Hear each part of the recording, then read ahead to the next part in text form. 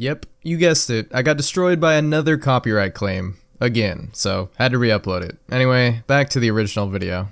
Here it is, the ultimate Lost Media Iceberg in its entirety, all 7 parts and 8 tiers put together into one mega upload. This is a 1,000 entry iceberg created by EquaRep, which I have to give a quick shout out to him because not only did he make the iceberg in question, but he also helped me out with quite a few of the more obscure entries on this list, because trust me, there are some really weird, obscure, bizarre, and truly interesting entries on here. We had to dig pretty deep for some of these, while some have just limited information and some have extensive histories and searches. There's quite a great range of topics on this iceberg, but with that preamble out of the way, I guess let's just get into it. Here is the entire Lost Media Iceberg explained.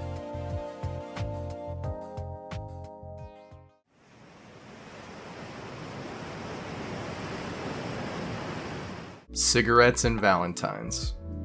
So starting it off with our first entry here, we have an unreleased album from the rock band Green Day, which was recorded in 2003. Although before it could be finished, the master tapes were stolen from the studio, resulting in the band starting over from scratch and creating their hit album American Idiot. There are apparently backups of the album that exist, although it seems that they won't be officially released as they weren't the same as the originals, as stated by the bassist Mike Dirnt. There are 5 songs confirmed to be on the album, including the title track, which has a live version that was released, and another song called Too Much Too Soon, which was officially released in 2004, and 3 other songs which are lost, called Waste Away, Sleepyhead, and Dropout. Jeff the Killer unedited photo. Alright, at this point I'm assuming everyone has heard of Jeff the Killer, so I'm not gonna waste any time with the lore here. But also, most people probably associate the creepypasta with this iconic image, one that appears to be heavily edited, with the original unedited image nowhere to be found. However, this image has existed since before the Jeff the Killer creepypasta, but we still don't know its true origin. The earliest known version was posted on July 24th, 2005 under this file name, and the image then continued to circulate around on various message boards, before eventually being edited further and becoming this version, which first appeared on November 16th, 2005. And despite many investigations and videos looking into it, the original unedited image has not been found, even with the many supposed leads. Doctor Who Lost Episodes. So there's quite a few lost episodes of Doctor Who. In fact, there are apparently 97 missing episodes, and this here is the list. Some have surviving clips and stills, while some just have audio tracks, and others which are nearly complete or reconstructed.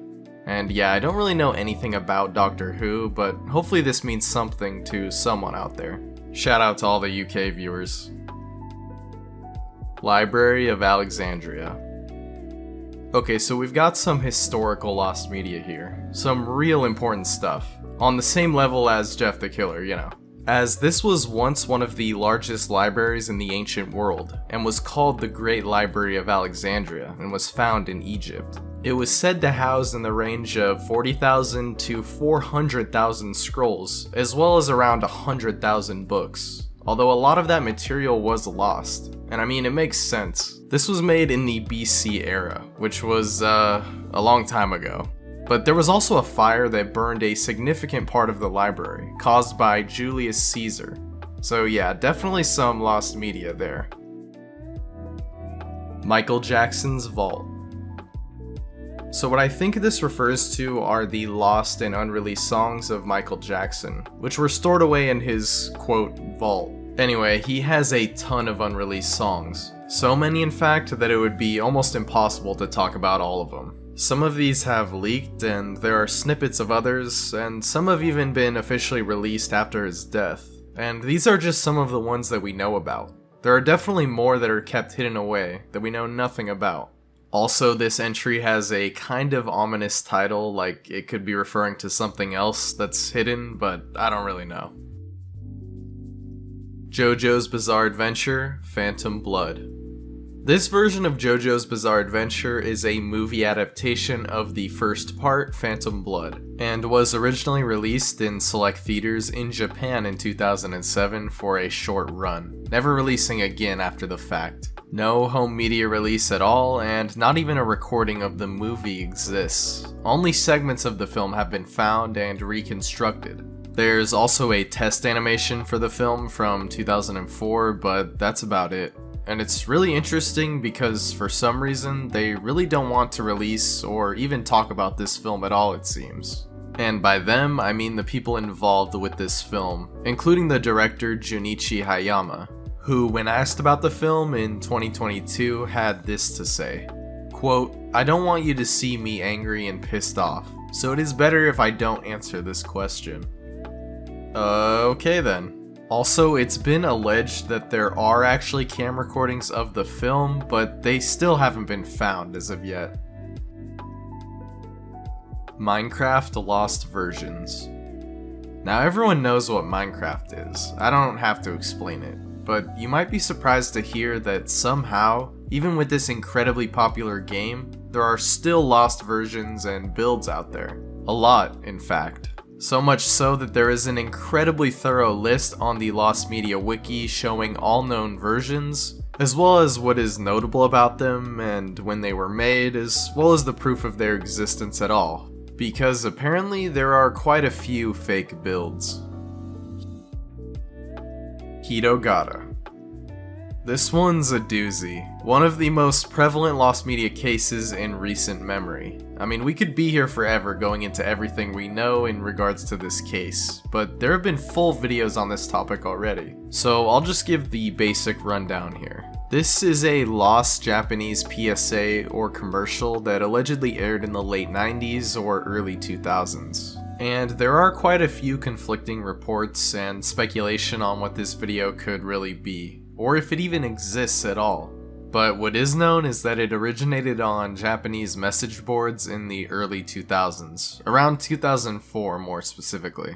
Many people have since claimed to see that video, and describe it as having two white humanoid figures lacking any features that fade in and out, as sounds of a railroad sign can be heard in the background.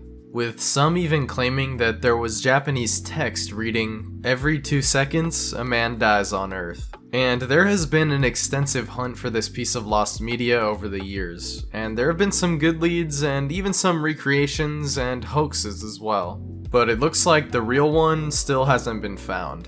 But many still hold out hope that this lost PSA is still out there somewhere, waiting to be found, while skeptics believe that it is merely a Japanese urban legend.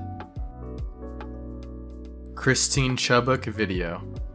So I'm not going to go too in-depth here with this one. Most of you have probably heard about it already, and I don't really like covering real-life cases like this, especially ones that are this graphic. But this lost video concerns the death of a news anchor that was broadcast on live TV in 1975. And honestly, this is one of those things that I don't think needs to be found.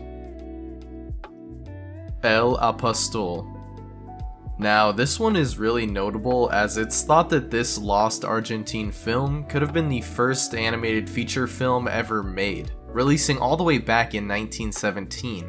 The film was 70 minutes long and was made using paper cutouts instead of traditional hand-drawn animation that became popular much after this film was made. And the film itself was said to be a political satire focusing on the president of Argentina at the time, who meets Jupiter, the god of thunder, and uses his help to destroy Buenos Aires, and rebuild it before he eventually wakes up and realizes it was all a dream. However, none of the film is known to have survived, and was most likely destroyed in a fire in 1926, although a flyer and a couple of character designs of the film do exist. Grand Theft Auto 5 Single Player DLC. So this one is kind of sad. GTA 5, as some people may remember, was supposed to get a story mode DLC, similar to that of The Ballad of Gay Tony and The Lost and the Damned, shortly after release sometime in 2014. However, as we know, that didn't really happen, and it looks like we can blame that on the huge success of GTA Online, because it seems that Rockstar shifted all their attention, understandably, to that component, as it was just raking in so much money thanks to the shark cards. And it seems like a lot of that content did end up being repurposed, at least in online, such as with the Doomsday and Diamond Casino heist updates. But originally it was planned that there would be 3 different episodes that were going to be available, one for each of the main game's protagonists. One being a, quote, Agent Trevor episode, which was adapted into the Doomsday heist. Another being a zombie apocalypse episode similar to Undead Nightmare from Red Dead Redemption, which sounds so cool, with Franklin as the protagonist. I really wish they would have done this. And an alien invasion episode starring Michael, with there also being a final casino heist which was made into the GTA Online Diamond Casino heist. Taiwan 2001. This lost game was apparently a parody of the infamous Hong Kong 97, and was created by a Japanese company, Kusosoft, as a spoof of Happysoft for the Super Famicom. Not much is known about the gameplay, although it's assumed to be very similar to that of Hong Kong 97. All that exists are a few screenshots of the game. The story is also said to be very similar, but this time takes place in Taiwan in 2001, where you play as protagonist Wang Shou-min, and are sent by the Taiwanese government to reform the Chinese mainlanders invading Taiwan. And there are some reviews of the game, and even a download link has been found, although that link can't be accessed and the game cannot be downloaded. Yeah Yeah Beavis 1. So Yeah Yeah Beavis 1, not to be confused with the sequel Yeah Yeah Beavis 2, a sequel to a game that might not even exist. Yep. This is an alleged video game that was first referenced in June of 1989 on an issue of a mail-order game service and was listed under the price of $33.95. But it may not have been a real game at all. So then what is it? I mean, it appeared on multiple game listings after this as well. Well, some think it could have just been a placeholder, a bad translation, or even some sort of copyright trap to see if other companies would copy their list directly. But the most popular theory is that this title is actually a bad translation of another game called Rai Rai Baby Kyonshi no Amida Daiboken. That was a mouthful. But if it is a different obscure game, it has never been found. Imagine Dragons, Wish You Well. This is one of the earliest songs of the now immensely popular band Imagine Dragons. However, this song was never recorded for any of their albums, and instead has only been heard through live performance recordings. There is no studio version of the track that has been found, only a small snippet, so maybe there is a studio version that exists in full, but as of yet, it hasn't surfaced. 1890 census.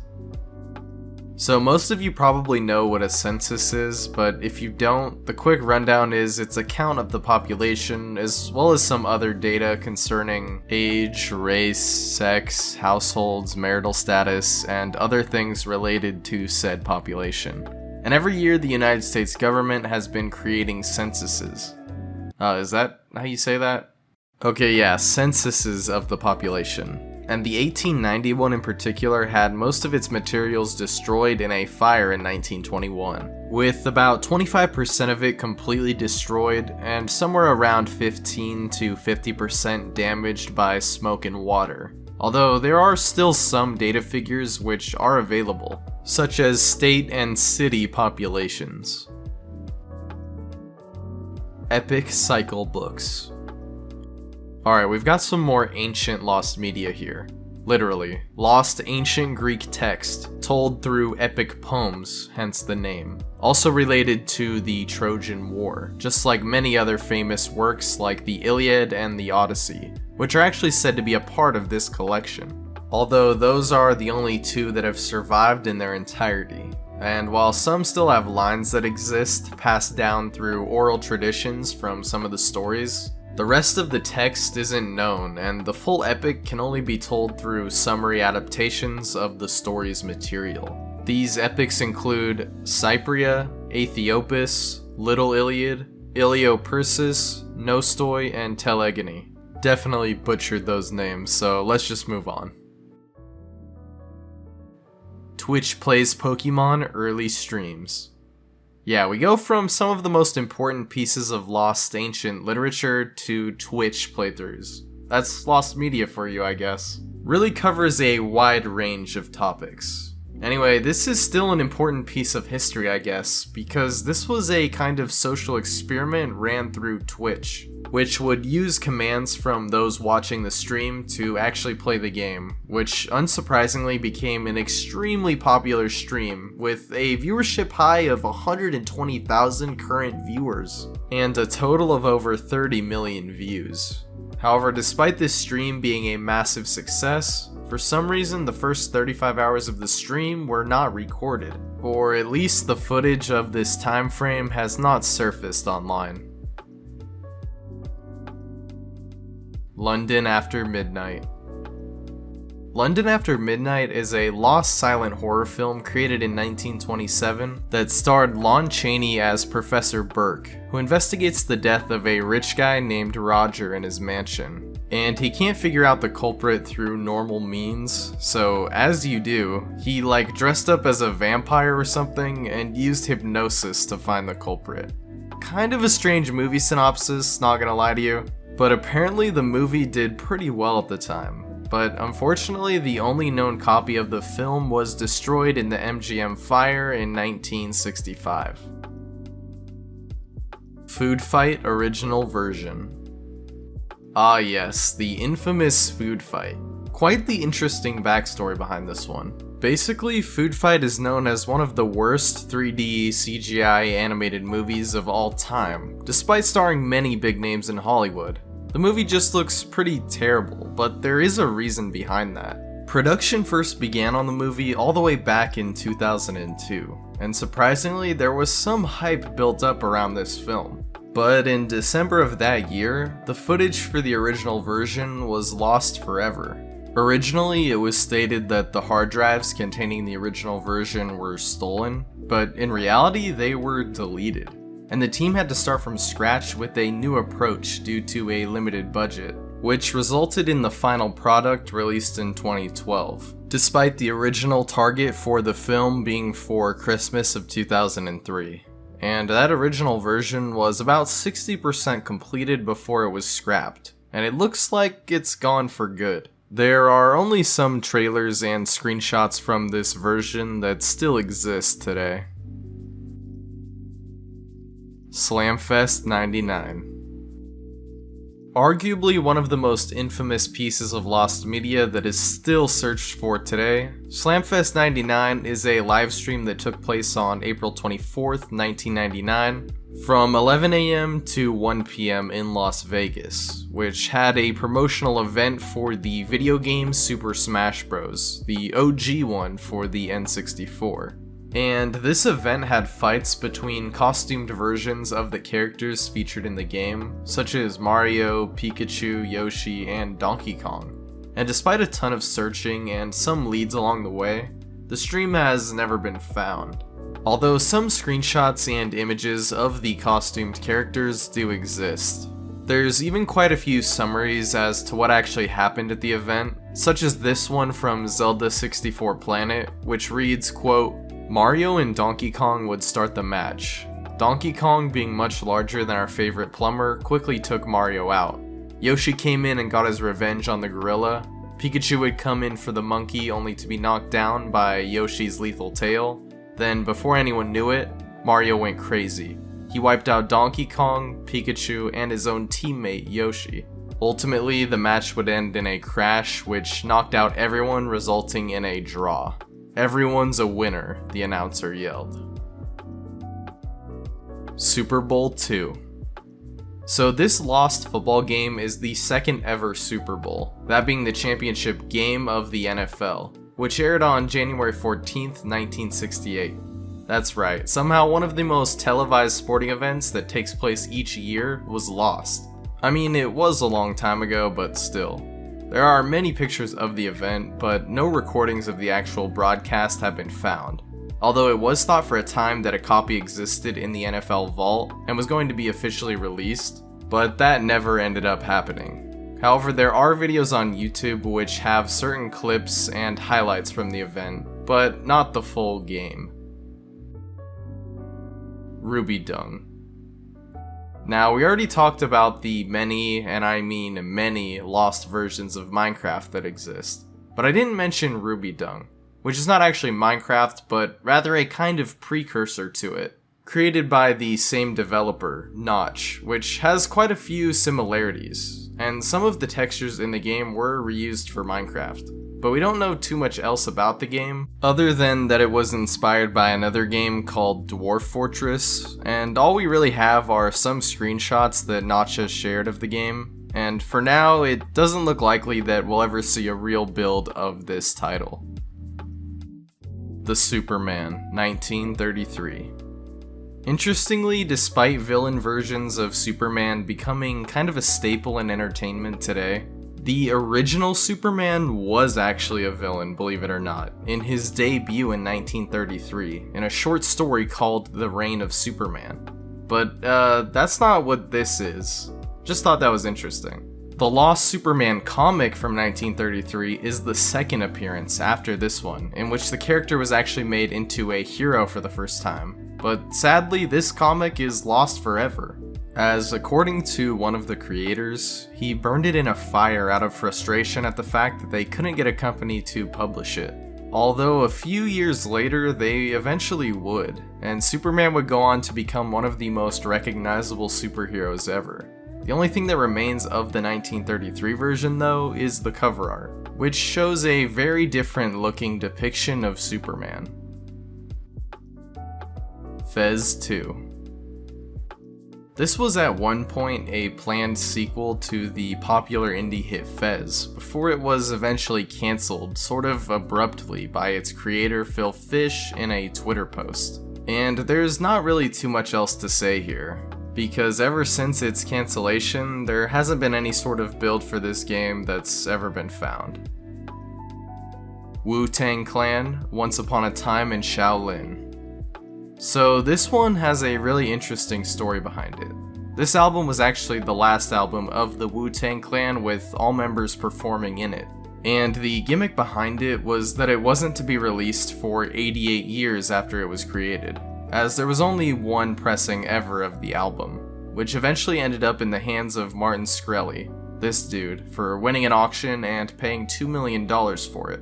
However, Shkreli was arrested in 2017. And in order to pay off his debts, the US government actually auctioned off the album again, to which then it was bought by a crypto group. And even with all the times that this thing changed hands, and was even played at parties apparently, some of the songs are still lost on here.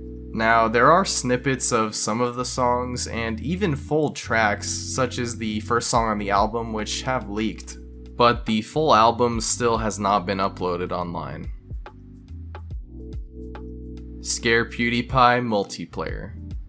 Also known as Scare PewDiePie Season 2, this was a planned continuation of PewDiePie's YouTube Red original series, and was actually fully filmed, despite never airing as it was intended in March of 2017. But instead it ended up being cancelled in February due to this infamous video in which PewDiePie did, well, if you know, you know. I'm not trying to get demonetized here. Point is, this is kinda when the YouTube adpocalypse started, and YouTube in general started getting a lot of backlash, and so then no longer wanted to associate with PewDiePie and canceled the project. So it seems footage or even episodes of this season are unlikely to ever surface in any official manner. Unless, you know, someone leaks it, but even PewDiePie himself said he couldn't release any of the content due to obvious legal reasons. The Beatles' Carnival of Light. This is an experimental track created by the famous rock band The Beatles that was said to be somewhere around 14 minutes in length and was only ever played at 2 events ever, but was still nonetheless recorded in 1967, but has still never been officially released and remains lost to this day. Although Paul McCartney has stated that he still has the master tapes in a 2008 interview. and it seems like he's just looking for the right opportunity to release it. But so far, it hasn't been released. I mean, I can kind of see why. It's a really experimental track from what I hear, and I mean, these are the same guys that did Revolution 9, remember? And that actually got released. So who really knows how weird this song is? But McCartney himself described it by saying, quote, "I said all I want you to do is just wander around all the stuff, bang it, shout, play it. It doesn't need to make any sense. Hit a drum, then wander onto the piano, hit a few notes, and just wander around." So yeah, maybe we will see a release of this song in the future, but for now, it remains Beatles lost media. Columbine Doomwad. Well, yikes. Not gonna talk too much about this, but basically this is an alleged WAD, or basically a custom level for the game Doom, that was created by Eric Harris, which was of the Columbine campus. Pretty disturbing stuff. Kurt Cobain's Ren and Stimpy song. I've talked about this one before, I'm pretty sure, but it's kind of up in the air if this one ever really existed or not. Basically, Kurt Cobain of the famous rock band Nirvana was a huge fan of the cartoon series Ren and Stimpy. So much so, in fact, that he wanted to write a song for the show. And this was even before he was famous, before Nirvana had their breakout hit. And this is all based on a story told by Billy West, voice actor of Stimpy, which was told on a podcast, where he revealed the executives heard the song but didn't end up using it, as they really had no idea who he was at the time. A pretty crazy story, but this is the only evidence that this even happened, and the song has never been found. Eazy-E, Heat Melts Cube. My god, I feel like I've talked about this song at least 3 times on this channel, so I'm sorry if you've seen those videos, but here we go again, I guess. So this is a lost diss track that may or may not even exist, created by Eazy-E in the 90s, targeted at Ice Cube, hence the title. However, the two did actually reconcile before Eazy-E's death in 1995, and so it's possible that this diss track, or EP if some have claimed it to be, was not released due to that fact. And there are even rumors that when Ice Cube first heard the track, he left the studio crying, but take that with a grain of salt. But still, this EP or diss track have never surfaced. Nirvana, Opinion. This is another partially lost song from Nirvana, in that there is a 1990 live recording, but not a studio version, as this was one of the earliest songs the group ever produced.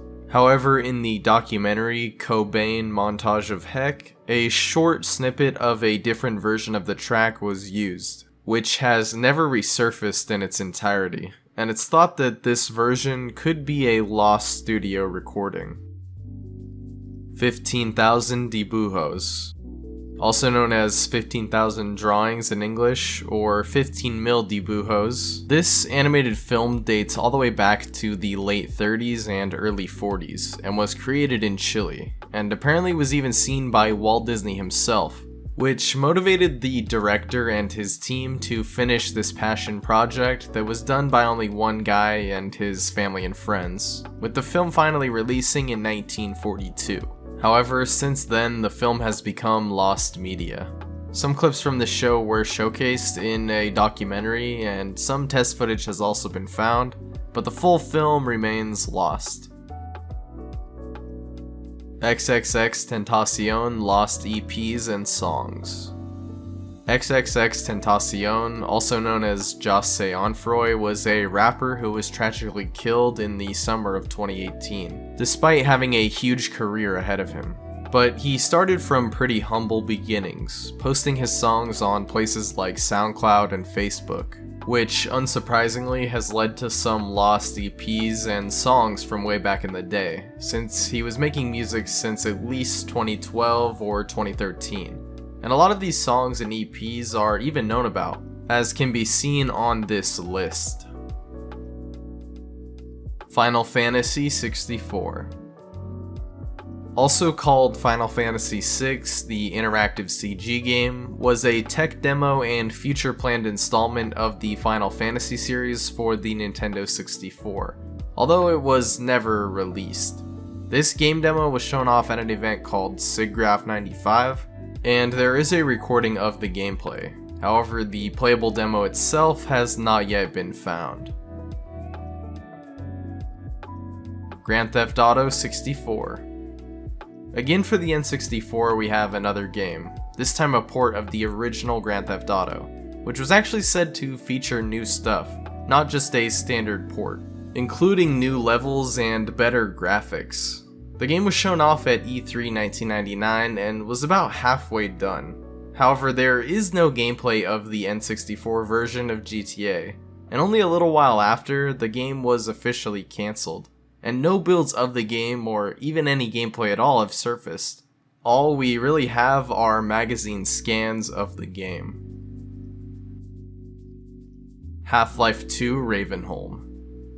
Ravenholm was the working title of a game in the Half-Life series that was being developed in 2007 and 2008 by Arcane Studios, not Valve. And in this game, you would play as protagonist Adrian Shepard from Half-Life Opposing Force, who would work alongside Father Grigori. But sadly, this project was cancelled with only about a year left in development. However, pretty recently, despite the project being cancelled and lost, a media company named NoClip created an hour-long documentary on the game, which showed quite a lot of gameplay for the title. Drake and Josh pilot. Before the pilot episode of Drake and Josh, the hit Nickelodeon sitcom aired in January of 2004, there was actually an earlier pilot episode that was created for the series back in 2002 that never aired. And it's been said that not much is different plot-wise in the episode, but the main difference is that the character, Walter Nichols, was portrayed by a different actor, Stephen Furst rather than Jonathan Goldstein. As of now, there are only a few short clips of the episode as well as screenshots that have been found. Super Y pilot. This is yet another lost pilot episode of a television series, this time the CGI animated series Super Y, which had an original pilot made for it back in 1999. However, this pitch was actually rejected, although the show would end up coming to fruition on PBS in 2007. And the original pilot episode has never been released since, with no footage surfacing of it online. But in February of 2021, the theme song for the pilot was actually found, and in May of that same year, the full audio of the episode was found, but no video sadly. So for now, all we have are screenshots and these pieces of audio. Backyardigans pilots. With an S, yeah. Because there were two pilots, a live action one created in 1998 called Me and My Friends, and another CGI animated pilot based on that first one created in 2002. And yeah, surprisingly, both of them are lost. For Me and My Friends, there is a very short clip as well as many pictures of the set and costumes, but the actual episode is nowhere to be found. As for the second CGI pilot made in 2002, well, this one is said to follow a similar structure to that of an episode in Season 1 titled The Heart of the Jungle. But like the 1998 pilot, this one has only a very short clip, as well as some screenshots that are available. Sailor Mouth Uncensored. The absolute classic SpongeBob episode. Ever since it was first released, people have theorized that somewhere out there was a cut of the episode without the censorship, or at least the raw recordings of the voice actors, which contain the actual swears, before they were censored in the final cut of the episode. This was only further fueled by the fact that SpongeBob voice actor Tom Kenny said that they tried using other words in place of the swears, but it just didn't feel natural, and so they really did swear. So somewhere within Nickelodeon, the original audio tracks without censoring do exist. But it's unlikely that we will ever get to hear them, unfortunately. Although there are compilations on YouTube of the SpongeBob voice actors cursing, so that's the closest we're going to get, I guess. Saban Moon. This is cool because this was just recently found by Lost Media YouTuber Ray Mona, who created a really in-depth and just overall really well-made video about the topic and how she acquired this lost pilot episode, which was a proof of concept that was never aired and was an adaptation of the Sailor Moon manga and anime series. However, this series was never picked up, but in 2022, Ray Mona did actually acquire a copy of the pilot through the Library of Congress, and was even able to post it to her YouTube channel. So if you want to learn more about this, I'd definitely recommend watching her documentary on that process. Ludwig van Beethoven, sheet music. So some more really old lost media here. This time the lost works of Beethoven. Not too surprising, this dude lived in the 1700s, so yeah. A lot of his lost pieces do have some fragments that have survived, however, or they have been recreated, or sometimes certain parts or certain instruments from his orchestral pieces have been found. But either way, not all of his works are complete. And I'm sure there are some more pieces that we don't even know about, that were never published or were just lost to time. Meso Blues. This is another really iconic and recognized piece of lost media, but if you haven't heard of it, I'll give you the rundown. This was an animated short created by Van Purrple in 1993 for his senior thesis project about an Elvis impersonator, which would eventually become the Cartoon Network show Johnny Bravo. However, that original short is lost, and only short clips exist that could be found as a feature in season 1 of Johnny Bravo. And those clips are actually muted. And Van Purrple even revealed that he had no plans on releasing the short, although he does have a copy which he occasionally shows to friends and students in his animation classes. Batman vs. Dracula. This was an unofficial Batman parody film created in 1967, about a scientist who resurrects Dracula to fight Batman. Sounds kinda wild, but this is actually one of 3 Batman Dracula movies. What the hell? But sadly, not much else is known about the film, and it is entirely lost. No footage of the film exists online as of yet, but there is this theatrical poster, as well as other photos of the film itself in black and white. Star Wars 1313. At E3 2012, this Star Wars game was officially revealed, although it would be not too long after that it would be cancelled and kind of forgotten, sadly.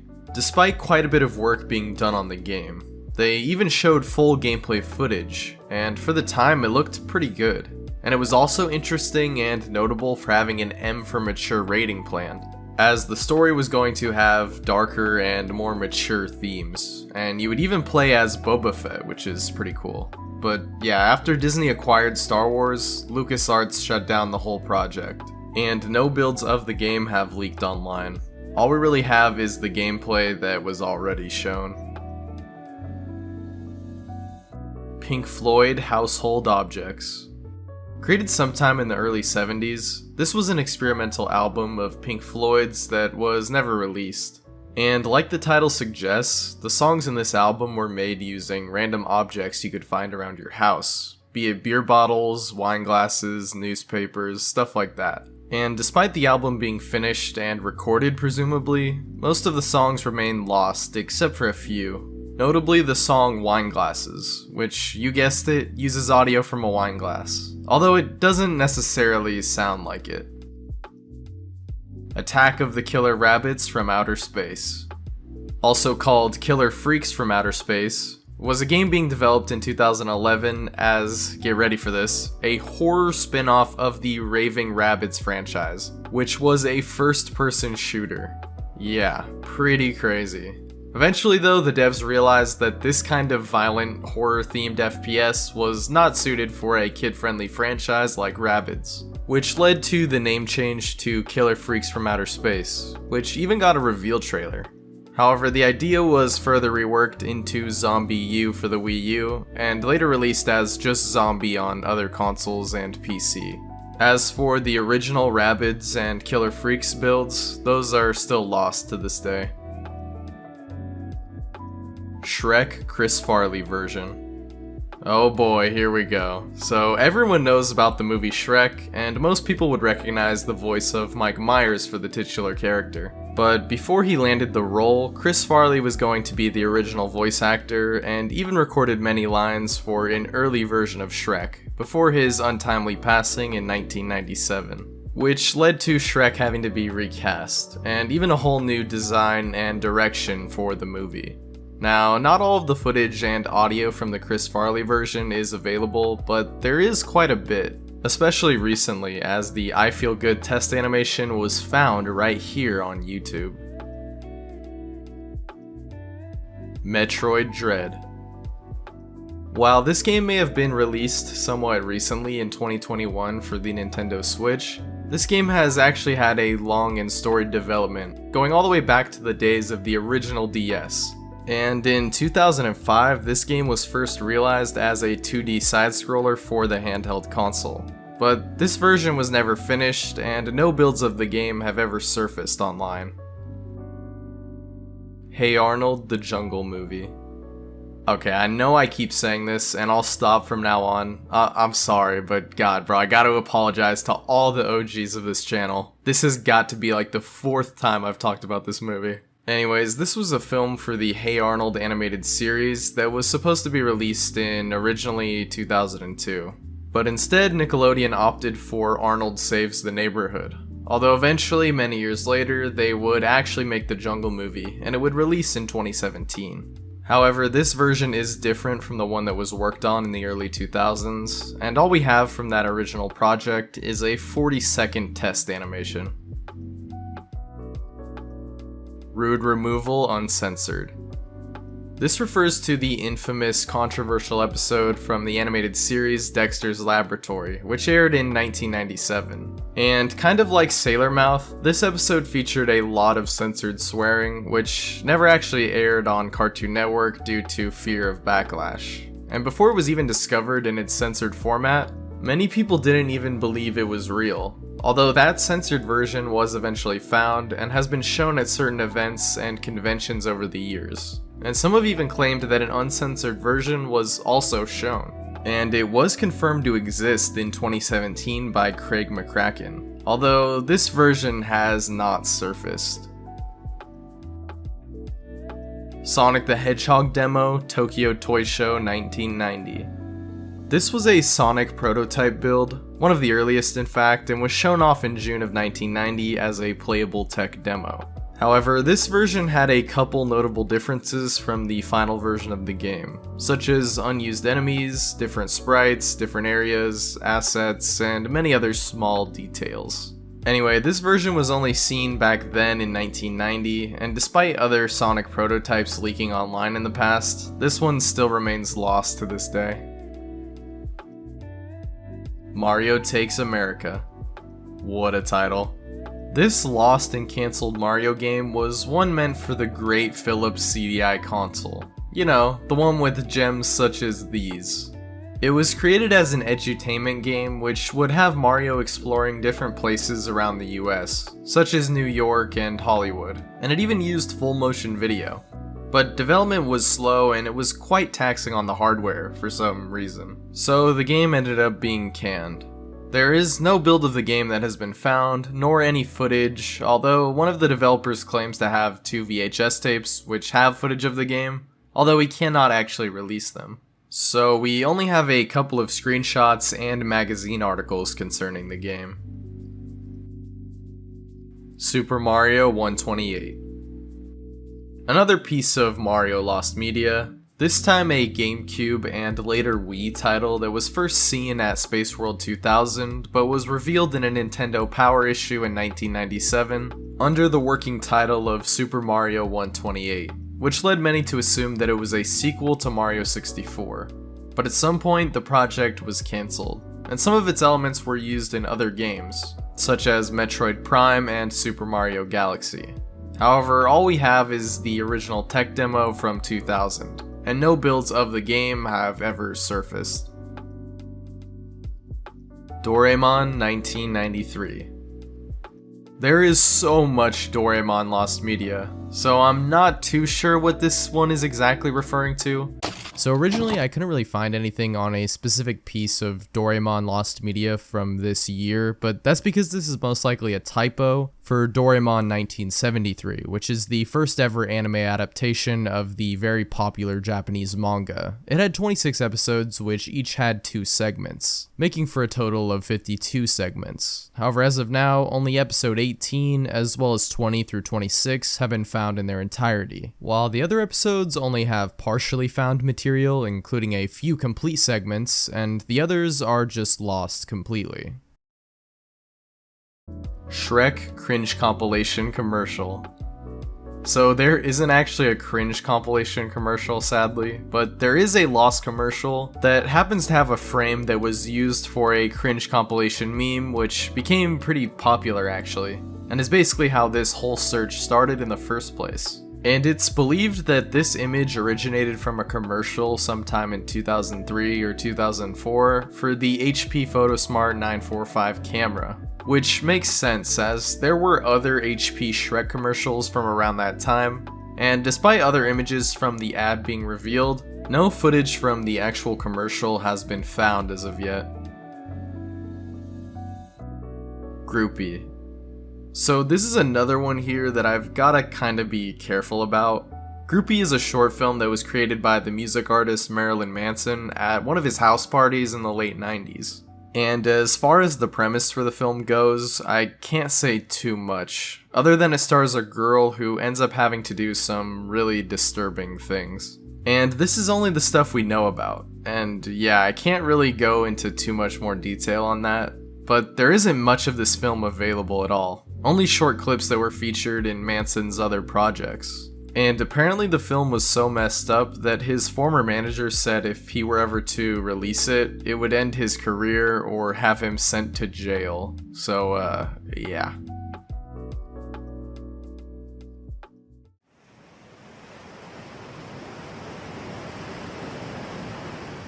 Zombie Nicktoons bumpers. These Halloween-themed Nicktoons bumpers from 2011 called Nicktoons Get Zombified were featured on the network for a very brief time, and showed many classic Nicktoons characters in zombie form, which was likely pretty scary for young audiences, and the bumpers were never aired after this, becoming lost media, with them being remembered many years later for how strangely disturbing and creepypasta-like they actually were. Many different versions of this were thought to exist, including one for Fairly OddParents, Fanboy and Chum Chum, Mighty B, and even SpongeBob. And fairly recently, in 2022, these lost bumpers were actually found. And for kids programming, yeah, they are kinda creepy. Although some of the other alleged ones, like the SpongeBob one, have not been found. So it's unknown if they really do even exist. RZA Lost Songs. American rap artist and producer RZA. So, I'm stupid. His name is actually pronounced RZA, not RZA. I'm dumb. Sorry. Is said to have lost 300 beats due to a basement flood, although others put the number closer to 500. And this was during the 90s. There weren't any backups. The beats themselves were stored on floppy disks, which got soaked and ruined in the floods, unfortunately. Playboy TV hijack. A very strange television intrusion occurred on the Playboy channel on September 6th, 1987, during the airing of a film called Three Daughters. And during this hijacking, religious messages were displayed, including the Bible message, quote, "Thus saith the Lord thy God, remember the Sabbath and keep it holy. Repent, the kingdom of heaven is at hand." And a member of the Christian Broadcasting Network was arrested and charged in the incident.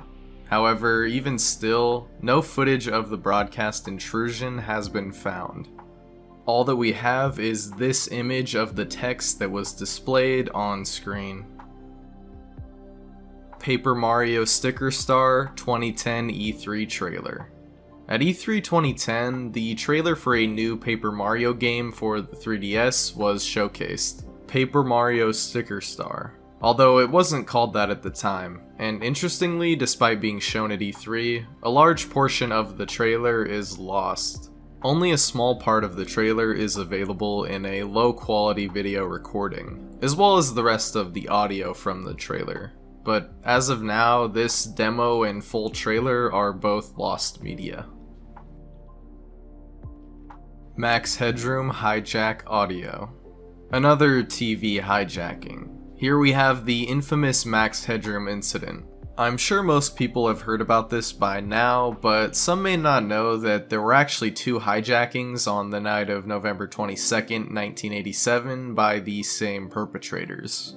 The second hijacking is the infamous Doctor Who one, where we see the man dressed in the Max Headroom mask. But the earlier broadcast interruption, about 2 hours earlier, occurred during football game highlights, and we can see the same individual in the Max Headroom mask, although the audio here is muffled and basically inaudible. All we get is a loud buzzing static, which lasted about 30 seconds before the hijacking was stopped. And whatever audio was recorded on the end of the broadcasters hasn't been found, and most likely never will be, as the perpetrators of this incident were never caught. Dead End 1985. Directed by Emerson Bixby, this lost film created in 1985 was a horror comedy about the zombie apocalypse, which was caused by a crashed UFO. And it's notable for allegedly using real animal blood on set. However, despite some IMDb reviews and some blog posts about the film, no footage has been recovered. And the director himself said he lost his only copy of it in 1987. Me at the Zoo high quality version. The iconic first YouTube video ever, everyone knows about it. But everyone also knows it looks like it was recorded with a Game Boy. But what if I told you there is an HD version out there? Well then I guess I would be lying, because it doesn't seem like there is a high quality version. I mean, we gotta remember, this was made in like 2005. So this is that crispy 240p. But maybe there is the original video recorded with a higher resolution. But that would probably be lost by now, considering how many years it's been. Although many people have upscaled, and even AI upscaled the video to 4K 60 FPS. And it looks kinda weird, but it's gotta be hard to upscale potato footage. Doom 4. This was a planned installment of the Doom series that was cancelled in 2011, despite being in development since at least 2008. The game was said to be, quote, not a sequel to Doom 3, but not a reboot either. Although eventually after the game was cancelled, that's exactly what they did with Doom 2016. In 2012 though, gameplay and screenshots were leaked of early Doom 4 builds. However, the actual game build itself has never surfaced.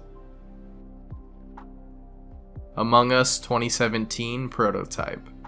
This refers to a very early prototype version of Among Us that was never actually released, and only a few screenshots of it were shared by the developers on Twitter, which show the build, but there isn't much else to say about this lost prototype. Half-Life 0.16V. Now, this is a real obscure boy. At least I think so. Because when I googled this, I literally got no results. Even though there is some really obscure gameplay I found of it on YouTube. And it's also described in a Valve Time UK article, which includes notes of the alpha which show that the build is dated August 24th, 1998. And it also actually includes a different draft of the final chapter of the game. Skunk Girl plus Maid.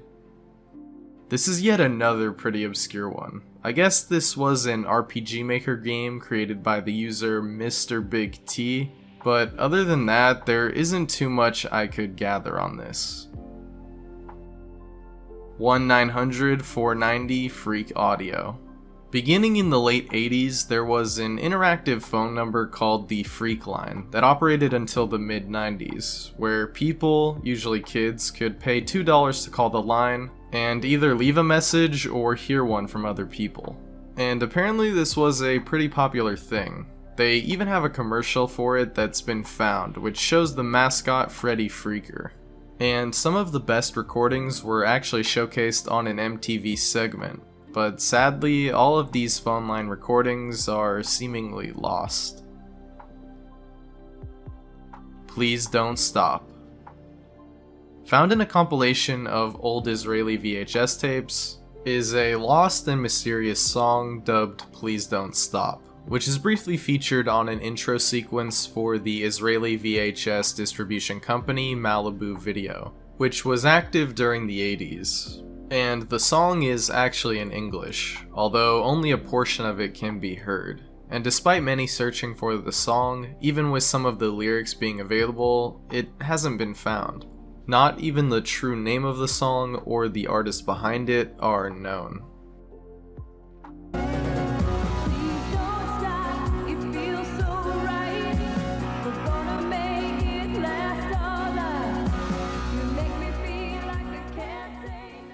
Institute for Sex Research.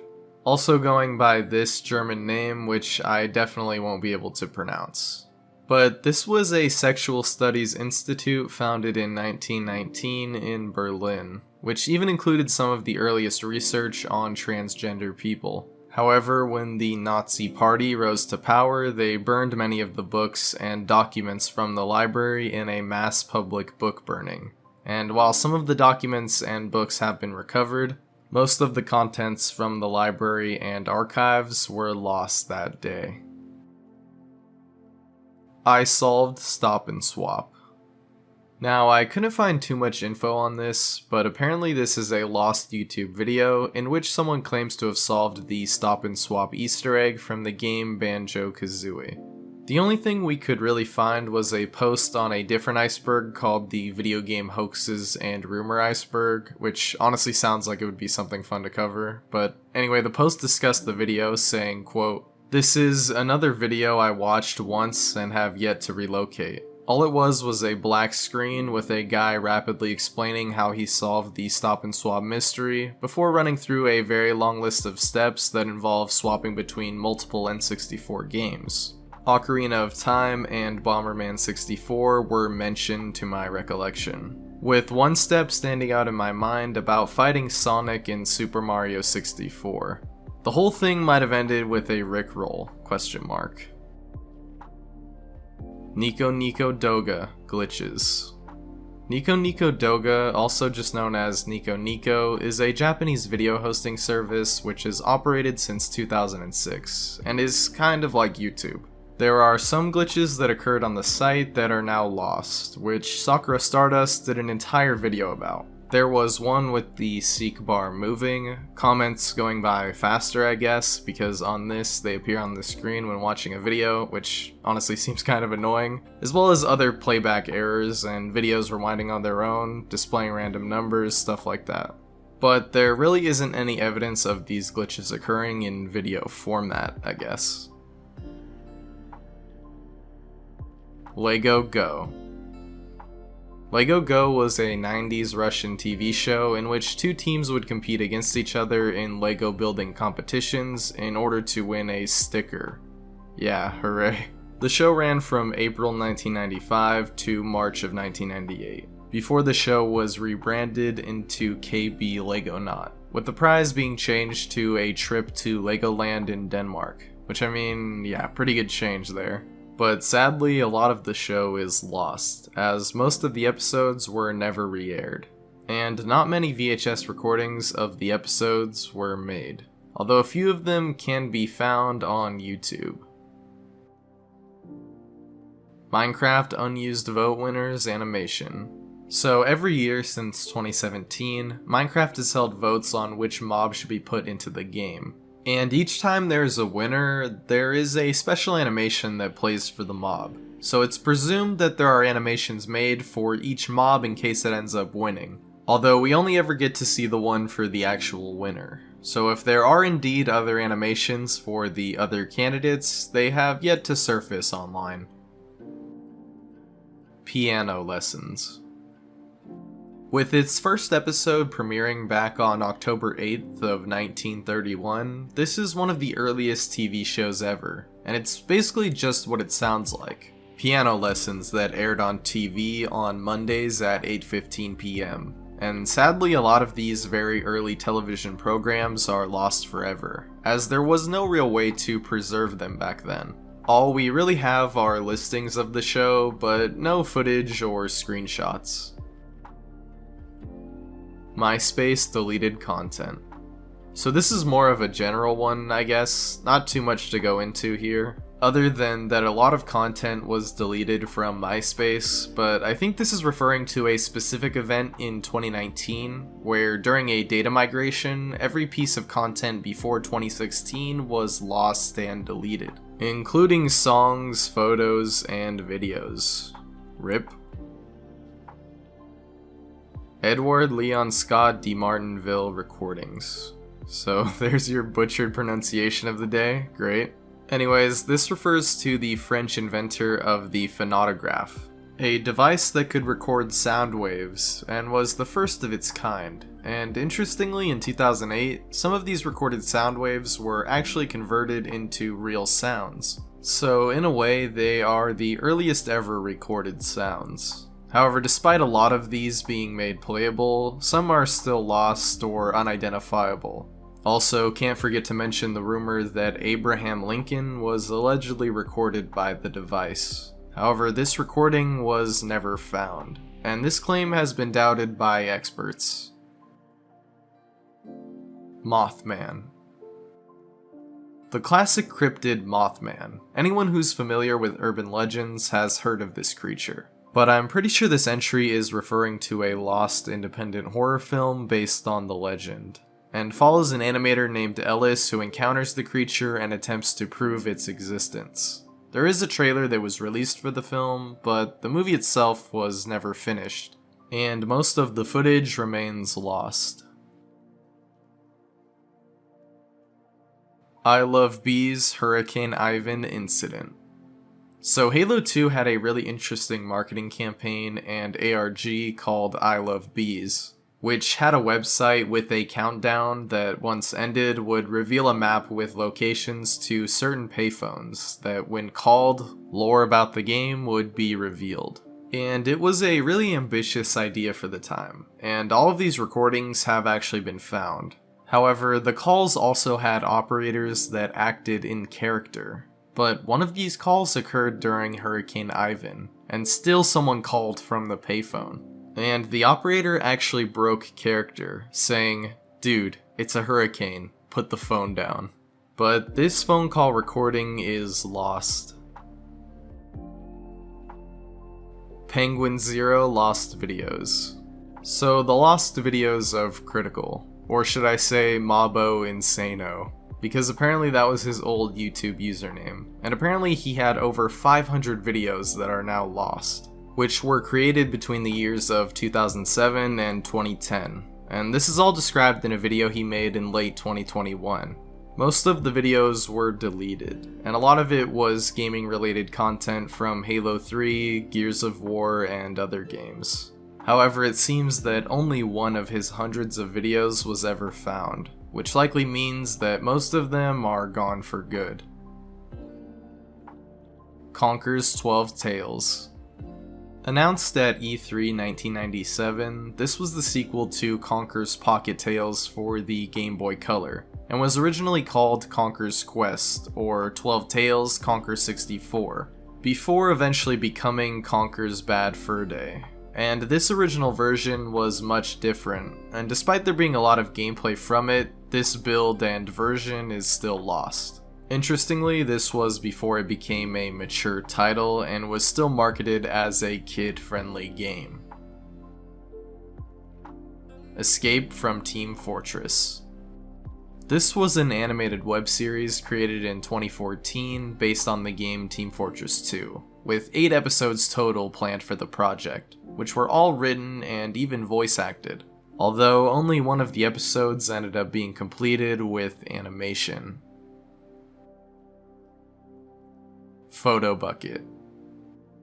Now I think this refers to the image hosting service PhotoBucket. which did have a situation where many people lost access to their photos as the company stopped being a free hosting service and required a subscription, which was a very controversial decision to say the least. StarCraft Ghost.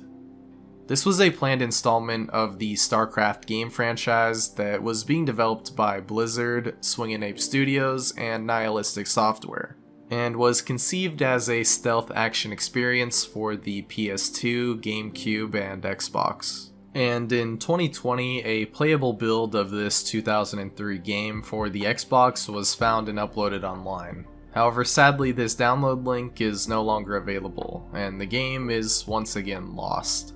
However, there is quite a bit of gameplay that was recorded of it when it was available. Halo DS. This was an unsanctioned demo of Halo on the Nintendo DS, and for a while it seemed like this was fake. I mean, to be honest, it sounds like something made up, but it's actually real. IGN made a blog post with gameplay footage, but some speculate that this game is actually a port and retooling of another DS game called GoldenEye Rogue Agent. Regardless, this DS build of Halo is still lost. Stalker 2 2011 build. In 2021, an unfinished 2011 build of Stalker 2 was found, and in the build, many discoveries were made about this version, including maps, NPCs, and enemies, all of which were made in the X-Ray engine. Not much else to say about this one. Roly Poly's World Tour. Roly Poly's World Tour is a lost Japanese edutainment game developed by Outside Directors Company in 1997 for PC, and was released alongside another edutainment game in the same vein titled Nana Korobi Yaoki that same year. And both games feature the same roly-poly characters and teaching elements. However, only the World Tour game is lost. Pokemon Crystal DLC. Released originally for the Game Boy Color in 2000 in Japan, Pokemon Crystal was also compatible with a pretty interesting accessory for the Game Boy Color, also only available in Japan, called the Mobile Adapter GB, which would allow you to connect your Game Boy to your phone, and would allow multiplayer capabilities as well as other DLC which could be downloaded using the device, which included mail and news about the online service, as well as the GS Ball. However, the service was actually shut down in December of 2002 because of the poor sales of the device. And so all of that downloaded content was lost along with it, although some have attempted to access it through the game's RAM, but so far it's been unsuccessful. Total Drama Reunion. So this was actually a fan-made animated web series of the Total Drama Island series that was eventually cancelled with only 2 episodes out of the 12 planned releasing. And only the first episode was actually saved and archived, as the second episode was only up for a few hours before being taken down. The Day the Clown Cried.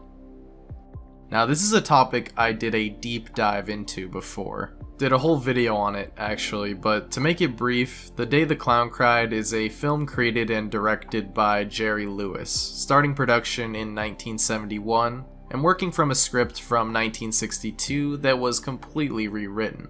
Now, what's notable about this film is the very strange plot synopsis and controversy behind it, because this film is about a clown at a concentration camp that leads Jewish prisoners into gas chambers. Yeah, that's actually real. It's not that surprising that this garnered a negative reaction from many people and was never released. Although in 2015, Jerry Lewis did agree to donate the film to the Library of Congress, as long as they agreed to not show the film for 10 years. And it's not guaranteed that it is ever going to be shown, but the earliest that it can be screened is in June of 2024. James Bond per Fine Ounce. Per Fine Ounce is actually a completed novel by Jeffrey Jenkins featuring the character of James Bond that was just never released, written all the way back in 1966. Because after the death of James Bond's original creator, Ian Fleming, the publisher behind the Bond books decided to go with a different author, skipping out on Jenkins' novel. And while most of it is lost, there are bits and pieces that have been found, including a few manuscript pages. KidsTube. Pretty simple one here. KidsTube was a site that was shut down sometime in 2015. That was a video sharing platform for kids similar to YouTube. However, after it was shut down, it appears that all of the content uploaded there was lost along with it. The Flintstones 2013. Once again, we've got the Seth MacFarlane reboot. I know, I said I wouldn't say anything about stuff I've talked about 1,000 times. Let me just continue, I'll keep it short. Basically, Seth MacFarlane in 2011 announced that he was making a reboot of the iconic animated series The Flintstones from the 60s, and was planned to be released in 2013. However, due to issues with the script and other obligations, MacFarlane did eventually drop the project, and since then, some pieces of concept art have been found. Eraserhead deleted scenes. Shout out to my mom, I know she loves this movie, but there were quite a few deleted scenes from this film. Apparently 20 minutes of content was cut and is now lost. I can only imagine what kind of content it was. I mean, if you've seen the film, you already know it's weird already. Two of the scenes that were found include one where the main character Henry plays with a dead cat, and another short scene in which a man is standing over a bed with two women tied to it, which was only accessible strangely on David Lynch's website for members only. And I'm sure there was even more footage that is most likely gone for good. The Fall of a Nation. This was the sequel to the highly controversial film The Birth of a Nation, which was released in 1916, only a year later, and was actually said to be the first movie sequel ever made. And despite the commercial success of Birth of a Nation, this movie didn't see that same success and actually became lost, and still is to this day. All that really exists from the film nowadays are the soundtrack, as well as a few photos. Deep Kick.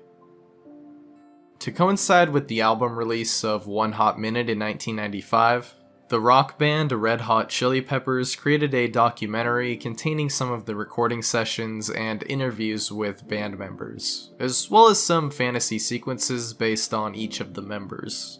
And despite material being recorded for the film, it was never released. And it's been said that it was never released due to its darker nature, as well as because of the fact that the album in question wasn't received as well, and because of the guitarist Dave Navarro leaving the group. However, quite a lot of footage from the doc has been found, including some footage that was featured in an official music video. Big Bible Town.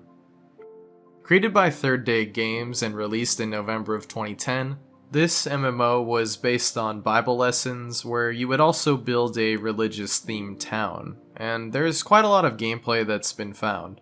However, at some point, the website as well as the game were completely shut down, making the game lost and unavailable for download.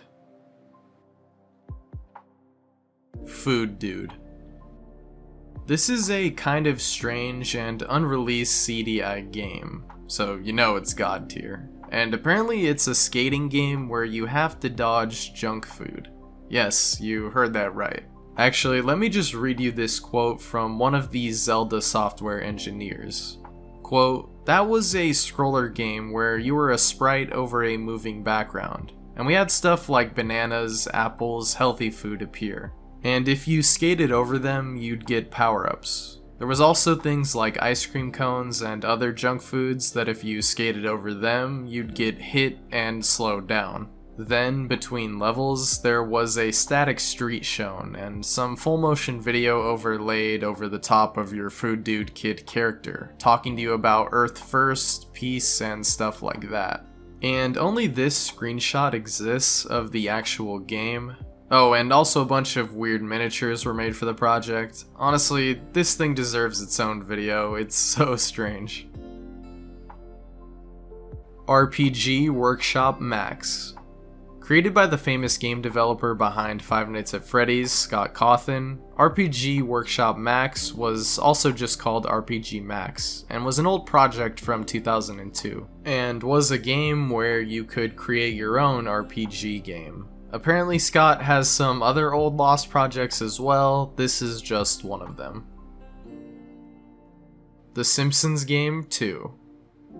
This is the cancelled sequel to the original Simpsons game created in 2007, and was in development at EA until it was cancelled in 2011. However, not too much is known about the project. But it is thought that a build of the game does exist, as someone who worked on it listed a Simpsons 2 prototype on their LinkedIn profile. But this build of the game, if it does exist, has never been found. TAS 1000 Lost Songs. For a second, I thought this meant there were 1,000 lost songs, but no, that's actually the name of this Canadian rock group, and it's just referring to their lost songs in general. And the Lost Media Wiki has a really in-depth chart of all their known, unreleased, and lost songs, so if you're interested, definitely check it out. Hymn. Now, I gotta be kinda careful with this one. How do I say this? Basically, this is a 1974 adult film involving a man that is attracted to Jesus. Like, as in Jesus Christ. It was screened in March till May of 1974, and briefly returned in December of that same year, and in January of 1976. However, since then, no footage from the film has surfaced, although a ton of ads for the film have been found. Garfield's Judgment Day. This was a Garfield special that was being animated by Disney in the 80s before it was cancelled before it could be finished, with voice work and storyboards being completed, as well as 15 minutes of animation for the special. But it was cancelled due to being too dark for a cartoon adaptation by Disney, and so it was adapted into a picture book in 1990, but the footage from the original special remains lost. Anthony Fantano First Reviews. Some more YouTube lost media. So Anthony Fantano is a pretty big YouTuber who reviews music, and he's been around for a while. And a lot of his videos were actually deleted, with an estimated 160 videos being lost. Although some have been found via the Wayback Machine and re-uploads, a lot of them remain lost. Blame It on Jorge Lost Videos. Ah yes, the man, the myth, the legend himself. Blame it on George. So as most of you who have been following my channel for a while know, I was heavily inspired by Jorge's content. He's basically the reason I started making videos, and if we're all being honest here, probably the reason we're even interested in lost media in the first place. Also, can't forget to mention the irony of the king of lost media content having lost media himself. Not that I don't have my own lost content, shout out to those who remember those old gambling videos. Gloves! What? Yo! Let's go, what? No way, did I actually win that? Now, a lot of Jorge's older videos can still be found on his channel, they're just unlisted, and a lot of the others have been archived on YouTube. However, there are definitely some that are actually lost, such as his really old skit videos and lists from way back in the day. YouTube hacked. This refers to a specific instance of YouTube's site being hacked, presumably by a user called May on Christmas of 2009, which Empleman did a pretty in-depth video about. During the hack, he basically changed the titles and thumbnails on videos, which is just crazy to think about. I mean, this is the most wild hack in YouTube history, and nothing like it will likely happen again. Hopefully, anyway. But yeah, a lot of this hacked and changed content is lost. I mean, it was only up for a limited amount of time, and not everything could be archived, which is what I think this entry is referring to. Still, it's quite an interesting story in YouTube's history. The Awful Truth About Society. This is a public access TV show that has quite a few lost episodes, which makes sense given it's kind of obscure and has well over 400 episodes. Mainly, this show is most notable for featuring a bunch of conspiracy theories and such, as well as this Vine featuring the host of the show. But yeah, not too much else to say here. A lot of the episodes have been found, but a substantial amount are still gone. Pink Crow's music videos. Created in 1985, this Japanese cartoon band was a pop group of aliens that released 3 singles that year, and there was also a music video released for their second single, Pinkish. However, it appears that there was actually a music video created for their first song, Here Come Pink Crows, which was released in April of 1985, but that video has not surfaced since. Prank Invasion deleted videos. And it's mommy makeout day. Hey, remember this guy? Hopefully you don't, but yeah, this guy had some wild prank videos on YouTube that were completely ridiculous, and staged to the point of it just being hilarious. And unsurprisingly, a lot of his videos were either taken down or deleted. But some of them have been re-uploaded, such as the classics Kissing My Actual Sister and Kissing People If They Sound Australian or something. I don't even know. Honestly, these should just stay lost. CR6. This was one of the earliest internet web series created in 1997 by troubled developer Chris McKinstry. And this project has a long and storied history. And a lot of wild stuff goes down here, which is covered in Jorge's video on the topic. But basically the show itself was a soap opera involving 6 main characters. But besides that, not too much is known, because it quickly faded into obscurity and became lost media. Doom Absolution. Planned to be released as a sequel to Doom 64, this game, titled Doom Absolution, was going to be centered around a multiplayer experience. But the project didn't last long before it was cancelled, due to how old the Doom engine was, and basically nothing has been revealed from the project. No footage, trailers, or screenshots of any kind.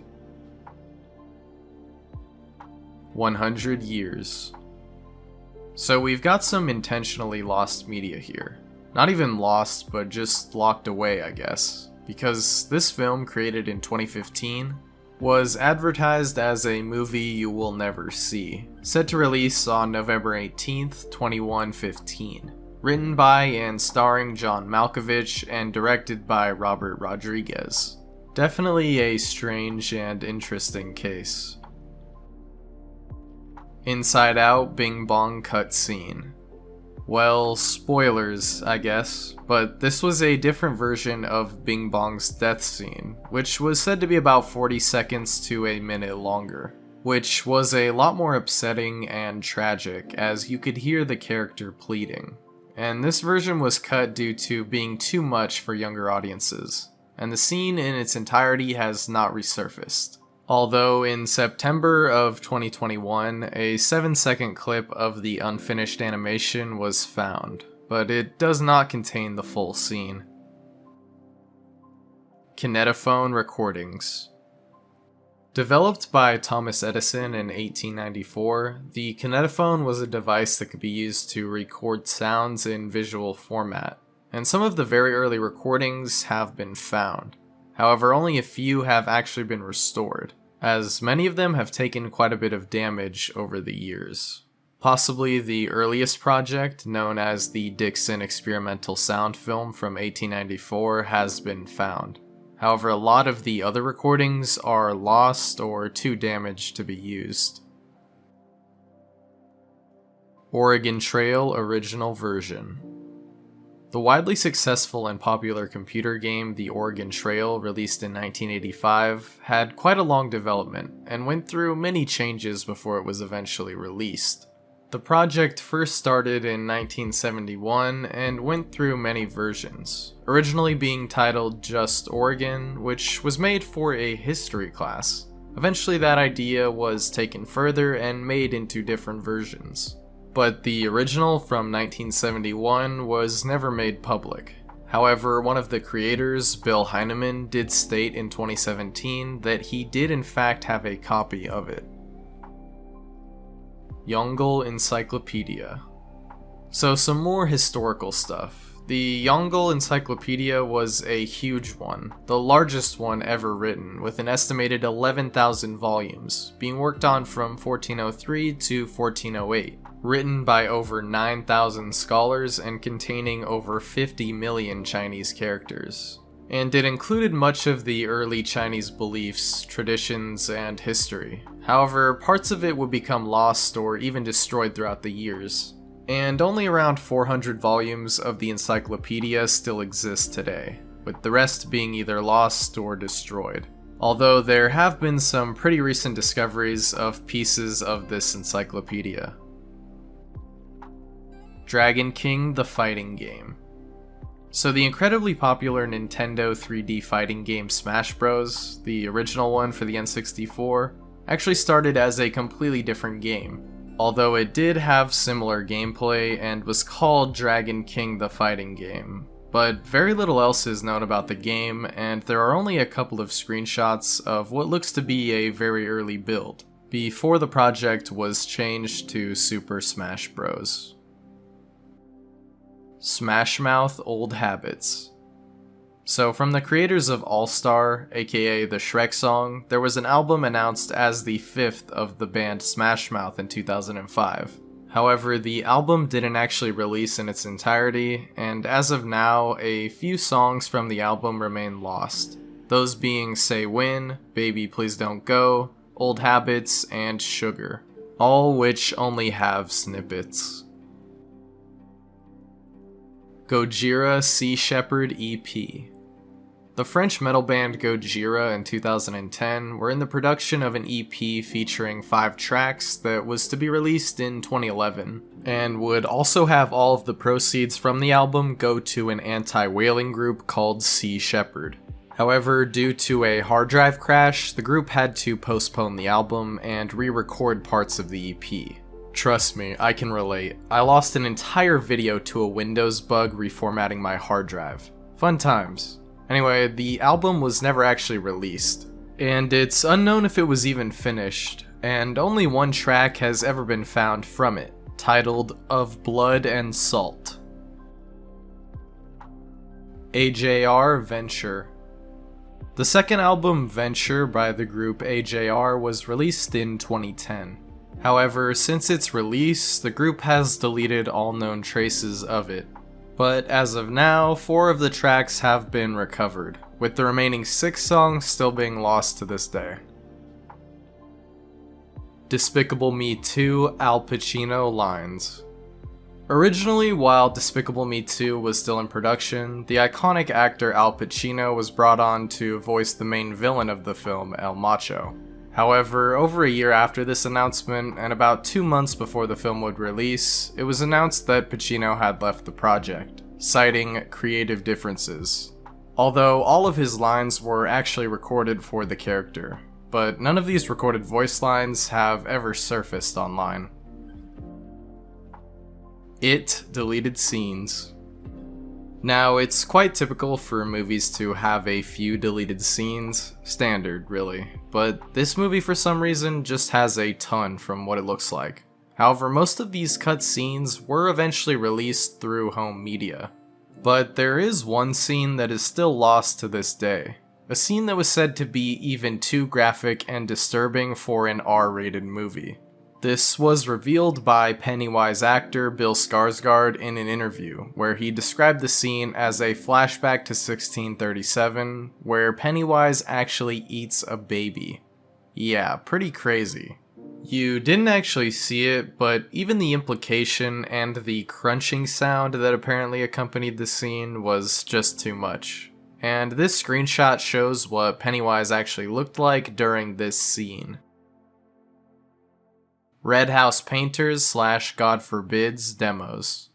So these are actually two separate bands that both have some early lost demos. For Red House Painters, they had very early demos before it was even thought that the band started in 1991, as there was an interview that took place in 1988 with the band's frontrunner Mark Kozelek, where he talked about songs that were not even known about. But since then, one of them, called Surrounded, has actually been found. As for God Forbid, this was a band that Mark was a part of before Red House Painters, before 1988, which also has a lot of lost material that has never been found. Brahmin and Faded Hippie Psychonauts. Lil Darky is an experimental rap artist that also created music under the alias of Brahmin, which he released an album under featuring Faded Hippie on March 28, 2018. However, only a couple of the songs are released or found, and most of the tracks don't even have titles or lyrics as of now. Each track also had a cover art, although only a few of these have been found as well. Maniac Demo. This very popular song, released on the solo debut album of Michael Sambello in 1983, actually has a lost demo version, which is said to be much darker than the original track. The song was horror inspired, more specifically slasher movie inspired, and allegedly included the lyrics, quote, "He's a maniac, maniac that's for sure, he will kill your cat and nail it to the door." However, this original version of the track has not been discovered. 100 gecs demos. The American pop duo 100 gecs, created in 2015, has quite a few unreleased songs and demos, like most bands and artists. Some of these were heard live, some are remixes, and some are just untitled demos. Cup of Idiocy. Alright, so Cup of Idiocy is a compilation of shorts and skits created by a young Doug Walker, also known as the Nostalgia Critic. The segments in the film were called Battle of Stupidity, Pointless Moments, The Unfit Firing Squad, A Ribbon Show, Late Late So Late It's Early Show, Jonin, and The Last Man on Earth. Parts of the film were first revealed in the Nostalgia Critic episode on A Simple Wish, and a lot more was shown when he actually reviewed the film in a Nostalgia Critic episode on his old home movies. However, these don't show the full thing. Conversation with Vincent. This is a lost and unfinished documentary film about the life of actor Vincent Price that was shot during the production of Edward Scissorhands in 1990, and was commissioned by none other than Tim Burton, who was a huge fan of the actor, and the doc was shot over a period of 3 days in April of that year. But the film was never finished, as it was put on the back burner as Burton was working on Batman Returns, and unfortunately in 1993, Price would actually pass away. The project was later retitled to A Visit with Vincent, and was said to be an hour long, but sadly the project was never continued, and there is no footage from it that has been found. Circus Charlie Atari 2600 version. Released by Atari in 1984 in arcades, and eventually for the Commodore 64, ColecoVision, Famicom, and other systems, Circus Charlie is a game where you control a clown in 6 unique minigames, and it was planned to have an Atari 2600 version of the game, which was in development. However, not much is known about the port due to the project being cancelled shortly after. All we have is a scheduled release date of September 1984, as well as promo box art. Deeks.com. This website, originally launched in 2008 by Dairy Queen, featured a Flash game that contained a virtual world, where the players would be able to customize their character, aka Deke, which were the new mascots of the Dairy Queen kids meals. It also had a story mode with multiple chapters, such as Spooner's Storm Race and Unite the Dekes. There were also other minigames and Flash games featured on the site. However, sometime in the summer of 2013, the virtual world was shut down, and all that was left were 3 Flash games, entitled Spooner's Soft Serve Mountain, Grilla's Vintage Puzzle, and Blender's Fruit Frenzy. However, the site was completely shut down in 2017, leaving the Flash games as well as the virtual Dekes world lost. Only screenshots of the many games and the virtual world are available. Heist. This game was basically GTA 5 before GTA 5. What do I mean by that? Well, Heist was a third-person shooter revealed in 2007, and was slated for release in 2008, and featured 3 playable protagonists, all with their own unique abilities. These characters were Kid, who was the driver, Crumb the shooter, and John as the leader. And in the game, you, as these characters, would do several heists, taking place in San Francisco in 1969. However, despite a trailer being revealed of the game, as well as an interview about it, it never met its 2008 release window, and in fact, development went quiet on the project for some time, before eventually being pulled from a release schedule completely in 2010, leaving the game cancelled and any builds of it lost as of now. Fallout Extreme. This is one of a few cancelled Fallout titles. This one, Fallout Extreme, was in development in the early 2000s by a company called 14 Degrees East, and didn't get very far into development before it was cancelled, in favor of the game Fallout Tactics. And because it didn't make it far into development, the game was never even announced, and not much is known about the project. Only a few scripted sample scenes, as well as some concept art and screenshots have been found. Fallout Online. Yet another cancelled Fallout title, this time an MMO developed by Masthead Studios, that was said to have a map of 65,500 square miles, with also multiple races to choose from, each with their own starting point and story, as well as of course NPCs, character development and leveling, combat, skills, and a lot more. However, after Bethesda purchased the rights to the Fallout IP in 2007, and due to an agreement between studios that wasn't met, Bethesda rescinded the rights to Fallout Online and the game was officially cancelled. Fallout New Vegas Demo.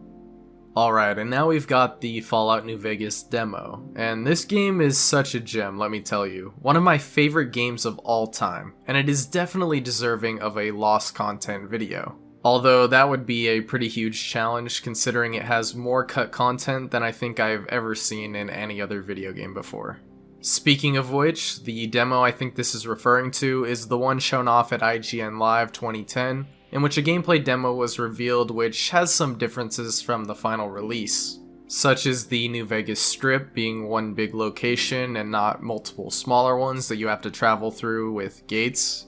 Not to mention New Vegas itself also seems much more populated. Gushers Redo Your Room. Also called Gusher's Place, this was a website and flash game that was being used as a promotion for an upcoming Fruit Gushers sweepstakes. Using codes from Fruit Gushers, players would be able to acquire new items for their rooms, which could also be customized. This all happened only for a short while in 2005, before the page was updated and completely changed in 2006. And eventually the site was taken down entirely in early 2009. All that remains are a few files downloaded from the Wayback Machine that can almost run the game, but sadly just kick you to a black screen. So all there is a TV ad for the promotion, as well as a few screenshots of what the game looked like. Pikmin Cheer Up. So this is an alleged pilot pitch created for a Pikmin anime series in the early 2000s. However, not much at all is known about it, although there is a minute of animation, which was uploaded to YouTube in 2010. However, this footage is actually believed to be from a fan animation and not from an official Japanese anime production. However, for a fan animation, it is really well made, so I can see why this thing is thought to have been official, and potentially a clip from a larger animation or commercial or something.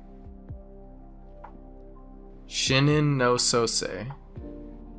Now, this is a pretty obscure one, as this I think is referring to a very old Japanese silent film created in 1898, which can be roughly translated to Resurrection of a Corpse, and featured a dead guy who falls out of a coffin that two men are carrying and comes back to life. However, not much else at all is known about the project, unsurprisingly for a film this old.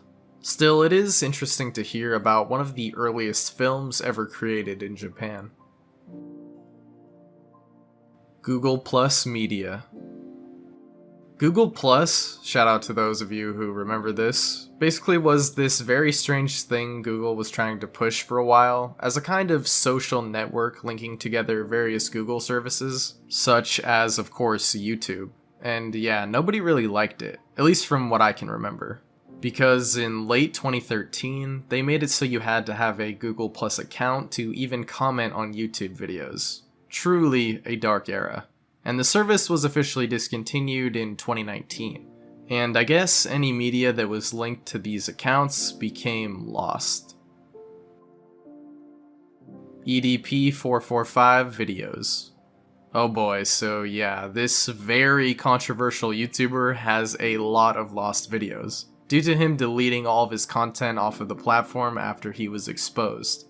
And later on, YouTube also terminated his channel completely. So of his thousands of uploads, there are only some re-uploads. Ministry rehearsal tape.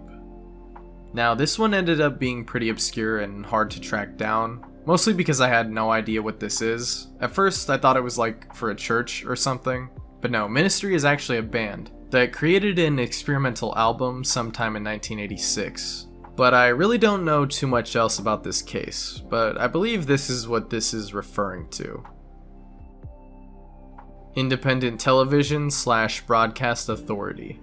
In the UK, the Independent Television Authority, later called the Independent Broadcast Authority, was an organization that handled different aspects of independent television, including the use of test cards between programs since the 1950s. And while a lot of these have been found, there are still quite a few that remain lost, and some that are unconfirmed to even exist. Magical Girl Rion-chan.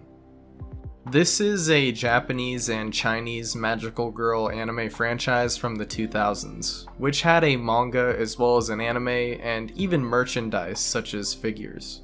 And at least the Chinese version of the manga has been found in its entirety. But as for the anime, not much at all is known. Only a few clips of it have been found, such as a transformation scene, as well as the opening. SpongeBob SquarePants incidental model sheets.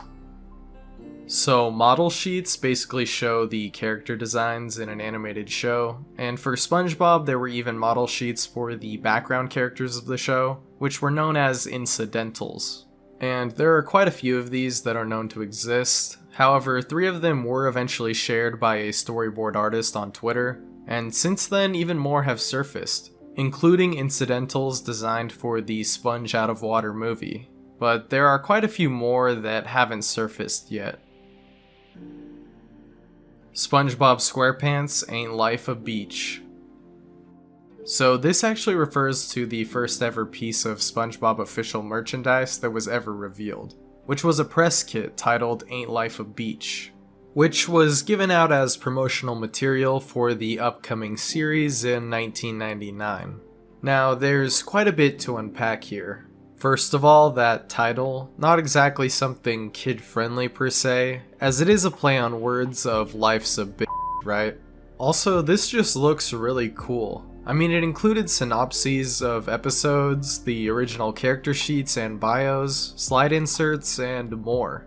However, despite there being images of this press kit online, the full thing hasn't been found. And this is definitely something every diehard SpongeBob fan would want to have in their collection. Frederick Francois Chopin sheet music. Definitely butchered his name, but this guy was a Polish composer who was active in the 1800s and created some very influential music compositions, most notably his piano pieces. However, as is the case with most very old musicians, a lot of his music, specifically his sheet music, is lost today. JBVO. Most of you Lost Media connoisseurs out there have probably heard about this one already, but I still think it is one of the most interesting cases, as this was kind of a spin-off of Johnny Bravo called JBVO, Your All Request Cartoon Show, which aired for only one season from April 2000 to August of 2001, and was hosted by the cartoon character Johnny Bravo, who would take requests for shows to be aired on Cartoon Network. However, most of these are lost. Usually they were just from Cartoon Network shows, but very surprisingly they actually played Dragon Ball Z one time at twice the speed, with Johnny Bravo giving some commentary on what was happening in the show. I know, it sounds fake, but it's actually true. There is a small clip of it which has been found, and it just sounds so surreal. Back on Earth, those Namex dudes are recuperating. There's that guru guy. Oh, yeah. Dragon Ball Frontier dub.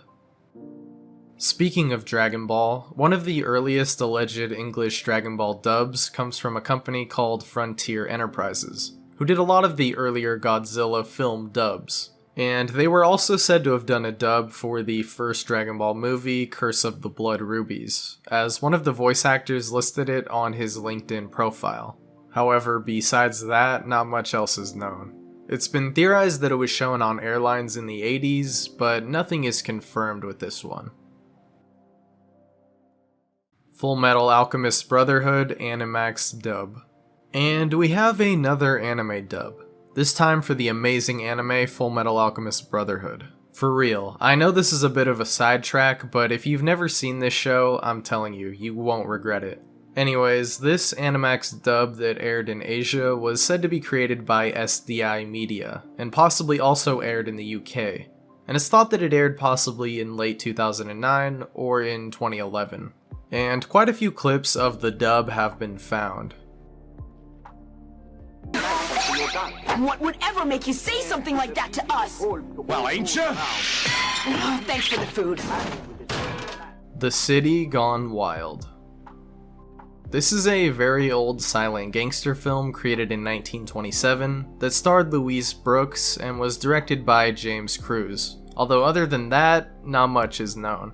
And interestingly, one copy of the film was known to have survived, although this was all the way back in the 60s, when film preservationist David Shepard stepped in just as people were hauling off old film reels to be disposed of.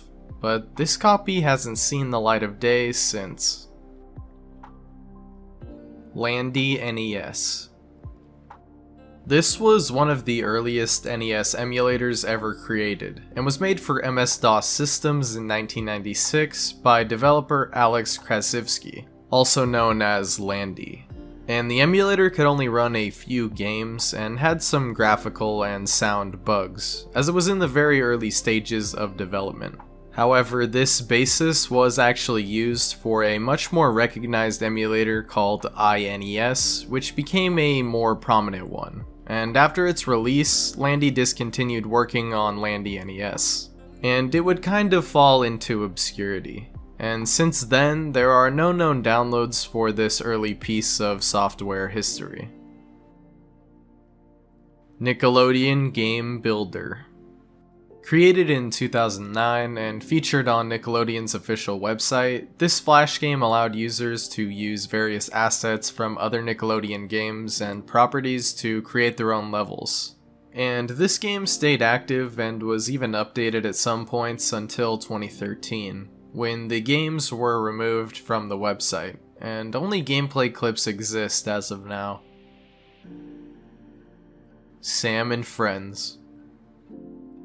This is a pretty cool piece of TV puppet history, as this was the first ever TV show created by Jim Henson, creator of The Muppets, and this show aired from May 9th, 1955 to December 15th, 1961 for 86 episodes.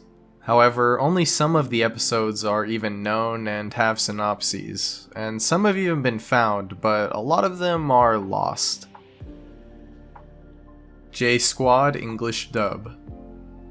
J-Squad was a series of 30-second animated shorts that started airing in March of 2000, that were made using motion capture and CGI.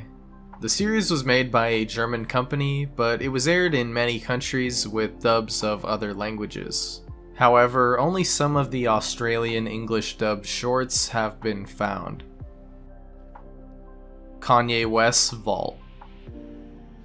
I don't think it's any secret that Kanye West has many unreleased songs from over the years. There's even a Lost Media Wiki entry about a rather infamous one called Black Bruce Wayne, which had snippets of it leaked online, although those were found out to be fake, and that the song didn't even exist at all. But I'm sure there's a lot of songs that Kanye has made that we don't even know about and that may never see the light of day. There's also Good Ass Job, Yandhi, and many more that we do know about. Check out All Things Lost for more info on Kanye Lost Media. Jeff Buckley, My Sweetheart the Drunk. This was the planned second album by artist Jeff Buckley. However, Buckley sadly had a tragic accident in the middle of recording the album, and died of a drowning incident on May 29, 1997, leaving the album incomplete. Although there was a posthumous release that was titled Sketches for My Sweetheart the Drunk, that included unfinished tracks. But before his death, he threw out a ton of material and full tracks due to being dissatisfied with them, and many of them are most likely gone for good, although some of them have since been found and have been uploaded online. Yahoo Answers. Another kind of general one here, but yeah, everyone knows what Yahoo Answers is. One of those question and answer sites that always had crazy, ridiculous questions or answers. Always a good time. But sadly, on April 5th of 2021, it was announced that Yahoo Answers was going to be shut down, and was put into read-only on the 20th of that same month. And by May 4th, the site stopped operating worldwide, all except for the Japanese version, which still exists. Archivists did get to work in the time that they had, and were able to archive 4.75 terabytes of data. But of course, they couldn't get everything, and the rest is likely lost for good. Ivan Sanderson Show.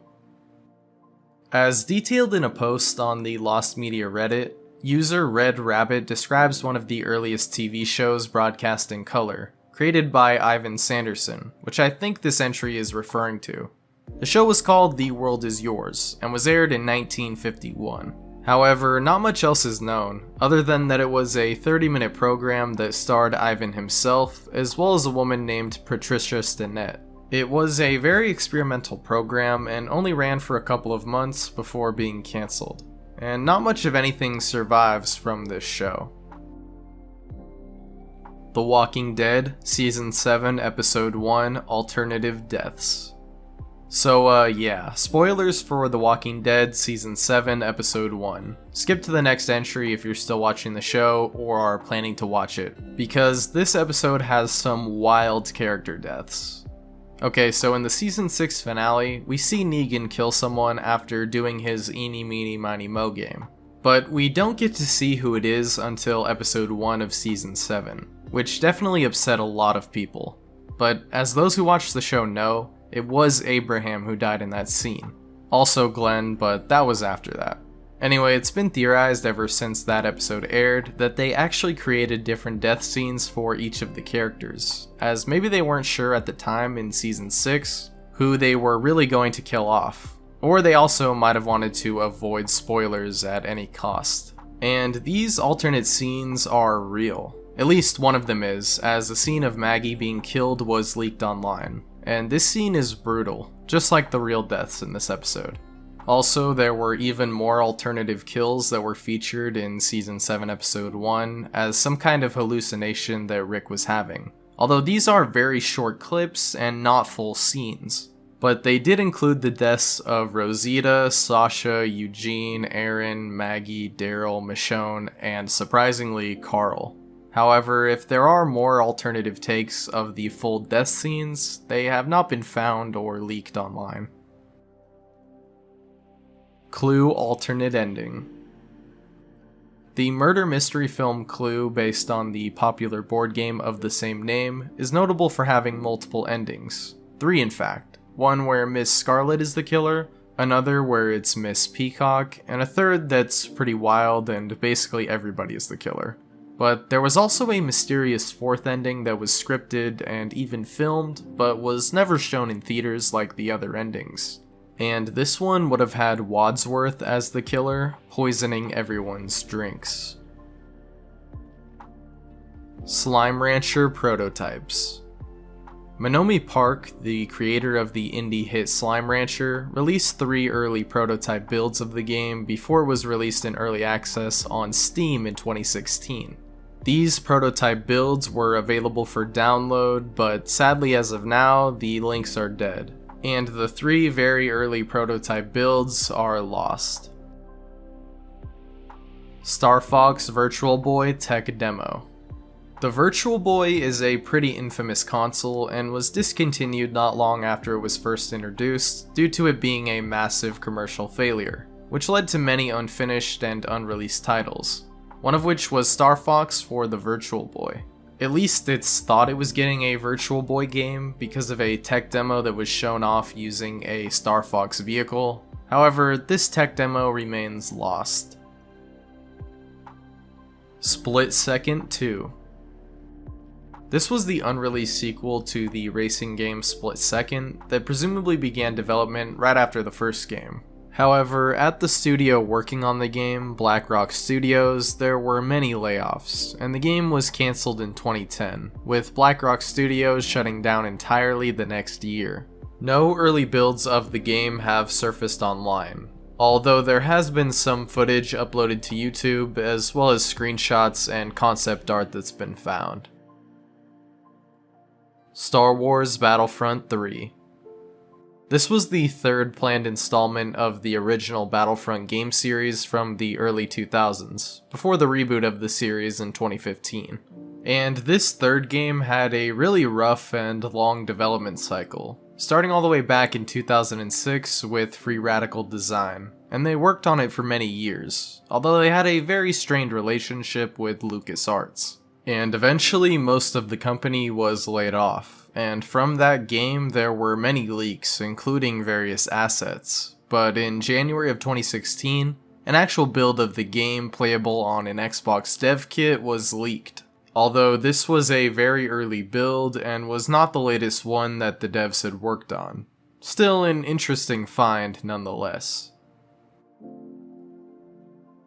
The Tonight Show starring Conan O'Brien. Back when Conan O'Brien became the host of The Tonight Show for a relatively short 146 episode run, which lasted only half a year, and one of these episodes is unfinished and lost. One that took place on September 25th, 2009, where Conan was performing a skit with Terry Hatcher and ended up slipping and hitting his head hard, resulting in the end of the episode and a visit to the hospital to find out he actually suffered a concussion from the incident. And so the episode was never aired and a rerun went on in its place.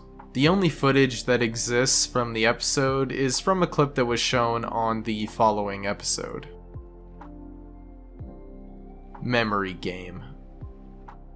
This was a game show that aired for a short run in 1971 called Memory Game, also called Joe Garagiola's Memory Game, who was a player for the St. Louis Cardinals and was also the host of the show.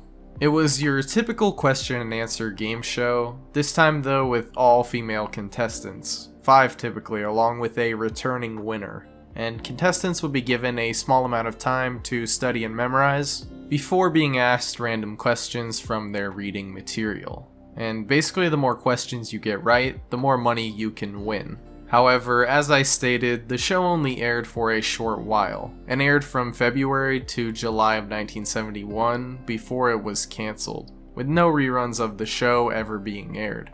And 5 episodes have been archived by the UCLA Film Archive. However, no footage from these archives or any of the episodes have been leaked online, and all we have are some screenshots. ZooTycoon.com.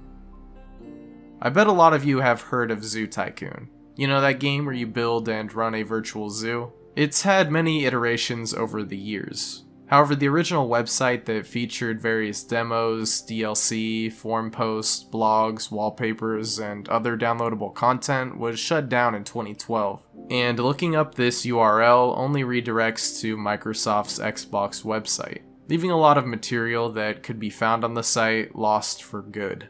Although some pages have been archived on the Wayback Machine. It's the Great Pumpkin, Charlie Brown. This was a Halloween special for the Peanuts that aired on October 27th, 1966. And pretty recently, on August 26th of 2022, the lost original music recordings were actually found and were discovered in the archives of the Lee Mendelsohn Film Productions, including the full soundtrack as well as alternative takes. Linkin Park's Lost Songs.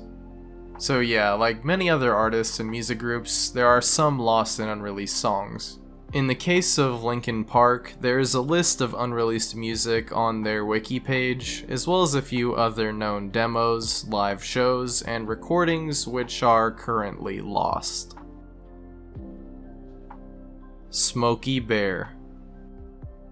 So this is a cancelled game from 1983, planned for the Atari 2600 console, starring the character of Smokey Bear, a mascot used in the prevention of forest fires by the US Forest Service.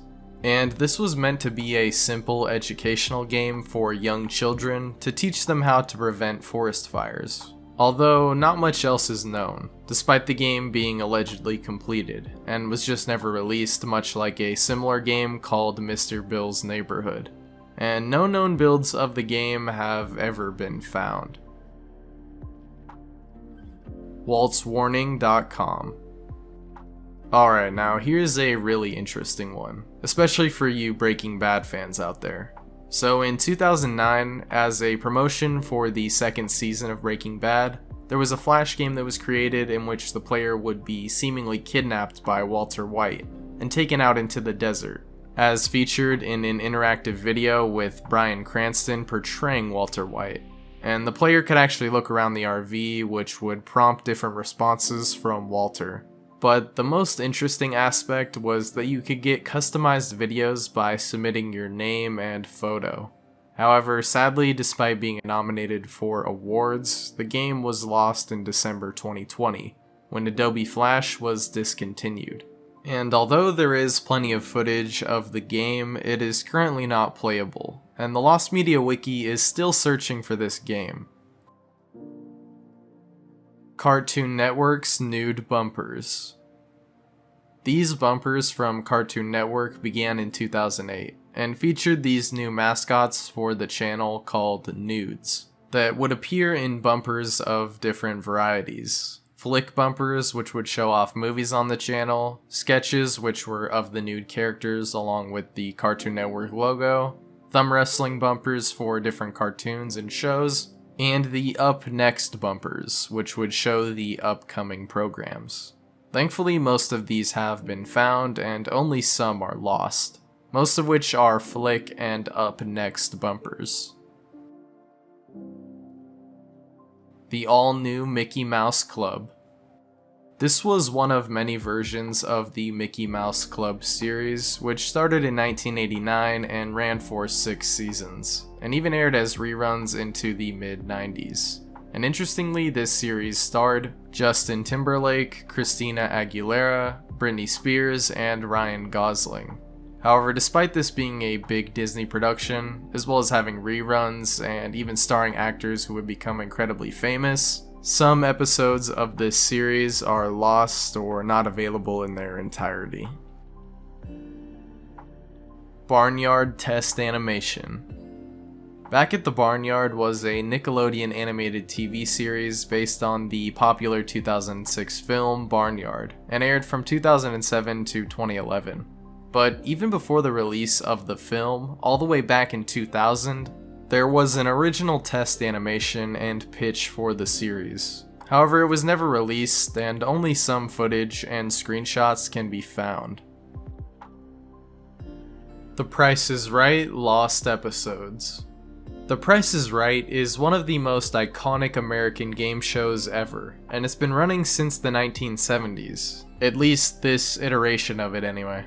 And over the years, over 9,000 episodes have been produced for the show. So it's no wonder there is bound to be at least a few lost episodes. But honestly, there's more than a few. Some were banned episodes that were later found, some went unaired due to contestants being illegible, and for some, it's unknown why they were never aired and lost to begin with. Some of these have been found later on, some not in their entirety, but a lot of them are still lost to this day. Super Mario Spikers. This was a pitched entry in the Mario franchise being developed for the Wii in 2007 and was originally called Mario Volleyball, before it eventually was changed to Super Mario Spikers, as the game also took on some wrestling elements for some reason. And the team behind it, Next Level Games, had done animations, concept art, and even had a early playable build of the game, which was shown to Nintendo, who promptly rejected the game due to its violence. And despite some of these animations being found, the build is still lost, and not even footage of it can be found. Super Mario RPG 2.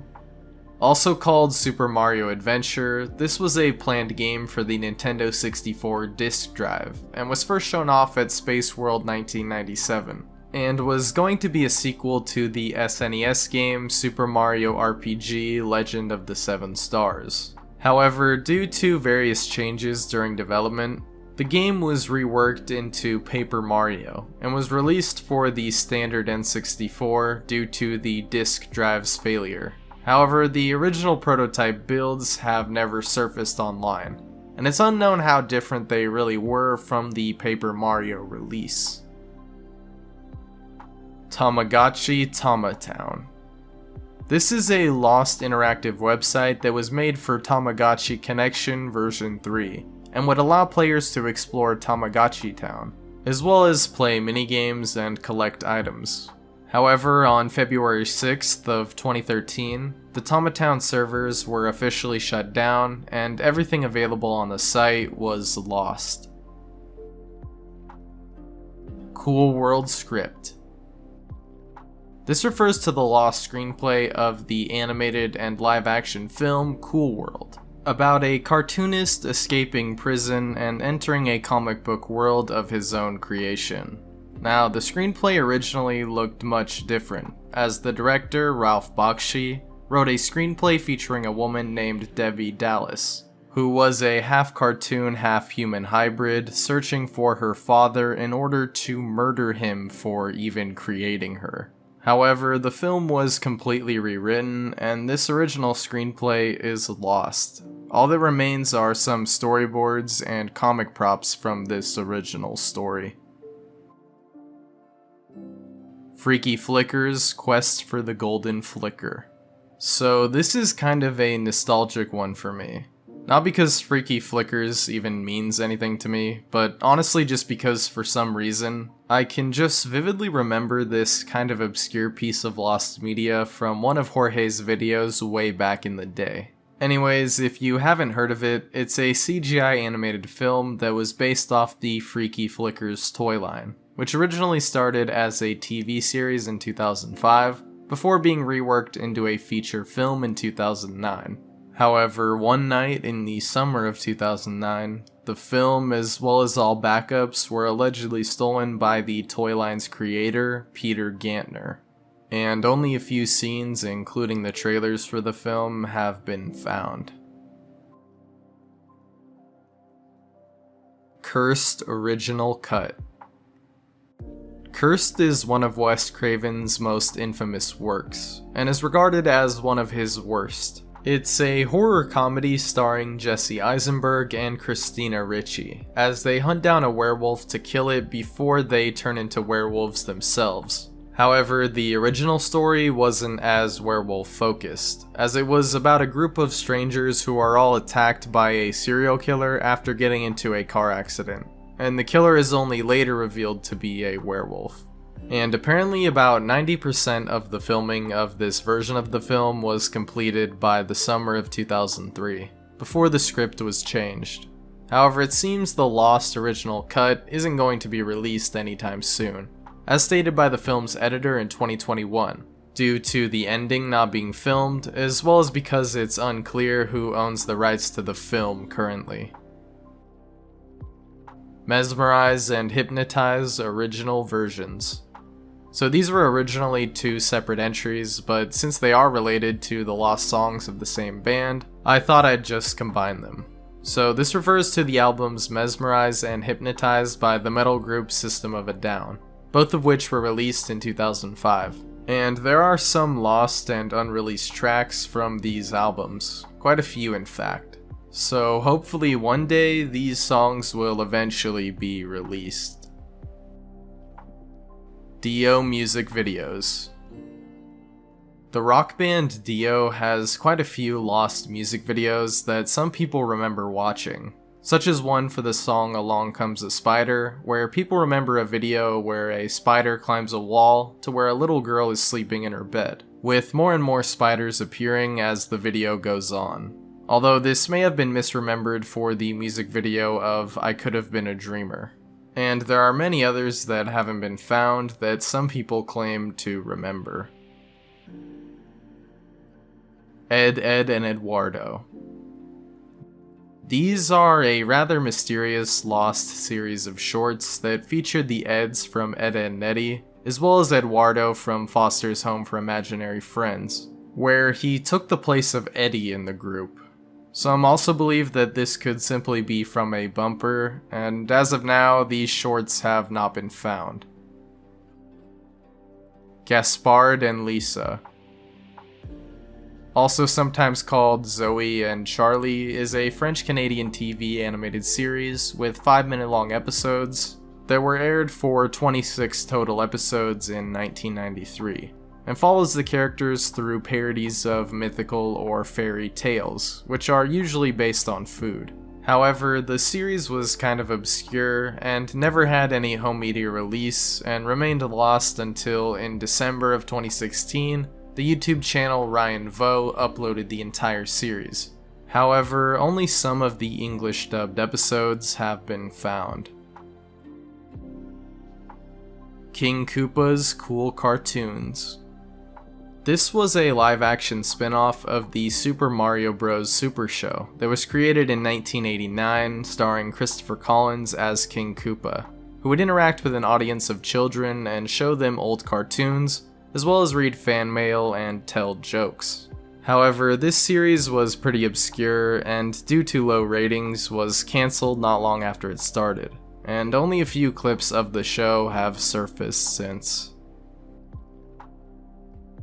Ren and Stimpy Life Sucks. Created for the Ren and Stimpy adult party cartoon, this episode titled Life Sucks remains unfinished and unreleased, and only some of the storyboards were completed for the episode, which centered around Ren and Stimpy having different philosophical views on life, with Stimpy being the optimist and Ren being the pessimist. However, despite it being considered by some employees one of, if not the best Ren and Stimpy episode ever written, it was cancelled as the show itself was canned due to low ratings. 8 minutes of an animatic of the episode have been found, as well as some concept art and storyboards. Peanuts sponsorship ad segments. During various Peanuts animated specials, there would be unique animations and ad segments dedicated to specific companies, such as Coca-Cola. However, only a few of these sponsor sequences have been found, and of the ones that are known, at least 4 of them are still lost. Tales of the Land of Genitalia. Wait, what? Did I read that right? No, yep, that's what it says. Apparently this was an animated short based on the 1969 comic book strip of the same name that was shown only once in the 70s at Sheridan College and has never been seen since. Timo Supremo. Created by Disney, this animated children's cartoon aired from 2002 to 2004 for 29 episodes and featured 3 kid superheroes, who were called Captain Crandall, Rope Girl, and Skate Lad. However, there was no home media release of the show, and reruns of episodes were rare, making some of the episodes lost. And although most of the show has been found, a couple of episodes are still missing, including some that have only been found in dubs of different languages. The Break-In Pilot. The pitch pilot episode of the animated series Recess was created in 1996 and was quite different from what the actual show ended up looking like, as the characters and art style were redesigned before it was created. However, this original pitch pilot was never released to the public, and only a few short clips of it, as well as some pieces of concept art, have been found. Top Gear Lost Episodes. Top Gear is a British TV series that has been going since 2002 for over 200 episodes, and is pretty well known. But actually technically it's been going since 1978 with an even earlier series for over 500 episodes. And in fact, a lot of the episodes that were made before 1988 are actually lost, with only a handful of them being found. The Tales of Super John. This was a very early series of skits created by the one and only JonTron, and there's not too much else to say here. 2 of the episodes have actually been found, but as far as the rest of the series, if there are more episodes, they are lost as of now. The Mysterious Mr. Enter videos. The YouTuber known as The Mysterious Mr. Enter had a review series where he covered cartoon topics called Animated Atrocities. And of the many videos he's done on this series so far, only a couple of the videos are now lost, including one which is partially lost, as well as another which is just missing the original version. Most of the lost episodes are due to copyright claims, and were simply never re-uploaded. Derek Savage videos. So Derek Savage you might better recognize as the creator of Cool Cat Saves the Kids, as well as many other weird projects. What I think this entry is referring to specifically, I guess he made some videos which are now deleted, although some of them have been re-uploaded, such as one where he explains copyright infringement versus fair use. But I guess some of his deleted videos are gone for good with no re-uploads. Bisame la Panache. I probably just butchered that pronunciation, but this was a Flash animated series from 2014 that is known for plagiarizing another Flash animated series. And the videos were deleted due to backlash over the controversy, before they were re-uploaded in a compilation video in 2016. But that video was also later deleted, and there is very little footage left, most of which can be found in a review of the series on YouTube created by Taco Taco Burrito. Pop-Tarts Crazy Good World. This refers to online flash games that were used as part of a promotional campaign in the 2000s called Crazy Good, and were featured on the Pop-Tarts website.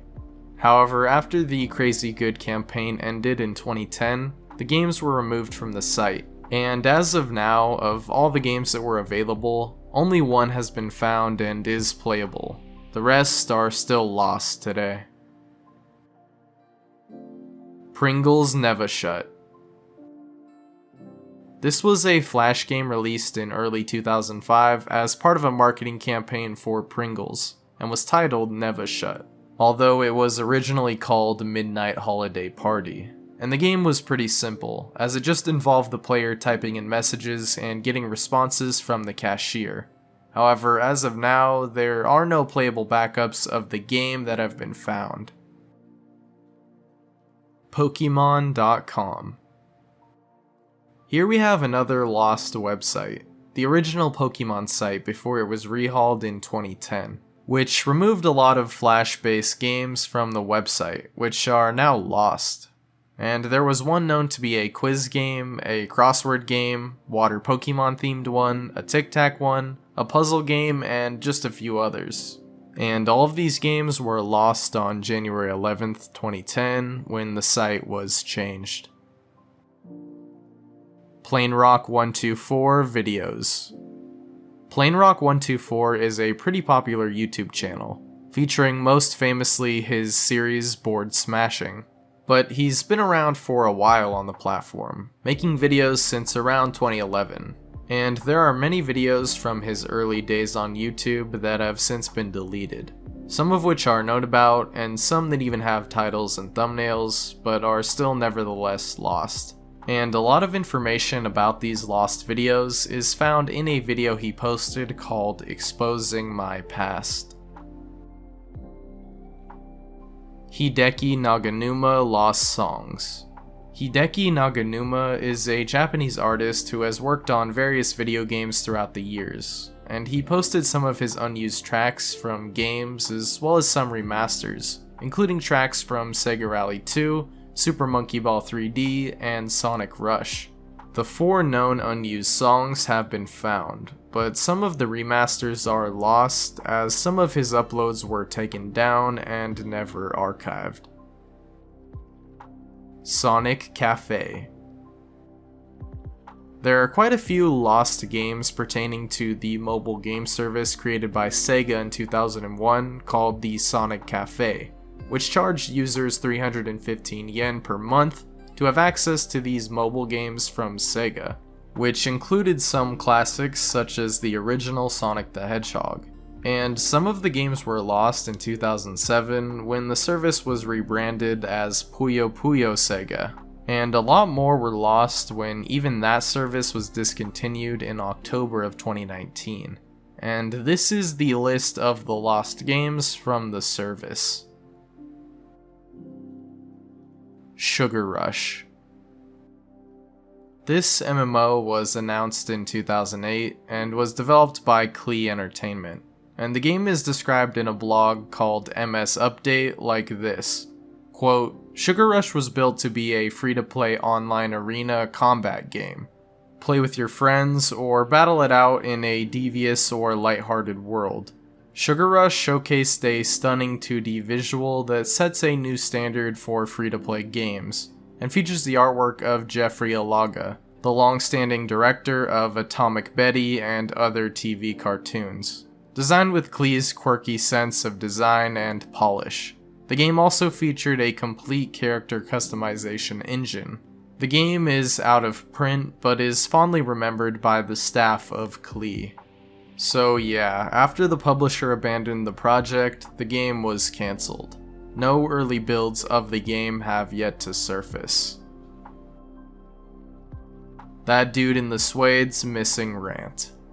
This refers to a specific lost video from a critic called That Dude in the Suede, who was part of Channel Awesome. The video in question was a rant sometime in 2008 about YouTube's policies regarding copyright, which is supposedly why he was added to the site by Doug Walker. However, Suede has since deleted the video, and it has not been re-uploaded as far as we know. WCW Internet Only Special Events and Pay-Per-Views. So the WCW, or World Championship Wrestling, has had many events and pay-per-views over the years. And in the late 90s, they even had some exclusive ones available only on their website. They were called Saturday Nitro, Battle in Seattle, LA Melee, Profiles in Pain, Boston Brawl, and Malice at the Palace. The events were never released following this in any home media release, and only some footage exists through recordings of fans present at the actual events, so most of the actual matches, as well as the official recordings, are lost. Webkinz Beta. Webkinz was a pretty popular virtual pet game when those were really getting big in the early 2000s, and the site officially launched in 2005. However, there was a beta build that was made and given to playtesters in 2004. But this build wasn't well received, and the game was completely reworked before its official release the next year. Some of the original features can be seen in the video Webkinz Tour released in 2005. But besides that, there is no build of the actual beta that's been found. The Amazing Spider-Man 2 Deleted Scenes. So the infamous Amazing Spider-Man 2, pretty much considered the worst Spider-Man movie yet. But this wasn't exactly how the movie was meant to turn out. There were quite a few deleted scenes, although to be honest I don't think these would save it. But apparently the character of Mary Jane was supposed to be introduced here, played by Shailene Woodley, and there are a couple of scenes with her character that ended up being cut, with there being no footage of the scenes. Although director Mark Webb said about it, quote, "There was one little scene at the beginning where she is next door, and it took place right around the montage where he comes back, and there was another little moment between Gwen and MJ, but it just tipped over. The relationship between them is so sacred and so powerful that it just didn't feel right. And it sucks because Shailene is such a fucking great actress, and so cool and magical, but it was just about having this obligation to this romance that I thought was sacred. It was just one of those things." The Blues Brothers Uncut Version. This is a completely lost original version of a film called The Blue Brothers, released in 1980, a musical comedy starring Dan Aykroyd and John Belushi. And this original cut was said to be 3 hours long and even featured an intermission, and was shown only briefly at a theater in LA, before the film was cut down to 133 minutes for a theatrical release. However, when the director, John Landis, went to restore the original version in the 90s, he found that most of the footage was gone, and most likely lost forever. Cancelled sitcoms. This is a broad one, but yeah. Yeah, so in the original video, I thought this was a more general entry when that is not the case. This is actually referring to a lost film from YouTube critic Brad Jones, also known as the Cinema Snob. It is said to be 20 to 30 minutes long and was a college film project, which had its master copy allegedly stolen and can't seem to be found anywhere online, despite his fans trying to get a hold of it for years, along with several other of his now lost film projects. Yeah, this one. Sorry, I really don't know how to pronounce this name. But this one is notable because this was the first ever Korean silent film created in 1935, and was an adaptation of a Korean novel of the same name. However, the film was sadly lost, most likely during the Korean War. And there are only a few screenshots and a short clip from the film. Dead Easy. The Tales from the Crypt was originally intended to be a movie trilogy, including the titles Demon Night, Dead Easy, also called Fat Tuesday for some reason, and Body Count. However, of these original three, only Demon Night was finished and released, although Dead Easy was put into production, and some say actually was finished, although the film was not released, because it was intended to be filmed with a primarily black cast, and for some reason they filmed it with a mostly white cast, and they didn't end up releasing the film as they didn't want to be perceived as racist. And not much exists besides a teaser and some artwork. Aesop. So this could refer to a series of adaptations of a Turkish comic strip of the same name that were put into development multiple times over the years, but for one reason or another never ended up being released. There was a film worked on in 1979 that was going to be a full-length feature that was never finished. There was also a series of animated shorts created in the 90s, although these are kind of rare and hard to come by. And finally, in the 2000s, a film series was attempted that never got picked up. G.I. Joe the Movie Deleted Scene. This refers to a lost and deleted scene from the 1987 animated film. The scene in question featuring the death of the character Sergeant Jahzzar. However, in the final release, it was changed so that Jahzzar actually just went into a coma. But in the original scene, the character dies, and it was even fully animated and dubbed that way. However, this was changed before its direct-to-DVD release, and the version with the original dialogue has not been found. Her original cut. Starring Joaquin Phoenix and directed by Spike Jonze, in 2013 this film Her had an original director's cut that lasted about 150 minutes, compared to the 2 hours and 6 minutes of the final cut.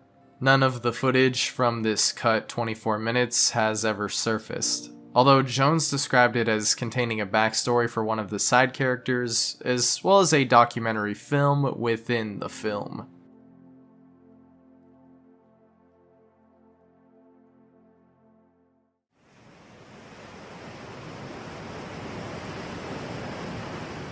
Agent. This is referencing a game that was announced to be in development by Rockstar Games in 2007, that being the PS3 exclusive Agent, which was set during the Cold War. However, the game was presumably cancelled and never finished, as there hasn't been any official word on the project in years, and Rockstar has even since removed it from their official website. Although there have been a few leaks containing screenshots as well as concept art from the game. And Justice for Gore, a Gore and Noise tribute to Metallica.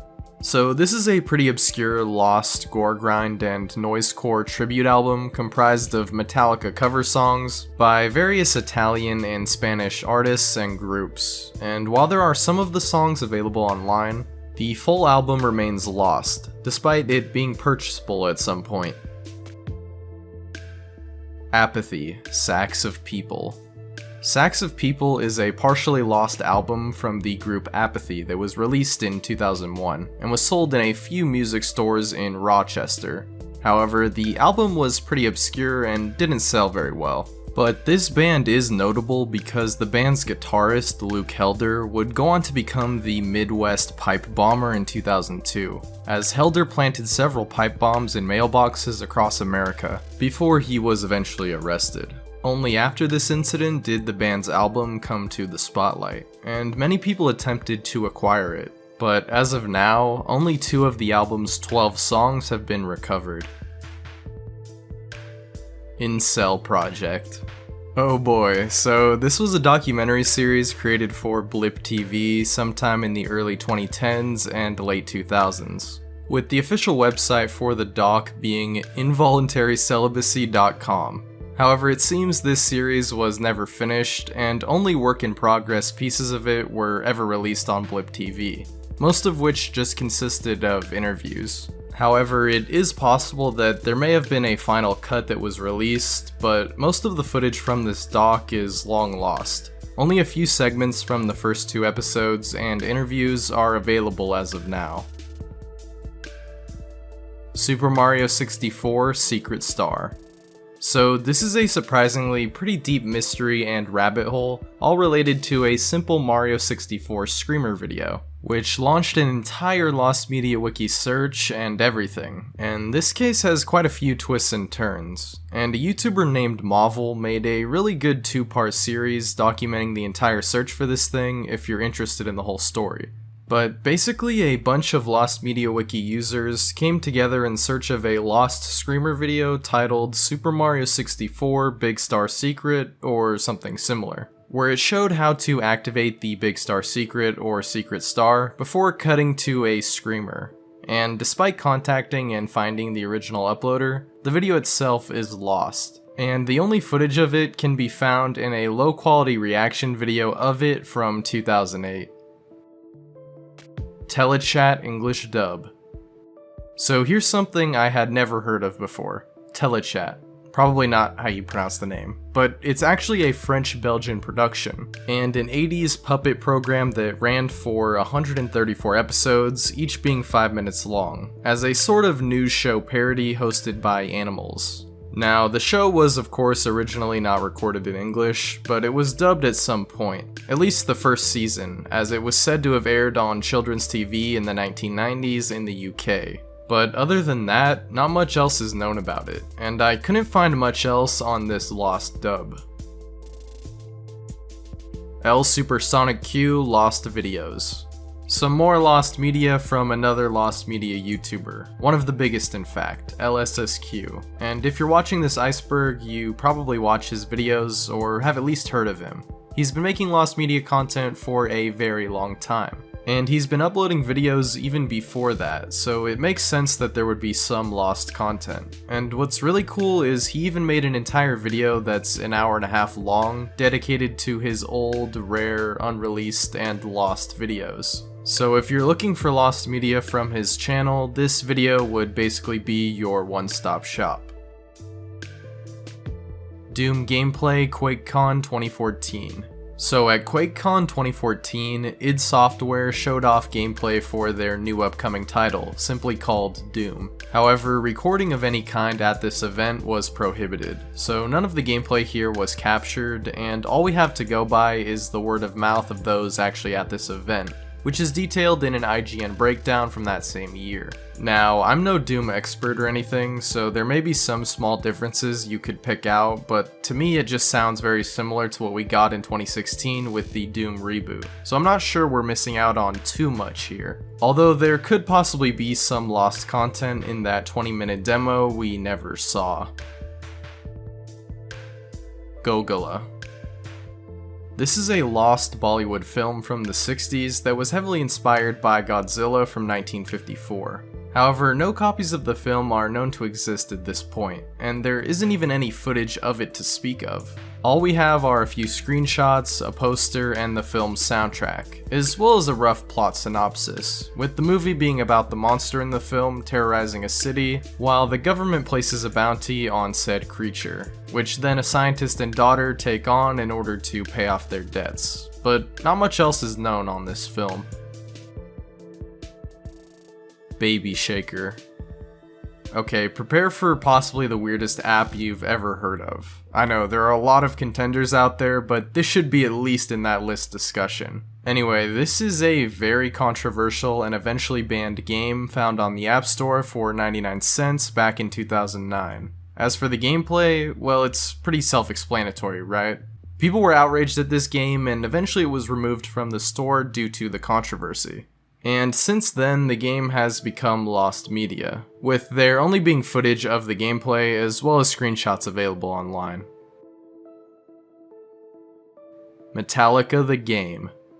Created by Black Label Games, this cancelled driving and shooter title was being developed for the PS2, Xbox, and PC, and was going to feature the rock band Metallica, hence the name of the game, which was also at one point called Damage Inc. However, the game was meant to launch in or around 2005, but after years of no word on the production side of things, Metallica vocalist James Hetfield confirmed the game's cancellation. So all we have now is some beta gameplay footage, as well as a trailer, but no builds of the game have been found. Waluigi Toenail Clipping Party. Excuse me, what? Yes, apparently there was a Flash game actually developed officially by Nintendo in 2000 called Waluigi's Toenail Clipping Party, also sometimes called Waluigi's Foot Fault. The game was featured in an issue of Nintendo Power, and described the gameplay as having the player clip Waluigi's toenails and then catch them in a jar to win points.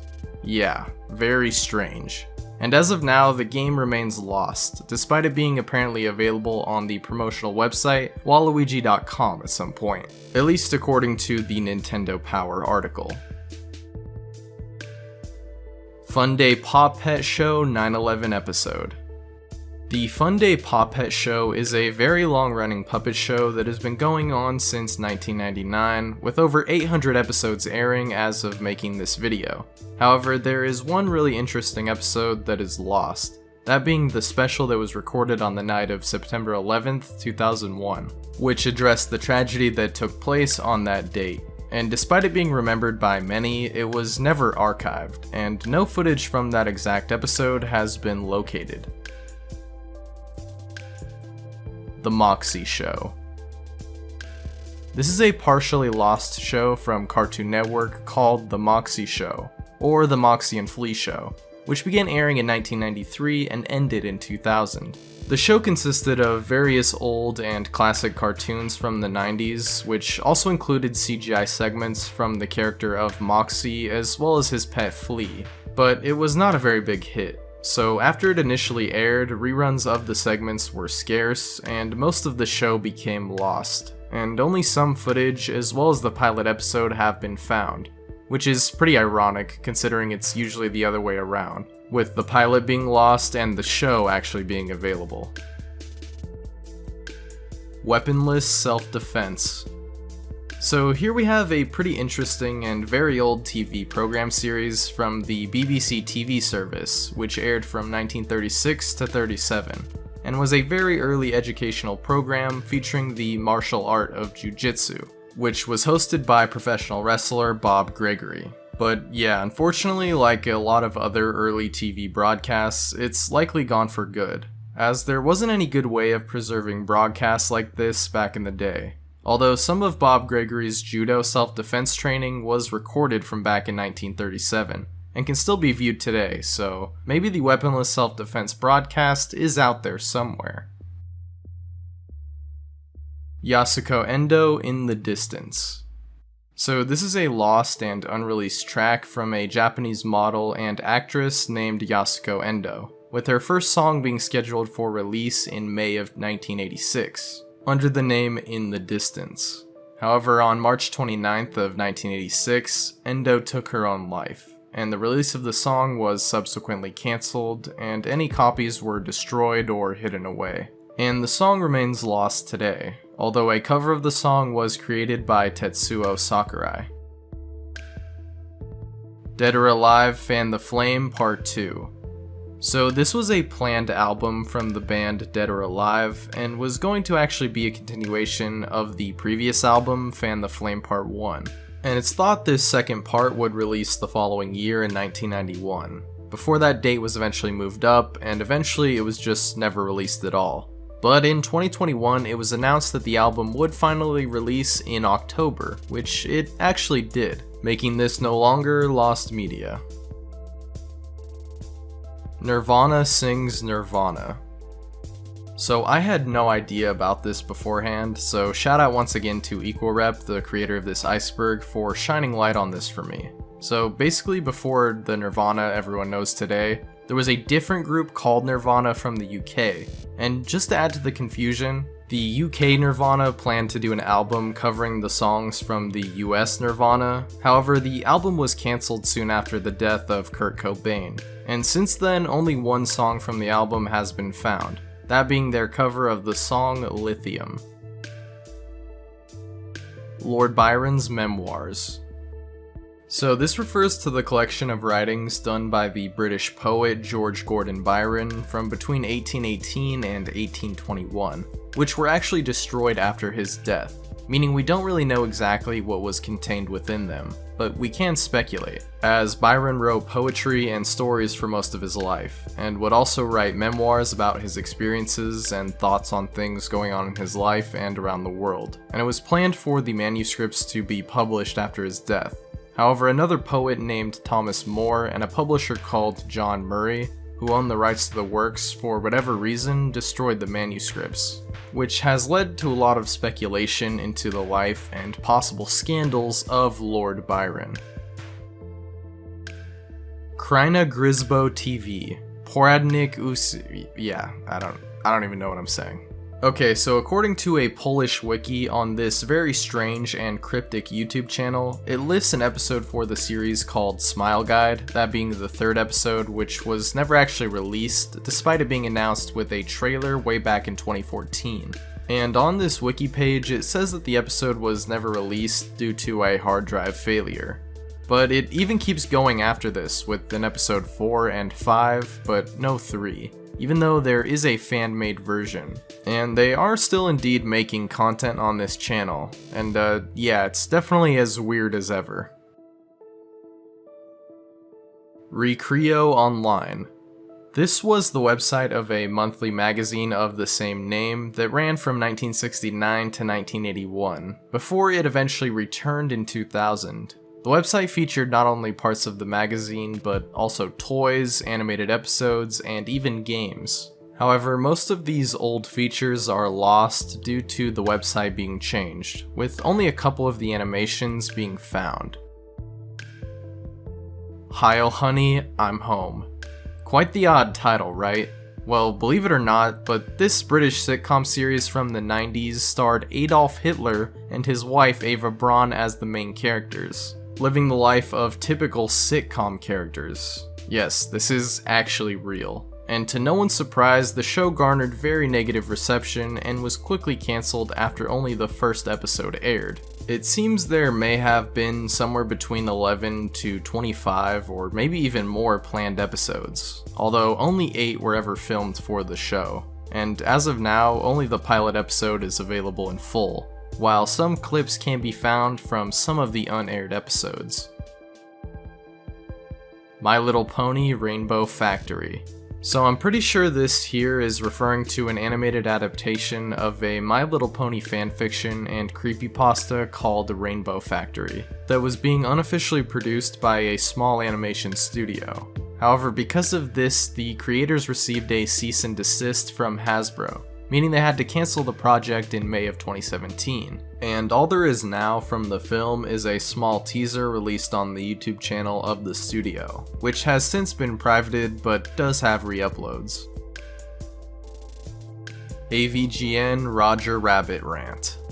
One of the most iconic episodes of the classic YouTube series The Angry Video Game Nerd is the review of the Who Framed Roger Rabbit NES game.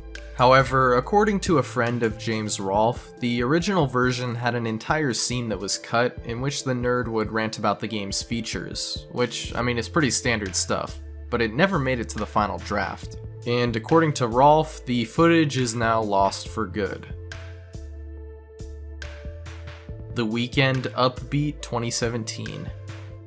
So according to a Genius.com article, the music artist The Weeknd scrapped an entire album in 2017 that was much more upbeat, but instead he chose to release the EP My Dear Melancholy, which was basically the opposite in terms of emotion. He then went on to state that he didn't release the other album because he didn't want to perform something that he didn't feel. So the album remains unreleased to this day. Although maybe in the future, some or all of the songs could eventually be released. Tapeworm Demos. Tapeworm was a band and a sort of side project featuring a ton of different and well-known artists in the rock scene, such as James Maynard Keenan of Tool and A Perfect Circle, as well as Phil Anselmo from Pantera and quite a few others. However, the work of these artists went unreleased for years, and actually only 2 of the songs from this album were revealed. One called Vacant, performed live by A Perfect Circle, and the song Potions, which was recorded by Keenan, but the rest of the songs have yet to be played or be released in any fashion. Daft Punk Winter Olympics commercial. Okay, so we've actually got some found media here. This being a commercial recorded for the 2002 Winter Olympics featuring the music duo Daft Punk. And on November 13th, 2022, a Reddit user called Daft Punks uploaded the commercial in its entirety to the Daft Punk subreddit. 1967 Rebel 400. The Rebel 400 was a race in the 1967 NASCAR Grand National Series, which happened on May 13th of that year. The This was the 17th race of that event, and would end with Richard Petty winning, breaking the record for the most Grand National wins. However, the race itself is only partially available, only about 5.5 minutes actually, making the rest of the footage lost to this day. Vrillin TV hijack. This is also more well known as the Southern Television hijacking, which is one of the most infamous as well as one of the earliest occurrences of TV hijacking, which occurred on November 26, 1977. However, unlike something like the Max Headroom incident, where the mystery comes from why and how the hijacking occurred, with this we're really just wondering what happened at all, because any of this footage from the incident is lost. And all we really have to go on is the audio from the incident, as well as reports from those who have claimed to witness it. The audio is kind of hard to make out, but basically the voice states something like, "This is the voice of Vrillin, a representative of the Ashtar Galactic Command," and goes on to talk about a bunch of crazy sci-fi for like 6 minutes, talking about the new age and spiritual evolution. It's pretty wild. Honestly, I think I'll save a deep dive of this for a separate video, because this case is really interesting and definitely deserves more attention. RMS Titanic footage. So everyone knows about the Titanic and the tragedy that occurred with it all the way back in 1912. And yeah, it's a little bit ironic that it appeared on an iceberg chart here, but getting back on track, is there really any footage of it? I mean, this is something that happened literally over 100 years ago, right? There's plenty of pictures, sure, but footage is definitely hard to come by. Even James Cameron, the director of the 1997 film Titanic, actually went looking for this lost footage, only to find out that the clip he was actually searching for wasn't actually the Titanic at all, but a different similar ship. Although there is said to be some more lost footage of the Titanic that was recorded but is lost today. All we have is a small clip recorded of the ship being docked in Belfast prior to its departure. Seaman PC version. So there's this really weird Dreamcast pet game, I guess you could call it, that exists where you care for this creature. And it was actually planned to get a Windows PC port, which would have been exclusive to Japan. However, it went unreleased for whatever reason, and there's been no real word about the project since it was revealed. Big Bug Man. Here's a movie I've talked about a few times, and if you're into lost media, you've probably heard about Big Bug Man, an unreleased animated film that starred Marlon Brando in his last performance before his passing, where he played the role of an elderly woman, as he always wanted to play that kind of a role in his career. The film was initially scheduled for release in 2006, but was delayed multiple times, until it was just never released at all, and only storyboards and news clips exist that show anything on the movie itself. PlayStation All-Stars Battle Royale DLCs. So here's another one of those arena fighter Smash Bros like games, but to its credit, this is definitely one of the earlier ones. PlayStation All-Stars Battle Royale, which released in 2012 for the PS3 and Vita. However, there is cancelled DLC from the game that was never released from 2013. 2 characters were found to be included in the DLC, that being Dart Feld from The Legend of Dragoon, as well as Abe from Oddworld. Sadness. So here we have a rather interesting cancelled game developed for the Wii called Sadness, a survival horror set in Ukraine. However, the game was eventually cancelled by its developer Nibris without any gameplay, screenshots, trailers, or any real reveal of any kind.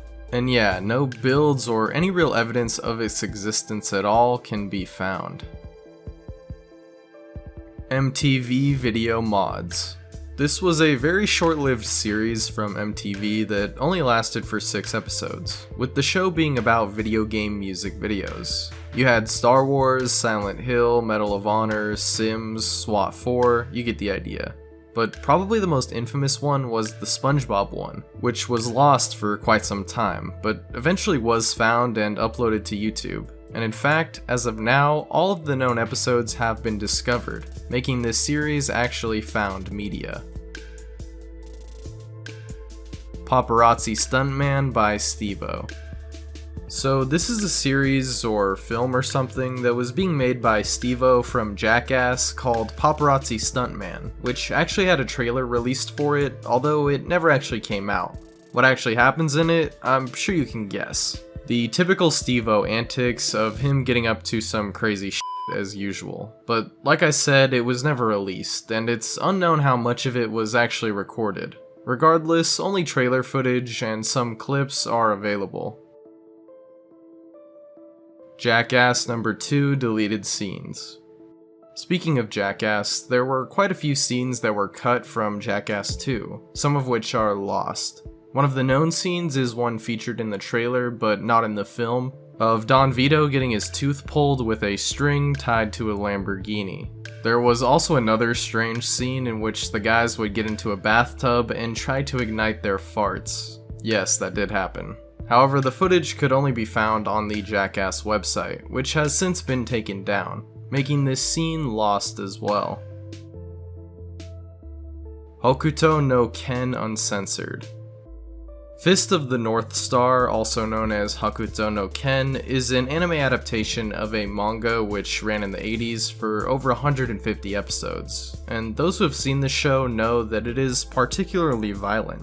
But the movie adaptation made by Toei in 1986 really took it to a new level, and tried to replicate the style of the manga.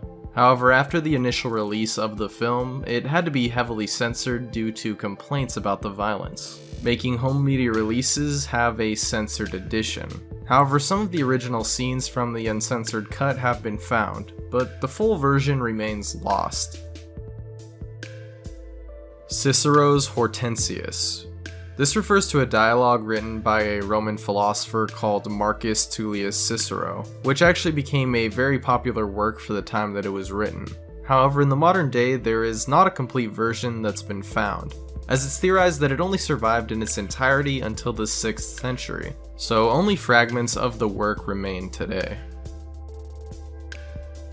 Squidward Fan 1982. So according to a Reddit post I found on a different Lost Media Iceberg that also has this entry, this refers to a YouTuber called Squidward Fan 1982, whose content was lost after their channel was terminated, as the channel's creator had ended their own existence in 2010. Bob the Builder Malay Dub. So most people know about Bob the Builder, even if you didn't watch it as a kid. I mean, I didn't, but I've definitely heard of it. Anyway, it's no surprise that the show has been dubbed in many languages due to its popularity. But one of these lost dubs is the Malaysian one, which only has a theme song of it which has been found. Cruel Summer.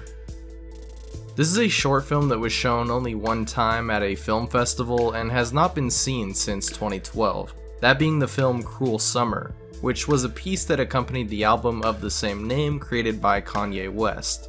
The film is unique and notable because it actually was shown off using 7 different screens to portray the picture, and starred Kid Cudi as a car thief trying to impress the father of a blind Arabian princess. And while there is footage of the screening on YouTube, the full film has yet to be located. The Billion Brick Race. This was a planned 3rd film in the LEGO Movie franchise and was planned for a release in May of 2019. However, most likely due to the poor box office results of the LEGO Movie 2, as well as the LEGO Ninjago movie, this 3rd film ended up being cancelled, with Warner Bros. Ending their deal with LEGO in December of 2019. Disney's Princess Academy. Once again, we've got another cancelled film. A short animated film by Disney, actually with not much known about it at all, except the title as well as some concept art which has surfaced. And production began in 2009 and was actually going to be a hand-drawn 2D animation. However, sadly in 2013, Disney got rid of most of their 2D animators, essentially abandoning this project. And while the short is most likely unfinished, there is thought to be much more in terms of lost concept art and storyboards that have yet to surface. Castlevania game featuring Mario on the Famicom. So this one is relatively simple. It's a modded version of Castlevania for the Famicom, except this time Mario is the playable character, at least according to this blog written about the game. All we really have, as far as I'm aware, are these screenshots, but yeah, it's basically just a swapped sprite, so I'm sure someone could make this pretty easily nowadays. I Have No Mouth and I Must Scream original version. I Have No Mouth and I Must Scream is a PC game adaptation of the short story written by Harlan Ellison that focuses on a post-apocalyptic future in which an AI keeps alive the last 5 humans on Earth and tortures them in various ways. And despite this game already being extremely disturbing as is, apparently there were a lot of cut scenes, and possibly an uncensored and uncut version that has yet to be found. And to be honest, a lot of these cut scenes are just too much to mention here on YouTube, but some of these deleted scenes were actually shown on a 1995 episode of the British TV show Games Master. Luigi Kid: The Outbreak. Alright, so back at it again with YouTuber Lost Media. This time a game created for the channel Luigi Kid Gaming, who focuses on creepypasta and .exe games, which this game kind of follows the same style of. He actually played it on his YouTube channel as well in June of 2020, where we can see actual gameplay of it, and in the description of the video there is a GameJolt link to download the game. Unfortunately, this link is dead, meaning the game for now is lost. Unwritten Legends. This is a text-based multi-user dungeon fantasy game set in London that was said to promote role-playing among players, but it seems the domain for the site no longer works, meaning the game is lost for the time being, and possibly forever. MC Hammer and Tupac: Too Tight. So MC Hammer, upon joining Tupac with signing on to Death Row Records, was actually planning to have an album called Too Tight, which Tupac wrote a lot of material for. And the album was eventually recovered, and has since been posted to YouTube, despite it never officially releasing. Skrillex: Voltage. This is a cancelled and unreleased album once again, this time from the artist Skrillex, who intended to release this in 2012. However, apparently the music wasn't backed up and was only stored on one hard drive, which was stolen. However, most of the songs that were featured on the album did later release or were leaked online, but there likely are songs that have not yet surfaced. Celebrity Number 6 Original Photo. So this is a really strange and interesting ongoing mystery originating from Reddit, as all good mysteries do. Basically, a user in 2020 made a post about some curtains they had bought, which had 8 different pop art illustrations of known celebrities, as they were all based on specific images of said celebrity, and all of them were solved. Well, except for one, Celebrity Number 6. Some believe this could be Kate Hudson, Johnny Depp, Kristen Bell, Brad Pitt, Hilary Duff, Angelina Jolie, you get the idea. It could literally be almost anyone. We don't even really know if it's a man or a woman, so for now, this is still an ongoing mystery. Smile Dog Unedited Photo. Shout out to Jorge here, because creepypasta media is just so interesting. And I mean, we already talked about the Jeff the Killer original image, and now we got the same thing here, but with Smile Dog. However, it seems that we might actually have the original unedited image. This right here. Mystery solved, right? Well, we're not so sure. See, the background on this image is completely different, right? However, the dog kind of matches up, but that's only part of it, I guess. And remember, this is only one of the 2 iconic Smile Dog images. So yeah, with this one, the rabbit hole could definitely go much deeper. Loch Ness Investigation Bureau Films. Back in 1962, there was a group formed called the Loch Ness Phenomena Investigation Bureau, which was made to study the Loch Ness Monster reports and identify the origins of these claims. And before their disbanding in 1972, the group carefully studied the area and the waters surrounding it, with volunteers watching and even recording. However, apparently those films are now lost today, so who really knows what they could have captured. Nirvana Halloween 1993 footage. I believe this refers to a concert on Halloween of 1993 in Akron, Ohio, where the band Nirvana was performing while wearing Barney-themed costumes. Yeah, and that's not it. There's a bunch of other crazy stories from this event, such as a guy throwing a shoe at Kurt Cobain, which he then pissed into? I don't know, these stories are from Reddit, but still, there is not any footage of this event that I could find, only some images. Joker deleted scenes. The director of the 2019 film Joker, Todd Phillips, once stated in an interview very bluntly that he hated director's cuts, and that scenes that are deleted are cut for a reason, insinuating that none from this film would ever be released, despite there being some teasing about some of these lost scenes. Joaquin Phoenix even joked that there were not even just deleted scenes, but deleted acts from the film. And of course, can't forget the infamous yet vague bathtub scene that has been referenced quite a bit, which was supposedly cut for just being too much. Todd Phillips recalled the scene saying, quote, "There were 2 or 3 other impromptu scenes we shot, one that is amazing in a bathtub, but I don't think we can actually include it in an R-rated movie, and it's not because it was pornographic, it was just insane." The Phantom of the Opera, different lost versions.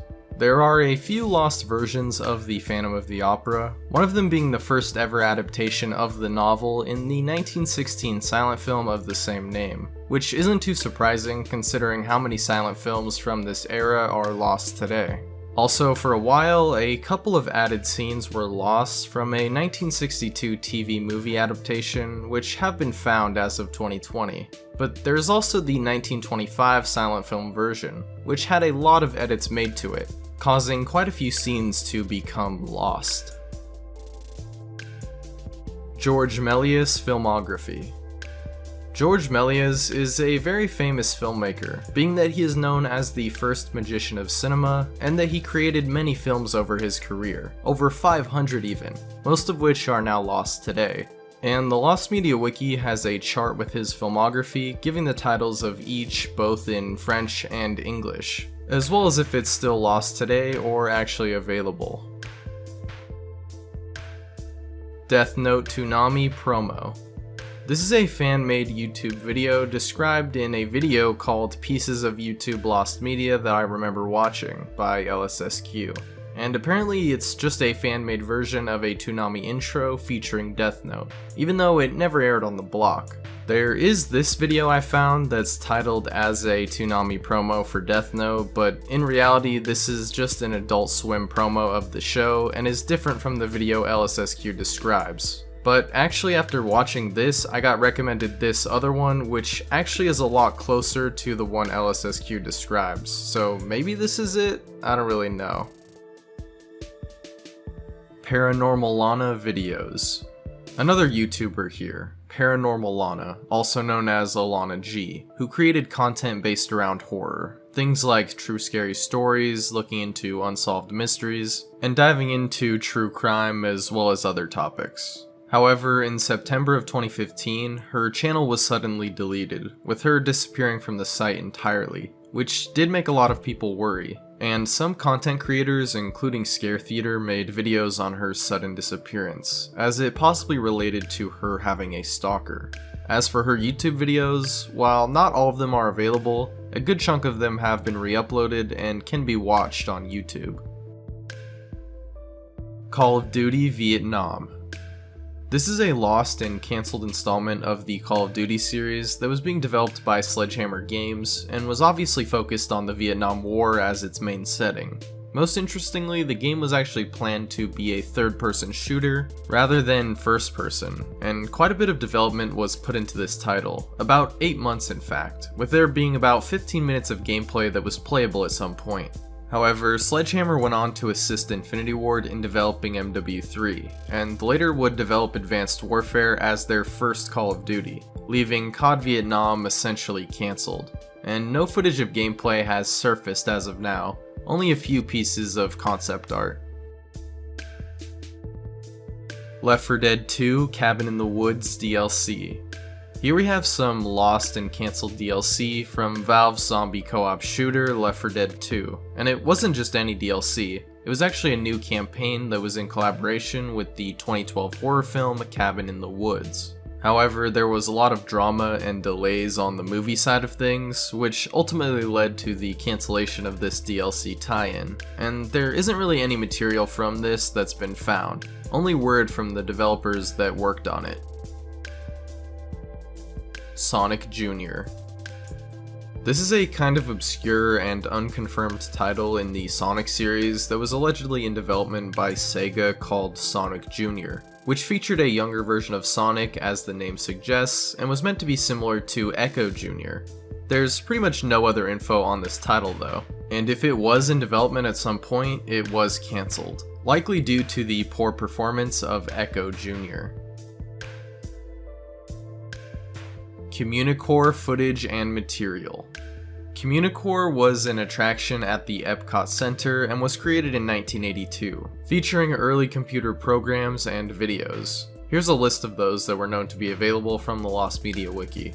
But unfortunately it closed in 1994, and basically all of its original digital material has become lost. All there really is are some images of the known programs and attractions. Amazing World of Gumball, The Rex. Here we have an unreleased and partially lost episode of The Amazing World of Gumball from 2012 that was leaked via a list of the complete episodes of the second season, and that episode is called The Rex. And for a while, not much at all was known about this mysterious episode. All we really have now is just some storyboards from this cancelled episode. Computing news.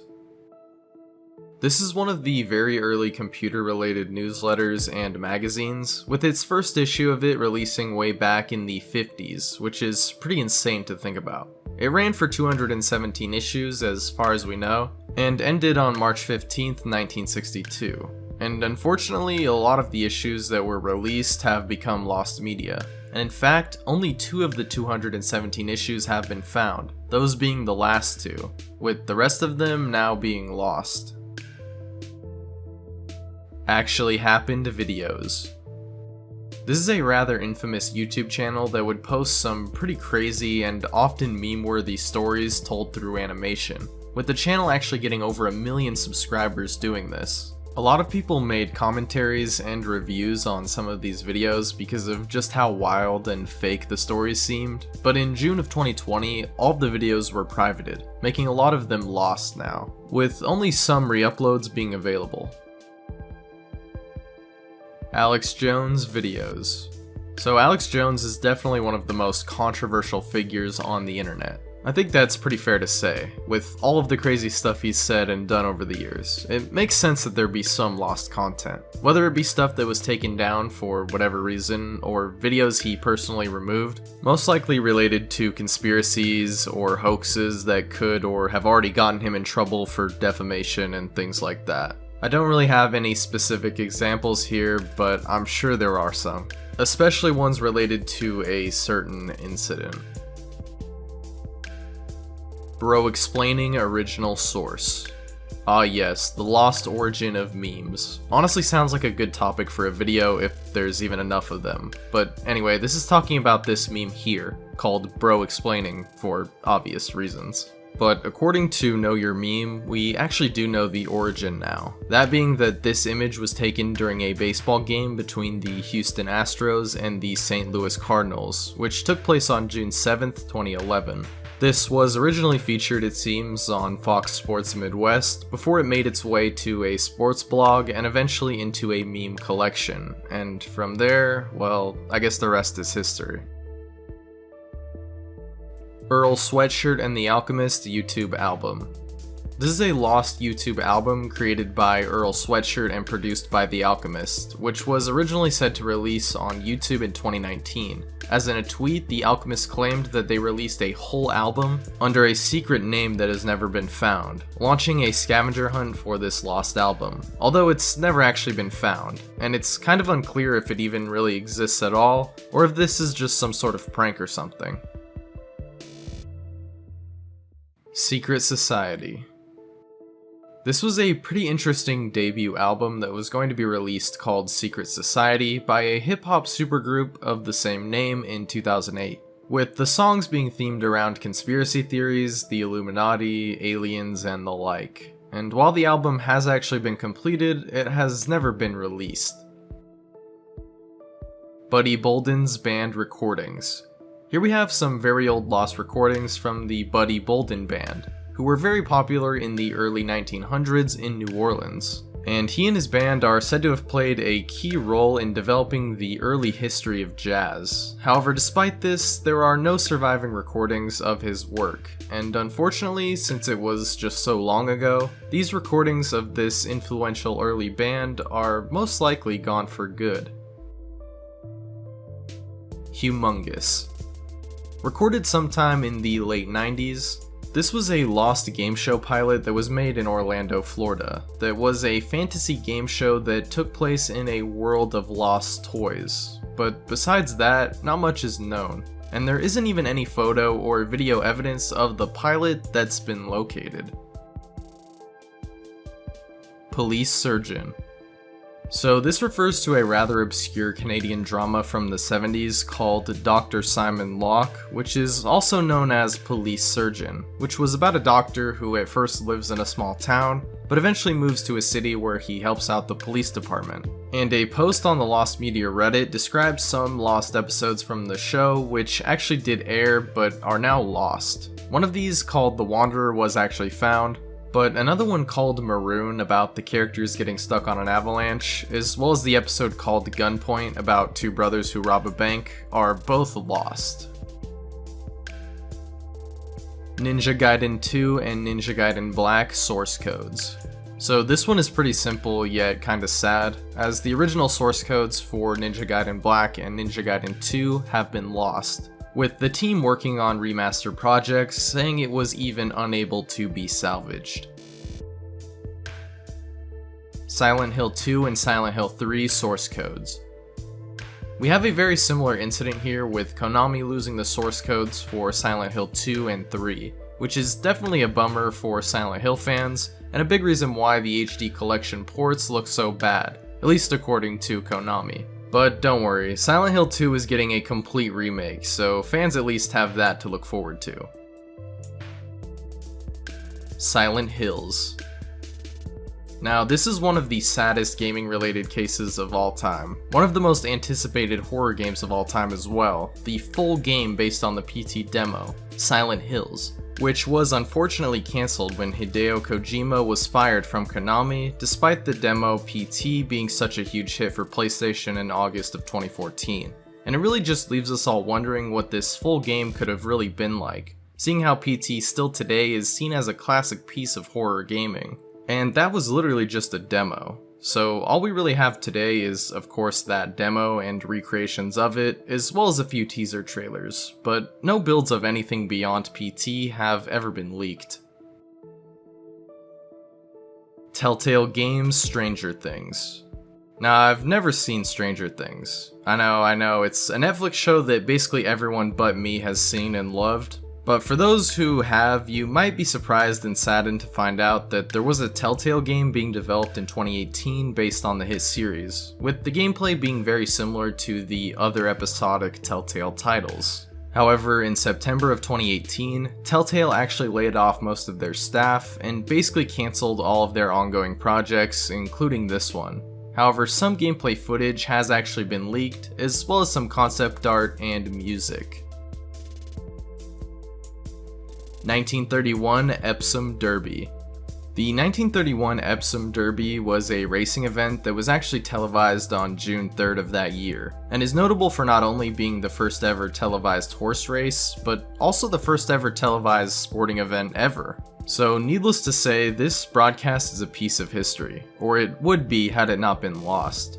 There is some newsreel footage of the event, but the actual television broadcast is most likely lost for good, like a lot of the other events recorded way back in those days. Noah's Ark. Here we have another very old movie from 1928 about the Bible story of Noah's Ark, and this was actually an early talkie film, as they were called, aka it actually had sound. This movie is most notable though for an infamous flood scene in which 3 actors actually drowned while filming, and even a young John Wayne who was an extra in that scene almost died as well. It originally premiered with a 135-minute version, including an extended flood sequence. However, due to complaints about that scene in particular and some other parts of the film, the movie was cut down for subsequent releases to only 100 minutes. Meaning this original cut, including the 35 minutes with the longer flood scene, is lost. Bubsy 3D Sega Saturn port.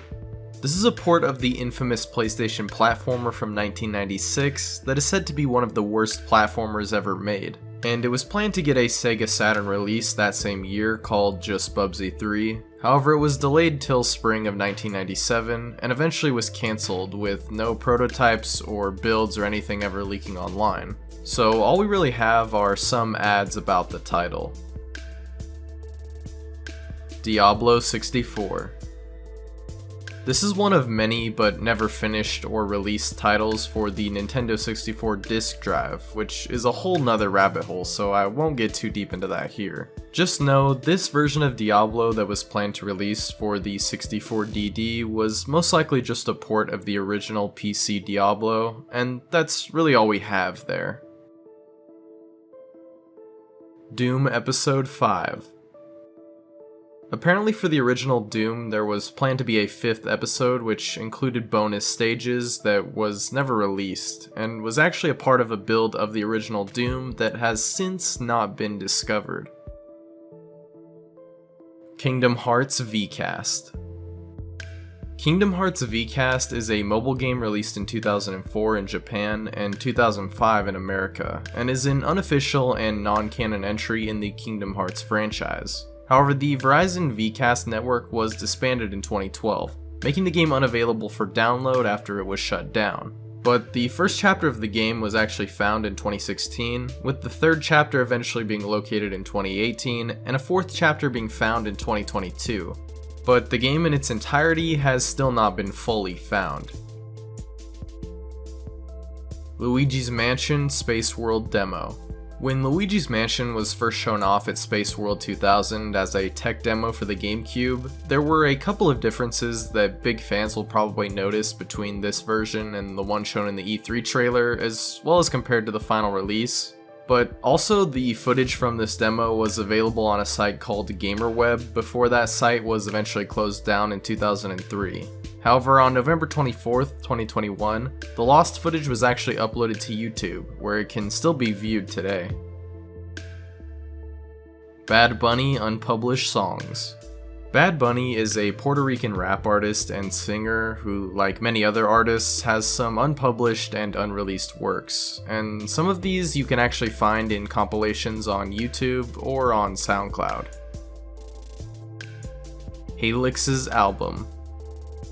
This is an 80s rock band actually created by the Walt Disney Company that was inspired by how huge Star Wars was at the time and played frequently at Disneyland and other places around LA and California. And as the entry suggests, there was a planned album in the works for the band. However, it was never released as the band was dropped by their record label, so it's unclear for now if it was ever even finished or if it was just never released. Music for Supermarkets. This is a partially lost album created by a French musician who I don't even want to try to pronounce the name of, and was created for an art exhibition on supermarkets of all things. And after this exhibition, there was an auction held for the album, the only copy in fact, with the master tapes literally being burned in front of the attendants for all to see. However, even after all this, the album is actually available, albeit in low quality, because it was broadcast on a radio station for a brief period. However, the location of the original album remains unknown. Thespis Opera Score. This is an opera from 1871 composed by the duo W.S. Gilbert and Arthur Sullivan, who had a total of 63 performances over the year before it was disbanded. And most of the music from this is lost, with only 2 songs having sheet music available. But none of the performances were recorded. I mean, it was the 1800s. But interestingly, there was also a short story written by Isaac Asimov about the opera. In fact, about time travel also, called Fair Exchange, where a man travels back in time to actually witness the opera live. All the Money in the World Kevin Spacey version. So this is a more recent piece of lost media, that being an original version of the film All the Money in the World from 2017, that was recorded with Kevin Spacey in a lead role, which was filmed prior to the sexual misconduct allegations, or at least before they became a big thing in the media. And of course, after this story broke, the director Ridley Scott made the decision to reshoot the scenes with Kevin Spacey's character, and instead use actor Christopher Plummer. A few of the initial trailers include some of Spacey's scenes, but the version with him in it has not surfaced, and most likely never will. Atuk footage. There is a rather infamous screenplay called Atuk, which is based on a book titled The Incomparable Atuk, written in 1963. This is because of an urban legend that claims all the actors who were interested in the lead role would die due to some sort of curse, as this happened with the actors Sam Kinison, John Candy, Chris Farley, and John Belushi, with some saying it even extended to others who were simply involved in the production, such as with Phil Hartman or Michael O'Donoghue. However, despite the film adaptation never coming to fruition, it seems that some do believe that there is some footage that was recorded, although if that is the case, it has never seen the light of day. Crazy Frog movie. The original character created for a short animation and later used as a ringtone mascot was to receive his own movie in late 2008. But that's not all. There were also a bunch of 1-minute shorts that were planned to be released on the internet, 52 of these in fact, for promotion of the main film. However, there isn't much else in the way of info, screenshots, or anything like that, as the project was cancelled sometime in 2007.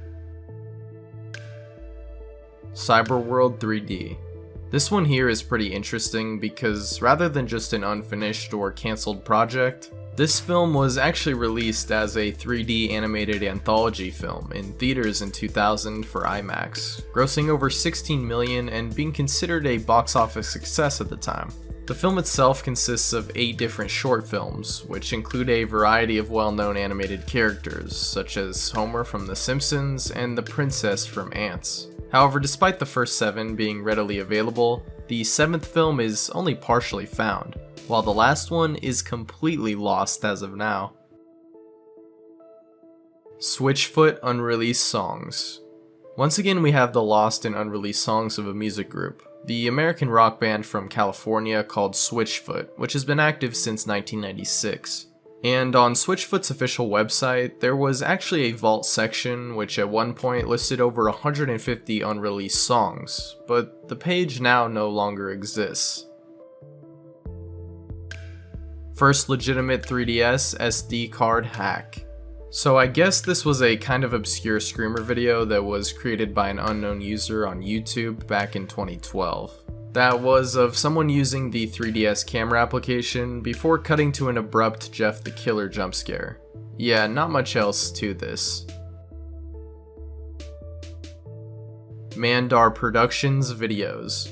So this is another pretty simple one as far as I'm aware. This is still an active YouTube channel related to Lego collecting and reviews and such. And apparently this channel does have some lost and deleted content, as most do, especially for a channel that's been around for quite some time, although I'm not sure of any specific videos or pieces of content that are lost. Although apparently there was some controversy with this guy, so maybe that has something to do with it, I don't really know.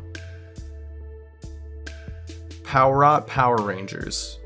We've got more Polish stuff here, courtesy of Equal Rep, and I gotta say, this stuff is getting pretty obscure, because this is a short comedy sketch created by a YouTuber called TappyRec86, who does other movie parodies, but this one, as of now, is currently unavailable.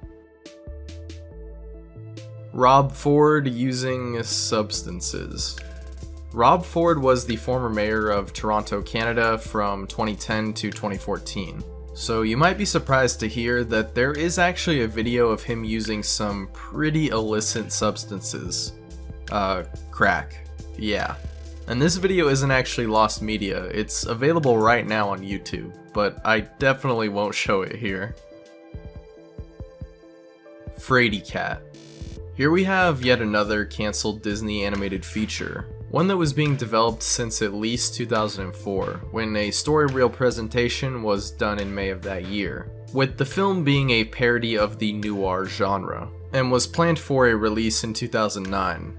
However, the project wasn't greenlit by Disney as they felt the film didn't cater to a children's audience. And of course, since then it has never been picked back up, so we really don't know how far into development it actually got, but we do have some concept art from the film. Firelight. Here we have one of the earliest films from Steven Spielberg, way back in 1964 when he was only 17. With the film being written by Spielberg himself and being made with only a budget of about $500, which was screened only one time.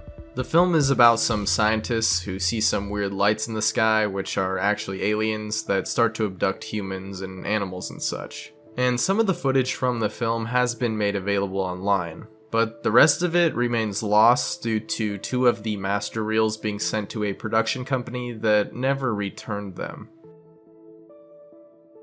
Falling. Kind of an interesting film here, because it's known as the first ever R-rated Mormon movie, which released for a short run in theaters in 2008. Following that, there were a couple of other additional one-off screenings, but after that it was never seen again, due to never receiving any home media release of any kind. And this film is about an LDS couple, one of whom is a screenwriter and the other an actress, who solely have to make compromises in their beliefs in order to become successful in filmmaking. Interestingly, if you've seen the film Nightcrawler, there are quite a few similarities between the films, and a lawsuit was actually even filed by the film's director claiming that they plagiarized his work. However, the case was eventually dismissed, and as of now, only a trailer and some small clips from the film are available. Fan 4-stick Josh Trank cut.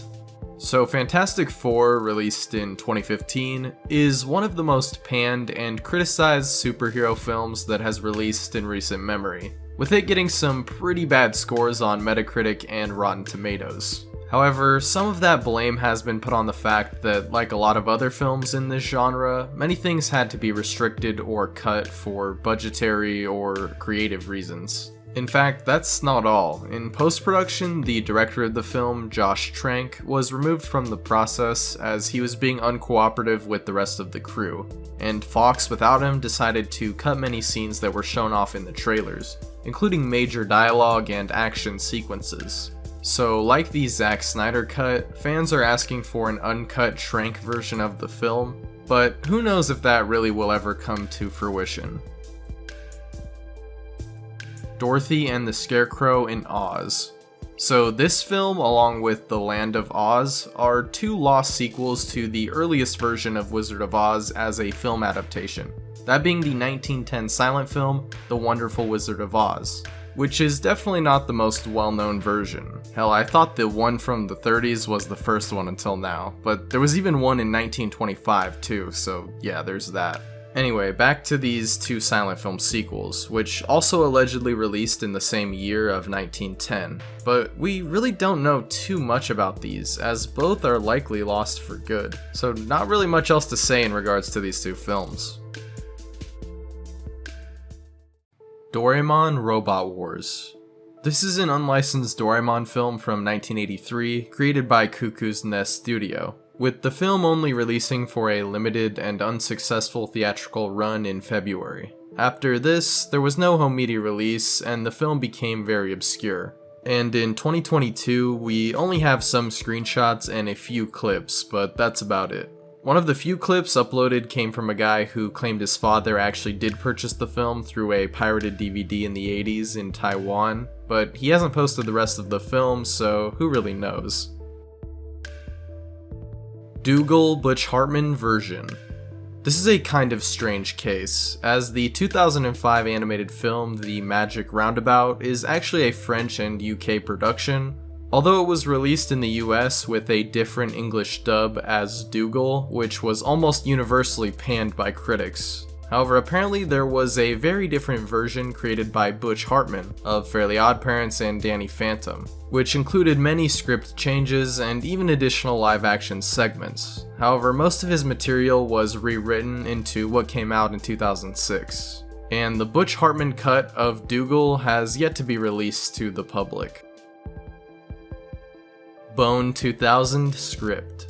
So there were a few cancelled film adaptations of the comic series Bone, but this entry refers to the one that started in 1998, the earliest of the two attempts, with pre-production slated for 2000.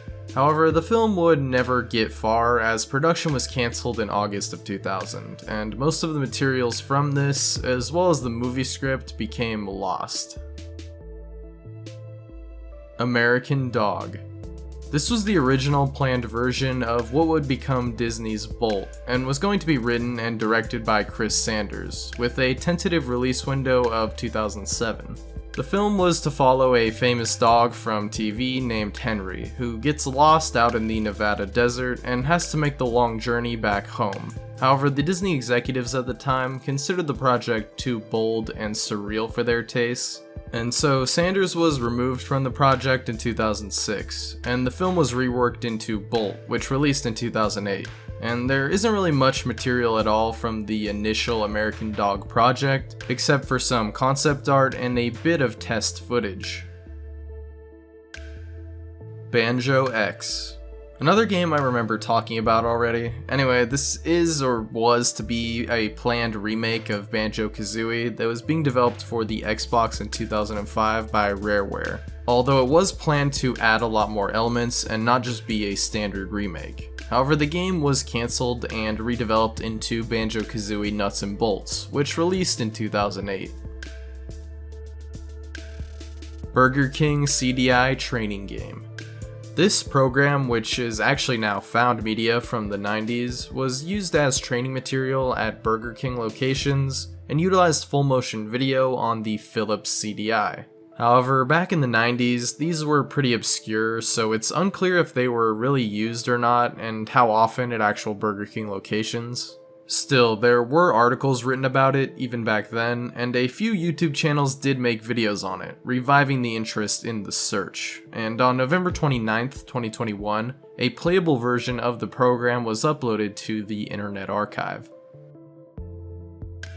Christopher Columbus, the video game. Okay, real video game, by the way. I'm not trolling you. Well, at least it was planned to be a real game. It was just simply called Christopher Columbus, or by its other title, Expo Ferens Columbus. Yeah, I don't know, you got me. Anyway, apparently it was going to be a shoot 'em up that was in development by Misawa Entertainment for the Super Famicom from 1992 to 1993, with the game focusing on the journey of Columbus in 1492. It had a release date of sometime in January of 1992 before it was cancelled. And all that's left are a few ads and screenshots. And also something really interesting to point out here, there was another Christopher Columbus game made in that same time period that was an RPG for the Famicom in 1992 that is a completely separate game called Columbus Golden Dawn. The more you know, I guess. Desert Island 64. Developed by Imagineer and created for the N64 disk drive, yeah, remember that thing? This title, called Super Real Island or Desert Island 64, was a sim RPG, which revolved around you surviving on an island while creating a new civilization there with a bunch of complex game features planned around involving different types of plant life, an evolution food chain mechanic, and even more. The game was even shown off at Space World 1996, but due to financial issues with the developers, the game was unfortunately cancelled. Fire Emblem Arcanea Saga. So as someone who doesn't know anything about the Fire Emblem series, this thing confuses me. But basically the Fire Emblem Arcanea Saga is a game that consists of 4 episodes for the Sound Link, which was an add-on for the Super Famicom, with the episodes actually airing weekly from September 28th to October 19th, 1997. So despite there being recordings of these, the original format episodes are lost. Hatsune Miku Project Diva Demo. This is a lost rhythm game demo that was created in collaboration between Sega and Krypton Future Media. And the demo was actually leaked before it got taken down, and this had 5 playable songs and actually has some footage of it online. But since it was initially leaked, it has not since been up for download. Lipsha. This was a planned album that was being made in collaboration between the Flaming Lips and Kesha, hence the combined names, and was set for release in 2014. However, that date came and went with no release of the album, and when Kesha was asked about it later on in an interview, she responded saying, quote, "That was kind of like we just got together and made a bunch of songs. They still exist, I don't know where. I don't know, a lot of times I make music for me. With the Flaming Lips, we just had fun. They came over to my house one weekend and we made like 10 songs. It was amazing. Who knows if anybody else will ever hear it, but it was a fun experience for me." Happy Tree Friends pre-web series. Happy Tree Friends is a rather infamous adult web series disguised as a children's cartoon that is known for having extremely graphic content. And ever since its first debut in 1999, the show has been a pretty big success. However, before the series was greenlit, the creators made a short called Banjo Frenzy, which acted as a pilot episode. But this episode is readily available, so I'm not too sure what this is referring to, possibly some even earlier material from the creators in regards to this series. Bully R-rated. So for some reason at first I thought this was going to be about the Rockstar game, but then I realized R ratings are for movies and not games, sad face. But anyways, this is actually talking about a 2011 documentary that had to be heavily edited due to profanity to get it down from an R rating to PG-13, making it more accessible in its theatrical run. Even when the film was released on home media, it was released with this edited version though, and the uncut version has never surfaced online. Guardians of the Galaxy Volume 2 San Diego Comic-Con trailer. At San Diego Comic-Con on July 23rd, 2016, there were 2 exclusive teasers shown of Guardians of the Galaxy Volume 2, both of which have since not been seen again, and are described as having some unfinished CGI work. The Mystery of the Glass Coffin. The Mystery of the Glass Coffin is a very old silent short film from France that was released theatrically on March 1st, 1912, but other than that, we really know nothing about this film. There's an IMDb page and a couple of images, and that's it. Huge's Undertale Multiplay. So this was a web series based on Undertale created by Huge. However, at some point into the series, it was discontinued, and all of the episodes were deleted from YouTube, leaving a lot of them lost, although some of them have been found. iCarly.com videos. So iCarly.com was a promotional site for the popular Nickelodeon show, where videos could be uploaded by fans and viewed, before the website was eventually shut down in April of 2018. But as far as the other videos, there were some officially uploaded to the site, and those actually have been archived on a YouTube channel called iCarly Video Archive. And I'm not sure if this is all of them, but it definitely has a lot. The WoW Genius Lost Videos. So this is the lost and deleted YouTube channel of Elliot Rodger, an incel who went on a killing spree in Isla Vista, California in 2014. Being that he is a very controversial figure, it's no surprise that a lot of his online presence was taken down or deleted, and that includes his YouTube channels. Some of the lost videos with the titles known include Being Lonely in Santa Barbara Sucks, Tour of My Father's House, World of Warcraft Jokes, How to Hack a World of Warcraft Account, and Funny Racist Jokes. Wow, what a guy. Uproar.com. Very little information on this one, but basically it was just a website that had a lot of different web games and was mostly a lottery site, which ran from 1996 to 2006, before it was shut down.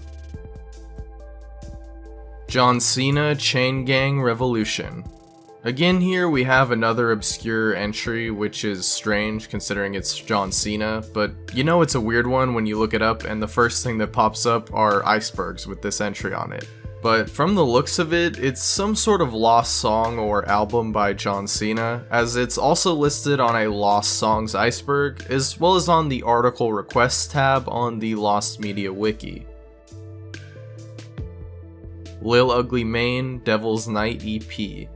Again, another lost song on the Lost Songs iceberg and the article request section. Basically a lost album or EP from Lil Ugly Mane in 2011.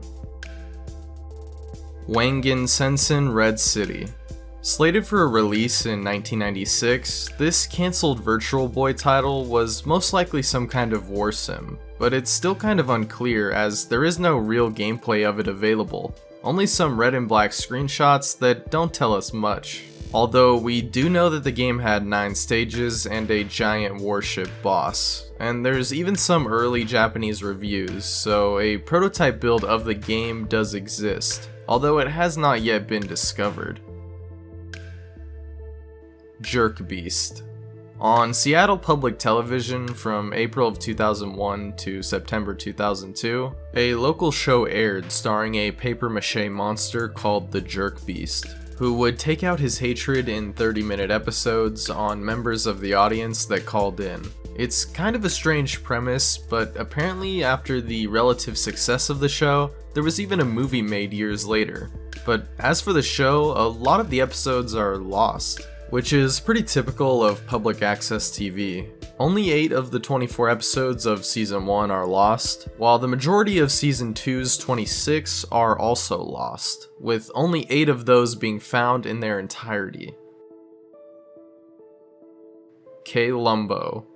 This is a Kmart parody of Columbo and a safety demonstration video from the 90s, with the possible full title of K-Lumbo Safety is No Accident. And the reason we know this thing exists for sure is because it was actually referenced in a court case in 2001. But other than that, the video is still lost, and we don't know much else other than that it starred a detective named K-Lumbo who investigates the safety protocols of a Kmart. Lego Maddie Abernathy videos. More Lego YouTuber lost media. Kind of oddly specific, but hey, I'm not judging anything here. Anyway, I believe this is simply another Lego YouTuber with some lost and/or deleted content. The Degrassi Kids Rap on Rights. Here we have a video produced in collaboration between the cast of the Canadian TV series Degrassi High and UNICEF, with it being produced in 1989 and distributed to schools across Canada during this time period. However, after this, the video kind of faded into obscurity, until it was eventually discovered again in November of 2022, when the video was screen recorded and posted to YouTube. Toonheads. Toonheads was an animation anthology and collection of shorts created by various studios, such as Warner Brothers, Hanna-Barbera, and more, with it originally airing on Cartoon Network from 1992 to 2003, and reruns occasionally airing after that on Adult Swim and Boomerang for a couple of years. The show consisted of 89 episodes, as well as 4 specials, 2 of which never actually aired. And despite this being one of the longest running series in the history of Cartoon Network, many of the episodes are now lost, mostly from the first season, and some are unconfirmed to even exist at all. Hannah Montana Anime. Yes, if you haven't heard about this before, this is actually a real thing, that being an anime adaptation by Toei Animation, based on the Hannah Montana live-actions children's sitcom from the 2000s, and this was all revealed by an animator from Toei Animation Philippines who worked on the project, as well as some other Dragon Ball stuff. But since that was revealed, no more information has come out about it. Obviously, the project didn't get very far before it was cancelled, but there should be at least some stills out there, but no production materials at all have been leaked as far as I'm aware. F-Zero GP Legend English Dub.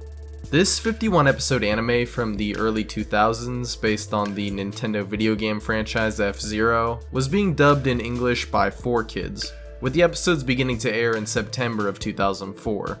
However, the show was cut short at just 15 episodes, airing out of the original 51, with the remaining dubbed episodes never seen, due to the show being pulled for low ratings.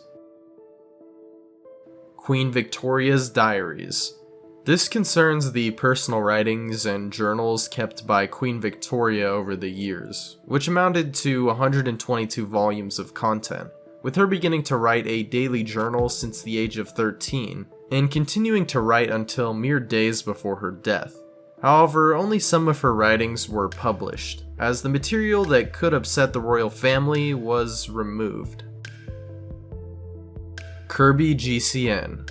So prepare for a lot of Kirby stuff, starting with this one. I believe this is talking about this cancelled Kirby title, Kirby Adventure, which was announced for the GameCube at E3 2005, which was going to be similar to Kirby 64. However, that project was eventually scrapped, which unfortunately is something that happened quite frequently in this franchise. Kirby 64 Karaoyan. Speaking of Kirby 64, there is a lost prototype build of the game which was shown in an early interview, which showed the numbers 1097 on the cartridge, indicating a date of October 1997 for this build. So this would have been a very early prototype build, as the development started in September of that year. The title screen was also known to read Kirby 64 Karaoyan, probably butchering that name, but yeah. Development continued on this project before eventually the team shifted gears and we got Kirby 64 The Crystal Shards, although it's unclear if the team completely scrapped this original version or simply just built off of it. Either way, this prototype has only been referenced in this interview and the build has yet to surface online. Kid Kirby. Developed by DMA Design, who would go on to become Rockstar North, we have Kid Kirby, also known as Jelly internally for some reason. Anyway, this game was about a baby Kirby, where you launch him across the stages in each level, which was going to be done using the Super Nintendo mouse. And to be honest, I didn't even know this was a thing. However, the game was cancelled due to a variety of reasons, namely the Super Nintendo mouse not selling well, as well as the game's development taking too long for Nintendo's liking. And as of now, no prototype builds or anything have surfaced, but there have been some pieces of concept art and sprites which show the style of the game. Katamari Damacy Online. Released first in February 2010, this MMO exclusive to South Korea would only be active for about 2 years before it would be shut down in February 2012, making the game pretty short-lived and of course lost media. There is footage of the game as well as screenshots, but sadly with a lot of these online games, it's really hard to actually get them working if you even can at all, due to the baked-in multiplayer and always online aspects, meaning unless this game ever relaunches, well, it's probably gone for good. Pilot Wings 2.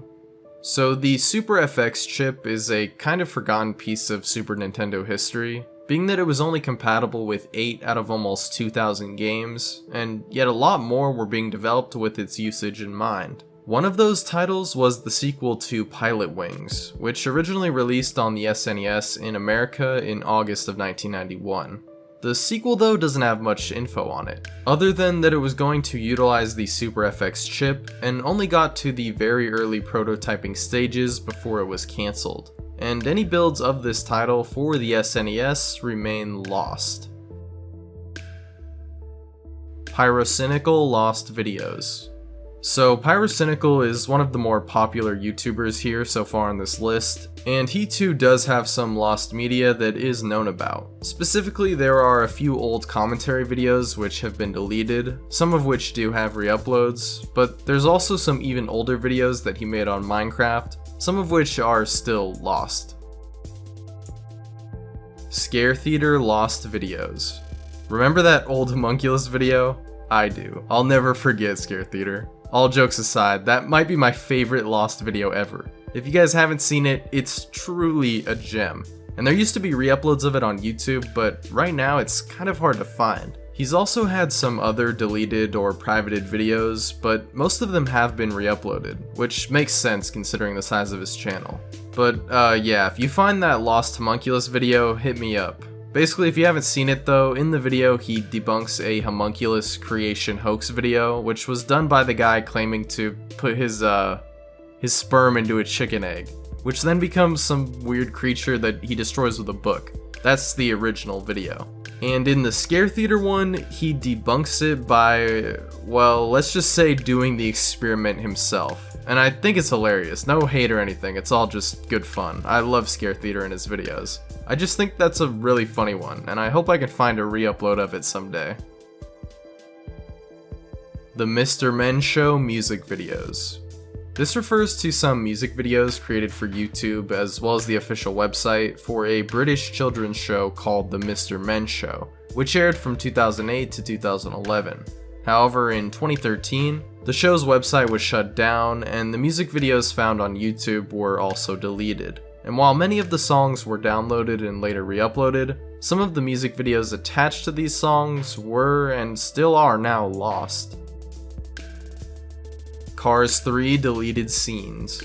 So Cars 3 is obviously the third installment of the CGI animated series by Pixar, with it initially releasing in June 2017.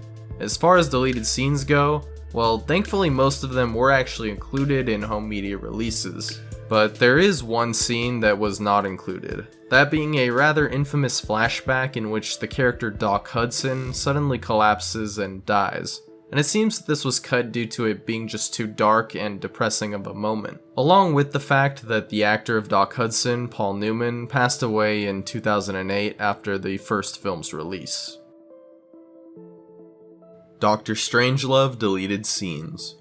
Dr. Strangelove, or How I Learned to Stop Worrying and Love the Bomb, is one of my favorite all-time movies, and definitely a Kubrick classic. And when it comes to lost or deleted scenes, there's a few alternate takes that come to mind. But the big one here to talk about would be the pie fight scene, which was a drastically different alternate ending to the film.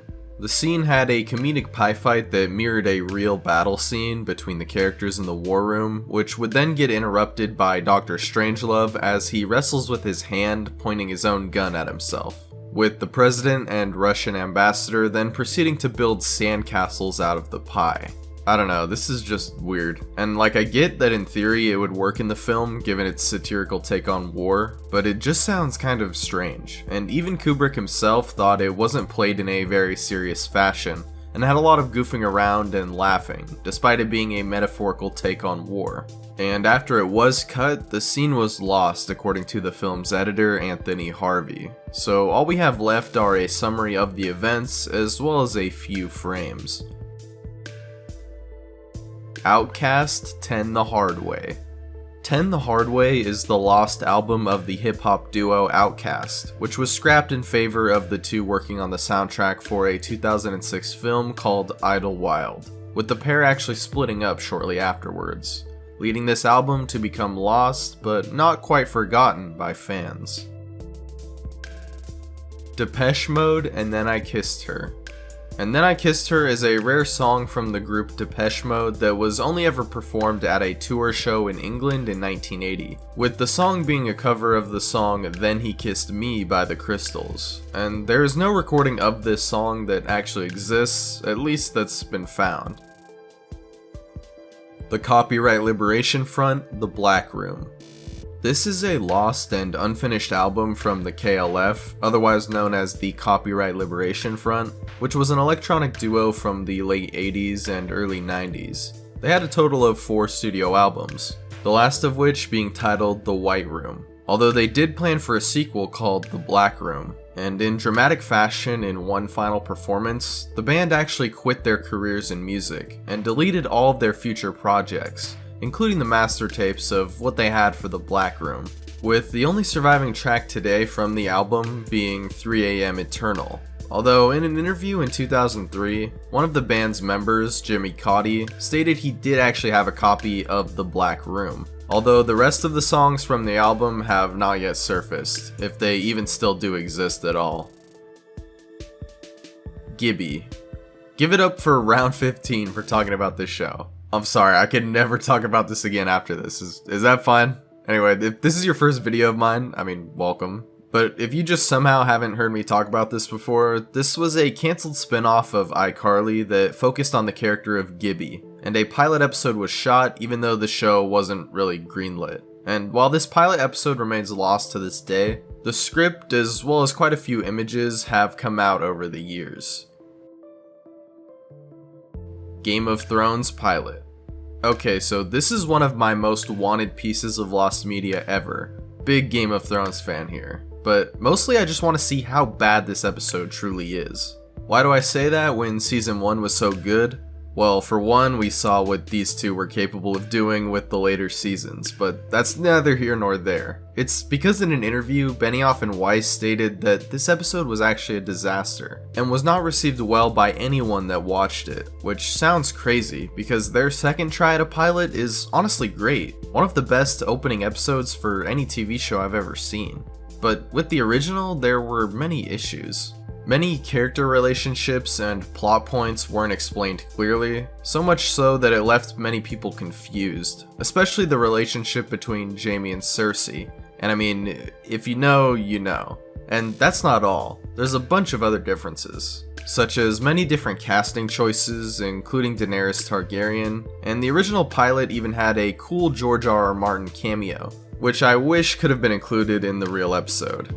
Anyway, basically to sum it all up, the original pilot was so bad that they just had to reshoot it completely, which was even surprising to Benioff and Weiss, the showrunners, that they would even be given a second chance like that in the first place. And as for if this episode will ever release, it's not very likely. However, maybe it could possibly leak someday, but you know, who really knows.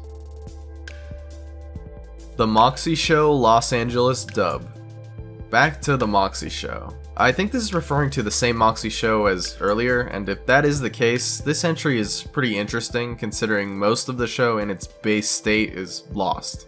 And it's also already in English, but there are some clips that are available on YouTube in what I'm pretty sure is Spanish, so maybe that's what this is talking about, but I'm not too sure. Celebrity Deathmatch Latino dub.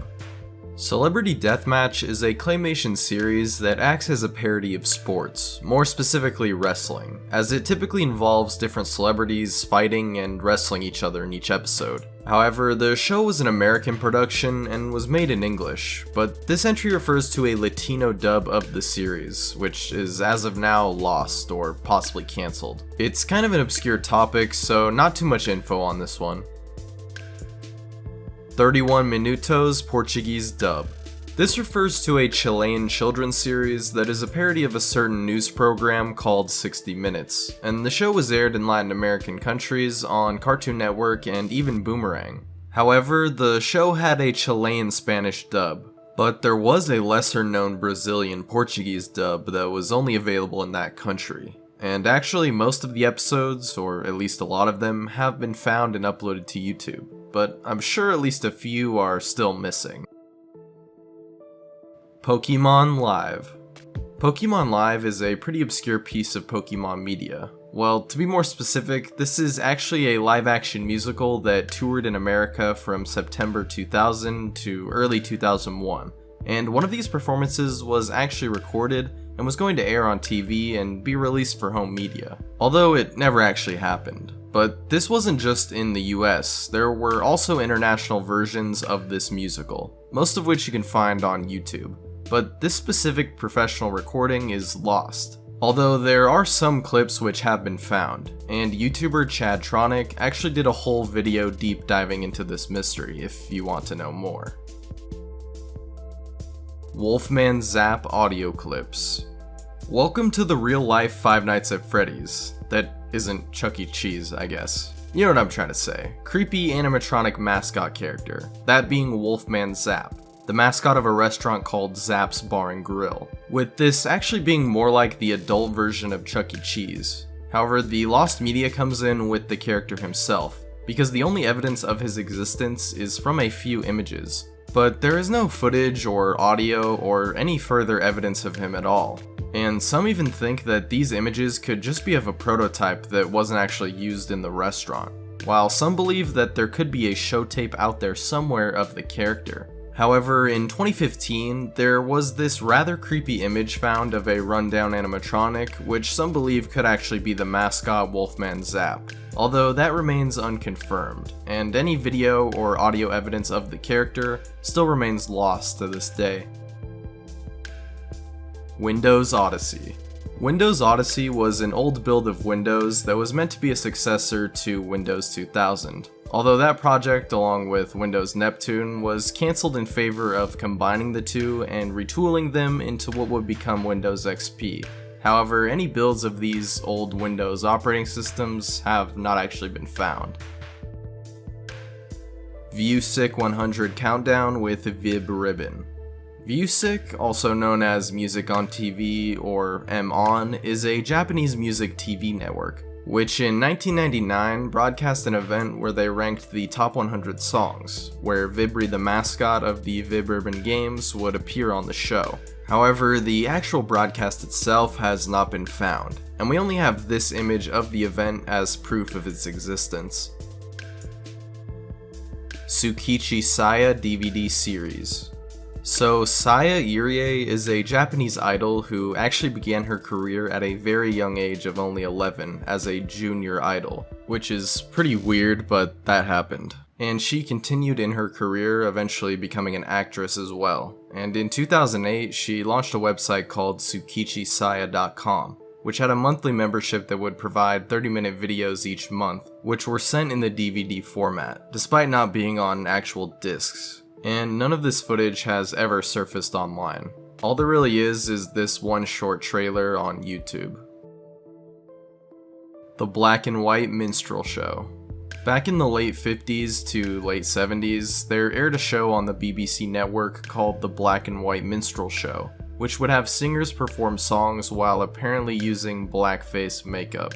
Yes, it was a racist show that aired for that long and was surprisingly actually very popular for some reason. Although of course it was definitely controversial and eventually taken off the air. And quite a few of the almost 200 episodes are actually lost or partially lost. SpongeBob Adult Party Cartoon. Okay, what? Really? Am I just going insane already? No, apparently not. Because on the Lost Media Wiki forums, there is a discussion of a SpongeBob Adult Party cartoon, similar to that of the Ren and Stimpy adult cartoon. However, this was quickly cancelled and not much development actually occurred. At least that's how the story goes. But I'm pretty sure this is all a hoax, as there's no real evidence to back up its existence. The Lorax Zombie Dub. Again, this is another entry where when you look it up, it just shows up with this iceberg. But I think I did find it. Well, a clip of it anyway. In this very obscure YouTube video. And you might be wondering right now, like I was, what even is Zomi? Well, apparently, according to this commenter, it's an Indian language from the state of Mizoram. So there you go. And I guess the rest of the dub is just simply lost due to how obscure it seems to be. Volador Jr. vs. Mr. Niebla. Here we have a partially lost wrestling match that took place at a live show at the Arena Pueblo in Mexico for the CMLL Wrestling League on August 20th, 2012. However, apparently this fight was very brutal, and the rivalry between these two was all too personal, leading to the suspension of both wrestlers, and this bout not actually airing on TV. And as of now, only a report of the match as well as a few images and fan recordings are available. Daria Lost Pilots. Daria is an MTV animated sitcom series that aired from March 1997 to January 2002, for a total of 65 episodes. And this entry refers to a lost pilot of the show. Well, it actually says pilots with an S, but this is the one that is most well known, called Sealed with a Kick from 1995, which was uploaded to YouTube in December 2018. X Japan Unreleased Album. This is an unreleased studio album, as the entry title suggests, from the Japanese heavy metal band X. And this album is interesting because they worked on it on and off for over 10 years, from 2008 to 2018, with the album still never releasing. The songs that were revealed to be on the album were IV, Without You, Scarlet Love Song, Jade, Born to Be Free, Kiss the Sky, La Venus, and Rockstar. However, apparently there were about 13 or 14 tracks planned for this complete album. Yu-Gi-Oh! Pyramid of Light Cut Scenes. So the English version of the Yu-Gi-Oh! Movie Pyramid of Light is quite noticeably shorter than its Japanese counterpart, losing almost 12 minutes of footage due to many scenes being cut and shortened strangely, such as cutting scenes much quicker and getting rid of fade-outs for one thing, but also it's more than just that. In fact, a Reddit user named Invader Weasel made a whole post listing everything he noticed that was cut between versions. So yeah, it's a lot. I won't bore you here with all those details. Yu-Gi-Oh! Lost Cards. So shout out to Sakura Stardust because she made a whole YouTube video on lost Yu-Gi-Oh! Content and came in clutch for researching this, because your boy knows literally nothing about Yu-Gi-Oh! Except Blue Eyes White Dragon. I know that exists, and that's about it. Anyway, in the video she details a couple of notable lost cards, such as the Millennium Thousand Eyes Virus, which apparently is said to be banned in tournaments for being such a broken card, despite it not even being confirmed to exist, which is interesting. There's also some rare and possibly lost promo cards and stuff like that. And there's even more, I'm sure. There's like tens of thousands of Yu-Gi-Oh! Cards, so I'm sure this rabbit hole could go even deeper. Nexus Mods Deleted Mods. I remember Nexus Mods. Used to download so many New Vegas and Skyrim mods back in the day that it would completely break my game. Good times. Anyway, Nexus pretty much deleted a lot of the mods that were there, mostly the older legacy stuff, and while some of the deleted ones also have been re-uploaded, some remain gone, most likely for good, so rest in peace, I guess. Star Wars The Old Republic Beta. Star Wars The Old Republic is an MMO role-playing game that was released on December 20th, 2011, and is still being updated and getting expansions as late as 2022. So yeah, this game was and still is a massive success, but in terms of lost media, the beta version of the game is lost, as it was only temporarily available before the full launch of the game. So yeah, unlikely this is ever going to be recovered. Avatar Legends of the Arena. So here we have another MMO, this one from the Nickelodeon animated series Avatar: The Last Airbender, which released in September of 2008, with some claiming there were also even some physical releases. Regardless, the game let you create your own character and even fight against other players. However, the game was shut down in 2013, leaving the game lost. But there was a major breakthrough, because in March of 2020, the game was actually completely rebuilt, although only the single player is available. Still, it's quite an achievement. Bill Cosby 77. Yeah, a lot of overlap with the cancelled media Iceberg. But this was, if you're unaware, an unreleased Netflix original starring Bill Cosby from 2014, which was actually filmed on Cosby's 77th birthday. However, no footage from the special has ever been found, and that's because, of course, Netflix cancelled the special and severed all ties with Cosby after the allegations against him were beginning to mount. So yeah, very unlikely this will ever see the light of day. Lock Up Your Daughters. Here we have a film that's so lost we don't even know if it ever really existed in the first place. Let me explain. It's said to be a lost vampire and horror film starring Bela Lugosi, which released limitedly in 1959. Not much is known on the plot, but a review from someone who claimed to see the film stated it was about Lugosi playing a doctor vampire guy who conducts experiments on women in order to bring back his wife from the dead. The film was also said to be pretty short, being only about 50 minutes long or so. Besides that, there's a couple of mentions here and there, and there's this alleged poster of the movie, but that's it. Invader Zim Enter the Florpus Deleted Scenes. So the Invader Zim film Enter the Florpus, released in 2019 on Netflix, had a few deleted scenes. Specifically, we know about some scenes centering around the character of Tak, who is likely to have originally played a bigger role in the film, including a scene in which she escapes from a prison. But besides that, not much else is known, and the scenes have not resurfaced in any way, and were most likely cut due to time constraints. Star Fox for Virtual Boy. Everyone knows about the Virtual Boy, Nintendo's worst console ever, a complete commercial flop, and honestly one of the worst gaming consoles ever made, but that's common knowledge. It was discontinued not long after it came out in 1996, so it's no surprise there's some unreleased, unfinished, and lost games. One of these is a Star Fox project for the console. However, this one is so obscure that it's unconfirmed if it really truly existed or not. The only real proof of this is from an early tech demo from the Virtual Boy, which showed off a Star Fox-like vehicle, but that's about it, and there's no other info or images on this alleged title. Sonic the Hedgehog 3 Christian Whitehead version. Basically, the story behind this is a fan in the Sonic community called the Taxman, also known as Christian Whitehead, was hired by Sega to make ports of the older Sonic games for iOS. And he did this successfully with Sonic 1 and 2. However, problems arose when they attempted to port the third game in the franchise, as there were some legal issues with the game's composer, and so the port was actually cancelled. However, there is actually footage of Christian playing a build of the game on YouTube. And Sonic the Hedgehog 3 did re-release, however, with a new remaster in Sonic Origins in 2022, but the original version is still lost. My Pokemon Ranch. This here is pretty interesting. So possibly one of the most obscure games in the Pokemon series has to be My Pokemon Ranch, which is a Wii title released in 2008 that allowed users to transfer Pokemon from Diamond and Pearl or Platinum to be stored on a farm, where you can trade, store, and organize your Pokemon. However, the Wii shop closed on January 31st, 2019, and the game can no longer be purchased. All Dogs Go to Heaven VHS commercials.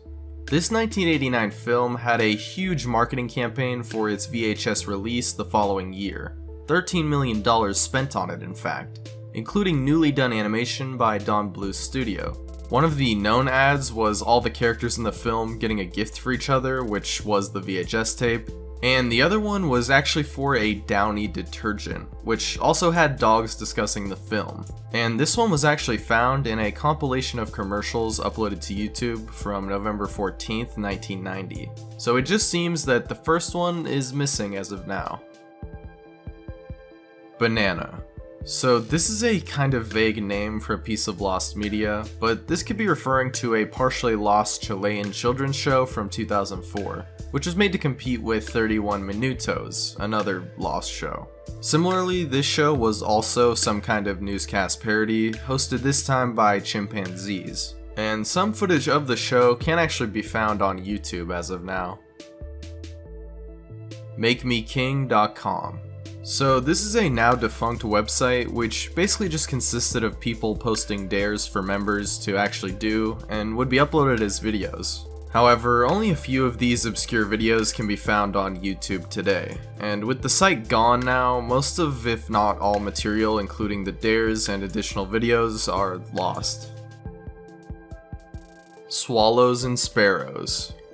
So this is a lost Soviet comedy film from the early 90s that was set in a Georgian town, but that's about all we got. Keep in mind though, this is also being translated from a Russian wiki to English, so yeah. However, someone from the Lost Media Wiki is also apparently searching for this film, and even sent a letter to a film company that said the digitization of the film was planned for 2021. But yeah, it's 2023 now, and no movie has come out as far as I'm aware, but this is pretty obscure, so who knows.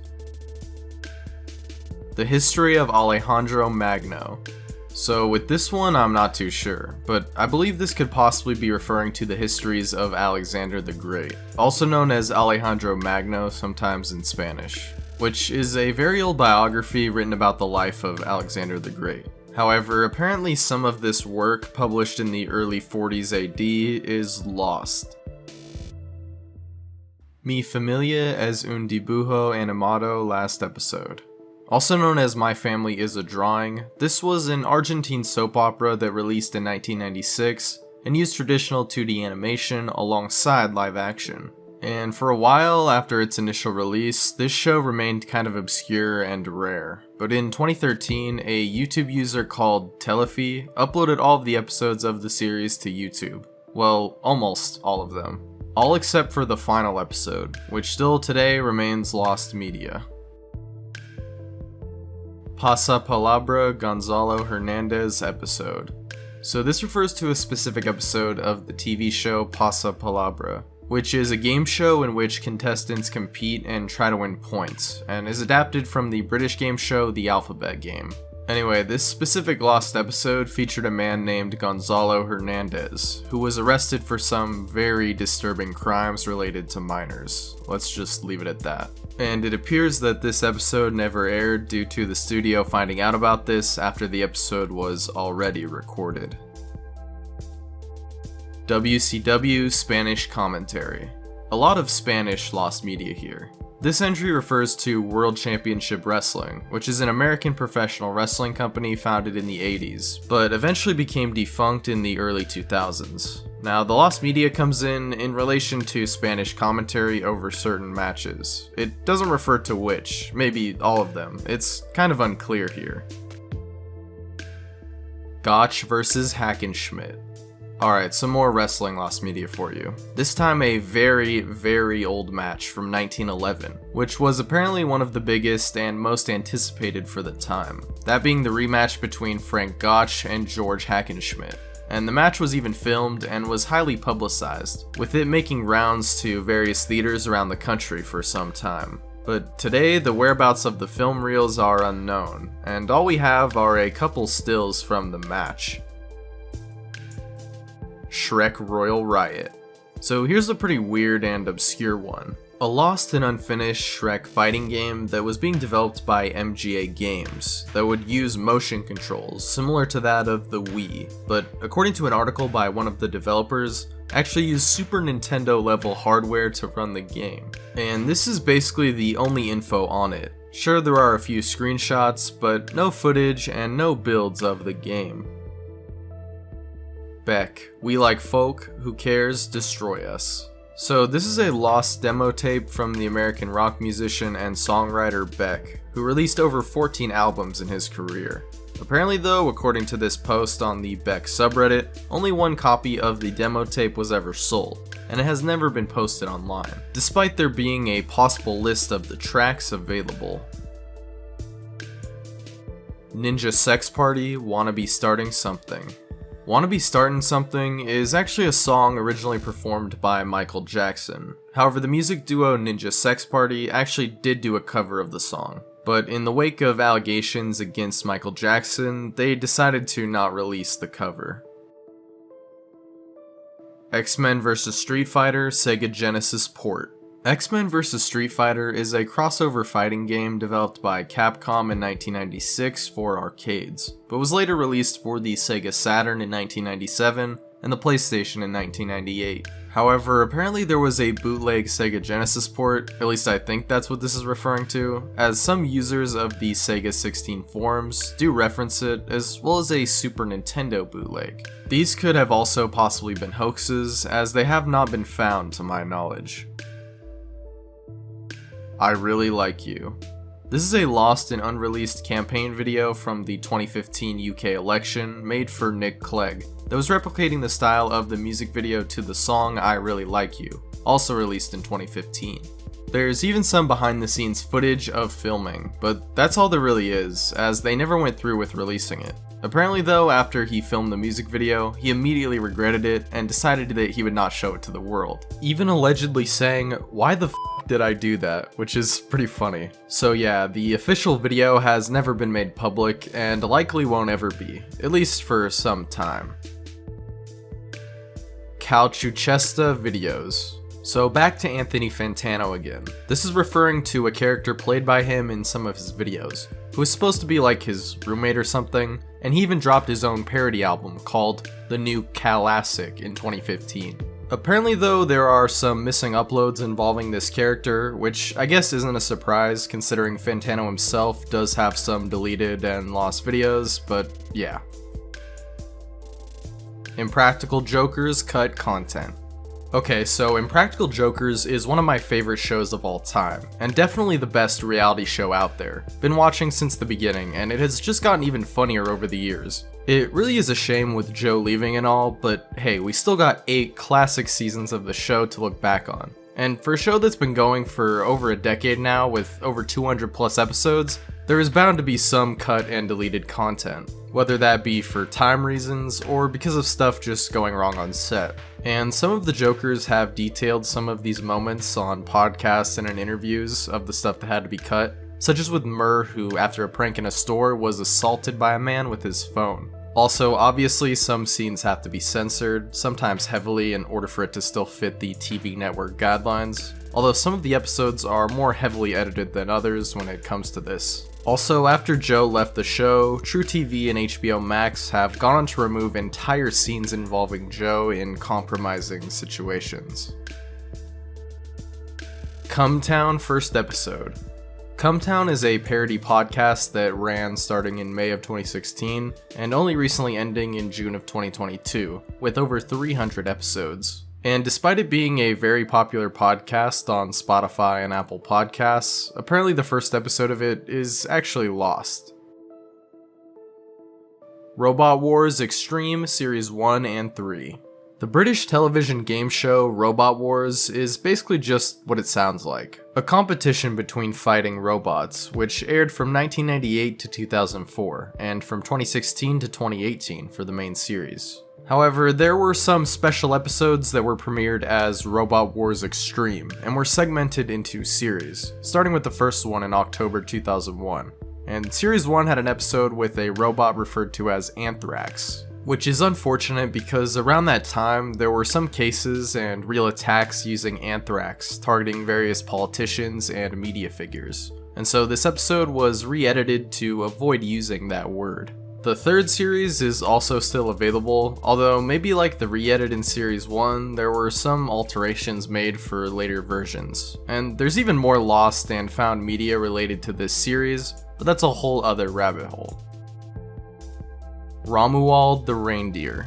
So with this one I'm not too sure, because this is a 1996 children's animated series that aired on BBC for only one season of 13 10-minute episodes. However, the show only had one home media release, which included, for some reason, only 5 of the 13 episodes, according to this article, with an additional episode also being recorded and posted to YouTube, leaving the remaining 7 episodes lost.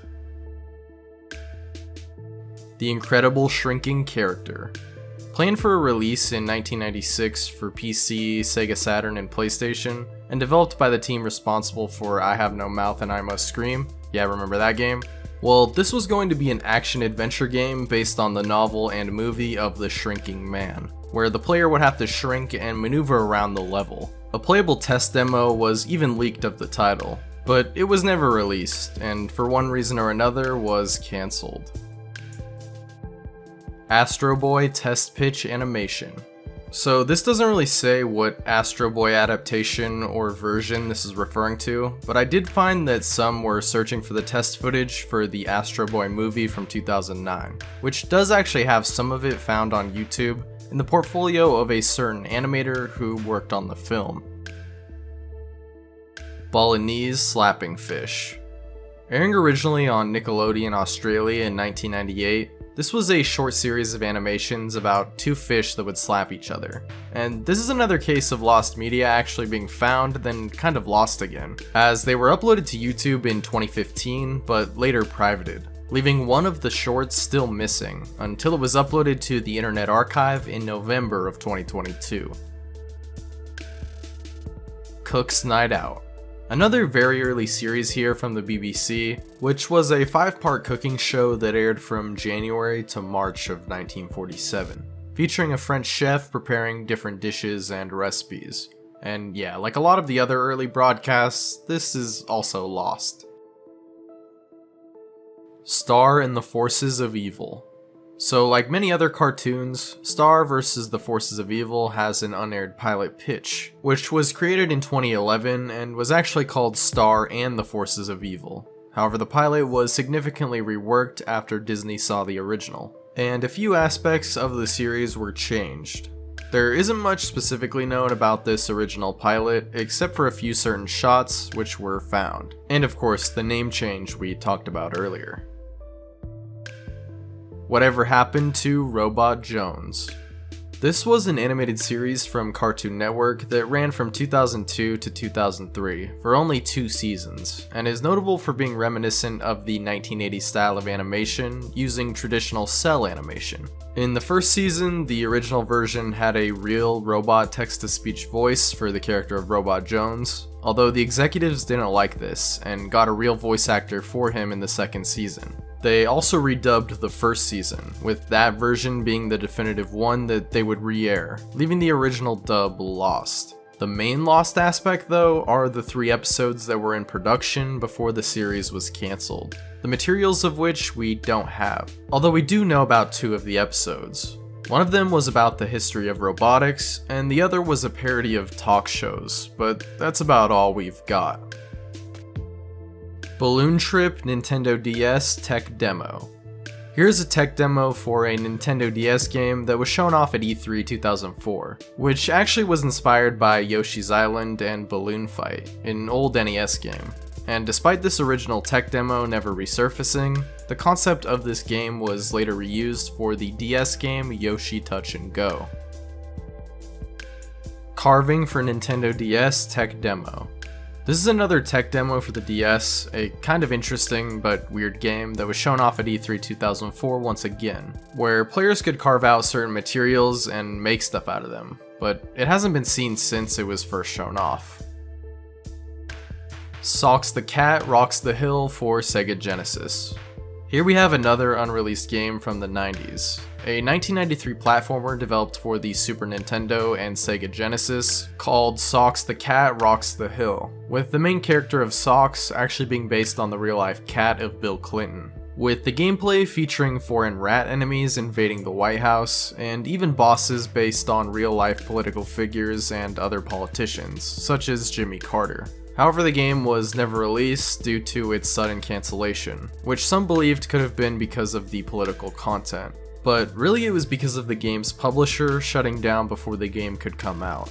And actually the SNES version was found, despite only 1 prototype cartridge existing, which after lots of reselling and Kickstarters and stuff, was eventually released in pre-production cartridges in 2018.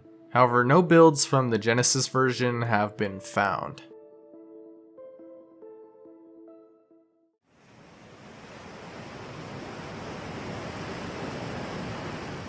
"6 Days in Fallujah." So this is a title with a very long development, which is still going on to this day, with gameplay videos being posted actually very recently, despite it beginning production in the late 2000s, with it being a first-person tactical shooter surrounding the real-world Second Battle of Fallujah from 2004, which lasted for a total of 6 days, hence the title. However, this was quite controversial at the time, and in 2009, Konami announced that they would no longer be publishing the title, and the game was also later put on hold as the original developer Atomic Games went bankrupt. However, the game isn't actually cancelled, although very early builds of the game are seemingly lost. But from what it looks like, the game will release sometime soon, possibly even in 2023.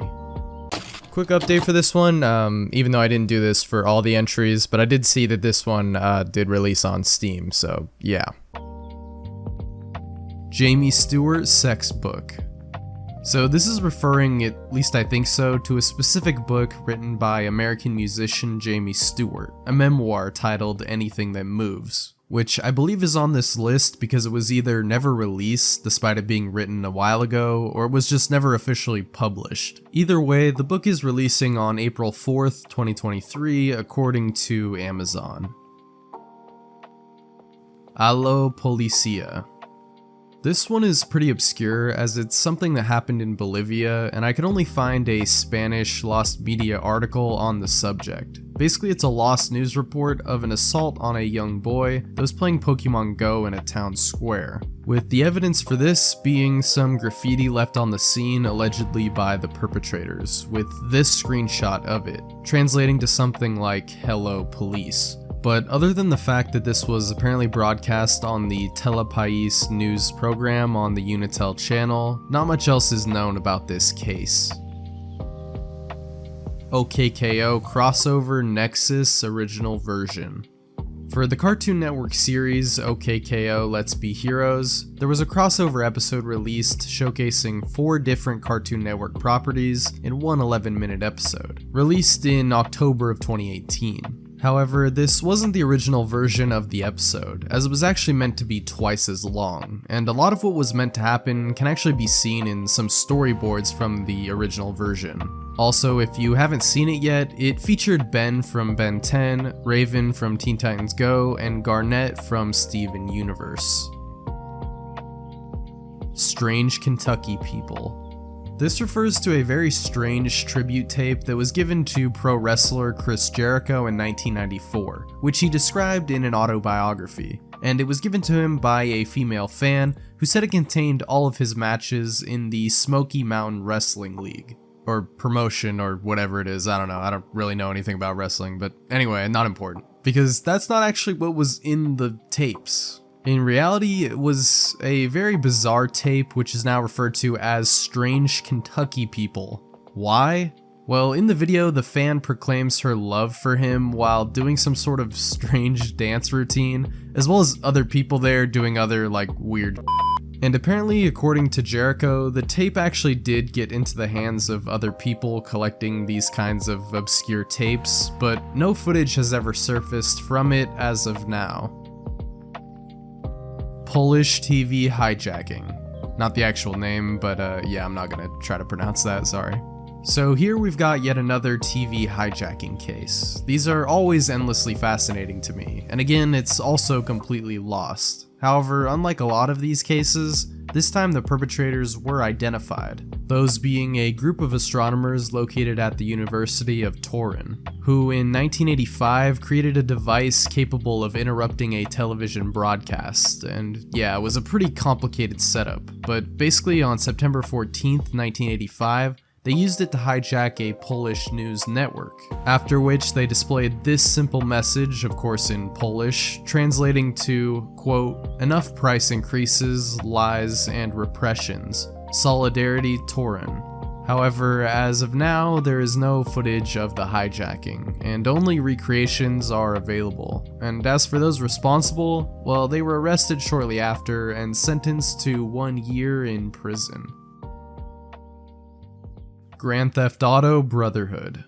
So here's an interesting one for my GTA fans out there. This is something I hadn't even heard of, but I believe this is referring to a specific and obscure YouTube video and mod for GTA, possibly the first one, although it's kind of unclear really, because not much is known about this at all, and I've only seen one article on this from 2007. But basically it shows this weird mod that when downloaded would actually infect the person's computer with a virus, and the video has since been lost, as well as the mod itself, and there is only this one screenshot that I could find. Kmart CDI training game. Everyone's gotta have a lost CDI training game these days, it seems. So yeah, apparently Kmart is no different, as according to a post from 2022 on the Lost Media Wiki forums, there was a CDI training program from the 90s that was used for employees of Kmart, and the user describes that on their second day of training, there were CDI discs that were used. However, they don't really remember much specifically about the program, except for one of them, which they describe in the post saying, quote, "I only remember one of the discs with reasonable detail. It mostly centered around the big Kmart format that had been recently introduced and rolled out. The new format also ushered in the Martha Stewart Everyday product line, which was yet another big, haha, see what I did there, focus of the disc. However, it seems this style of training wasn't used very frequently, or was cancelled not long after it was initially used back then, as there isn't really much evidence of its existence left at all. Nina Unrated Deleted Videos. So there are quite a few entries of deleted videos from certain YouTubers on this list, and this tier specifically, and one of those is Nina Unrated, who has a channel mostly dedicated to like fitness and vlogs as far as I can tell, and like many other YouTubers who've been around for a while, she has some lost and deleted content. And apparently there are some specific drama related videos that have been deleted which don't have any re-uploads. Glover 2. So here's a game we talked about in the canceled media Iceberg. Go check that out after this if you haven't seen it, by the way, and are looking for, more interesting Iceberg content. But yeah.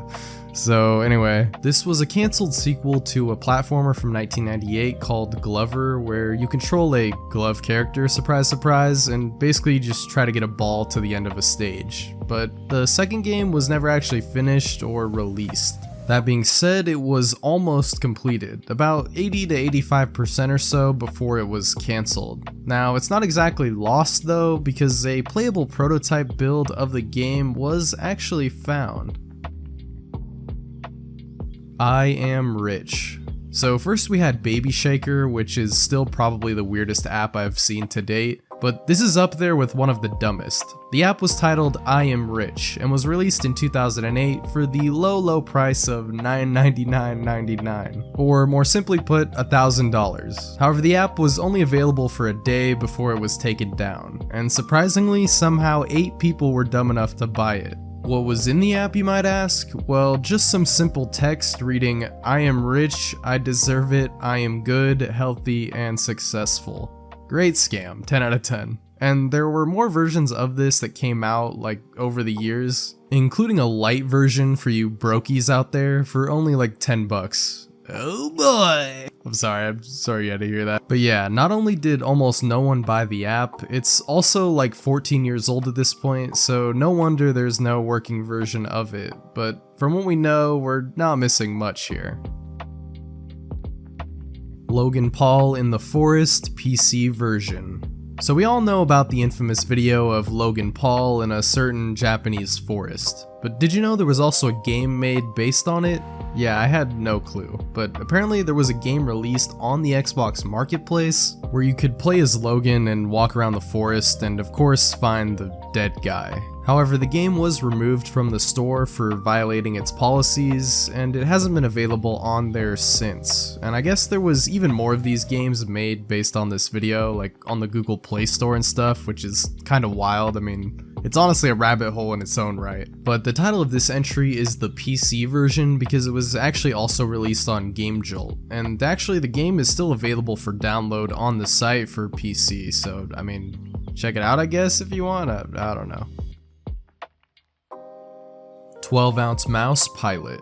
This cartoon that aired in the mid-2000s for 2 seasons on Adult Swim is about an alcoholic mouse named Fitz, who suffers from amnesia and begins to recover some of his lost memories about his dark past. But it's also known for its really crude and simplistic art style. And like I said, the show ran on Adult Swim for 2 seasons in the early 2000s before it got a 3rd season in 2020, with a few other webisodes and specials here and there. But what we're here for is the lost original pilot, which was briefly discussed in an interview in 2021 on a website called Corndog Central. However, not much is known about the episode besides some small voice cast changes, and according to one of the editors, John Breston, the pilot is lost for good, as no backups of it were ever made.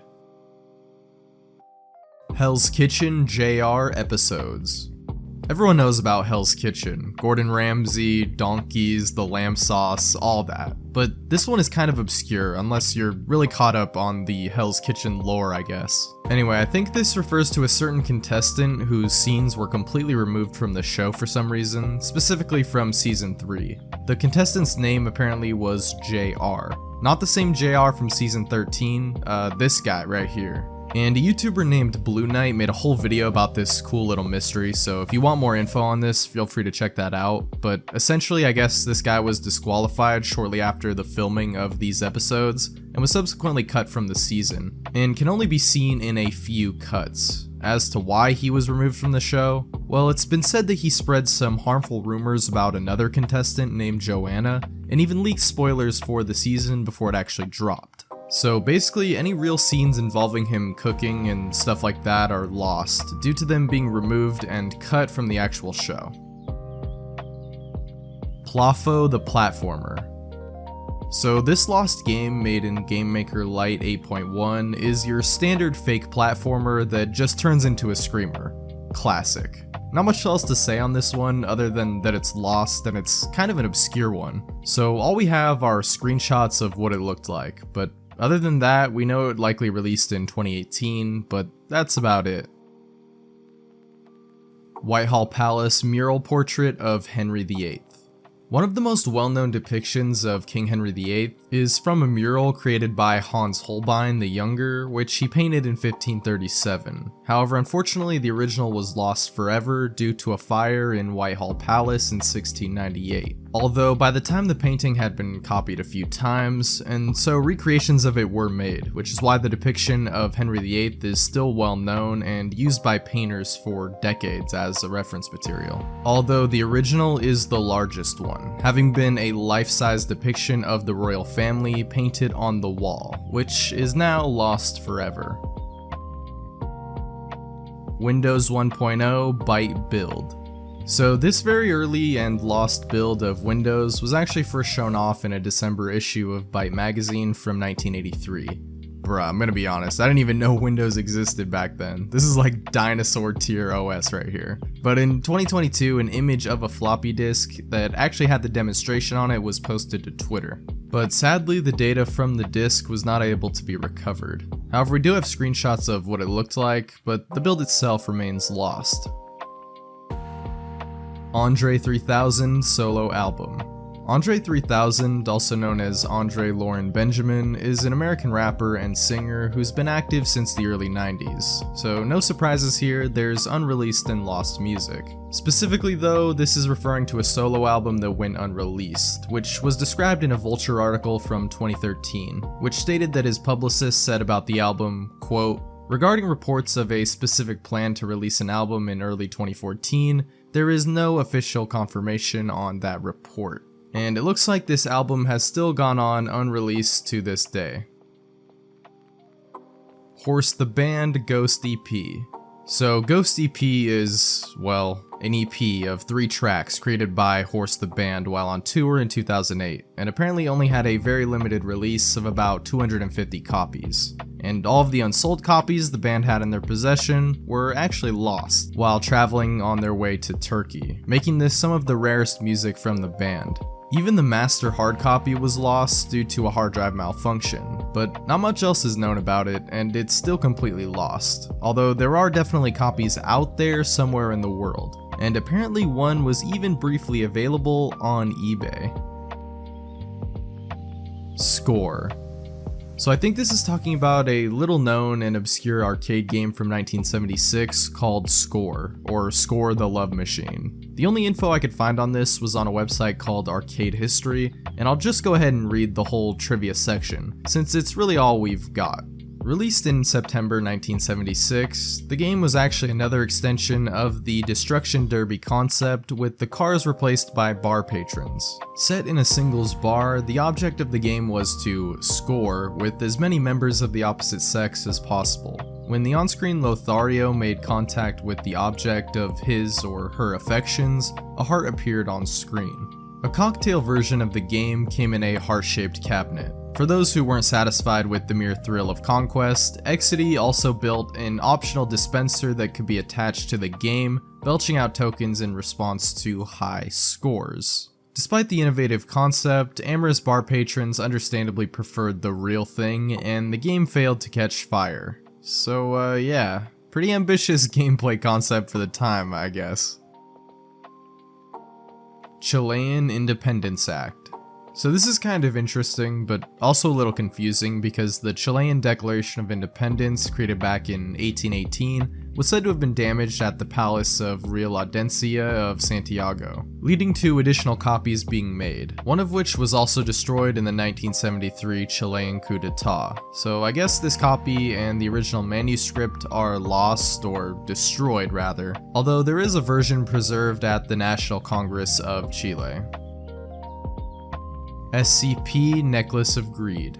So yeah, SCP, probably most of you know about this, but quick rundown of it, it's basically a collectively written thing where people describe these strange entities or objects. It can be anything really, to be honest, that's classified as an SCP, but usually it's supposed to be creepy in some sort of way. It's kind of like the OG version of the Backrooms lore, that kind of thing. So this refers to old original versions of the SCP-048 story, because it's kind of a meme in the community, I guess, because most most of the stories that were submitted for it were bad. And so if the moderation team, or whoever runs the forums I guess, doesn't think it's good enough, it gets deleted, which happened a few times, leaving some of these stories lost. One such story was about a talking dog named Joey. The next one was called Edge of Twilight, but it was deleted not even 24 hours later. But this specific entry is referring to one called The Necklace of Greed, also deleted. And basically all of these stories were lost after they were removed, except for Joey, which has been archived. Molly Mosk Vogue Fashion Shoot 1996. So for whatever reason, Vogue magazine decided to do a fashion shoot inside of a mosque located in Jen, Mali. And the footage from this shoot has not surfaced as far as I can tell. But we do know that Muslims there were pretty outraged by the way the models were dressed, and after this incident, all non-Muslims were actually banned from entering the mosque ever again. Squadron Leader X. Created back in 1943, this World War II film titled Squadron Leader X is about a German pilot who disguises himself as a British soldier in order to commit a false flag operation, which involves some sort of bombing. But not much else is known about the plot, because the film is actually lost, although we do know that the film did get some pretty good reviews at the time, but since its initial theatrical run, it hasn't been seen since. No Love Deep Web Cuts Songs. So the album No Love Deep Web is the second of the experimental group Death Grips, released back in 2012. There's quite a bit of notable things about this album, including its controversial cover art, but we're here to focus on some lost and cut songs. As in the final release, there are 13 tracks, totaling about 45 minutes in length. But initially it was reported that they actually recorded 20 tracks, leaving 7 of them seemingly lost, unless they were possibly reused for other releases. Dumont Television Network. So this is actually one of the earliest American TV networks with broadcasting, beginning for the company in 1946. And one of the forays of the network was into news broadcasting, which it had made multiple failed attempts at. And their final attempt, only a few years before they would cease creating content, was in 1954 to 1955 with Dumont Evening News, which was a simple 15-minute series reporting the daily news, which typically aired from 7:15 to 7:30. However, the last episode aired on April 1st of 1955, and no episodes from this series have ever been located. Walt Disney performing as Mickey Mouse. A lot of you hardcore Disney fans probably heard about this one. Essentially, in the earlier days of the Mickey Mouse shorts, Walt Disney would occasionally physically act out the movements he wanted the animators to reference when animating, which was done, for example, for Mickey's movements in 1939's The Pointer. Not only did he just show them what to do though, they actually recorded the whole thing. Although Walt was apparently really far away. Even still, apparently he thought the whole thing must have been really cringy, because when people looked for the footage like years later, it was gone, most likely deleted by Walt himself. And he never did any other appearances like this on camera ever again, as far as we know. Lucky 7. Yet another TV pirate incident, one of the most interesting and mysterious in fact, but not in the way you might think. It's not your standard hijacking story. Rather, this was something that took place in the late 70s from April 18th to the 21st of 1978 on an unused local channel called Channel 7 in Syracuse, New York, which some unknown figures used to broadcast various things, including films that ranged from more family-friendly material like Star Trek and Rocky to some more, well, adult-oriented films. But if all they did was play some movies, we wouldn't be talking about it now, would we? Because in between playing the films and TV shows, a figure could actually be seen wearing a gas mask. But besides that, and the fact that everything had been done fairly professionally, with their own channel logo and jingle, we really don't know much else, because all of it is lost. Although it is possible that someone may have taped the event way back then, but at this point it seems unlikely footage of any kind will ever surface. But I mean, hey, you'd never know. And it does seem that whoever was responsible for this, and what they even did, will also remain unknown, considering it happened so long ago.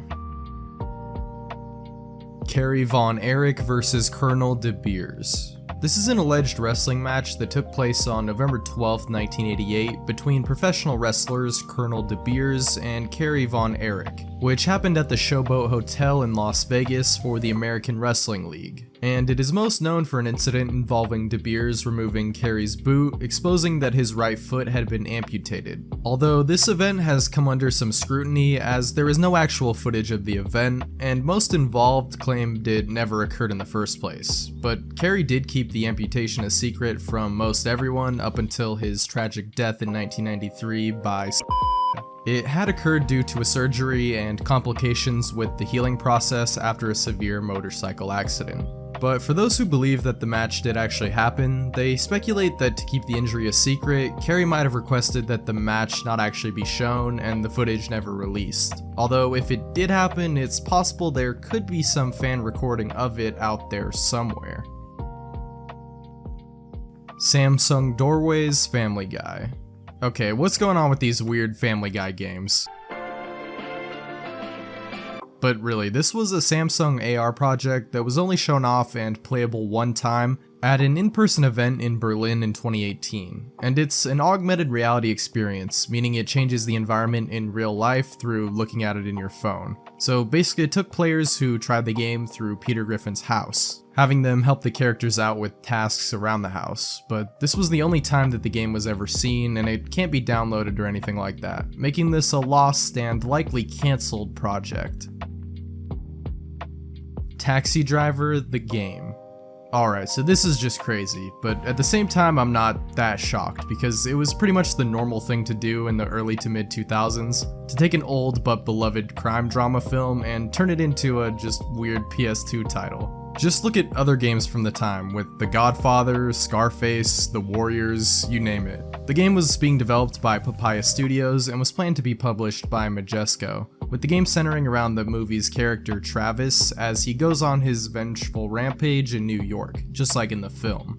Although this time with there being an open world and more missions and side content. So basically yes, it's a GTA clone, surprise surprise. However, there were other interesting aspects, such as violent manhunt / Punisher-like executions, which actually required button combos from the player. However, also the development became quite troubled with the director Martin Scorsese not wanting anything to do with the project, understandably considering it did kind of undermine the whole way violence was meant to be portrayed in that film. Not to mention it really doesn't even need to exist, but that being said, I still would have loved to see it, as both a fan of GTA and Manhunt clones, as well as a big fan of the film. Although sadly it was never finished, with it being suddenly cancelled in 2005, as other projects from Majesco were failing financially. Still, it's a very interesting cancelled title, and one that deserves a full deep dive for sure. PK100 Electronic Keyboard. This is one of many, and I mean many, unlicensed accessories for the NES, this being an electronic keyboard made by a company called Bitcorp, that would have come with a cartridge also. But besides this, not much else is known, and there aren't even any images of it that I could find. The NES did also get a Miracle Piano accessory though, and a cartridge as well, which is probably pretty similar to this lost and obscure product. Medusa Painting. One of the earliest known works of the 15th century famous painter Leonardo da Vinci is one that is talked about in a biography discussing his works and life, although the painting itself is lost, that being known as Medusa, which remains quite a mysterious piece, with only descriptions of it being available, such as in that same biography where it reads, quote, "To think what he could paint upon it that would frighten everyone that saw it, having the effect of the head of Medusa. So he brought for this purpose to his room, which no one entered but himself, lizards, grasshoppers, serpents, butterflies, locusts, bats, and other strange animals of the kind. And from them all he produced an animal so horrible and fearful that it seemed to poison the air with its fiery breath. This he represented coming out of some dark broken rocks, with venom issuing from its open jaws, fire from its eyes, and smoke from its nostrils. A monstrous and horrible thing indeed." So yeah, quite the description. Definitely makes this lost painting sound all the more interesting, really. Law and Order Unstoppable. So Law & Order Special Victims Unit is a very long-running TV police drama series that started airing back in September of 1999, and is apparently one of, if not the longest-running scripted TV series ever in the United States. So yeah, it's bound to happen that there will be some controversial episodes, especially when a lot of the cases and storylines are inspired by real-life crimes, news reports, or general stories and people. And one of these episodes is called Unstoppable, which was produced in 2016 for the 18th season, set to air sometime in October, with the episode being heavily inspired by Donald Trump, who was running for office at the time, as a similar character in the episode was also running for office and was also being accused of sexual misconduct. And because of this and other controversies related to Trump appearing during this time when the episode was meant to come out, it was never released and likely never will be. And all we have from the episode is a short 15-second promo, mostly showing the actor Gary Cole, who was portraying the main character. Comedy. This was an ABC sitcom that aired for just one episode in December of 2000, with the show being similar to something like Tosh.0 or other internet-based shows, as it showcased humorous clips, and apparently 5 episodes were filmed and made, but only the one was ever released due to it receiving poor ratings. And not even the entire pilot episode has been found, as only clips are available as of now. 22 Poems. That is the translated title of this Yiddish collection of poems published and released by author Yehiel Dinur. Sorry if I butcher the names here, I'm sure I will. Anyway, this guy was a Jewish author and Holocaust survivor who wrote additional books later on in his life about these experiences, but his first work is the collection in question, written in 1931. And interestingly, this book is now lost, due to the author going to great lengths to have it destroyed and basically wiped from history, basically denouncing any material before he arrived at Auschwitz in 1943. Even many years later, and for decades, he would destroy any copies that he could find, including a time in 1953 where he borrowed the book at a New York public library only to destroy it, as well as doing a similar thing in 1993 at a university library in Israel. However, it seems that there are copies that still survive out there, but they are only accessible to a short list of academics and not for just anyone to see, at least for now. Pico and Chico Shoda Idol no Otogoshi. So this one was kind of hard to find info on, but the little I did was quite disturbing to say the least. So if you know what Boku no Pico is, well, I really honestly don't know how to describe this show without getting demonetized. But let's just say it involves a relationship between 2 male characters, one of which is seemingly much too young. Yeah. But that's an anime that actually a lot of people already know about, made reactions to it years ago, all that. People call it like the 2 girls 1 cup of anime, which is probably an accurate description. But this entry refers to a spin-off light novel created by a company called Tinkerbell, and it appears on the Visual Novel Database with the description reading, quote, an alternate canon from the anime where Pico and Chico are Shoda idols, and the protagonist acts as their manager. And besides that, it says that the playtime is about 8 hours, at least from a vote from one person. And it also shows that the game released for Windows in 2010 only in Japan, and actually includes screenshots, but it seems the game itself is lost. Frikipedia.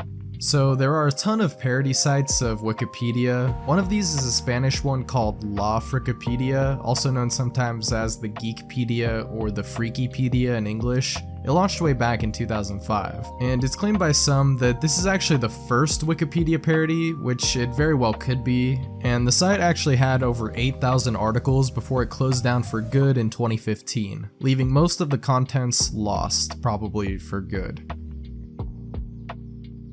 Rainbot deleted videos.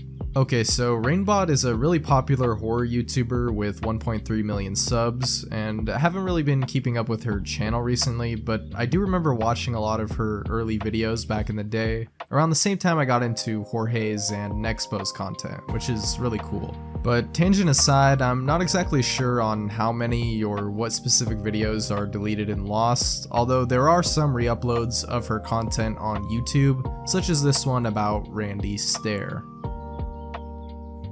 Al Shamshun. Pretty interesting one here, especially for big fans of The Simpsons, as this is an adaptation of the series done by a Saudi media company back in 2005 that made many changes to the show and did it to make it more suitable for Middle Eastern audiences and TV regulations, with the show having a total of 52 episodes produced, although only 34 of them would ever air, leaving the last 18 of them lost to time. This is due to low viewership and criticism to the changes made, as it really drastically changed the show. And on top of that, it was never released to home media, making it even more obscure. Tencho X Toho Project. Here we have a collaborative OVA I think I talked about in that Lost Anime video from like years ago. I don't really remember actually, it's been a while, but this is basically two IPs, Anime Tencho, a mascot of Animate, and the Toho Project, which are a series of bullet hell anime inspired games. And the project wasn't cancelled or anything, it was actually produced by Ufotable, a pretty famous animation studio, and was later shown off at a private screening at one of their cafes in 2010 with no cameras or anything allowed. But a DVD release was actually planned for January 2011, and it's unknown if it was actually ever sold or not, because the OVA is still lost. Apparently though, there were also additional private screenings later on, but today all we have are the storyboards, some screenshots, and promotional videos. Dean Quixote.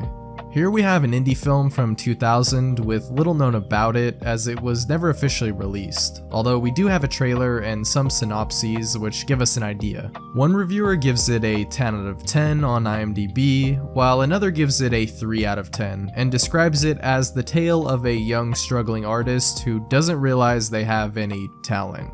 So then, how are their reviews, you might be wondering? Well, it was screened at least once in 2000, and funnily enough, the soundtrack actually did get a release, but not the actual film, and it seems unlikely that it ever will actually be put out. But we have been wrong about these kinds of cases in the past, so who knows. Homenzino.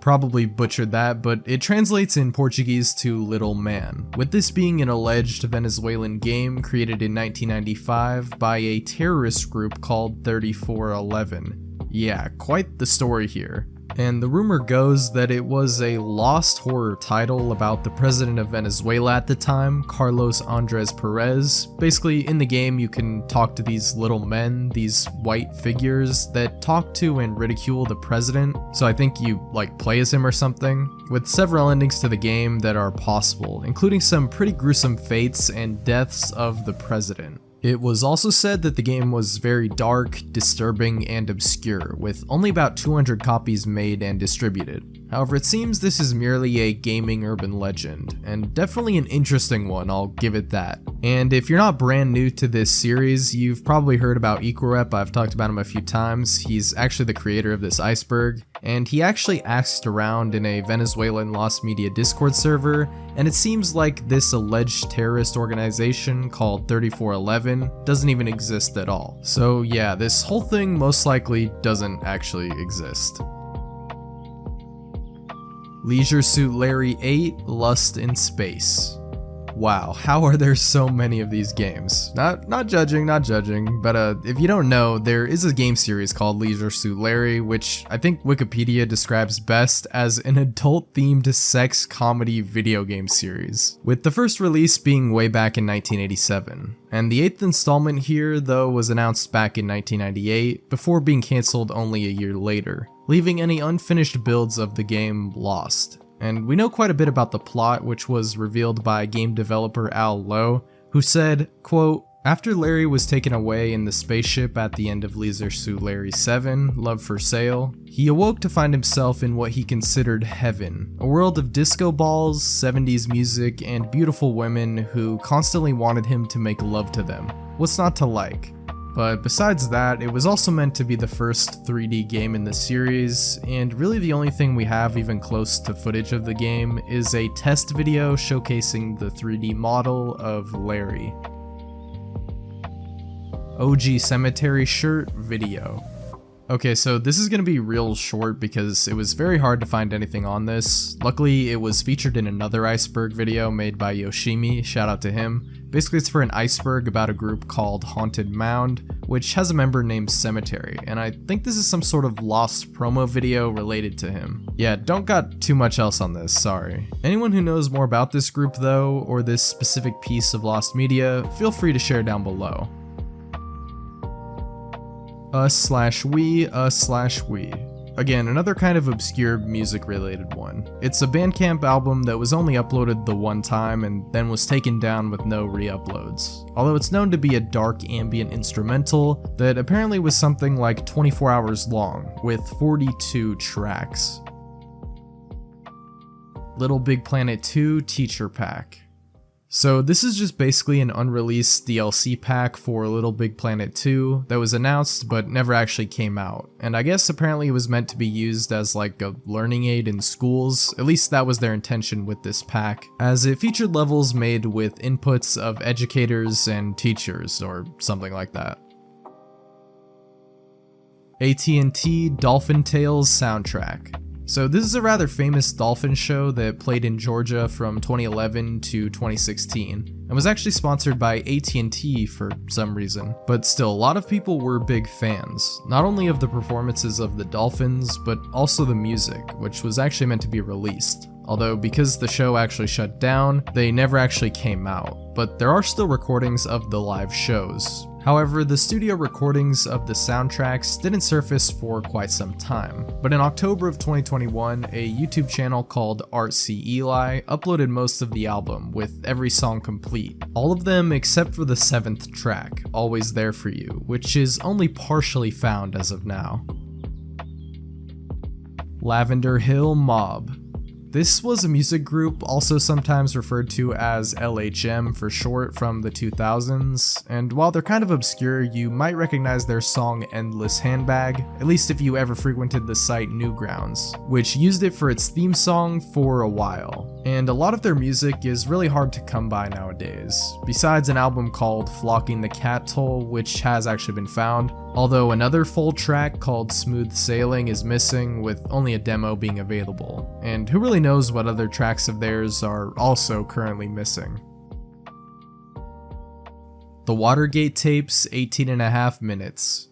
This entry actually just says Gateway Tapes 18.5, but I'm pretty sure this is actually referring to something I've already gone into in the Lost Media Tied to Conspiracies video. That being the infamous Watergate tapes, which for some reason are missing about 18.5 minutes of audio. But to summarize it, basically there was a huge scandal with the President of the United States at the time, Richard Nixon, in the 70s that resulted in his resignation. This was because it was found out through an extensive investigation that Nixon had attempted to cover up a break-in and burglary of the Watergate complex. And many of his conversations were actually recorded on tapes, which became the main evidence of his participation in the cover-up. And from one of these recordings, about 18.5 minutes are mysteriously missing, leading to many conspiracy theories on what could have been in those conversations and why they were even lost or deleted in the first place. And it's been claimed that his secretary at the time, Rosemary Woods, deleted them on accident, but not everyone is convinced that that's the full story or even the true one. But I guess that's up to you to decide.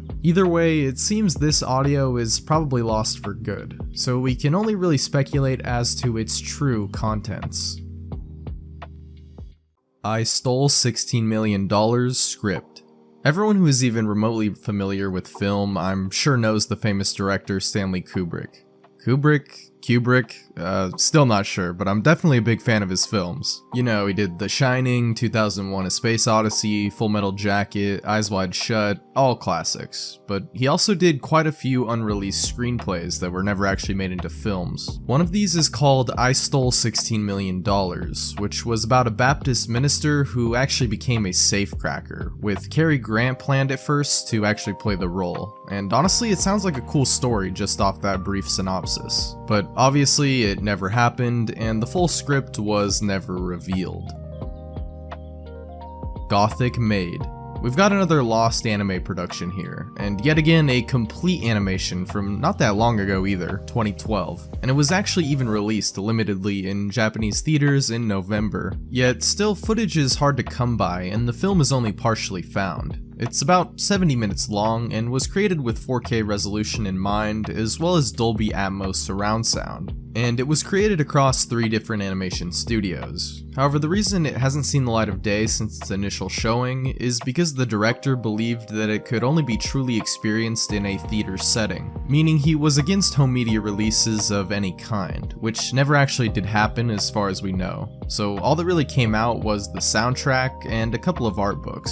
Although maybe the director will reconsider sometime down the line, and possibly we'll get some sort of additional screenings or maybe even a full-on home media release. Crazy Shootin' Lost Videos.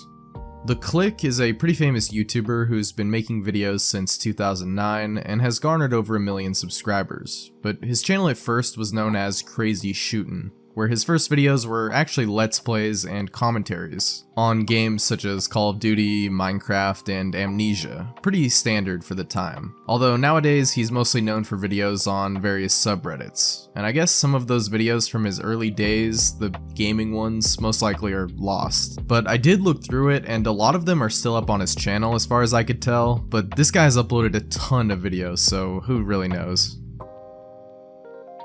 Skydiving. A pretty broad topic or title for a Lost Media entry, so kind of taking a guess here, but there is a Lost Media archive article about a Roblox machinima called skydiving, so that's what we're gonna go with. Apparently it might have been some sort of April Fool's joke created by a user called LegitC, and other than the fact that it was disliked by some viewers, not too much is known. Although it is thought that it was deleted sometime in 2018, and there are some screenshots from the video.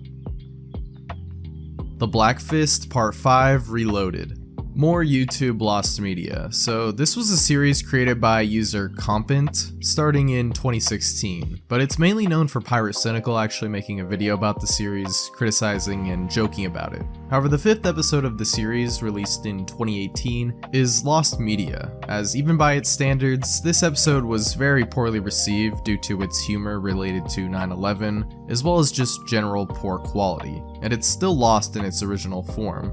But like a lot of other instances with YouTube videos like this, it's only available through other YouTubers' reactions, although there is a restored version of the video that attempted to recreate it, which was made in 2021 by this user. Ben 10 Turkish Games.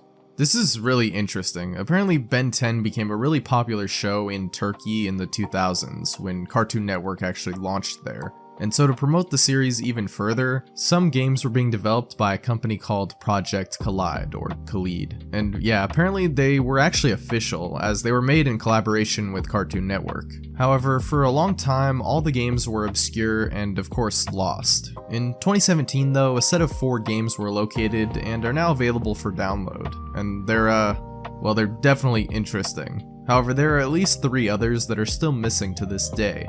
One called Ben 10 Meteor Attack, an augmented reality game which sounds pretty ambitious for the time, as it likely required a webcam and cards or something. Then there was some sort of KFC game, but not much is known about that one. And lastly, there's Ben 10 Big Clash Istanbul, which I know I keep saying this, but it actually sounds just so fascinating, as Ben 10 apparently finds himself in Istanbul defending it from aliens. But other than that, we don't know much else about these lost titles. Coin Blasters. I promise you this isn't a meme even though it looks like one. This is actually a real gambling game from the 2010s, available for iOS and Android, although it's very obscure because it wasn't up for that long, as it did get taken down due to investigations into fraud. Whoops. So basically all we have are just these images. Slinieko. I'm sorry, I don't know if that's actually how you say it, but this was a children's puppet TV series that aired for something like a couple hundred episodes, and we actually don't know how many for sure, but yeah, it was pretty infamous in Slovakia in the 80s when it was aired. And of course, it still is today because, yeah, these character designs are quite something. But it also featured Sunny, who was the character that the show was named after, This one really isn't that bad compared to the other main one. Basically, in the show though, Sunny would bring up some sort of topic which would be further represented through other segments, including some scenes with kids and some other disturbing puppet stuff. In fact, Blame It on Jorge made a video about this show and goes way more in depth into it if you're interested, but only some of the episodes of the show are available, and we don't even know the true episode count like I said, so we are definitely a very long way from finding this whole series. Silly Songs with Larry musical e-card. Prepare for a very obscure piece of lost media here, but if you're at all a fan of VeggieTales, I guess maybe this will interest you. Anyway, it's an e-card, but what does that even mean? I don't know, is this like the earliest NFT ever? I guess VeggieTales was just ahead of the curve. But yeah, in 2001 they released this online musical card which had the character Larry singing. But these images of it are the only actual thing we have. We don't have any actual video, so rip. Rite of the Spring choreography manuscripts. So this is a pretty famous ballet known for not only its complexity, but also for rioting and arrests that ensued during it back in 1913. However, the lost media comes in with the exact choreography manuscripts, which were made by Václav Nijinsky, because although the sheet music itself survives, the original manuscript has not surfaced. Although there are various reconstructions, some of which are thought to be pretty faithful and accurate. Greek Gospel of the Egyptians. Although no manuscripts for this gospel have been discovered, it's likely to have been written between 120 and 150 AD, and is known about because it's mentioned a few times in other works, and about 8 passages are available. And it's thought to tackle some sexual themes, as well as death and birth. And the only known passages come from the book Stromata, written by Clement of Alexandria. And as far as the rest of it, well, it's likely gone for good by now, in all honesty. Syriac Coca-Cola commercials. So Syriac is a pretty well-known animator and YouTuber known for his trippy but cool animations, most of which he features on his website. Although a post on his subreddit claims that there was a Coca-Cola commercial he worked on that's now lost. The post reads, quote, "Hey, does anyone have a link/copy of the old Coca-Cola commercial he had on his website maybe 10 years ago? It wasn't CGI, he probably just did video editing on it. It was a video that featured a few hundred lookalikes, which, how to explain this, emerged from behind other people and moved for a second, and then another one would emerge from behind them again. It's not on his official website or YouTube anymore. I believe it was here in Wayback Machine. But the Flash video isn't cached. And a user comments below that it is still hosted on the website, but this was 5 years ago and I can't even find that one. And the user also goes on to say that this isn't actually the video that he's looking for. Elsagate deleted videos. So if you don't know what Elsagate is, then I guess you're one of the lucky ones. This was and still is a very strange trend on YouTube, which first kind of appeared or was talked about in 2016. They're just bizarre videos targeted towards kids that get absurd views due to just how weird and disturbing they can really be, typically involving the characters of Elsa and Spider-Man and other usually kid-friendly characters, and for a while thankfully it stopped due to people calling it out, but it seems recently it's picking up steam again, which is not good to say the least. I know if I have kids one day, I don't want them seeing this weird stuff, that's for sure. So YouTube, please stop this, and if there are deleted and lost videos, well, good, to be honest. The less there are of these, the better. Fat Cat. Another very obscure one that might not even exist, as this is an alleged Screamer video from 2011 that shows a fat cat, as the title implies, before cutting to that classic Exorcist jump scare. Although the video, if it did exist, has since been taken down and is nowhere to actually be found. Lasagna Cat unfinished videos. This is a YouTube parody series of Garfield created by Jeffrey Max and Zachary Johnson, which had 2 seasons, split apart by many years, one back in January of 2008 and the second coming out in February of 2017. but a lot of the footage from season 2 was actually shot apparently not long after season 1, although there was a lot of post-production problems and only 12 of the 22 filmed episodes were ever released, leaving those remaining 10 episodes unfinished and lost for the most part, although there are a few clips and screenshots found that are most likely from these lost episodes. Ween 10th album. So there are a ton of lost and found demo tapes and songs from this experimental rock group, but apparently they also have a completely lost 10th album, because the band broke up in 2012 despite being formed in the mid-80s, and also their 9th and final release wasn't as well received, which could be why the 10th album was never finished or released. And in case you haven't heard of this group, they're actually known for 2 really famous songs. Ones I'm sure you've heard of from SpongeBob of all things, those being Loop-de-Loop and Ocean Man. RMXS. This is apparently a pretty obscure lost EP from 2011, and it can be seen on a lost and rare music list on the website Rate Your Music, where it reads, "This was the name of an anonymous Russian witch house producer who released 1 album and a small series of EPs onto Bandcamp sometime in 2011. Although efforts have been made to retrieve all the musician's material. RMXS currently stands as one of 2 exceptions to successful recovery." Coin Locker Kid Damnonia.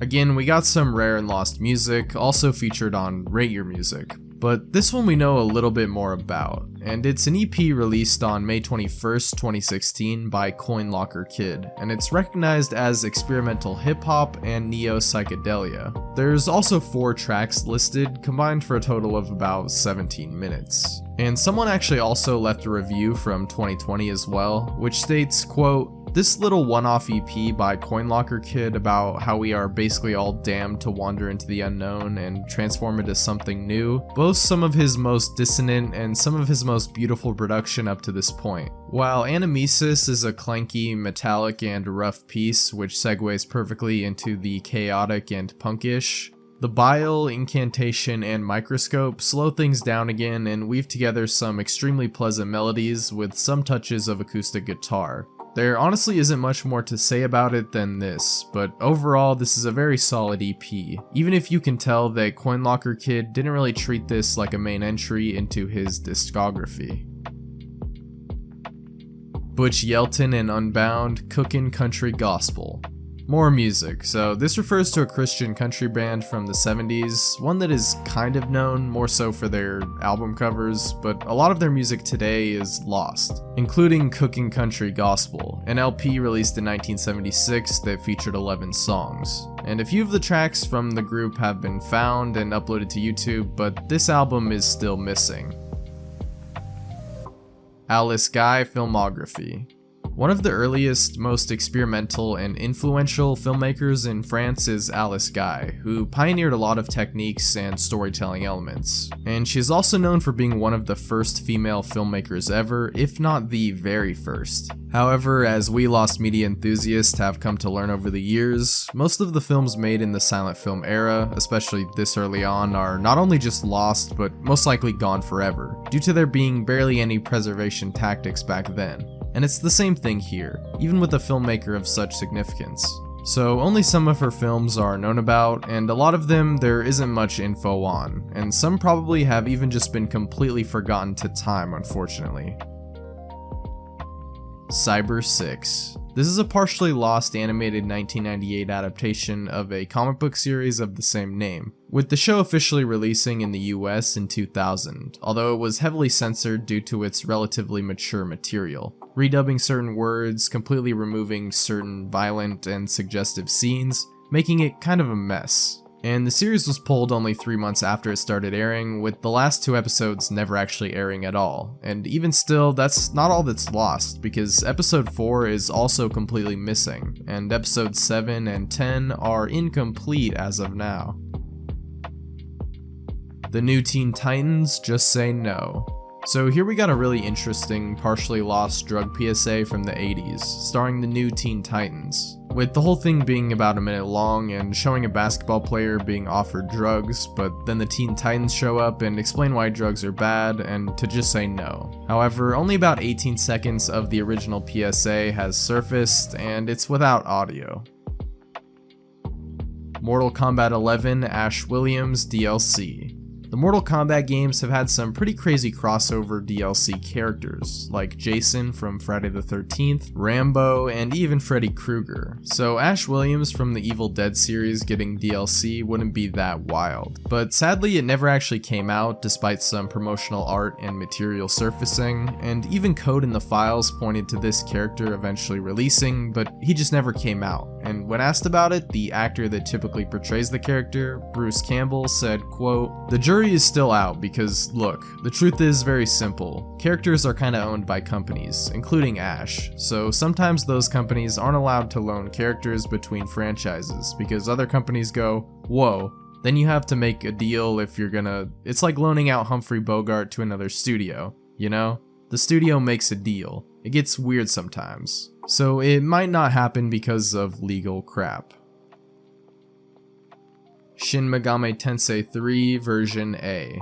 This is a tech demo for the game Shin Megami Tensei 3 Nocturne, one that was never officially released or really revealed at all, as it was only meant for testing purposes. Although some gameplay and cutscenes were shown in a documentary, but besides that, this thing is completely lost. Although apparently it is known through the Japanese script which was found that the story was actually different, as well as even the controls and the battle system.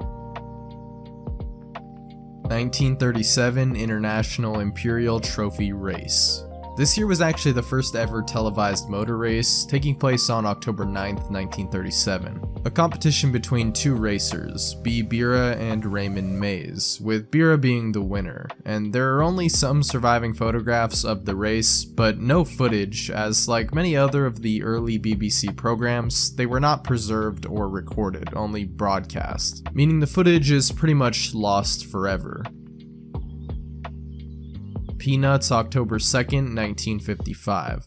The Peanuts is the longest running comic strip series of all time if I'm not mistaken, at least in the US, and it's such a well-known property. So there's quite a bit in terms of lost media. One of these is actually a strip from October 2nd, which features the character of Linus failing to kick a football. And while the strip is actually available now, it's not actually complete and is missing some panels from the original. So I guess the only way this could get found is if someone finds an almost 70-year-old newspaper from this exact date. The best of the worst. So this is interesting. Basically, this was an early version of the Eddsworld comic, created by Ed Gold in 2004. However, the only ones that have been revealed are issues 1, 2, and 6. Seeing as they're an early prototype of another series, I guess it does make sense that not all of them have been found. Also, it is possible that they could be lost forever, as one of the hard drives containing the issues had a malfunction. Duke Nukem Forever Early Builds. Quite the infamous title here, known for having one of the longest development cycles, with it beginning in 1996 and not releasing until 2011, receiving some pretty bad critical and commercial ratings. So with the development this long, you know the game went through so many changes that there were basically multiple different games being made entirely, and two of these very early builds are lost, although one of them is shown in an E3 1998 trailer. And yeah, it's crazy that this is still the same game as the quote-unquote modern one. Now, I'm just sitting here thinking that like 2011 was actually kind of a long time ago, which is making me feel way too old. But anyway, yeah, the game obviously looks way different, and it's running on the old engine, of course. But here's a really weird thing that happened. In December of 2022, on Christmas actually, a very early version of the game was leaked online from 1996 that was actually for some reason a side-scroller. Yeah, and I'm sure this rabbit hole goes even deeper. Doritos Crash Course 2. Anyone remember Doritos Crash Course? For me, this is definitely nostalgia fuel right here. Some of these Xbox Live Arcade games were pretty sick, at least for back in the day. But I had no clue that there was actually a sequel, which released on the Xbox 360 Marketplace on May 8th, 2013. But because of its always online requirement, when the game shut down only like a year later in October of 2014, the game was pretty much done for. You couldn't really play it anymore. The only way to even access it was to have it downloaded back then, but it still doesn't really work. Fallout Quest. You thought Fallout Brotherhood of Steel or Van Buren were obscure titles in the Fallout series? Well, have you heard of Fallout Quest? No? Me neither. And New Vegas is one of my favorite games of all time, but I still had no clue what this was. Basically though, it's a demake of Fallout 3 using JRPG elements, and was created in 2011 and is entirely actually in Japanese. So because of this, and the fact that no copies can be found, we really don't know much about it at all. All we really have are some screenshots, where players can kind of put together what's happening based on previous knowledge of Fallout 3, such as with this screen cap, as if you played the original, you'll probably recognize this location as Megaton because of the nuke. And there's also an image of the map too, which looks like Pokemon or something. This whole thing is just really interesting. And as a Fallout fan, this definitely deserves a deep dive one day. Get your free TVs. Here's another game tech demo, this time created by Valve in 2000 as Half-Life 2's first real playable test level, used to highlight features of the game and engine, including of course the physics, which the game would become known for. And I guess the best description of it was given by writer Mark Laidlaw himself when asked about it, saying, quote, "The video as I recall was of the viewpoint character moving through some dingy buildings on a deserted street, when around the corner run two citizens carrying old-fashioned boxy television sets. The first one shouts, 'TVs, free TVs,' as he runs past. The second one says, a bit more of a fast mutter, 'Get one, get a TV, get yourself a TV.' I think as the viewpoint keeps going, you round a corner and see a citizen and a cop in a very awkward scuffle, where the cop tries to conk the citizen with his nightstick, and the citizen is trying to protect himself with his fists. Somewhere in here, maybe a different map, another citizen hurls a Molotov at a building and starts a small fire. I think there might be alarms going off the whole time. It was a pretty short clip, and I'm not even sure what it was supposed to demo, considering it was SIGGRAPH and not a gameplay demo. Imagination is the Only Escape. Imagination is the Only Escape is an unreleased and unfinished game that was in development for the Wii and DS, and was actually meant to be a single-player educational game set in France and in World War II, meant to explore the Holocaust and Nazi Germany, so the game definitely got its fair share of controversy due to its dark subject matter, including Nintendo of America, who did not have plans to release the title. But it's likely the game was never completed because of the Indiegogo campaign in 2013 failing to reach its goal. VibRibbon Ripple mobile game. We've talked about VibRibbon on here before. It's basically a rhythm game with this rabbit guy, although it was only initially released for PlayStation and PSP in Japan and the EU. But there was a sequel made for the PS2 called VibRipple, which actually got a mobile port in 2004, and was made in Flash, but it's likely it had a very limited release on a website because there is barely any info on it, and of course it's unplayable. But there's also not really even any footage of it that I could find, just this one screenshot. Bernie and the Invisibles.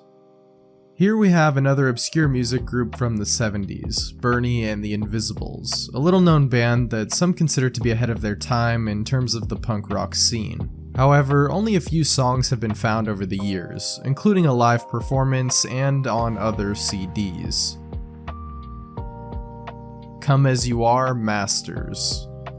Come As You Are is one of the most well-known and famous songs from the rock band Nirvana, released in March of 1992, and it was the band's final American Top 40 hit, also getting to the number 32 spot on the Billboard Hot 100. But apparently, according to a Radio X UK article, it says that the original master tapes for the Nevermind album, yes, the whole album, not just this one song, may have been destroyed in a fire at Universal Music. Scrim Drug Flow 2. So now we got Drug Flow 2, which is a mixtape created by artist Scrim, who is known for being a part of a rap duo that, I can't really say the name of without YouTube killing me, but anyway, this was released in June 2013 on mixtapewire.com and datpiff.com, but only got about 100 downloads before it was taken down. There were 25 songs, including 2 music videos on the tape, but as of now, only 3 of those songs have ever been found. Hellfest 2004 Soundboard Audio. Hellfest 2004 was the final one of a yearly festival that took place for 3 years in July in Elizabeth, New Jersey, featuring a bunch of death metal and heavy rock bands. However, a DVD was planned to be released from the 2004 festival, but it never actually came out, until in 2013 footage from the event was actually posted. But the soundboard recordings of the music are lost, and all that's available is the audio from the camera's recordings. Hollywood Undead Untitled Xmas EP. Hollywood Undead is an American hip-hop and rock group that was formed in 2005 and is still making music to this day. And one of the band members, nicknamed Johnny Three Tears, said in an interview that they would be dropping an EP featuring unreleased songs from their new album at the time, Day of the Dead, and that it would be releasing during or around the holidays, although that came and went with no EP coming out. And 3 of the songs were actually found by name in a database, those being Make Money Take Money, So Dead and Gone, and Lovesick Radio. But these songs, as well as any others that may exist from this EP, are still lost. Aha, Take On Me instrumental version. I'm sure everyone has heard the song Take On Me once in their life. I mean, it was a huge success for this Norwegian group in the 80s, and it saw international success. But there are many lost and older versions of the song, as they had been working on it since 1981, with it not releasing until 85. And one of the known lost demos was recorded in 1983, but not much else is known, except for a short snippet which was featured in a documentary from 2005. 9 Inch Nails The Fragile Deviations 1. This is an alternate version of the album The Fragile, released by the band 9 Inch Nails, with this version having a very limited release in 2017, including different takes, instrumentals, and even previously unreleased tracks. It was available in physical form as well as digitally for a very limited run. However, I'm not sure if any of the tracks are missing, but I would assume they're out there given the official release of this album, but this could just be also referring to the fact that this album did give a release to many unreleased and I guess technically lost songs. The Velvet Underground 4th album.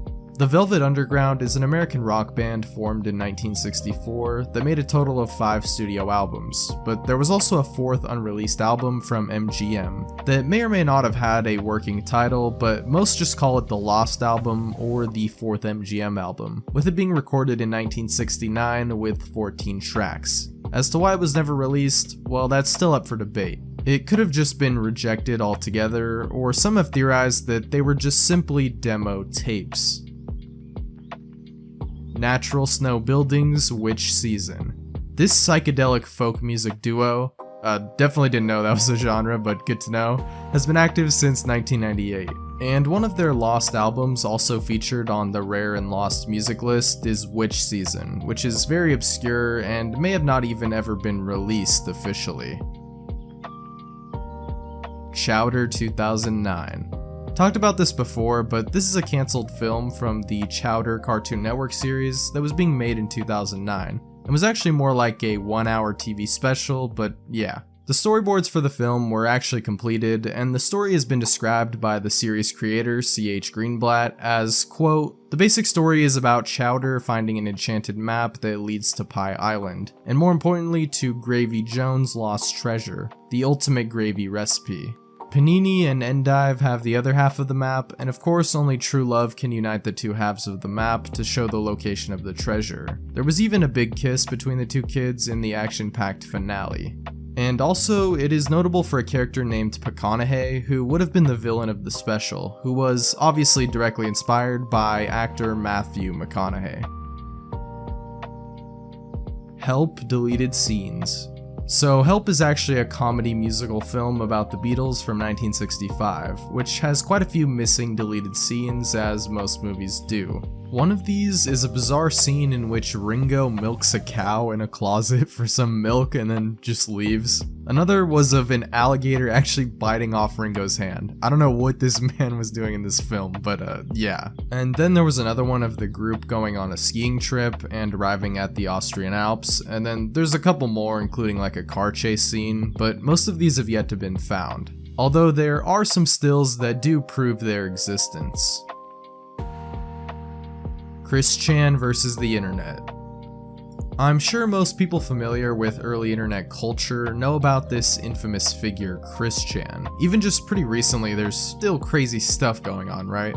But this entry is actually referring to a documentary film project focused on tackling Chris Chan's life and the impact of their life being shared online. And it was also going to feature one of Chris Chan's ex-friends, Megan Schroeder, giving her perspective on the whole situation. It was announced on Kickstarter and asked for a $20,000 budget, which most thought was quite high, especially since filming was already complete and that it would be used for just post-production. But due to stress associated with the project, the filmmaker allegedly actually destroyed the only copy of the film on a hard drive and actually provided this photo as proof. Although he could very well still have it, but for now, all we really have are a few minutes that were leaked in 2020, as well as the Kickstarter trailer.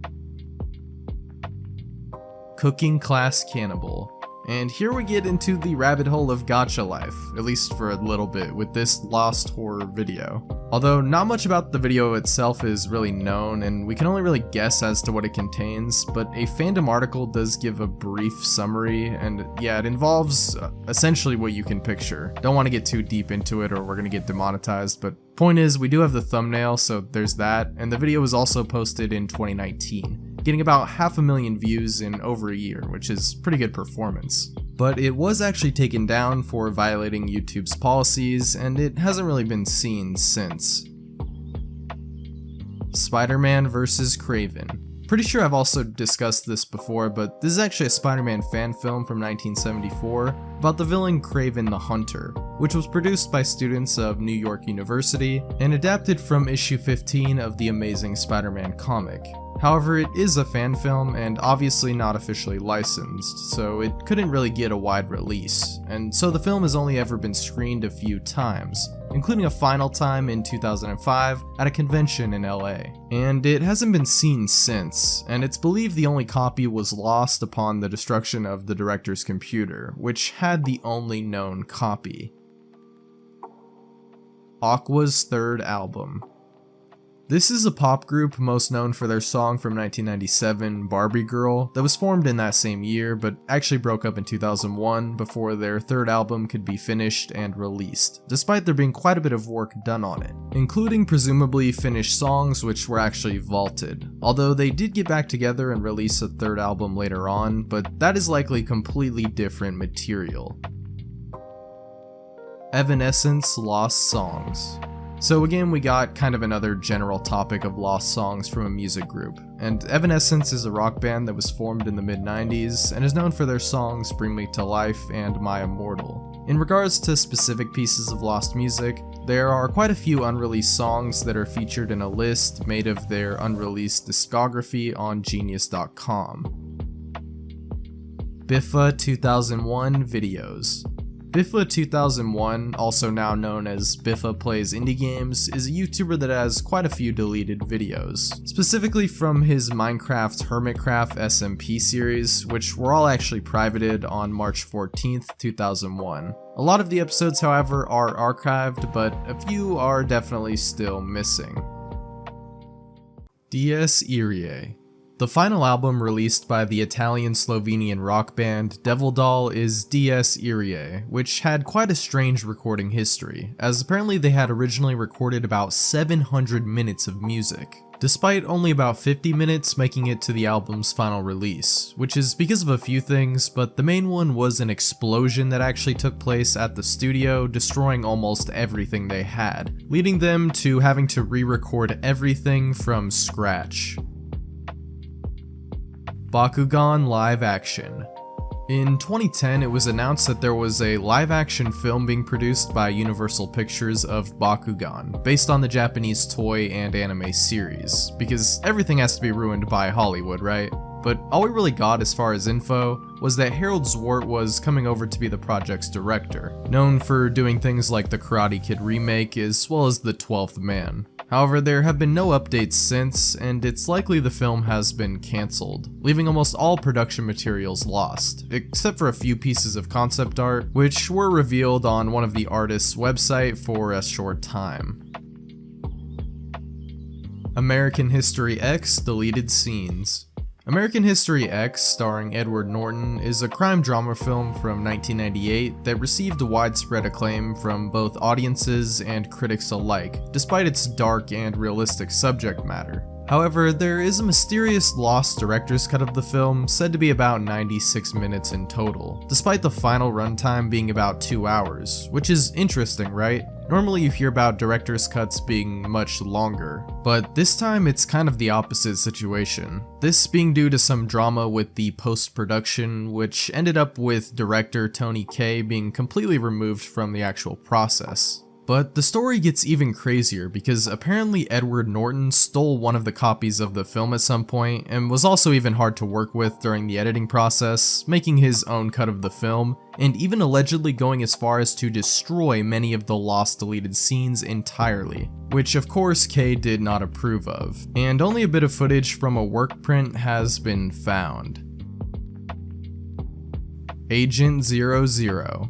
So this is a kind of obscure and lost Filipino spy and comedy film from 1981, and yet apparently the film had some success despite it not being available today, because its sequel ended up being one of the highest grossing Filipino films ever released outside of the country. Amanita Pestilence.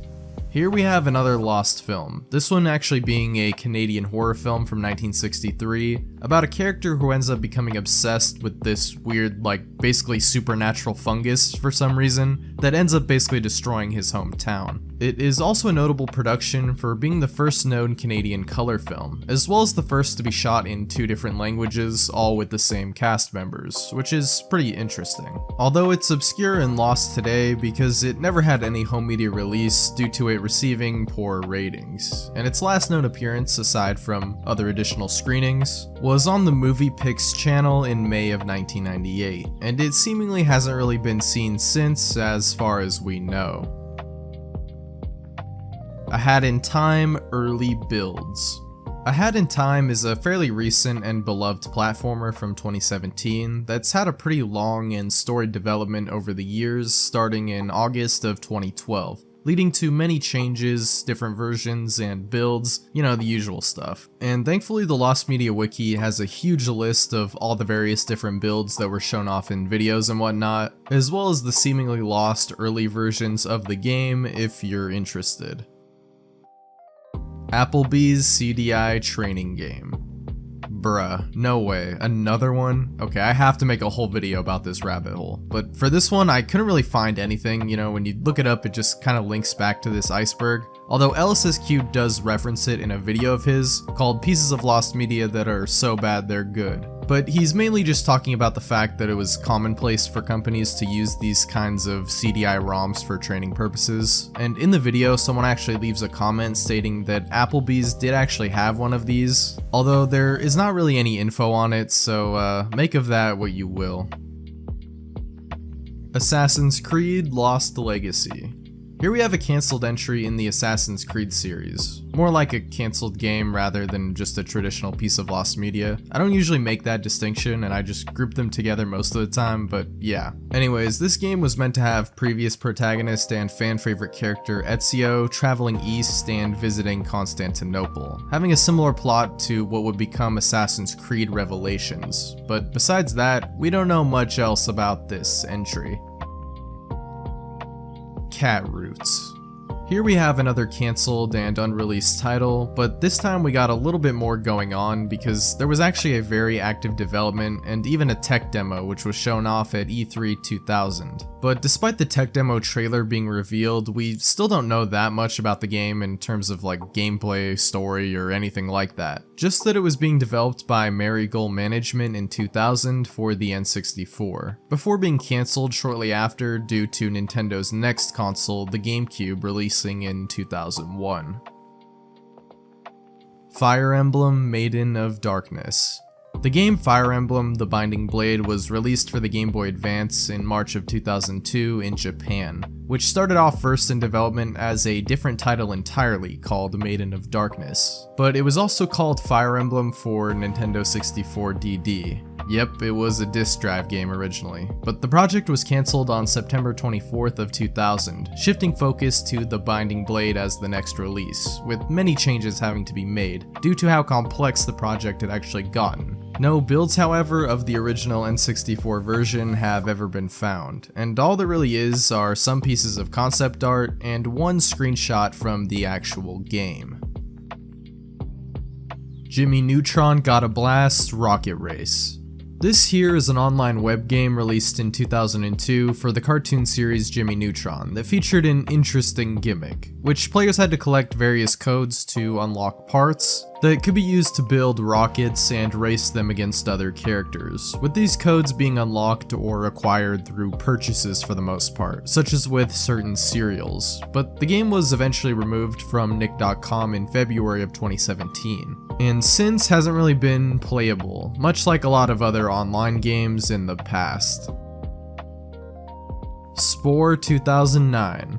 Spore is a pretty popular real-time simulation game released in 2008 for PC and Mac, with a 2D Flash game being made only a year later, which was actually made to promote the Wii game Spore Hero. And it basically involved the same basic premise as the other Spore titles, basically creating a creature and, letting it do stuff, unlocking other things in the process. But the game actually became unplayable and lost in 2012. Although some of the files have been recovered, but it's still missing many, so it remains in a non-playable state. So all there really is are some gameplay videos and screenshots for now.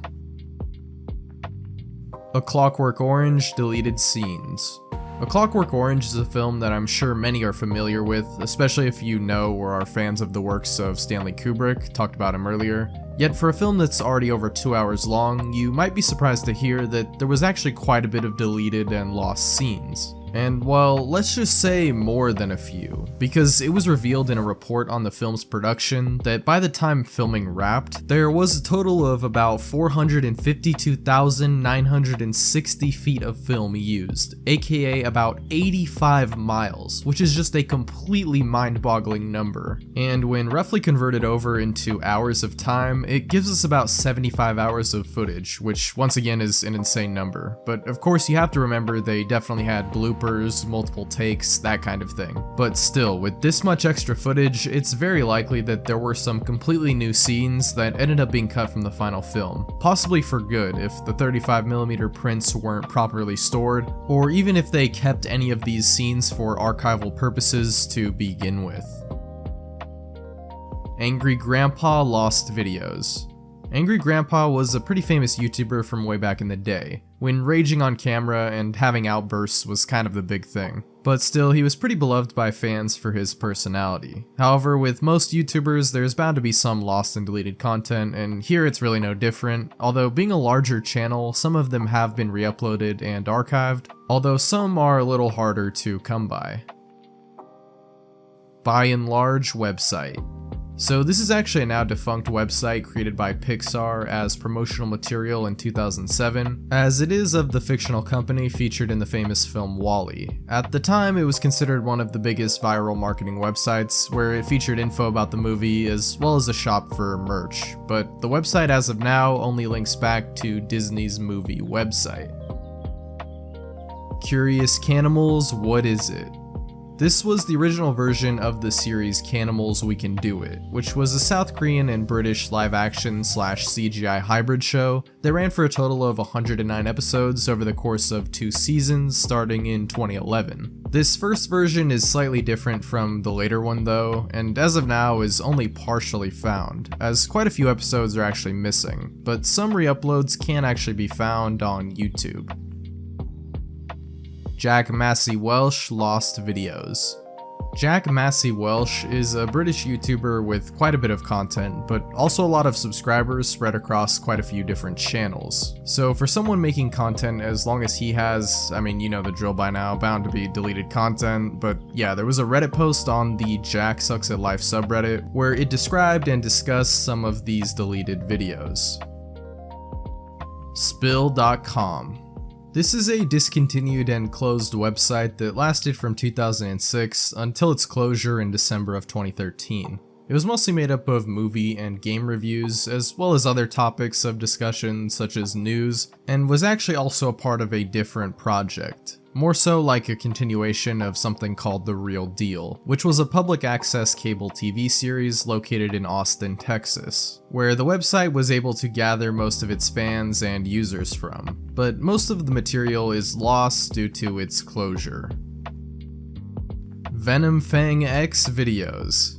Okay, I'm sorry there's so much YouTuber lost media, so I'll try to be brief with these, but this was another YouTube vlogger apparently known for talking about religion and politics back in the day, but has since deleted his channel as far as I could tell, but definitely went through his fair share of drama, with a few re-uploaded videos of him related to that from many years ago, including which was a dispute with another YouTuber called Thunderfoot. But yeah, I don't know too much about this guy or his content really, although there are quite a few infamous referenced videos that are lost, one of which involved him apparently dressing up as the Joker. The Epic of Gilgamesh. This is an epic poem written sometime between 2100 and 1200 BC, approximately in Mesopotamia, originally on clay tablets, but of course with a piece of ancient history this old, the whole thing was not recovered, and in fact only a few tablets were able to be recovered from the earliest version that was found, although there are plenty of other copies that have been discovered, but some of which do actually vary, but at least give us an idea of the general story. There's also many different fragments, and it's also sometimes difficult for historians to figure out which are part of this epic and which may just be early yet distinct poems. Either way, a very important piece of literature in the history of the world. Hemingway's Stolen Suitcase. Now, Ernest Hemingway is a very famous American storyteller, novelist, and journalist. He's also known for having quite a lot of famous quotes, as well as creating the Iceberg theory. Anyway, this refers to a time in 1922 when his wife accidentally lost his briefcase full of his writings, which were never seen again. To be fair though, it was actually stolen, and who knows if the thief even knew what they had on their hands. Mystery Disc Many Roads to Murder. Released in 1983 is this little-known interactive laserdisc. Yes, that's a real thing apparently. Not only that though, this was actually a sequel to another murder mystery laserdisc title called Murder Anyone? The game was only released in Japan though, and is very obscure, surprise surprise. So there's not too much else on this except for a few screenshots and only about 20 seconds of video. Virtual Pro Yakyu 96. Again, another planned Japanese-only release, and a very obscure one at that, which there isn't really any solid info on. Basically though, it was a basketball game planned for March of 1996, but was actually cancelled before it could be finished and actually come out. Mike Henry's Batman Photographs. Here we have some lost photos in regards to a series that never actually came into fruition, but was in discussions and had active promotion and planning, with American actor Mike Henry picked to play the character, even having him dress up as Batman as a form of advertising the show, done through a set of publicity stills. Obviously this didn't go anywhere, as DC got the TV rights and worked with ABC to produce the iconic show from 1966, but these photos of Mike Henry as Batman are still lost media, as we only have some artist mock-ups based on accounts of what he looked like in the costume. Super Monkey Ball 2 promotional wallpapers. Kind of weird and oddly specific piece of lost media here, but I mean if you're a fan of Super Monkey Ball 2, I mean hey, it's something. But yeah, on the Japanese official website, there were 14 wallpapers that were uploaded there before eventually being taken down. 4 of them being completely lost as of now, and 2 only being partially available. Think desktop screen mates. Remember Bonzi Buddy? Well, this is something kind of similar here.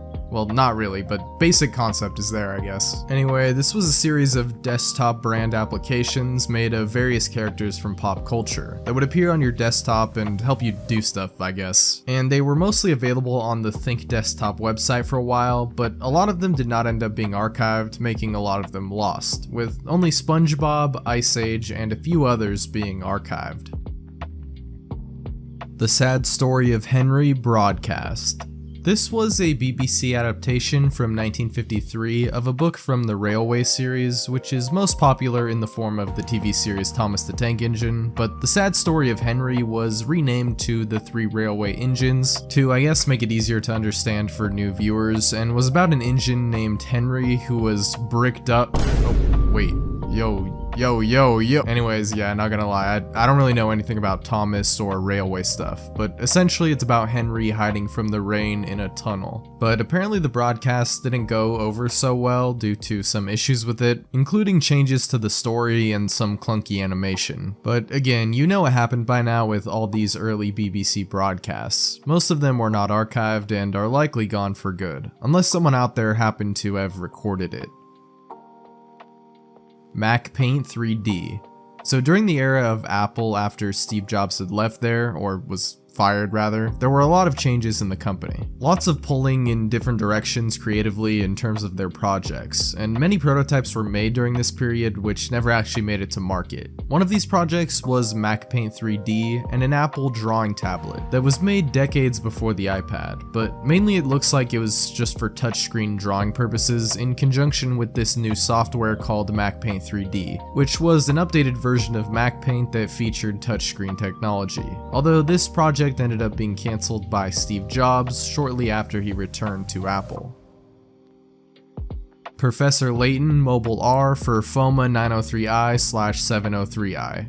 This is an oddly specific one, but basically it's a mobile release of Professor Layton in 2012 for a very specific set of phones, the FOMA 903i and 703i, whatever these things are. It also apparently included some other exclusive stuff through like art as well as music and even multiple different games, all of which are now currently lost due to the service being shut down on October 28th, 2014.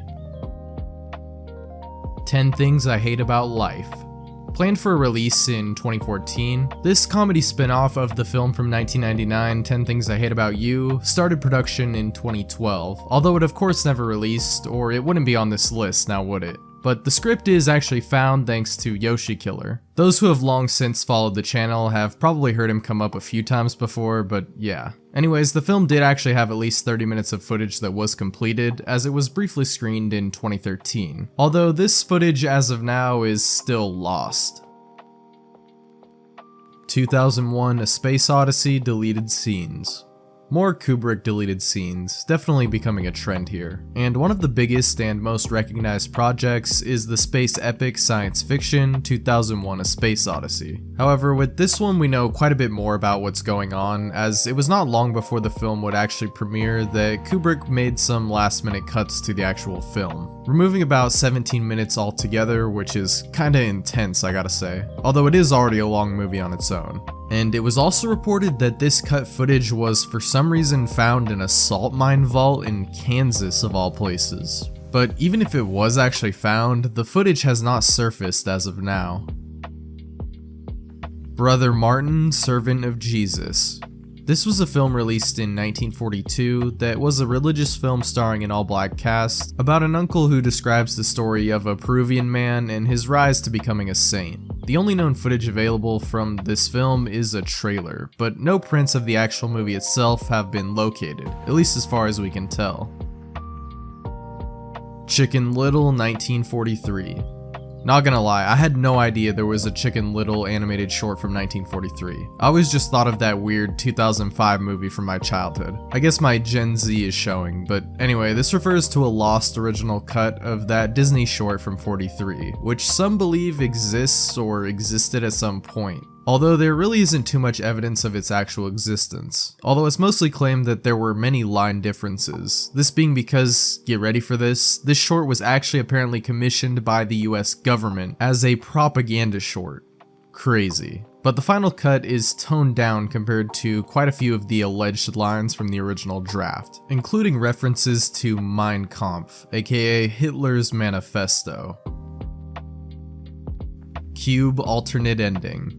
In 1997, this cult horror classic was released to some mixed reception, but overall most people loved the unique setting, as it featured a small cast of characters that wake up in a room which leads to many identical rooms which all form a cube, hence the title, with them trying to find a way to escape. And there are additional films in the series, but none as loved as the first one, which actually had an alternate ending filmed, which has never been proven with actual footage, but it's claimed by some that it was featured in a theatrical version where it shows a survivor escaping the cube and being on some sort of purple alien planet, surrounded by a seemingly endless ocean. However, it's been said that the film's director removed the scene and had all copies of it destroyed, so as not to ruin the mystery of the cube's origin, as well as not directly reveal what's actually outside of it. So it's unlikely that this scene will ever resurface, sadly. Child Rebel Soldier. So this entry is a little confusing, as I'm not too sure where the lost media comes in here, unless it's just concerned with unreleased or lost music from this group, or if it's just referring to the fact that the group was cancelled in 2013. But anyway, it was a hip-hop supergroup formed in 2007, consisting of Kanye West, Pharrell Williams, and Lupe Fiasco. But in terms of singles, there are only 2 listed on their discography, making me definitely think they had some vaulted music. Cricket and Clover demos. Here we have an unreleased album yet again, that being the Cabin album as it's sometimes known as, by the rock band Panic at the Disco. This album is thought to have been pretty different from their usual style though, getting more into a punk sound and being more story-based, with every song touching on the same overall narrative. But the album ended up getting scrapped because it was just too different from their other material, and only one song has ever been fully found, that being Nearly Witches. And there are other snippets of a song called It's True Love, but that's about it. Toho Lost Songs. Talked about the Toho project a bit here, but I'll be brief with this one because again it's really general, and I don't know much at all about this, but yeah, quick refresher, it's become a multimedia anime inspired franchise that started from Bullet Hell Games, so I guess there are also some lost and missing songs, which I did see getting brought up on the Toho subreddit in regards to lost media, but nothing too specific there. One Peluchinga. Okay, so EquaRep, the creator of the Iceberg, had to explain this to me, so big ups to him, but essentially this is some kind of web page that is kind of a spin-off or copy from another social networking page from Argentina called Taringa, where there were way less rules, basically making it like the Wild West essentially of the internet where you could post or say anything. But after a rule was instated against material on the site, the page was taken down, leaving most of everything that was there lost. Palmistry commercial.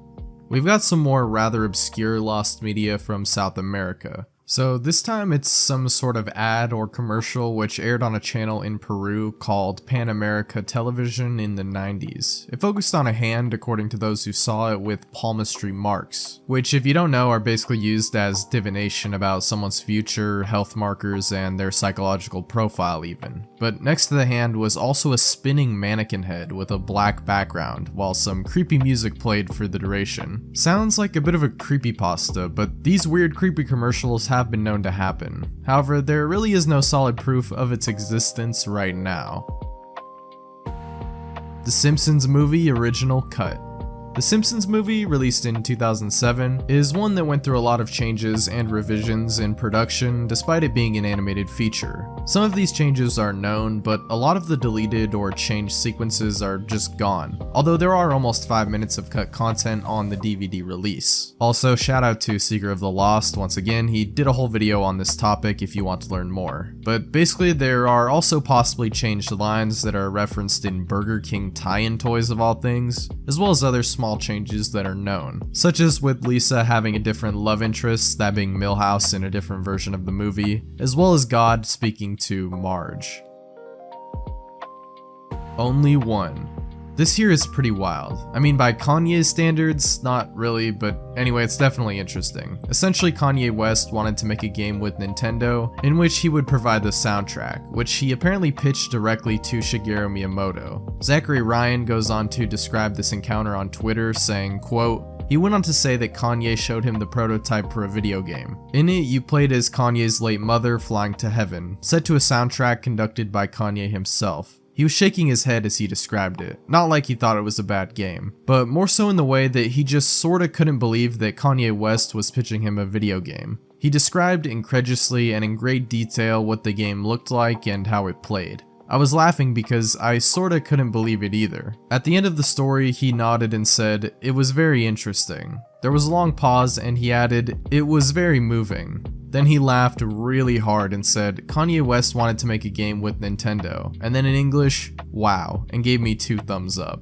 And just 2 weeks later, the project was announced in a trailer at a Yeezy event. However, even though production did begin, it seems the project has since been shelved, as that was way back in 2016. Lex novelization.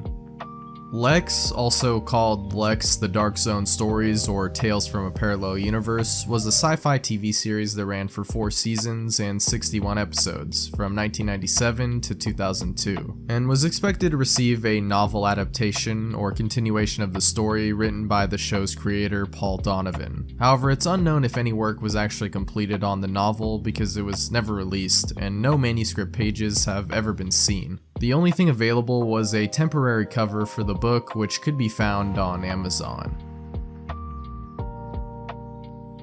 The Simpsons scripts.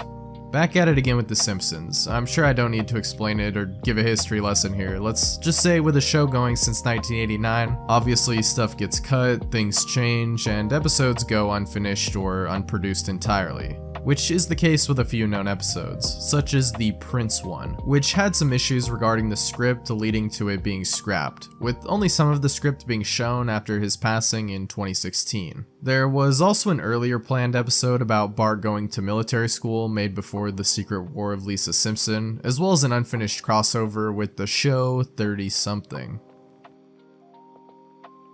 Joseph Haydn sheet music. Franz Joseph Haydn is an Austrian composer and musician that lived from 1732 to 1809, and is known for being a friend and mentor to Mozart and Beethoven, as well as being a brother of another famous composer, Michael Haydn. So yeah, if some of Beethoven's music is lost, it's no shocker here that the work of Haydn would also be lost given how long ago it was made. Amelia Lilly Be a Fighter. Finally, we've got another piece of found media, located in February of 2022 by user Goodsong. The album was originally lost because it was delayed after a scheduled release in 2013, but it was later rescheduled for an early 2024 release, but was quickly taken down from online retailers. However, of course, a fan did manage to compile all the songs into a YouTube playlist, and then eventually they were put into a Google Drive link where they are now available for download. Milli Vanilli Back in an Attack. This was a planned but later cancelled album from the music duo Milli Vanilli that was scrapped after the death of member Rob Pilatus. After facing some drama from lip-syncing their performances due to their poor English speaking, they got back together in 1997 for this new album. Although during a promotional tour for the album, Pilatus was found dead of an OD, leading the album to never actually be released. Jacques Charles aerial photographs. Jacques Charles was a French inventor known for making the first hydrogen-based gas balloon, which he did in 1783, which was a massive event with a purported 400,000 spectators, including one of which was Benjamin Franklin. However, I'm not sure where aerial photographs would come from, considering most of his ballooning activities, at least the ones he's known for, happened in the late 18th century and early 19th century. And there are no surviving photographs from before 1826 as far as we know, so I'm kind of unsure here. Maybe this could be referring to something else, but yeah. Jake the Snake Roberts DDTs with Hulk Hogan. This refers to a cancelled storyline in the WWE from 2005, where during an interview segment, the wrestler Jake the Snake Roberts reveals he did a scene where he used his finishing move called the DDT to hype the feud with Hulk Hogan, but instead of the crowd actually rooting for Hogan as intended, they were actually rooting for the heel, or the villain in this case, being Roberts, leading to the storyline actually being completely changed. And a couple of segments from the Snake Pit have surfaced, but definitely not everything. 1977 Hey Loser. Here we got another obscure one posted on the Lost Media subreddit, where a user discusses a phone number that had posters advertising it asking you to call them, which the OP claimed was actually a pretty funny service, with this image being taken on his phone from 2006 in New York as the only proof of its existence. Another user chimed in though, saying they looked through the archives of the site and that it wasn't really updated post 2006. And they also found similar posters from around the area, but the actual phone number is no longer registered. Age 35 II deleted videos. So this is another YouTuber, apparently a Japanese retired toy reviewer, who posted their first video in 2007, but quit uploading in November of 2011, so quite a while ago already. I guess no surprise here that some of those videos are lost to time. The Sporting Gang. Airing in the mid-2000s on Channel 7 in Thailand, this CGI animated show called The Sporting Gang only had about 24 episodes total, but not much else is really known about the show, as it's quite obscure. But there are in fact uploads on YouTube of the show's intro, which give at least a little insight into this long-lost series. The Simpsons on Cartoon Network broadcast. The Simpsons did actually have a brief run, believe it or not, on Cartoon Network, as proved by a bumper from 2006, although this was on the Cartoon Network Philippines channel, but still. It was also apparently heavily censored as well, but the actual broadcast itself has yet to be located. Red Hot Riding Hood original ending. This refers to the Red Hot Riding Hood short from 1943, which is a darker adaptation of the Little Red Riding Hood story that everyone knows. What's hilarious here is that the original planned ending is probably less controversial than the actual one, at least by modern standards, which has the big bad wolf shooting himself and committing while the other ending would have had the wolf marry the grandma and have some sort of wolf kid together, which is definitely still very weird, but it's interesting they chose that over, well, you know what. And that uncut ending remains lost to this day. The Way of All Flesh. The Way of All Flesh is a now lost silent film from 1927, directed by Victor Fleming. The film also starred Emil Jannings, who was awarded the first ever Best Actor Academy Award for this film, as well as another called The Last Command. Still, it's interesting to know that a film tied to such a prestigious award is lost. As of now, only a few short clips survive. Bohemian Rhapsody deleted scenes. Bohemian Rhapsody from 2018 is a biographical musical about the life of Freddie Mercury, lead singer of the famous rock band Queen. Some of the known scenes cut from the film include the full Live Aid set, more backstory into Freddie's life before being part of the band, as well as how member John Deacon joined the group, but as of now, these scenes are unlikely to surface. Moomin 1969. This is a Japanese anime series based on the works of the Finnish author Tova Jansson, which ran for 65 episodes, despite the series being pretty radically different from the other works of the franchise, as well as the disapproval of the original creator, which was mostly due to there being quite a few issues with the production. First of all, the artwork differed quite a bit, but also the tone was drastically different, as there were for some reason characters getting into fights, getting drunk, and even guns, stuff like that. There were some home media releases in Japan on Laserdisc and VHS, but it's unlikely it will ever be re-released because of the author's distaste for the show. However, at least most of the episodes have been found at this point, with only about 29 being lost, which is still a lot, but I'm sure fans of the show will take what they can get. Left Eye Nina.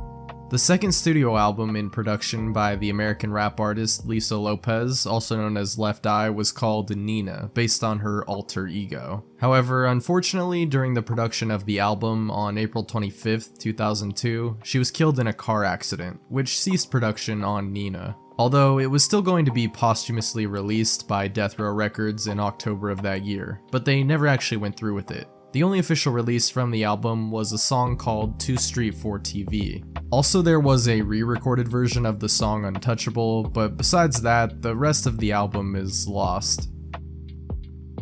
Control denied when man and machine collides. One of the most famous and known figures in the death metal scene is Chuck Schuldiner, who is sometimes called the godfather of death metal due to his influence on the genre, and he was part of a band called Control Denied, who launched their debut album in 1999, with the second one beginning production shortly after, although it could never be completed as Schuldiner was sadly battling with brain cancer, and died in December of 2001 at the young age of just 34. Over the years, some demo tapes have come out, but nothing really official from the album.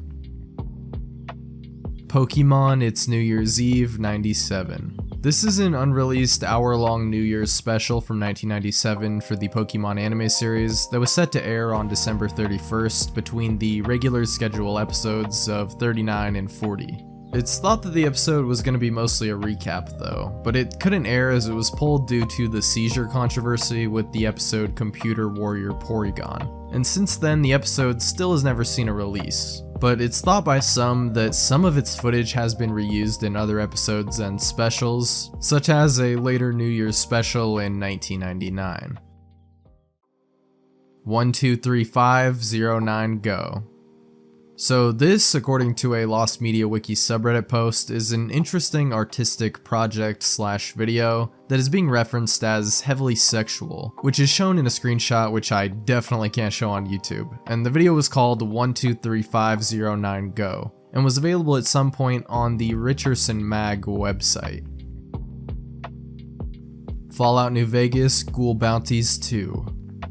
Again, not a lot to say on this one, but yeah, big fan of New Vegas, so it's cool to see some New Vegas mods on here, but we already talked about the Lost Nexus mods. I'm pretty sure anyway, that was in this series, right? I mean, at this point I'm kind of losing track, it's been going on so long. But yeah, apparently this was a mod, the second of a series of them, which I actually found a reference to on a post on the Drowned Mods subreddit that said it was so bad that it was removed by the author, which is definitely curious. However, there is gameplay footage of it done by Alchest Breach, who is a really cool Fallout New Vegas YouTuber I watched way back in the day, so good to see he's still out here making these.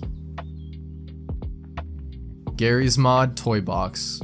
Wow, speaking of nostalgia, this was an absolute blast from the past for me. Like a wave of Gmod nostalgia just hit me with this one. Basically, this was a tool featured in the game that would allow you to download stuff in your game and use it. Kind of like a precursor to the Steam Workshop, but it was like a little tab in the game that you could use and search through for different stuff. You know, guns and maps and NPCs and all that jazz. Although it was thrown out with the release of Gmod 13 in 2012 in favor of the Workshop. But with losing the toy box, quite a few add-ons were also lost as well, some of which have been found, but I'm sure others are still missing. Fascination. This has got to be Nintendo's biggest bruh moment. You guys are not even going to believe me when I tell you about this. So basically back in 1974, before the Famicom or NES or basically any of the mainstays that everyone knows, you know, the stuff that really put Nintendo on the map in terms of gaming, well back then they were actually making arcade games, one of which was called Fascination, which was a more adult themed version of a light gun shooter that they had made called Wild Gunman. But in this one you use the gun to shoot at a woman dancing on stage, which when done correctly, I guess, when she strikes a pose, it will slowly remove pieces of her clothing until they're completely gone. Yeah. However, the game never did get finished, and luckily for Nintendo, it was never released, as it wouldn't really go over well with their family-friendly image as a company. But it's definitely interesting nonetheless. Asterisk in the Golden Sickle. This was an animated movie adaptation of a comic book of the same name from 1967, although this was the second book in the series, about the two protagonists, Obelix and Asterisk, looking for the golden sickle as the name suggests. However, the story goes that the animation was so bad and jarring for audiences at a test screening that even though the film was almost completed, it was outright cancelled, with the film's negatives allegedly being destroyed as well. Jeez, that's a little dramatic. So today all we really have are a couple of recovered animation cells. Pikachu Screamer. It's interesting, the surge in cases of lost Screamer videos and games, I have to think that this was mostly, or at least in part, due to that Mario Screamer one, so shout out to Marvel. But yeah, this is another one that I found a post for brought up on the Lost Media Wiki forums, where a user references another old Screamer video, saying, quote, "The video was titled something like Top 10 Strongest Pokemon or something, and for the first 9 Pokemon it was normal. I'm pretty sure there was no commentary, and the video was PowerPoint-like slides. After the second strongest Pokemon was revealed, the video showed the Scary Maze game Screamer, which caused me to run out of the room and get my dad to turn the video off. I definitely did not expect that. I found this video again after a while, but I only looked in the comments, where everyone was understandably flaming the poster. This is basically all I know about the video. I'm pretty sure I saw it in 2012 or 2013, but the video could have been uploaded earlier." Nancy Drew Mobile Mystery Shadow Ranch. So this is actually the one and only game in a planned series of iOS mobile games for Fancy Nancy Mobile Mystery. And this first game was released in February of 2011. However, as the years went on, no new releases came out in the series, and not only that, but the game began to develop issues with the newer iOS updates, eventually becoming completely incompatible. And it ended up being completely removed from the App Store in 2014. So currently the game is now lost and completely unplayable. NBA Jam Michael Jordan Edition. It's a little bit wild to even say this, but yes, in the released version of NBA Jam from 1993, Michael Jordan is notably absent, aka possibly the best basketball player of all time, and he's not in the game. Bruh. Reportedly, it was because MJ actually had some exclusive deal with Nike and so couldn't officially be a part of the game. Even still, he and a few others wanted to be in the game in some capacity, and so a version was made exclusively for them, with a very limited number of copies being made, with like 4 or 5 or something like that. So fans can only hope that one day, one of these copies might end up surfacing. You're in the Picture Episode 2. Here we have a show that only had one episode ever air, that being in January of 1961, which was You're in the Picture, a celebrity game show hosted by actor Jackie Gleason, that involved answering historical or pop culture questions. However, even with just one episode, there was a ton of backlash, and the second already produced episode was pulled from schedule. And apparently it was so bad that the host actually did an apology for the series' quality, and talked about how it was actually a failure. Wow. But that unaired second episode has yet to surface. No_2418.mpg. This is a pretty strange one here. A lost and creepy, allegedly cursed video from the Japanese site Nichan, which is described in more detail in a video by Tara A. Devlin. It's also talked about by a Japanese user who explained the video had, quote, a white wall followed by a picture of a creepy woman. The scene distorts with a man hiding his face, a man facing a computer, Japanese-style room, a naked woman in a cardboard box. This repeats 2 or 3 times for about a minute. However, it seems like this could very well just be some internet urban legend. Inventio Fortunata. This is another lost piece of history, a book from possibly the 14th century, more specifically written by someone traveling in the North Atlantic region, giving descriptions of the places they visited, including the North Pole, which, despite the source of this not being found, influenced quite a bit on the understanding of geography in the area for a while. Particularly, it had a great influence on maps, although a lot about the book, including its author and when it was written, are still unknown. Fem City. So what I think this is referring to is a rather strange multiplayer game project dated 2003. And on one of the artist's websites that worked on this game, we get a bit of a better understanding on what this project really is, so I'll just read it out for you. Quote, FemCity is a simulation of complex social and economic environment, which young women find themselves in when designing their future. FemCity was commissioned by the Office of Women's Affairs, Vienna AT 2003. The game tries to encourage the gamers to consciously select between alternative lifestyles, career plans, and personal dreams. At the starting point of the game, the players are set up in an urban environment, where buildings suggestive of different careers will invite them to enter. A steady job, higher education, a trip to a Caribbean island, a dreamscape, fast and easy money without any guaranteed continuity of income, a relation, etc. During the course of the game, the players will be presented with where their decisions might lead to. A macroeconomic model computes savings and accounts for happiness, success, social commitment. The game does not want to suggest that any of the decisions made need necessarily lead to happiness or frustration, but it encourages the players to try out things with their own, or rather their avatar's life. Chance and good luck, as well as social interaction, can always lead to unexpected results. In the end, however, a few facts about economic processes, statistical data, and about alternative lifestyles should be learned. Maybe as important as that is to have been involved in a joyful learning experience, and to have had an aesthetically pleasing joyride to a para-realistic, photorealistic, or maybe unreal world. And as for the game itself, it looks like it never really got off the ground, seeing as information on it on its own is hard to come by. I am a taxi driver. That is the approximate translation of this 1963 Soviet film that is said to be completely lost forever, as all of its known copies were destroyed by the Soviet government for allegedly belittling Leningrad, but other than that, we don't know too much else. Gonzalo Jimenez de Quesada books. Here we have a Spanish figure born in 1509 that was a scholar, lawyer, and eventually a lieutenant general that contributed to the founding of the Republic of Colombia. He also went on multiple expeditions and wrote some books as depicted in this photograph. But yeah, this was obviously a long time ago, and it's likely most of his written works are gone, as the only official source attributed to him is the Antijovio written in 1567.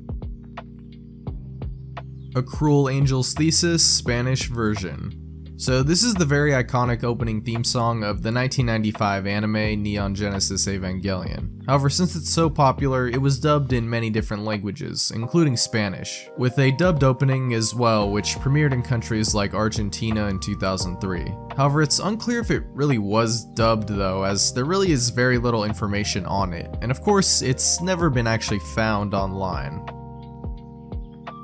Boards of Canada, Acid Memories.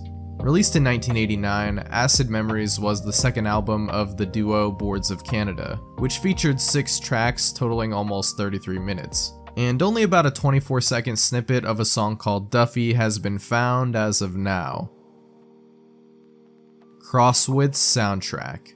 This year was actually a fairly popular board game as it ran for over 1,000 episodes in its initial run, which only lasted about 5 years from 1975 to 1980, but did get a brief resurgence in 1986. The show involved contestants of normal people as well as celebrities in teams trying to solve crossword puzzles and score points for prizes. But since the show ceased airing, it's been hard to find the soundtrack of the show, which was composed by Ron Kay, Philip Springer, and Buddy Kay, which is pretty well regarded. But some pieces have actually been found, and some have been recreated, but the entire thing has not been fully compiled, it seems.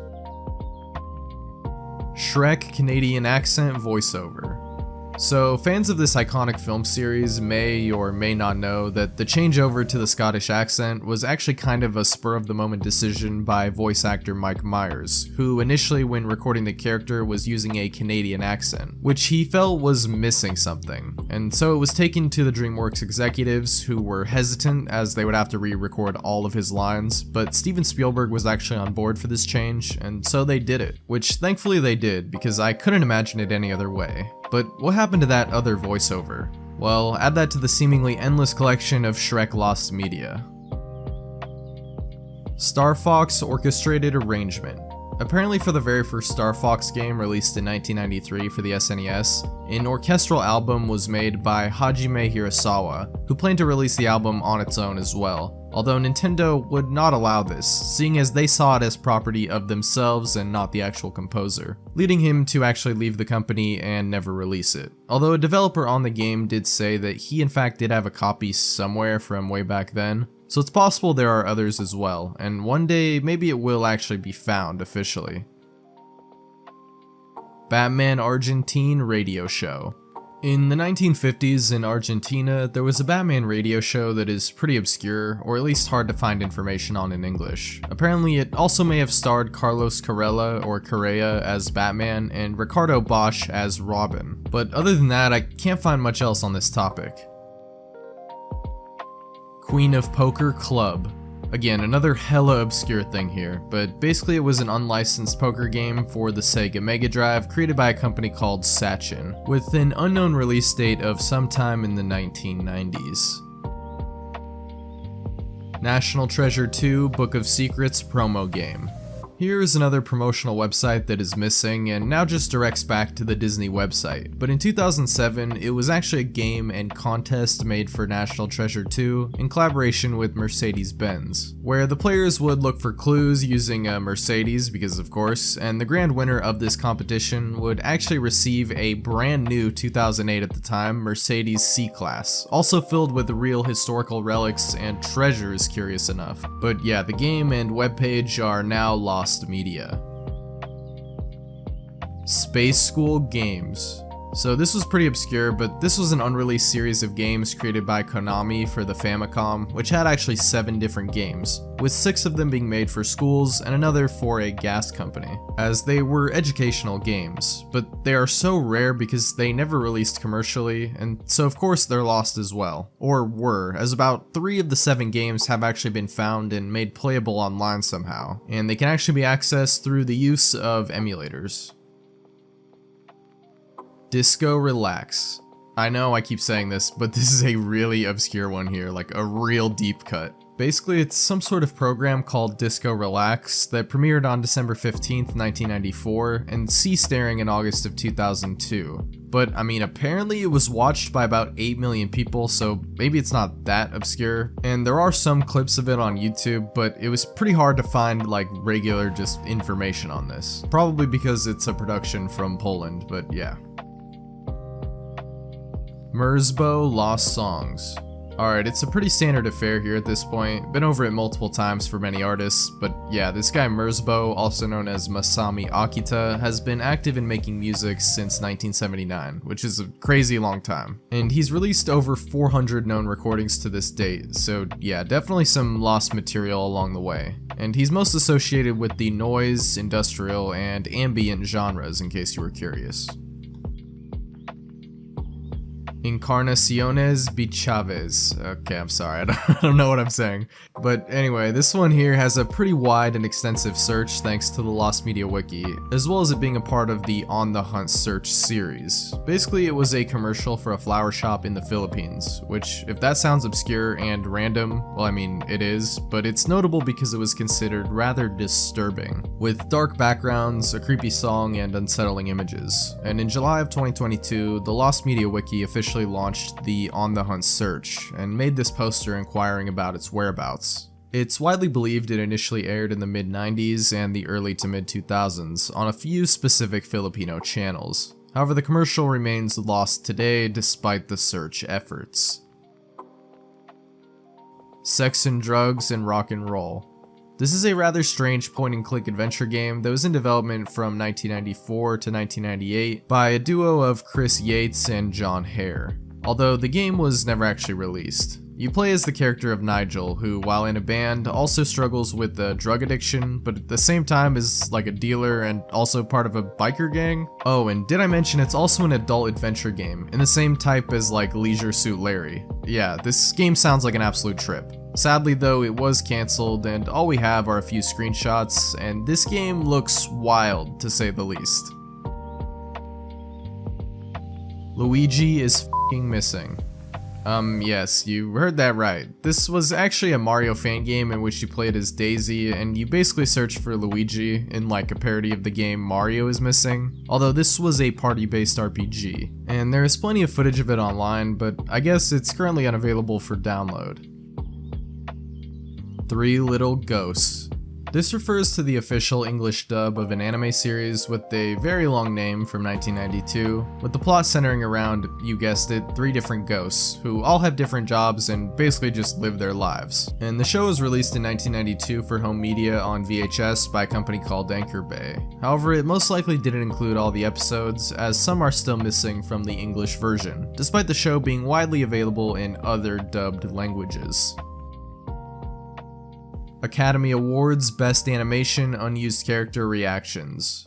During the 74th Academy Awards, there were animations of the various characters from the films nominated for the Best Animated Feature Award, which is really cool, and something it would also do for the 79th in 2007. There were typically 3 animations per film, those being an announcement of their nomination, reaction to winning, and then a reaction to losing. However, of course that means there were variations according to which film actually won and which lost, and so the ones that weren't used weren't actually made available. Except for a select few, such as the winning one for Cars, as well as the winning one for Jimmy Neutron. As for the ones that are still missing though, those would be the winning animations for Monster House and Monsters Inc., as well as the losing animations for Happy Feet and Shrek.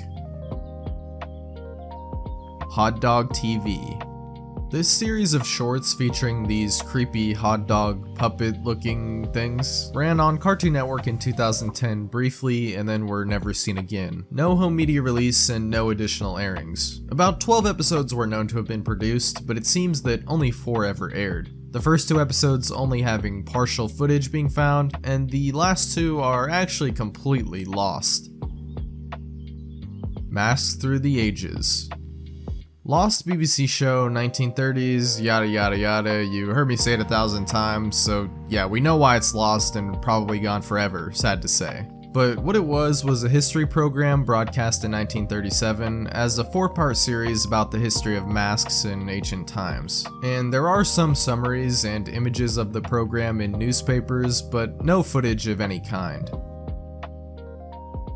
McLaren MP418 footage. This is talking about the lost test footage from a McLaren Formula 1 race car developed in 2003. And there are plenty of photos circulating online of the car being tested, but not the actual footage itself, likely due to problems with the vehicle as well as some pretty brutal crashes that took place. Mr. Meaty Shorts.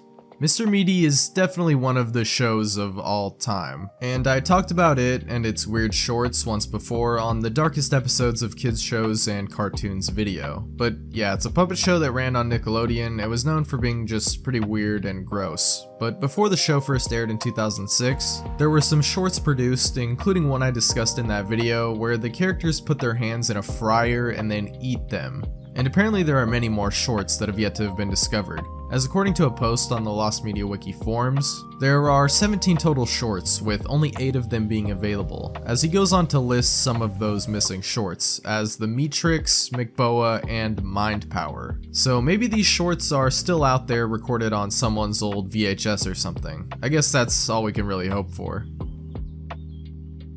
Advance Wars 64.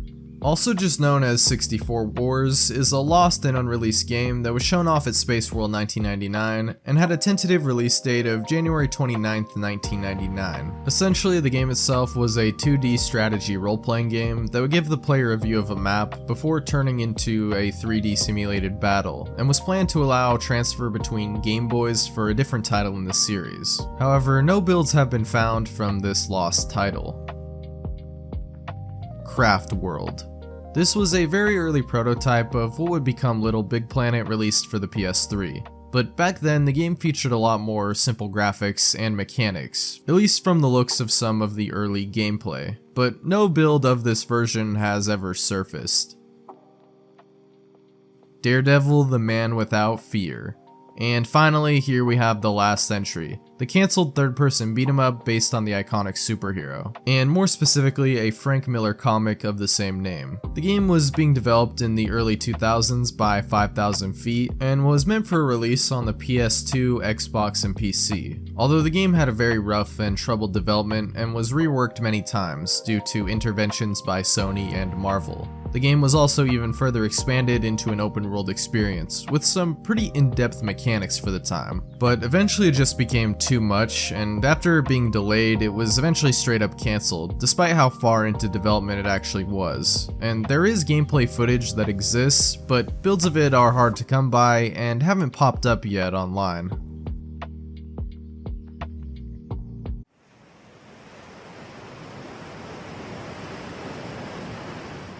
American Crisis.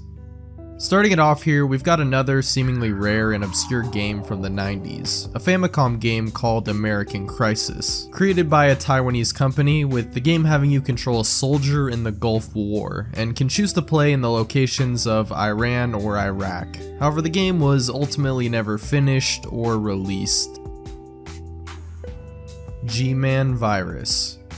This right here is gonna sound like a Gmod ARG, and well, maybe it is. Maybe it's just some creepypasta from back in the day. But it's alleged that there was actually a disturbing virus found in 2009 in Gmod, although it's since been lost to time. However, there are various reports about what it entailed, as well as even recreations, thanks to this being popularized by another Iceberg Explained video by Endy about, well, Gary's mod. It was supposedly a regular workshop add-on that when downloaded would jumpscare the player with G-Man's face, accompanied by a loud screamer. It would also open your browser to a shock site as well. And this is a recreation of the virus created by Liebert on YouTube. Warning though, it is pretty loud.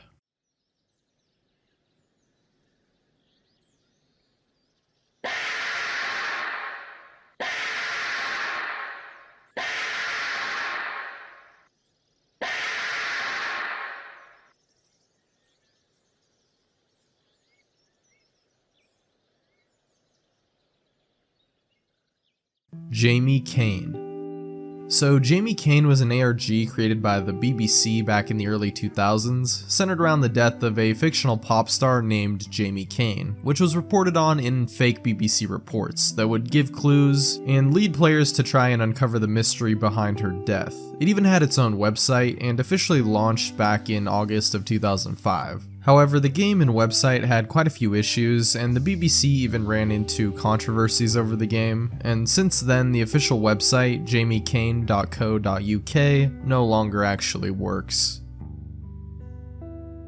Apollo 11 Lost Footage. Here's something I've talked about before, as this is one of the most important pieces of lost media in history, and has led to quite a bit of speculation over its missing status, with conspiracies and all that good stuff. But essentially, back in 1969, the Apollo 11 moon landing mission was broadcast live on TV, showing the first ever human to walk on the moon, Neil Armstrong. However, the logistics behind the broadcast are a little bit complicated, as it used a different signal for the images compared to what TVs would broadcast in, making it so the broadcast was actually recorded off of a screen of the original recording. It's a little bit complicated to explain, but basically not the original master tape footage, which eventually became lost. As according to NASA, get this, the master tapes may have been wiped for reuse for other programs, as this was a common practice back then. Crazy to think of, but I guess media preservation, even of something of this magnitude, was not taken as seriously back then. Or I don't know, maybe they confused it for something, or for others, I guess this is a sign that something really isn't right about this broadcast and has led to a slew of conspiracies related to this moon landing mission. Osama bin Laden Animal Crossing save files. Now, this is kind of funny, but also for some reason kind of chilling. Basically, when Osama bin Laden was taken down back in 2011, a hard drive was recovered which had some really interesting data, including anime like Naruto and Dragon Ball Z, and even games like Pokemon, Resident Evil, and Animal Crossing of all things. And that doesn't necessarily mean it belonged to him specifically, but of someone in that compound at least. And this entry specifically refers to save files from the Animal Crossing Wild World for the DS, which was found on the hard drive, which the CIA actually apparently made downloadable. However, no one has actually gotten the save file to work as far as I could tell, and it seems it is actually just a small file of only 100 bytes, so likely not actually real save data. Rick and Morty Jared Fogle ads. During the early days of Rick and Morty, there were some Subway commercials planned that were going to feature the main characters of Rick Sanchez and Morty, who would claim to be the new Jared, taking over from Jared Fogle, the previous Subway spokesman. However, shortly before the commercials could air, of course Jared was arrested and charged for some very heinous crimes, and so the commercials were cancelled and never actually aired. However, the creator of Rick and Morty, Justin Roiland, said he put 8 copies on 8 different thumb drives and hid them in seemingly random places for people to find. However, still, none of these commercials have ever been found, or at least posted online. Shrey 27. This is a partially found film that first premiered in 2011 and was based on a 1994 album called Shrey X. The film was played at concerts and live performances, but never saw a release outside of that. Only 4 minutes of footage were uploaded to YouTube, and the director of the film doesn't want any images or videos actually circulating, so I won't show any here, but just know they do exist, and from the clip I saw, it was actually incredibly disturbing. Bible Black Latino dub. So, Bible Black is an anime adaptation of a visual novel of the same name, which, how do I say this? Okay, it's hentai, alright. And apparently there was a Latino dub made which is now lost, and some people on the Lost Media Reddit claim to remember it existing, but from what I could tell, there is no actual evidence of its existence as of now. Tagalog dubs. So I think this is just another general one. Tagalog is a language spoken most notably in the Philippines, and so I think this just refers to various Filipino dubs of media which became obscure and lost over time. And a few examples of this that I could find are for Handy Manny, Camp Lazlo, Ben 10, Chowder, and quite a few more actually. The Cure for Insomnia 1987. This is a rather bizarre lost film from 1987 that is reportedly 85 to 87 hours long, which made it at the time of its release the longest film ever created. And it was directed by John Henry Timmis IV, with it being of an actor, L.D. Grobin, reading a 4,000-page poem titled A Cure for Insomnia, which was also spliced together with pornographic images as well as metal music. And apparently it was actually meant to help treat insomnia, but it was only shown from January 31st to February 3rd and was never seen again, never getting a home media release of any kind. Goman Torture Master.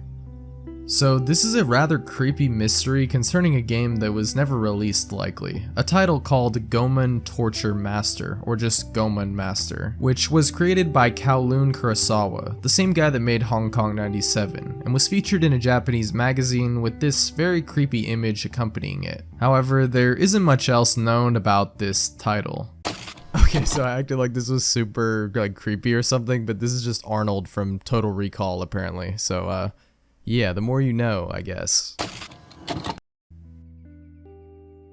Estudio Cristiani Ads. This refers to lost ads created by the studio of Quirino Cristiani, an Argentine animator and director known for making El Apostol, an infamous piece of lost media, as it is considered the first ever animated feature film. However, it was lost to a fire in 1926, and sadly, like a lot of his other early works, these ads made by the studio are for the most part also lost and pretty obscure. Madonna's sex book unreleased photos. Another sex book apparently, but this one was actually just titled Sex, and it can be found on the Internet Archive, so the book itself isn't lost, but it is a 134-page book released in 1992 by Madonna, with it showing sexual photographs and fantasies of hers. And it is actually still available on Amazon, although for some pretty wild prices, but I guess there are some photos that never actually made it to these official releases. The Apprentice deleted outtakes.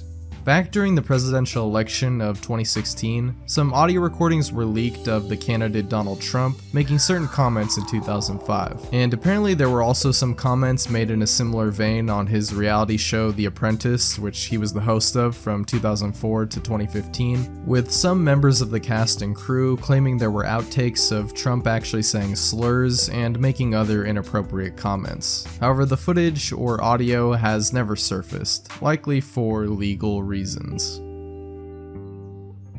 Wurzuda.pl. That's the best I got, I guess. Anyway, more Polish lost media. Basically, this was a website that was created in 2006 and closed in 2017. However, it was most popular in its early years, and was a file-sharing website for videos and audio. However, apparently the website, because of this, ran into some issues with copyright, and the website now no longer exists, which means a ton of lost media from the site, which will likely never be recovered. Zeuxis paintings.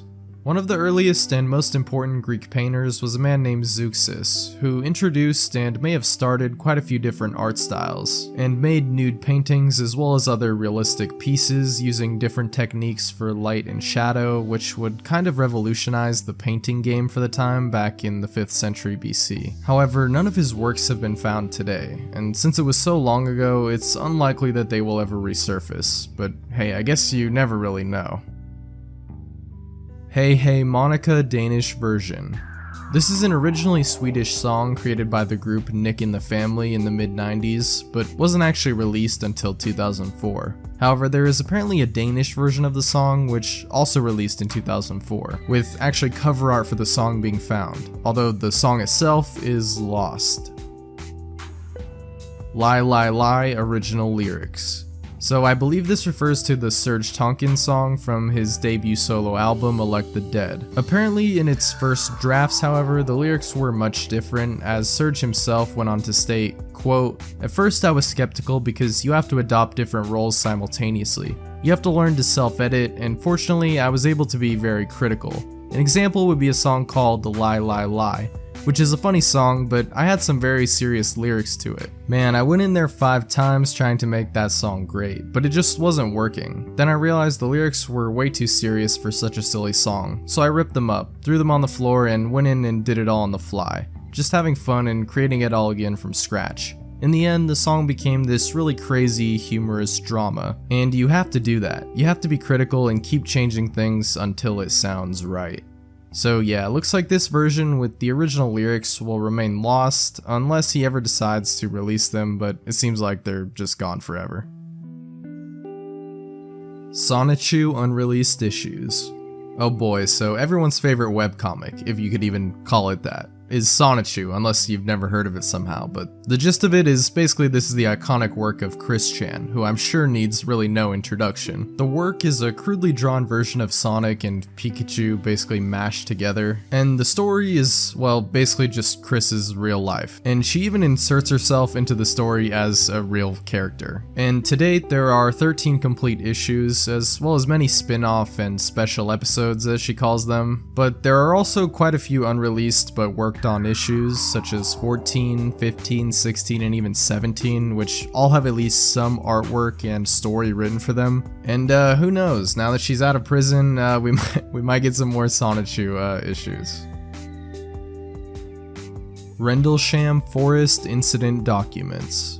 This refers to a series of reported UFO sightings, or at least of strange unexplained lights, in England in 1980, and took place near a United States Air Force base, curiously. And since then it's been called one of the most known UFO reports in the UK's history, including sightings from multiple people, including established military personnel. However, it appears that there are still some classified documents from this incident, meaning we may not have the full picture. Although at this point there have been quite a few theories proposed as to what caused the lights, ranging from a falling meteor to lights from a nearby lighthouse, or even it being possibly a hoax created by the SAS, or the Special Air Service of the British Army. But none of these have actually been proven.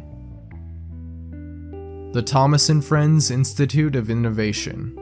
Made sometime in 2013 or 2014 presumably, this Thomas and Friends short film was made to pitch the series to merchandising companies, where in the film, 2 scientists experiment with Thomas and the other characters, giving him wings and giving the character Percy Botox, apparently, and even steroids to another character.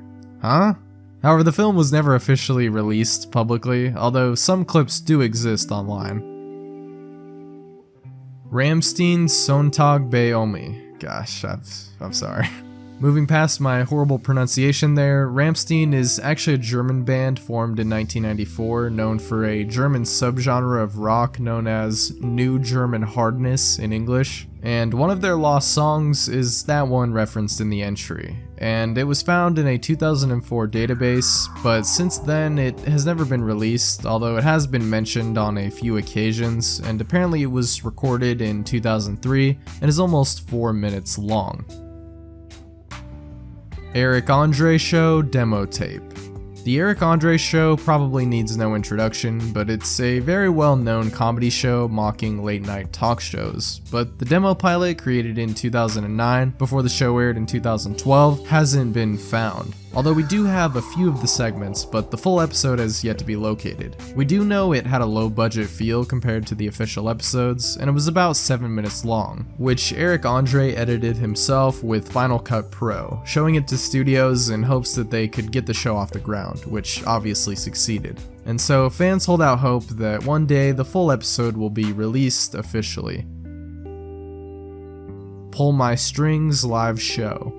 Back in 1980 at the Bay Area Music Awards in San Francisco, the band Dead Kennedys suddenly played a new song on stage called Pull My Strings, after abruptly stopping another song at the beginning of the performance. And there is actually an audio recording of the song, but no video footage has ever surfaced.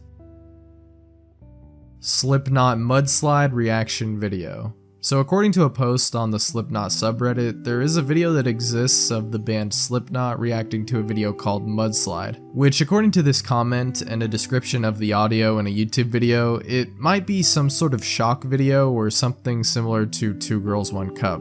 And yeah, that is what it is. Basically, if you know, you know. There is a hidden track called Mudslide, which is the audio of the band reacting to the video, which has been uploaded on YouTube. And the video is said to be really disgusting, as one of the band members apparently throws up during this, but no video of it has actually been found. Guitar Hero 7. In 2011, a 7th entry in the Guitar Hero franchise was being developed by Vicarious Visions, which would have featured a new guitar that had 6 buttons and 6 guitar strings instead of the strum bar. However, development on the game was reportedly rushed, and the product they made did not meet Activision's standards, and the game was swiftly cancelled, although the franchise was eventually rebooted in 2015. Game Boy Color Body Paint Event. So most Lost Media connoisseurs out there know about the infamous Nintendo livestream Slamfest 99, but do you know about the Game Boy Color body paint event? No? Well, I had no idea about this either, but apparently this was a publicly held event in Miami, Florida, where Nintendo body painted college students in their bikinis and swim attire. And no, I'm not making this up, there's actually a few images of this, and even a pretty dramatic and funny article about this called Nintendo Signals Apocalypse, which says, quote, "Just when we thought the world might be turning into a better place, a news piece like this comes along. Nintendo painted bikini-clad college students in the shades of its new Game Boy Color units, and you can take a look at the action. To quote the site, picture this. Hundreds of crazy bathing suit-wearing, party-ready college kids getting their bodies painted with the new Game Boy colors. Kiwi, dandelion, teal, and berry. This colorful event is a bright way for college students to enjoy their time away from school." Sigh. Well, at least they didn't have them beer bong, kiwi, and teal colored ale. Or did they? Biblical scholars wanting to see the world going to hell in a handbasket can check out the video at this link. But please, pray for your immortal soul before typing in that address. Yeah, wow, a little dramatic, don't you think? It's a bit of a strange gimmick, I'll give them that, but I guess everyone's going to hell over this. Cool. Terraria Otherworld. This was a planned sequel to the hit indie game Terraria that was in development for a while, being announced by Relogic, with this game being a spin-off and a different take on the Terraria formula, adapting a more open-world sandbox and RPG/strategy-like approach. However, in April of 2018, the development was cancelled, citing the game going beyond their vision and being far behind schedule. So all we really have now are some concept art, trailers, and gameplay screenshots. No builds as of yet. Magic music video. So this refers to a pretty obscure early song from the famous rapper Post Malone, who uploaded videos and songs onto a YouTube channel called FKI First. And one of these videos is of a song called Magic, which has since been re-uploaded, although the music video has yet to resurface. Sword Quest Air World.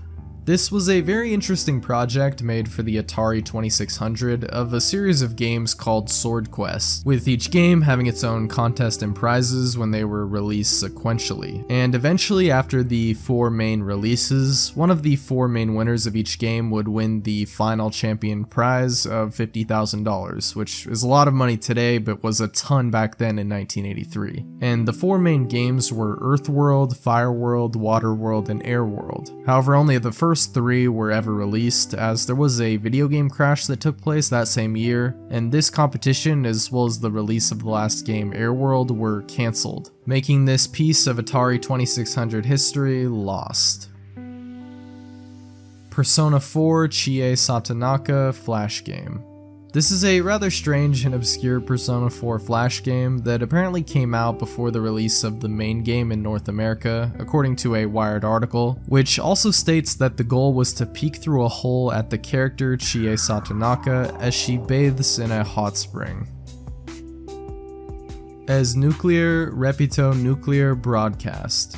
Translating to, "It's nuclear, I repeat nuclear," which was a phrase that was said by a Chilean reporter named Erica Vexler during a program called 24 Horas, or Hours, where she said the line as she thought she was witnessing a nuclear attack as far as I'm aware, which was of course not actually true. And it seems the actual broadcast itself hasn't been fully found with this controversial line. Whatever happened to Moxie? So the Moxie show is something I mentioned I think in like tier 3, it's been a while, but that was a CGI animated series about Moxie and Flea, which are featured in a webcomic from 2000 called Whatever Happened to Moxie, which was released on CartoonNetwork.com, but only one panel of the 15-page comic has been found as of now. Lex the Wonder Dog. On r/Lost Films, a post describes a film from 1973 called Lex the Wonder Dog, which I'll just read out for you. Quote, "Lex the Wonder Dog is an adventure film directed by Lord Sidney Ling when he was 13 years old. Guinness at one point listed him as the world's youngest director, so I assume it has been verified. IMDb has no plot or trivia, only 14 votes and 2 user reviews, all highly complimentary of young Ling. He is also alleged to have directed a 24-hour documentary about the island of Ibiza, and works as some kind of consultant and communications advisor for the rich and famous. I've only ever seen a poster of this film. Does it even exist? How can such a rich and prodigious man be so low profile? Is this a hoax? If so, why are there IMDb and BFI registries? And how did they fool Guinness? No DVDs or online clips or even photos are available. So yeah, quite the interesting mystery and definitely a very obscure film. Fallout Moon DLC. This more so relates to a rumor for the first DLC of Fallout 4, which some theorized would be themed around the moon, possibly even a landing and exploring there, but sadly that was not the case. There was a Fallout 3 DLC where you get abducted by aliens, so it's not that Bethesda is afraid of just doing something completely wacky, but I guess the reason people thought that this was happening was because of some small hints that were found, or things that I guess you could say were misconstrued as hints, like in the base game in the Museum of Freedom in Concord, which depicts an alternative history on the moon. LEGO Beneath the Fanta Sea. This was a planned spin-off of the LEGO Island series and was also known as LEGO Sea Challenge, which was one of 6 games being developed after the success of the original LEGO Island. However, due to budget, time, and technology constraints, the game was cancelled. Benoit Pollard Skymost. Not much to say here other than this is an album that is lost and very obscure, as it only had a very limited CD release in 2003 with only 50 copies made, with it being an experimental electronic/rock album with 21 songs, which can be seen on discogs.com. Aisha Erotica Horny.4u. Horny.4u is a pop album created in 2017 and 2018 by Aisha Erotica, and was planned for a December 2018 release, before it ended up being cancelled, as the artist chose to retire from making music in November of that year. And there is a track list available, but most of the songs remain lost. 1939 Macy's Thanksgiving Day Parade test broadcast. Held in New York City on November 23, 1939, this was already the 16th annual Macy's Thanksgiving Day Parade being held, but it was the first parade to be broadcast on TV. But with it being so long ago, there is no recording of it that's known to exist, only a few images from that day. SCP The Vampire Boat. We're back to talking about SCP-048. Yeah, remember that? And how there were so many bad versions that they would just get deleted over and over? Well, here's another one of those cases, that being the Vampire Boat, which is a bit of a mysterious case, as the admin who was deleting these stories claims there was never one actually called that, despite others saying that there was. The admin, Dr. Kondraki, wrote specifically, quote, Addendum 3. SCP-048 has been once again removed from the archives, after it became highly apparent that no such vampire boat had ever existed, much less come from under Foundation control. It is currently believed that this error occurred when a low-level researcher attempted to save his awesome story idea to his hard drive and instead overwrote the blank slot reserved for SCP-048. The said researcher has been removed from any and all archival duties for the time being. Ice Rink in Lazienski Park. That's the translation anyway, but this film is of note for being the first film in the history of Polish cinematography, at least according to Wikipedia, which was shot in Warsaw between 1894 and 1896 and showed, well, ice skaters, and most likely the film at this point is destroyed, although some frames do still survive today. The Adventures of Pinocchio. The Adventures of Pinocchio is an adaptation from the 1930s on the classic story, and was Italy's first animated feature film and the first adaptation of the actual Pinocchio story. However, the film was never actually finished, and so remains a lost piece of animation history. All that remains now are a few stills from the movie. Archery. Another very early BBC program. We've touched on quite a few of these, but you know how it goes. Back in the 30s, there really was no means to preserve a lot of these early live broadcasts, and archery was no different. And like the title suggests, it involved demonstrations of archery, making it one of the earliest broadcasts of it ever in history. However, the broadcast remains lost today. Telegony. Another piece of Greek lost media, with this being an epic poem about Telegonus, the son of Odysseus, and was a part of the epic cycle of poems, telling stories and myths of the Trojan War. However, like a lot of other epic poems from this time, it's mostly lost, pretty much due to just how long ago it was actually written. House of Wisdom. The House of Wisdom is another library which, I'm sure you guessed it, had a ton of lost literature, which tends to happen quite a bit in history unfortunately, like the lost works from the Library of Alexandria for example. And the House of Wisdom was also known as the Grand Library of Baghdad, and was a place that stored many rare collections of books and poetry in Arabic, before it ended up being destroyed in the Siege of Baghdad in 1258, leaving a lot of those works lost forever. Serbia Strong. Interesting enough here, this is actually in reference to a very famous meme song known as Remove Kebab or Serbia Strong, which was a Serbian propaganda song used during the Balkan War, although it's said to only be partially found, as the video with the song is actually an edited version of the original music video, which was created sometime in the mid-90s and is for now actually lost. Igor Stravinsky, Conductor and Tarantula. This refers to a lost work of Igor Stravinsky, who was a notable Russian composer, one that was made in 1906 called Conductor and Tarantula. Not much at all is known about the piece other than when it was composed, as it seems the work was never officially published. Masa Works Design Interface. This refers to a lost song from a Japanese Vocaloid producer known as Masa Works Design, which was a rock song featuring the characters of Kagamine Rin and Hatsune Miku. However, besides this thumbnail and a few lyrics, not much else about the song is known. Although based on some of the known lyrics, as well as the kanji seen in the thumbnail, some believe the song could be about murder. Nightcore songs. Now, this could be talking about missing Nightcore songs in general, like, you know, those sped up ones, but I think this is actually talking about a music duo from Norway called Nightcore with some lost tracks, which actually probably started or at least popularized that music subgenre. However, a lot of the duo's music itself seems to be hard to come by, as only 2 albums were ever shared via YouTube from CDs from back in the day, meaning they might have some more obscure tracks out there still. Maya Codices. These are some really old folding books that were written by a pre-Columbian Maya civilization in hieroglyphic script, so yeah, quite a while ago. They depict various cities and even deities from the culture, and were written on what is thought to be paper made from fig trees, and there were a ton of these things. However, a lot of them were destroyed in the 16th century by Catholic priests, who actually believed them to be the work of the devil, and so many were actually burned, destroying a lot of primary historical records for ancient Maya civilization, although some do survive today, but a lot of them are gone for good.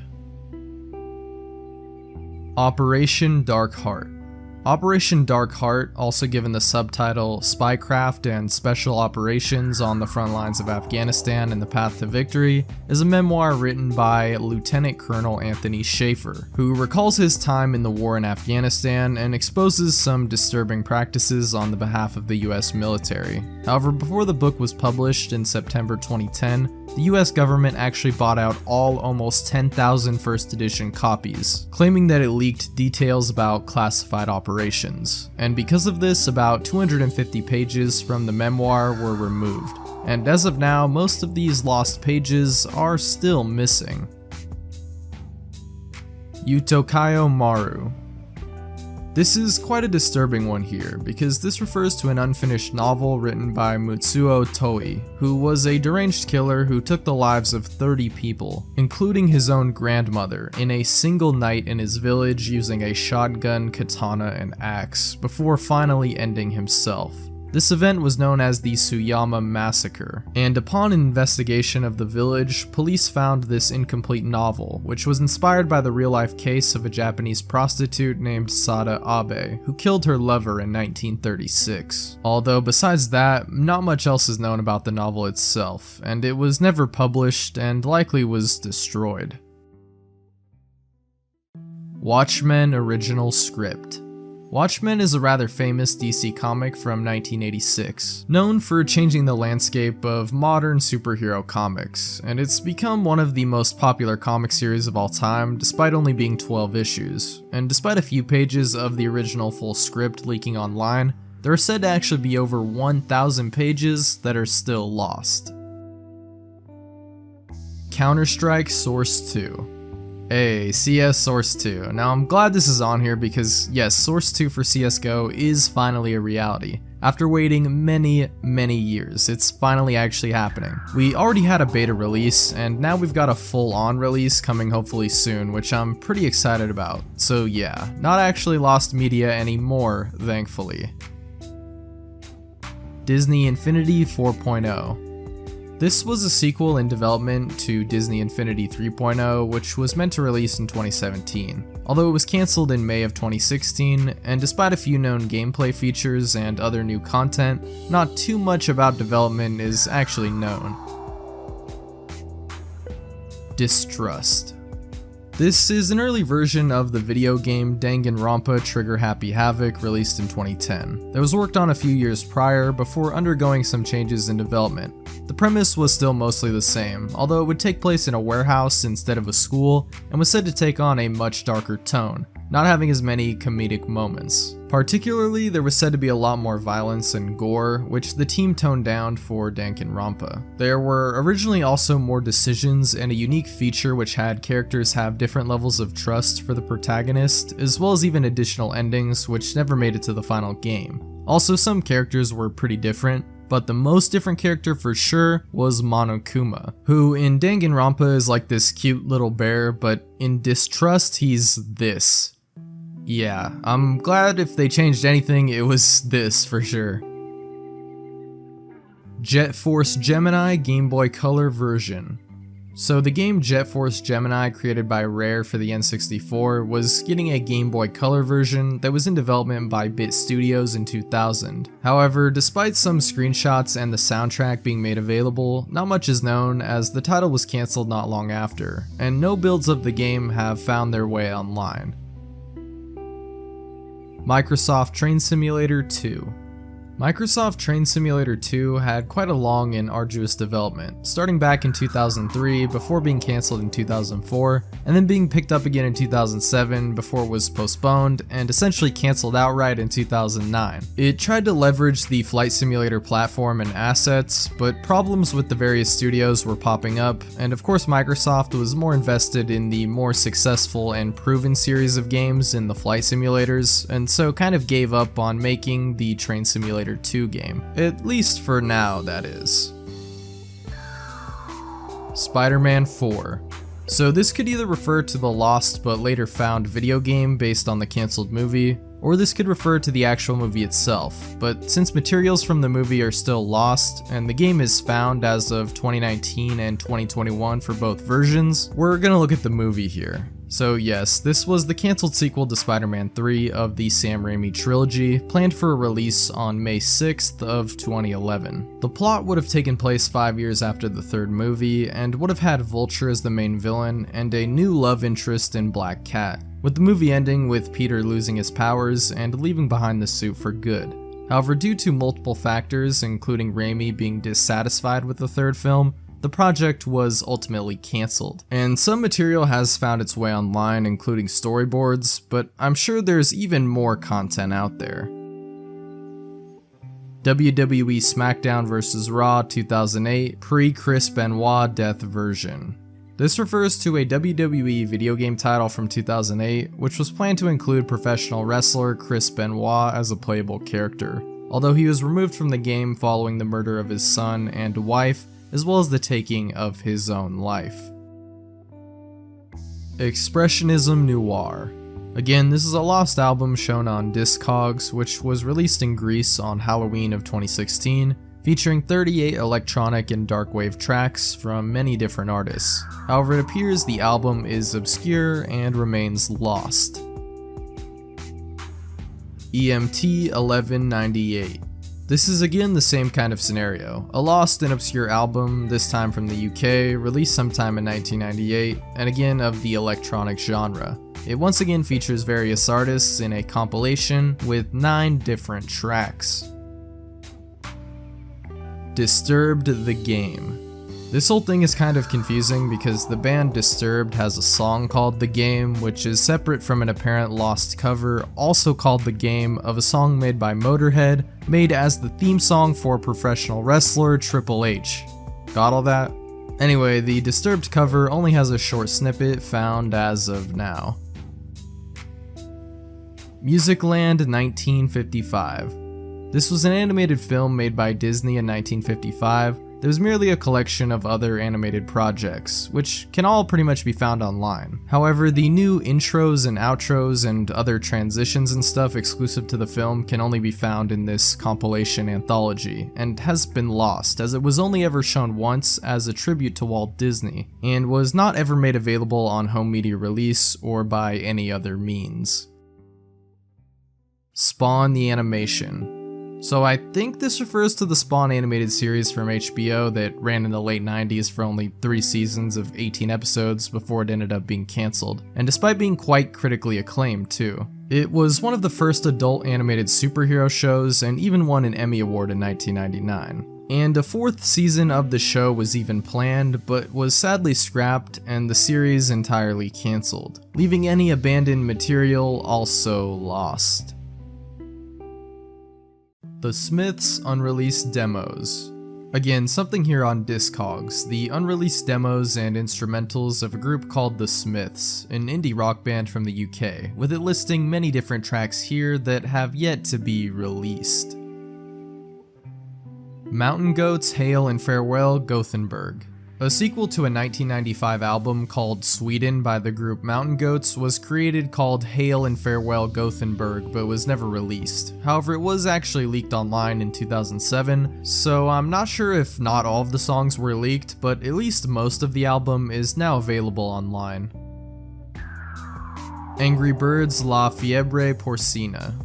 So this is a really interesting and obscure one. Basically, this is a lost Spanish Angry Birds creepypasta which only has 1 minute available through a YouTube narration, although it's said to be more like a 10-minute read, but again, it's a very obscure topic here. User 666 videos.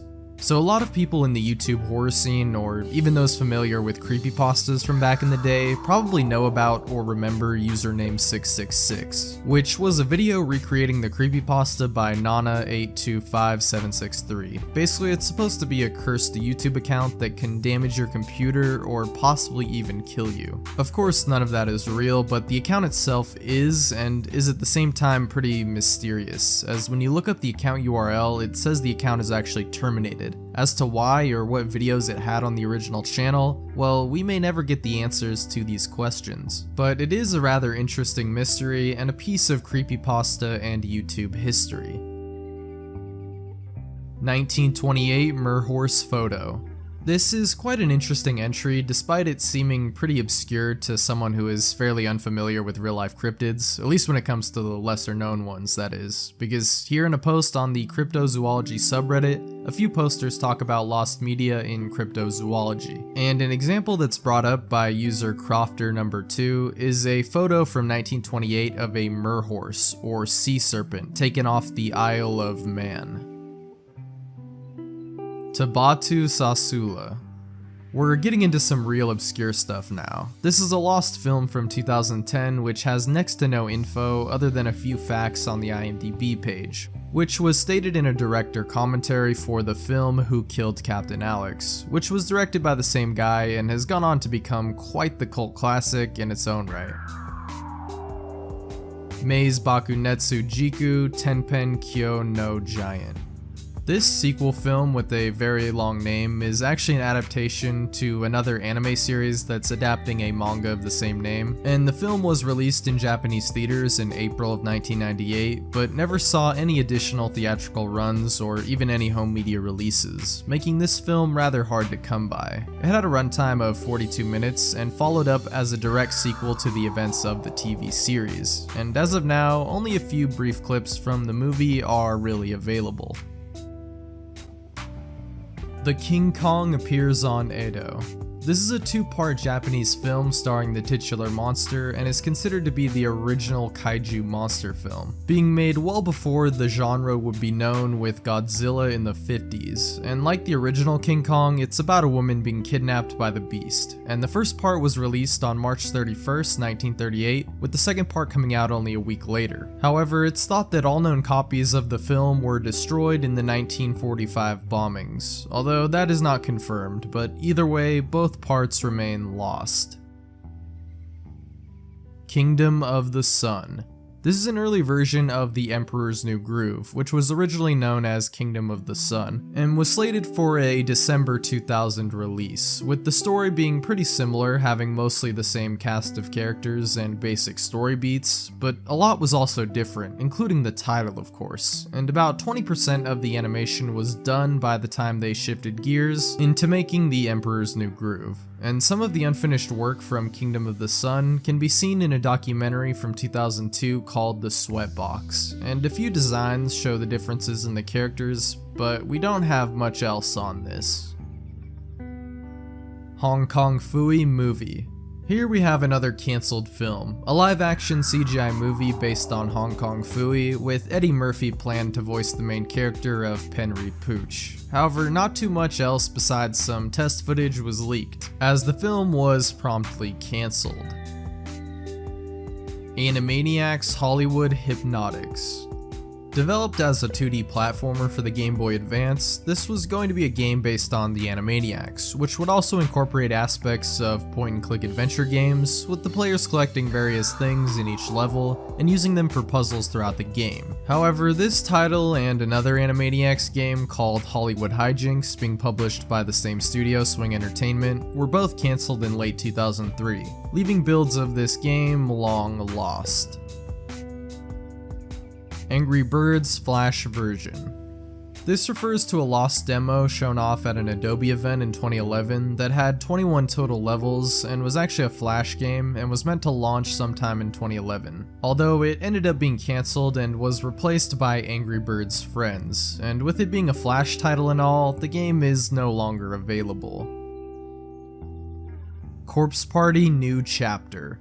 Here we have a cancelled and discontinued mobile game in the Corpse Party horror series, which was released as chapters, from October 3rd of 2006 with Chapter 1 to Chapter 4 on December 26, 2007, before development was ended. There is a PC version of the game that is quite different, but the mobile versions are no longer available for download. Crazy Frog Collectibles Faces. Crazy Frog Collectibles Faces is a DS puzzle game starring the frog CGI guy from all those music videos back in the day, but not too much else is known about this obscure DS title. It possibly released in 2008 in Spain, but other than that, we don't really know. Possibly it was never even finished at all, as not even gameplay has been found. Dead or Alive Code Chronos. This was a working title of a cancelled entry in the Dead or Alive game franchise that was said to be a prequel telling the stories of the characters Ayane and Kasumi, but development on this title didn't get very far at all. In fact, even the head of Team Ninja who was developing the game said it never really got past a framework stage, so probably not even builds of this title. Dynablocks. This refers to an early version of Roblox that was once called Dynablocks, in 2003 before it was eventually changed. And there is an archive of the Dynablocks site back when it was called that, but it remains inaccessible. Epic Mickey 3. Moving on here with the theme of cancelled games, we have the third entry in the Epic Mickey series, which was cancelled by Disney in order to focus more on mobile gaming. All there really is a brief teaser at the end of Epic Mickey 2 showing that a trilogy was planned, as well as some other pieces of concept art which were shown off. Again though, there might not even be an early build of this title. Klonoa 2 GameCube version. Here we have a piece of unconfirmed lost media, as it is thought that there could be a build out there of a GameCube port of Klonoa 2 created in 2001 for the PS2. It was first mentioned in a magazine called Next Gen, and was described as an enhanced version of the game, so if a port was in discussion, it was likely cancelled due to the poor sales of the PS2 version, and if any builds do exist, they've yet to be found. The Shock Media Iceberg Last Version. This refers to a lost final version of an Iceberg dedicated to shocking media, which ranges from prank shock videos to some really disturbing and grotesque content. And there is an early version of it, but the last one is apparently lost. LEGO Star Wars 3 Beta. This is the beta for an online MMO developed by LucasArts and released in January of 2011, based on the animated series The Clone Wars, but was unfortunately shut down by Disney after acquiring the IP in 2013. And a link to the game is actually still available from the Wayback Machine, but sadly the game remains unplayable, although there is plenty of footage of it out there. Jimmy Hopkins' death scene.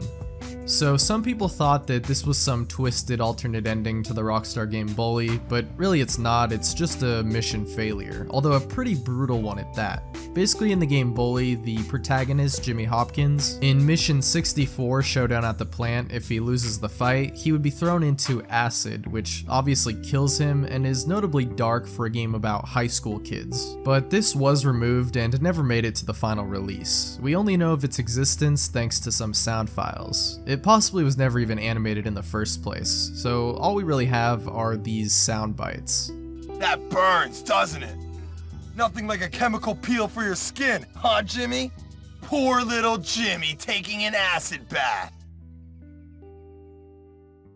Virtual Boy Mario Kart.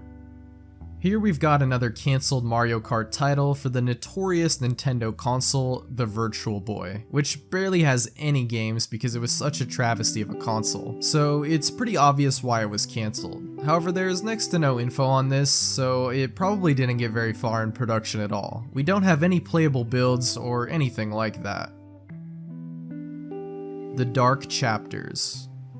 So I think this refers to a book written by a YouTuber called The Irate Gamer, also known as Chris Bors, which he described as a fantasy novel, and included a description reading, quote, "For centuries the world has been protected by a group of sages sworn to protect all of mankind from evil. As these elite groups of men inch ever closer to retirement, little do they know that unfinished business from their past dangerously closes in on them. Panic strikes when an ancient prophecy is set off by someone of great evil who is collecting together 4 elemental stones that they thought had been erased from human history, with each stone carrying one of the 4 elemental powers of the earth. The evil threat grows stronger in power with each new stone he obtains. Auric, the leader of the Sage Circle, is forced to bring his people in training, Chris, into the turmoil and affairs of the group prematurely.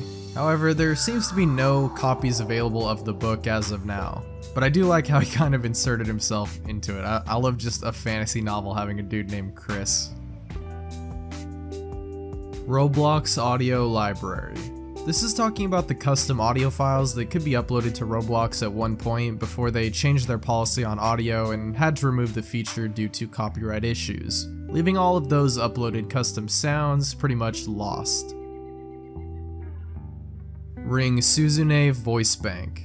This is an unreleased voice bank of a character called Ring Suzune, a part of the group Vocaloid Next, which was scheduled for release in December of 2011. And while there are a few known songs from the official demo for Ring, the character was never fully utilized.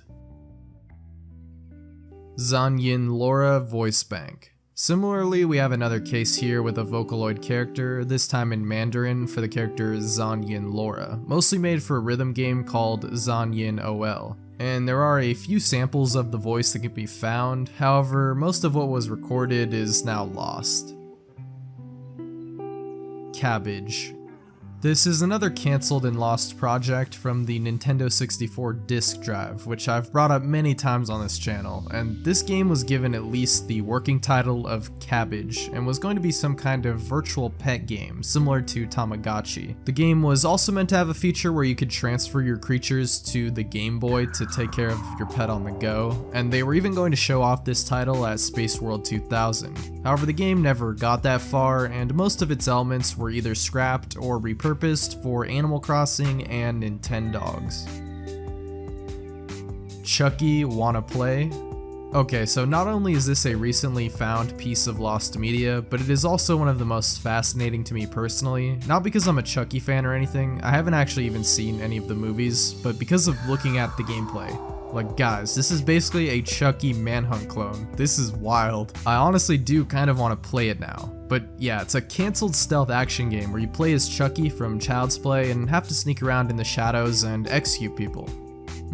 Sounds a little familiar, right? However, the game never really got off the ground as its Kickstarter failed to raise its goal. But in February of 2023, this prototype of the game was found and uploaded to the Internet Archive by Riley5411, claiming to have found it on an Xbox 360 dev kit.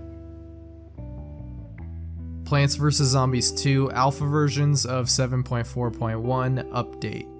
So here we have a short-lived alpha and beta version of update 7.4.1. God, it's a lot to say, sorry. For Plants vs. Zombies 2, which was only available for a very short time before it was taken down, and had some unreleased material that was not seen in the final updates. It showed unfinished expansions and even additional zombies and levels that weren't yet meant to release. And while there is footage and screenshots, it is impossible now to play that actual alpha update. Plants vs. Zombies Talking Zombitar. This was a cancelled spin-off title of Plants vs. Zombies known as Talking Zombitar, which was meant to be a virtual pet game where the player could take care of their very own zombie, and even play minigames with it and dress them up as well. However, the title was scrapped and only a short teaser was ever shown off. Children of Loneliness. So this is a really interesting film, as it's said to be one of the first to notably explore homosexuality, although it's thought to also be an exploitation film, and doesn't exactly portray gay people in a good light. I mean, this was 1937, so I guess you can imagine, but it's also been said that doctors would also go to screenings and hand out pamphlets to try and quote-unquote cure people of their homosexuality. So yeah, the 30s were a wild time, and as of today, the film is lost. Elf Bowling 2. Also called The Great Pumpkin Heist, it was a planned sequel to Elf Bowling the movie, being based on a series of flash games of the same name. However, the first film didn't perform well and was universally panned by critics for its poor animation. So all that dropped for the second movie was a sales trailer. However, not long after this, it was cancelled. They Might Be Giants, Don't Worry Kyoko. This is talking about the first song ever recorded by the band They Might Be Giants, who recorded a cover of Yoko Ono's Don't Worry Kyoko back in the 70s, well before the band was even officially formed in 1982. There is said to be a tape that exists with the cover, however so far it has never seen the light of day. Typo Negative, If She Loved Me.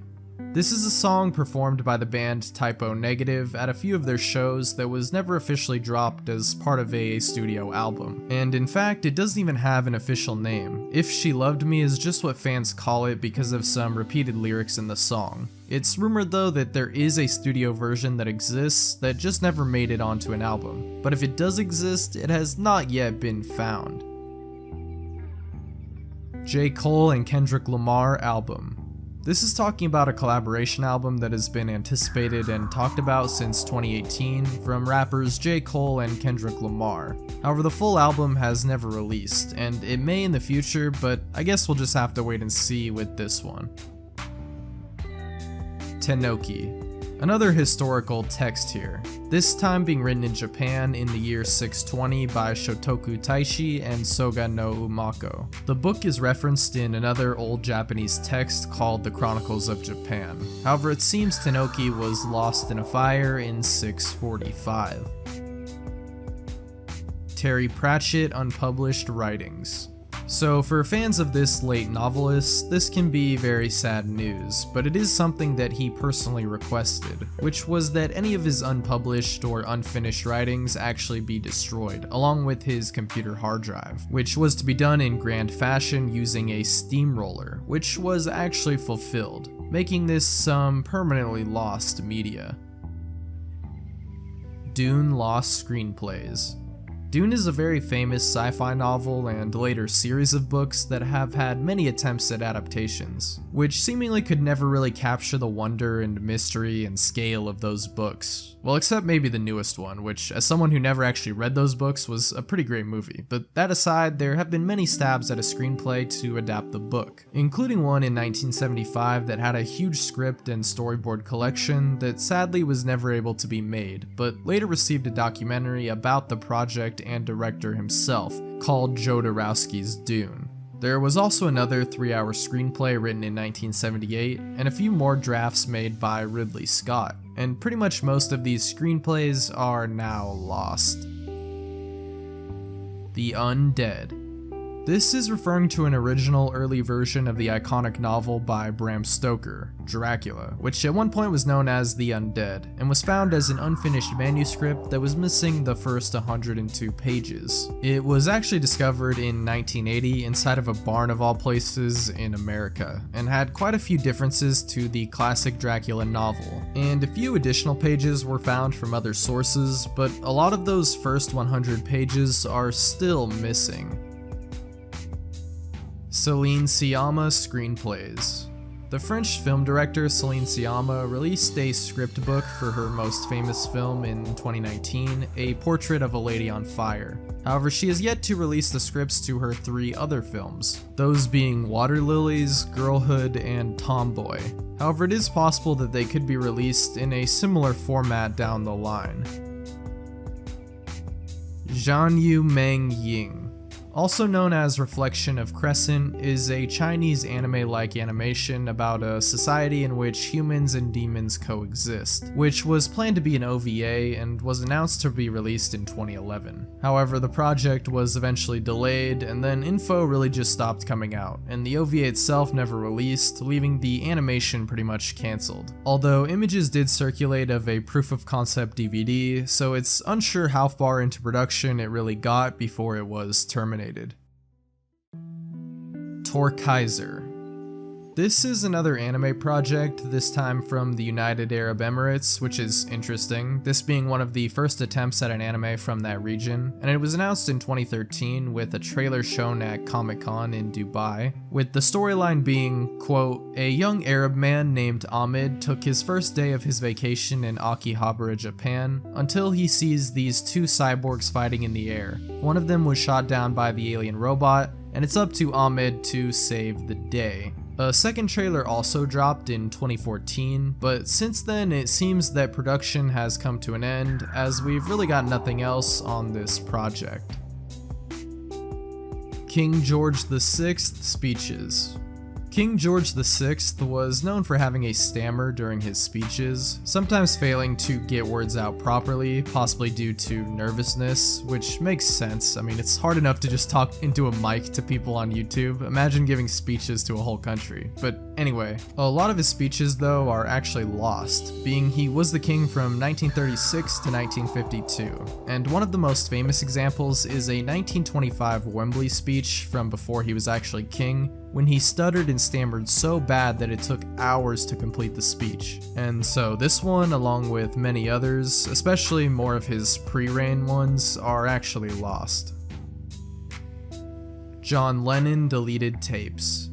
So there is a rather interesting Reddit post on the Beatles subreddit talking about some lost John Lennon tape that was allegedly recorded on the day of his death, specifically by his record producer John Douglas, who said about the tape, quote, "There were some strange things said in that control room. I don't want to talk about it. I erased the tape because it was a real painful tape."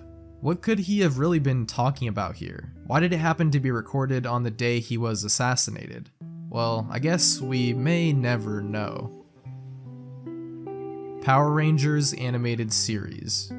It seems that in 2009 there was a pilot made for a Power Rangers animated series for Disney XD. However, info on this is very hard to come by, and it's unknown if this is even true, although it has been claimed on various forums. However, there was also another pitch pilot made by an animation studio called Nerdcore, who pitched the idea to Disney but was rejected, so maybe this is what this could be referring to, or it could be a completely separate project. Pokemon episodes 683 and 684. Planned for a release in 2011 for the Pokemon anime and its 14th season were episodes 683 and 684, involving Team Rocket and Plasma battling over a meteorite. However, the episodes would go unaired, as it was deemed insensitive to release them at the time due to similarities to the Fukushima nuclear tragedy that had occurred that same year. There are screenshots and previews, but that's about it. Philadelphia Toboggan Company Animatronics Audio. Alright, real life Five Nights at Freddy's time, because we've got these incredibly creepy animatronics from the Philadelphia Toboggan Company. However, since they are so old and now out of commission, most of the audio from these are now gone as well. Man at the Crossroads. This refers to a lost mural painting from a famous Mexican painter named Diego Rivera, and this was actually one of his greatest and most acknowledged works, and it's still in Mexico City and has been there since 1934. However, this isn't the original, as it was in fact restored after it was destroyed by Nelson Rockefeller, who commissioned it in the first place, all because of the inclusion of Vladimir Lenin in the painting. But like I said, the recreation of this unfinished work still stands today. Los Ganodos.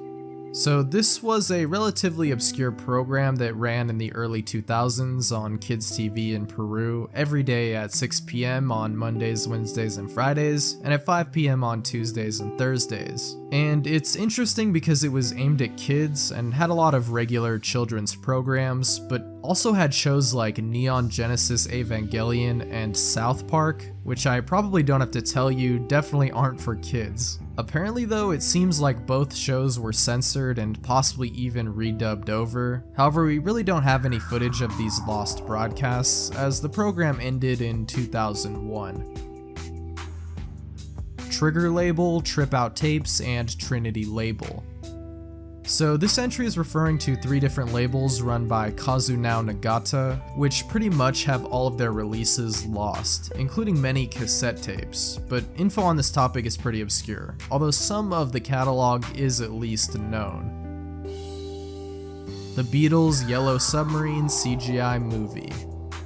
This is a cancelled CGI remake of the 1968 Beatles film, which was planned for a release in the summer of 2012, and was being made in collaboration between Disney and Apple, as well as another studio called Image Movers Digital, which in 2010 was actually shut down by Disney because of a failed project, which was A Christmas Carol released in 2009. And so this project as well was officially cancelled, although quite a bit of animation, storyboards, and other material have been found over the years. Frontal Attack soundtrack. This is a lost song from a 2000 Japanese game that was a part of the Seiho project, something similar to the bullet hell Toho games. However, in a prototype build of the game, there is a soundtrack that is yet to be found called Frontal Attack, and is only available in existing gameplay footage. Ariel Pink's Vault. Ariel Pink is a music artist from LA who's released many studio albums over the years. However, like we've come to see throughout the Iceberg, most musicians have quite a bit of unreleased songs that never actually make it to the general public. And Ariel Pink is no different, and there's a great list that can be found on the Lost Media Wiki if you're interested in any specific tracks, some of which have been found and some of which are still missing. Carl Wilhelm Scheele failed photographs. So photography wasn't officially invented until the first picture was taken in 1826, but a contributor to photochemistry was a Swedish-German chemist named Carl Wilhelm Scheele, who may have actually discovered the components necessary for photography years earlier in 1777, and had it not been for his early death, he may have actually been the first one to create photos. So I guess the lost media here comes in with some failed photograph experiments, but from what I could tell, I don't think he was actually able to make any real photographs in that time. Before Crisis, Final Fantasy VII. Here we have another discontinued mobile game, one in the Final Fantasy series created by Square Enix and first released in 2004, before it ended up being closed much later down the line on March 31st of 2018, with the game itself being a prequel to Final Fantasy VII. However, a fan-made remake was actually created in RPG Maker and was released in 2019. Hoy fue un día soleado. Also known as Today is a Sunny Day, which is a quote that is attributed to journalist Jacobo Zabludovsky, saying this after the 1968 massacre of the Mexican student movement. There are plenty of testimonies of the guy saying this, but as of now, no footage of it can be found, which means this could all just be a Mandela effect, or an actual piece of lost media. FIFA Soccer 2002 GBA port. Here we have another unconfirmed piece of lost media in the alleged lost and cancelled port for the Game Boy Advance of FIFA 2002. To me personally, this sounds a little hard to believe considering the game dropped in late 2001 for the PS2, PS1, and GameCube, and would have been the first GBA port or handheld port in general for a FIFA title, but that doesn't mean it wasn't being made. In fact, there is an alleged piece of cover art and even an Amazon listing that was created for the game back in 2002, so maybe it really did exist at some point, but we have no real concrete proof as of now either way. The Wiggles NASA. The Wiggles is a children's performance group that a lot of kids in the 2000s grew up watching. I wasn't one of them, but from the support they've gotten over the years, it's clear that people really like these guys. And the group would even go on to tour various places and perform, and one of these places was actually at the Johnson Space Center in Texas, where they performed various songs for NASA, and it was even broadcast on August 5th, 2004. However, today, no footage from this has ever resurfaced, adding to the list of Wiggles lost media. XXXTentacion uncropped photo. Now, at first glance, this may seem like a very strange and even suggestive photo of XXXTentacion, but according to a post on the Lost Media subreddit, this here is actually a cropped version of a pic of him just holding money. Kind of a strange piece of lost media, but here we are, I guess. It seems no one can actually find the uncropped image, and some even think that it may not even exist. Vladimir Putin home video. So here we have a lost video of Putin and Mr. Beast. I'm sorry, it doesn't even look like him. Okay, I'm kidding. This is, though, referring to some lost and partially found footage of the president of Russia, Vladimir Putin, from some 90s home video, from a vacation that he took with his family in Finland. Pretty much any footage, though, that is posted online, especially on YouTube, is immediately taken down. Kingdom of Heaven. More Russian lost media here. This refers to a television broadcast on a channel called RTR that aired from 1991 to 1994, where it would show the recently deceased and give obituaries for them, and those who saw it, especially as kids, described the program as very creepy. Not gonna lie, this actually looks like analog horror.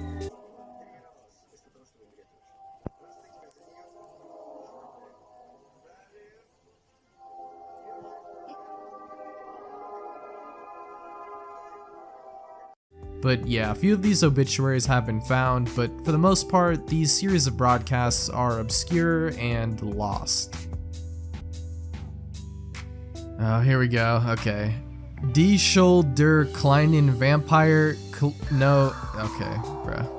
Anyway, a long German title, but this here is a point-and-click adventure game released in 2007 in Germany for PC, but info on this is quite obscure and I could only find a few listings. So maybe the game was only available for a short time, or maybe it was never even actually released, or it could just be a very, very obscure title.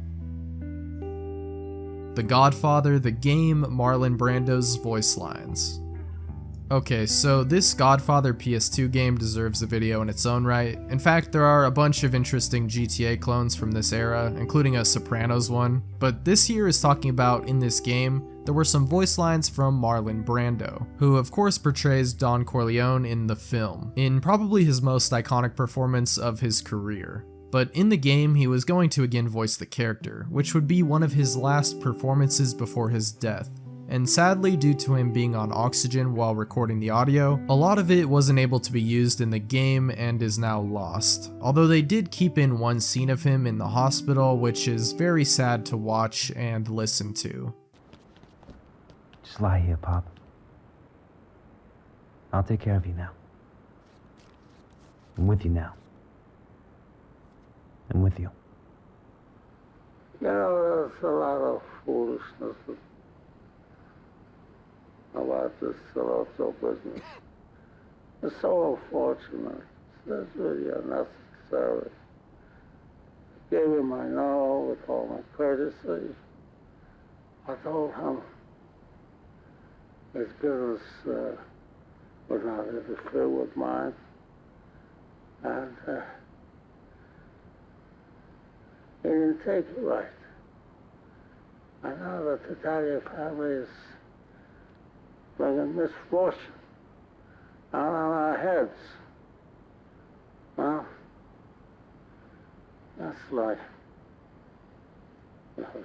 Everybody's got their own tale of sorrow. Gummy with a Twist. Gummy with a Twist is a screamer video found on YouTube sometime in the late 2000s, and starts with the Gummy Bear song before it cuts to a jump scare, and then has text that reads, "Now go change your shorts and get back to work." However, the video since then has been deleted. Jahzzar photograph. Here we've got another interesting piece of cryptid lost media, which is of a supposed creature called a Jahzzar, a huge aquatic reptile, alligator, lizard looking thing, which was said to be photographed in 1987 in Andhra Pradesh, India. However, that photograph has never surfaced, so it probably doesn't actually exist. T. Wayne, He Raps, He Sings. He Raps, He Sings is a track featured in a collab mixtape between Lil Wayne and T-Pain and was recorded way back in 2009, but it was only ever dropped in May of 2017 for streaming, making the album and this specific track now found. I'm very glad because I finally came back home original lyrics.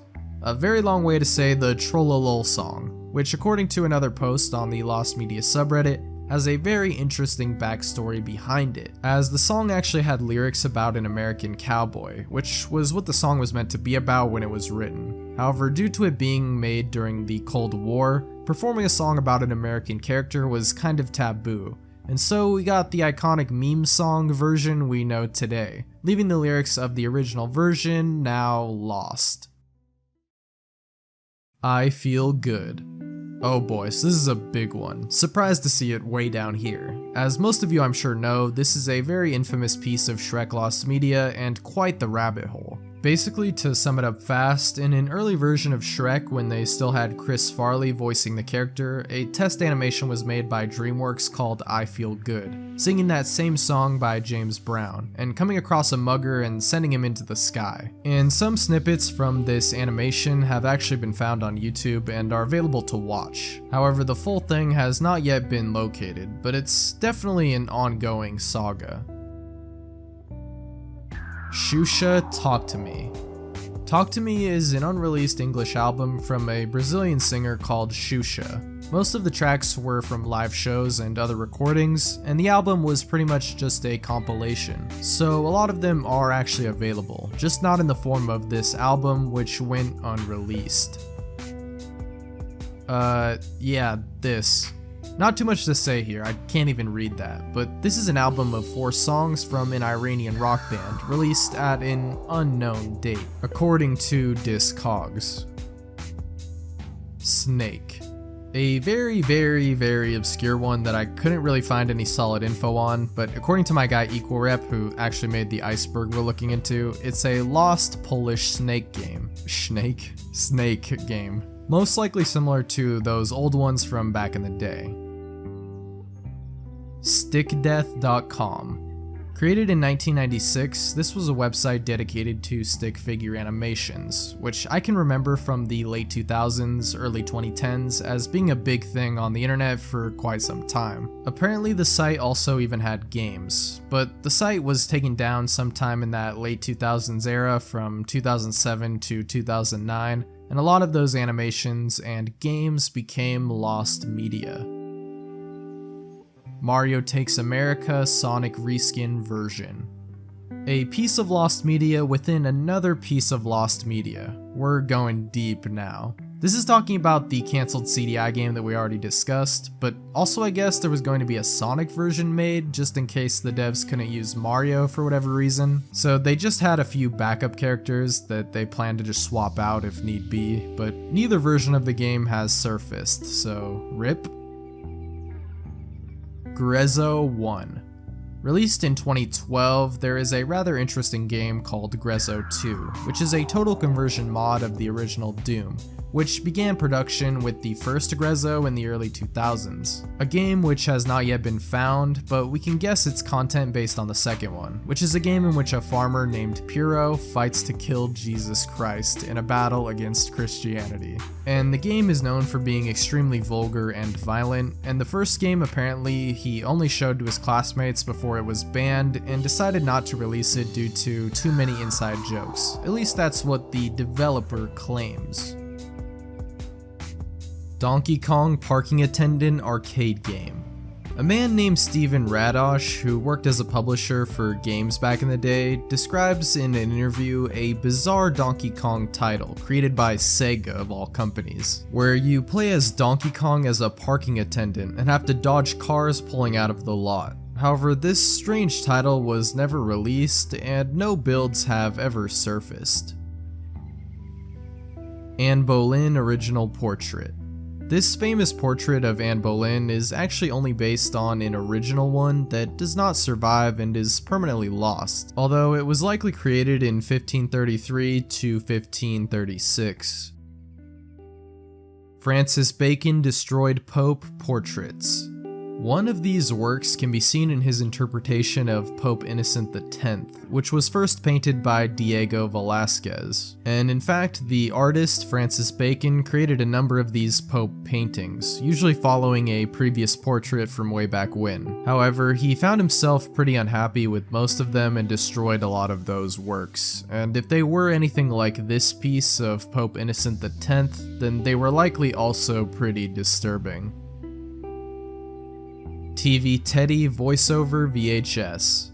TV Teddy was a strange teddy bear toy product that had a VHS tape that was also released that when played would somehow through a wireless transmitter or something like that activate animatronic parts in the toy, making it move its eyes and even talk. And some of these VHS tapes have been found, archived, and even uploaded to YouTube, but they don't all contain the TV Teddy voice lines, which would play in conjunction with the tapes, and so most of those voice recordings, for now, are lost.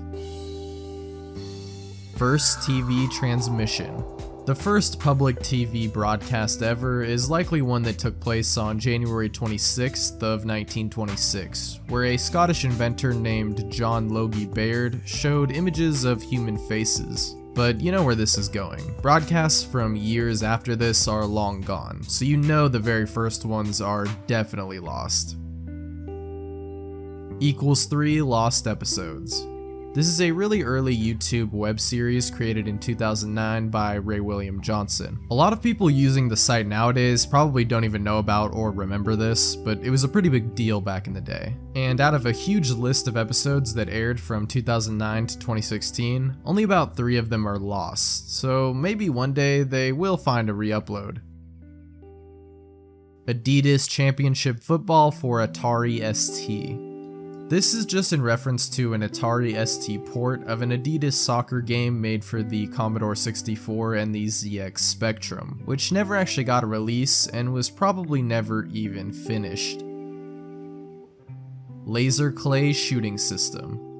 Back before Nintendo was the gaming giant we all know today, it was actually a toy company, and one of the big ideas was to take abandoned bowling alleys and turn them into laser clay shooting arenas, where players would use light guns to shoot at clay pigeons that were projected onto the walls. So if you want to get technical here, you could consider Nintendo's first actual video game this, in the loose interpretation of the word. And they would even go on to make an arcade-style version in 1974. But this original one is long lost, as there are seemingly no operational laser clay shooting systems from Nintendo today. Mortal Kombat Fire and Ice.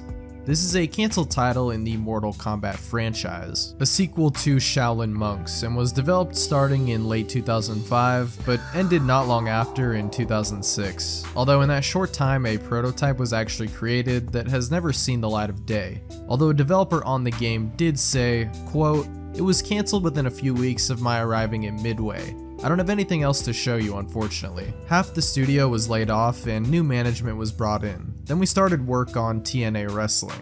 A prototype level was built, but that was it. A few design docs were worked on and a few characters were made in 3D, Scorpion and Sub-Zero. The game was codenamed Fire and Ice, as those two characters were to be the main characters. I was really looking forward to doing level design and construction for it. It was a shame it was cancelled." SMB3free.cf/exe. These were Flash games which were screamers, with SMB3free.cf being one created at a Create Your Own Screamer contest, which was held in 2016. And the game itself is similar to Super Mario 3 and seems like a free port of it until you get jump scared. Classic. However, the game was eventually taken down from AnimatorXP.com and hasn't been seen since. A Bullet for Billy the Kid. This is a strange recut of a Mexican film called La Flecha Envenenada, which was brought over to America in the 60s and changed to A Bullet for Billy the Kid, which used footage from the original movie but also added English and completely new scenes to try and assemble some kind of a plot and story. And it was released on November 1st, 1963, but since then there hasn't been any sign of the film. Narcos 2009.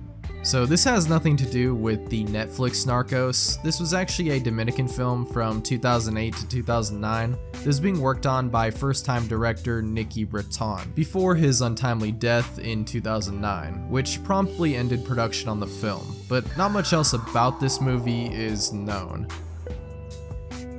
Roy del Espacio. Also known as Roy from Space in English, this is a Mexican animated film made from 1979 to 1982, with it releasing in select Mexican theaters in March of 1983 for a brief run. However, the movie was said to be of low animation quality and was pulled from a lot of these theaters. A review of the movie even states, quote, Roy del Despacio looks like a school project made of crude drawings in which neither the characters nor the background are clearly drawn. There is no depth of field and the movement of the figures in the space that surrounds them is not credible. Due to this, Roy and the rest of the characters move like cardboard puppets, clumsily and slowly, and they also give the impression to be floating all the time. In the technical aspect, the film is thus a non-entity. Ouch. Anyway, the film today remains lost. Haudegitria, also called Virgin Haudegitria, if that's how you even pronounce that. Basically, it's a depiction of the Virgin Mary holding a child Jesus, which has many versions and recreations today. However, the original is most likely lost, while some claim it is somewhere in Russia or Italy passed down through some family. Policia's Ciudad de Mexico. This was a Mexican reality TV series focusing on police that was inspired by the American show Cops, with the series airing from 2000 to 2003, and even played the song Bad Boys just like in Cops. However, for a while the show was very graphic and actually showed violence and death without any censorship whatsoever, but today no episodes of the show have even surfaced. The Quartermass Experiment. The Quartermass Experiment aired on BBC in 1953 as a series of 6 sci-fi episodes which later influenced Doctor Who, as it also starred a doctor, this time one who was attacked along with his crew by a parasitic alien entity. And the first 2 episodes are available, but the last 4 are lost. 1971 Myers Brothers 250. This was a race in the 1971 NASCAR Winston Cup Series that took place on August 6th of that year, and was one of the most controversial races in the history of NASCAR, as it was the one and only time that a winner was not chosen, this being because the first person across the finish line, Bobby Allison, had a car that was not up to the regulations, even though it did pass inspection, and so they didn't even give it to the runner-up either, they just said nobody won. But the broadcast of this event has yet to surface online. 1974 Schaefer 500. Here is another race, this time from the 1974 USAC Championship car season, which happened on June 30th, and was televised, at least in terms of highlights, on ABC in July. But other than that, there is no other footage to be found from this race. Glittering Craft 207 Song. And for our last entry here, we have a very sad yet interesting case about a Reddit user called Glittering Craft 207, who posted in r/music, quote, I'm dying. As my last mission, I will be hunting down and saving as much music from obscurity as possible, but there is one song I want more than the rest. In the post, they basically reveal they have about 6 months to live due to an inoperable tumor, and want to find a song that they once heard on a specific radio station in 2018. However, the poster hasn't been around in a while, leading many people following this mystery to think the worst, and it seems the song was never actually positively identified, sadly, at least as far as I could tell, although it is thought to be some sort of melodic rock song, and hopefully one day it will be found.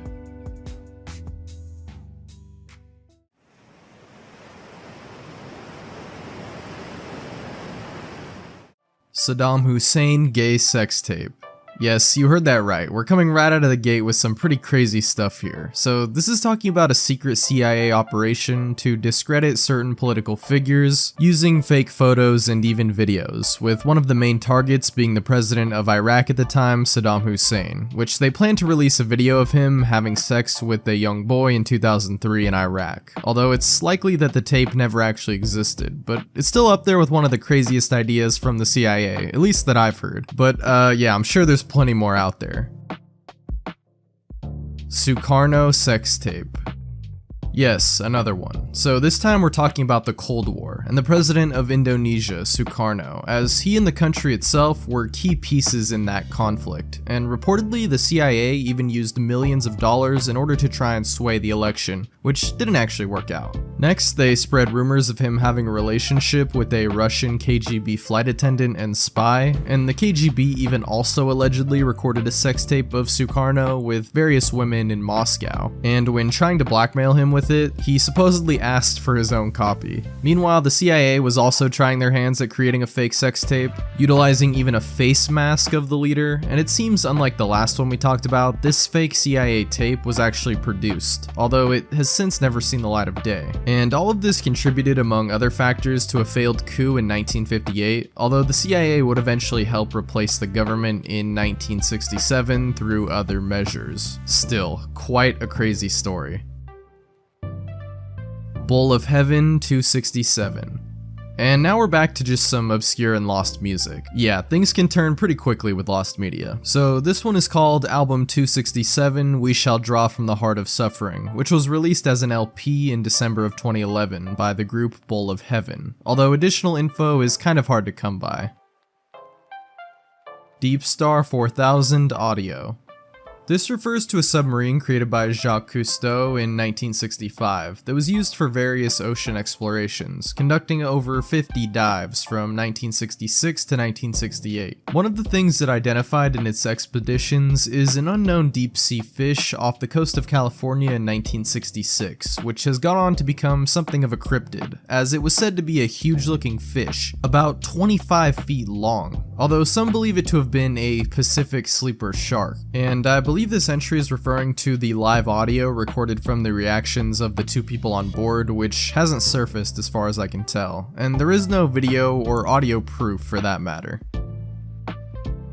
Operation Midnight Climax Audios. Oh great, here we go again with some more CIA-related lost media. This time in relation to MK Ultra, a very controversial operation and series of experiments performed by the CIA in an attempt to develop a truth drug as well as mind control. One of these experiments that is known about is called Operation Midnight Climax, which involved prostitutes in San Francisco, California, bringing in men off the streets to test out their drugs, specifically in this case LSD. However, MK Ultra was purged in the late 60s, and most documentation on it and its experiments were destroyed, including any alleged audio or video evidence, it seems. Czarna Volga, also known as Black Volga, is not only an alleged and possibly non-existent piece of lost media, but it is also a rather interesting Polish urban legend, revolving around a car used to kidnap and murder people back in the 60s and 70s, and actually became a pretty widespread rumor across Europe, with some stating the drivers were mafia, KGB, or even Satanists. Now, this is likely referring to a film based on the urban legend, said to be released in October of 1973 in Poland of the same name. And legend says that the film was banned due to the urban legend scaring too many people, especially when it was released, making this film now lost. However, as of now, there is no solid proof that this film even exists at all. Hugo Chavez Canciones de Siempre. Also called Song of Always in English, is a song I talked about a really long time ago, like in the beginning of this channel I think. And no, this piece of lost media has not since been found, but it is a rather interesting lost album, as it was performed and created by the former president of Venezuela, Hugo Chavez, which he revealed on his radio show in 2007, which were covers of regional songs performed by him. He also even revealed the album's cover. However, it seems the album was never released for whatever reason, as no songs or anything have surfaced online. Charles Manson Completion. Another lost album here that I talked about in that same video from way back in the day. This here is the lost album of Charles Manson, a notorious criminal known for running a cult and being responsible for multiple gruesome murders, including Sharon Tate in 1969. In fact, this album, produced in 1984, was made while Manson was in prison. That's right. And it was titled Completion and was slated for release that same year. However, unsurprisingly, the studio that was going to release the album got quite a bit of backlash for this, and so the album's release ended up being cancelled, with only 5 total prints known to exist, which have not since been revealed publicly. SCP Containment Breach in Dev version. SCP Containment Breach is a rather famous horror fan game based on the SCP Foundation, and specifically SCP-173, aka this banana looking guy. To be honest, I remember him looking way creepier back in the day, but anyway, this refers to in-dev versions of the game, which the developer Regalis has since stated that he has lost permanently, although most of the differences appear to have been pretty minor. Pokemon the Sydney Pirate Ship Show. Back in the year 2000, in September in Sydney, Australia, there was a Pokemon Pirate Ship Show that was held, but not too much is known about the actual event, and only a few articles have been written about it with a few images, but no video footage. Apparently it was an event promoting the Pokemon 2000 World Championship, and the Spanish article says, when translated according to Reddit user Darth Cthulhu, quote, Pokemon battle in the middle of Sydney Bay, as you hear and how you can see. Nintendo put on a good show in the middle of the Olympic Bay to welcome Pokemon fans. So big was it organized, that there was even a cannon battle between Team Rocket and the group of Pokemon that had to prevent the bad guys from stealing the champion's trophy. The Pokemon won, of course, and the hundreds of thousands of people who gathered there were left with an unbeatable taste. This was just the preamble to Pokemon Park. Imagine what happened next. So yeah, add this to the list of obscure Pokemon and Nintendo events from the early 90s and 2000s, I guess. The Red Tape. Some more obscure Rate Your Music stuff here. We got a compilation released in 1984 called Red Tape, released on cassettes in Japan and Switzerland, but not much else on this. Iron Maiden at Carton Horses Recordings. This refers to an alleged lost audio recording of the band Iron Maiden that performed on May 1st of 1976 at the Carton Horses pub. 11 seconds of this recording were uploaded to YouTube in 2018, but it's unclear if this really is the Iron Maiden audio, but if it is, it could be the earliest known recording of the band. But besides that small bit of audio, whatever else that was recorded is lost. Kurt Cobain Organized Confusion. This is the first demo tape of Kurt Cobain from Nirvana, which he recorded in late 1982 called Organized Confusion at his aunt's house in Seattle, Washington. The tape has never actually surfaced, although a few have claimed to actually own it, including a guy named Chris Wood who showed images of the actual tape on Twitter, although the dates don't really match up as it reads August 1984 instead of 82, and only a very small portion of audio from the demo has ever been released. The Melancholy of Hatoshin Mona. This is another lost Screamer video, a Japanese one posted in November of 2011, which shows the 2chan character Hatoshin Mona before it is interrupted by a zombie Screamer. Yeah, not much else to say on this. Legends of the Hidden Temple Pit of Despair Incident. Here we have a lost sequence from an episode of the Nick game show Legends of the Hidden Temple, which aired in the early 90s and was continued to be reran for a while, with contestants in the show having to perform stunts and answer questions in a historical setting, competing in teams. However, it was once stated by the host of the show, Kirk Fogg, that an unaired segment was filmed where he said, quote, "There was a female contestant in the temple, the episode, season, and team weren't specified. She had been having a meltdown in, ironically, the Pit of Despair. The cameras were still rolling. However, she eventually vomited everywhere and they had to stop and re-record after everything was cleaned up." So yeah, it's unlikely this lost footage will ever be found or released to the public. 9 Inch Nails Just Do It. This is an alleged unreleased track from the 1994 album The Downward Spiral by 9 Inch Nails, which included the known lyrics, "Just do it, nobody cares at all," suggesting a dark theme surrounding the taking of one's own life. And it's unknown why it was removed from the album, or if it was even recorded at all. Pornhub unverified users videos. Yeah, so back in 2020, all of the unverified content uploaded to Pornhub, not the actual name, but you all know what I'm talking about, I'm sure, was removed from the website, deleting millions of videos in the process. A lot of which I'm sure now are lost media, I guess. Vern Troyer sex tape. Jeez, yeah, another one. So Vern Troyer was an American actor known for portraying Mini-Man. So I said Mini-Man for whatever reason, meant to say Mini-Me, my bad, in the Austin Powers series of movies, and for his short stature. But in 2008, apparently he recorded a sex tape with his girlfriend at the time, and some footage from it is available, although I guess this isn't the full thing, and I definitely can't show it here. Father Ted Going to America original ending. Running from the mid to late 90s, there was a TV sitcom called Father Ted about 3 priests living off the coast of Ireland, and its final episode, Going to America, which aired on May 1st, 1998, was originally planned to be very different from what ended up happening, as the episode was originally much darker, but was changed due to the actor that played Father Ted himself, Dermot Morgan, dying only a few days before the episode would air. In fact, he passed only a day after filming the episode, and the script from The Lost Ending reveals a very dark one in which, instead of helping Father Kevin, Ted would end up actually joining him in an attempt to end themselves by jumping off a ledge.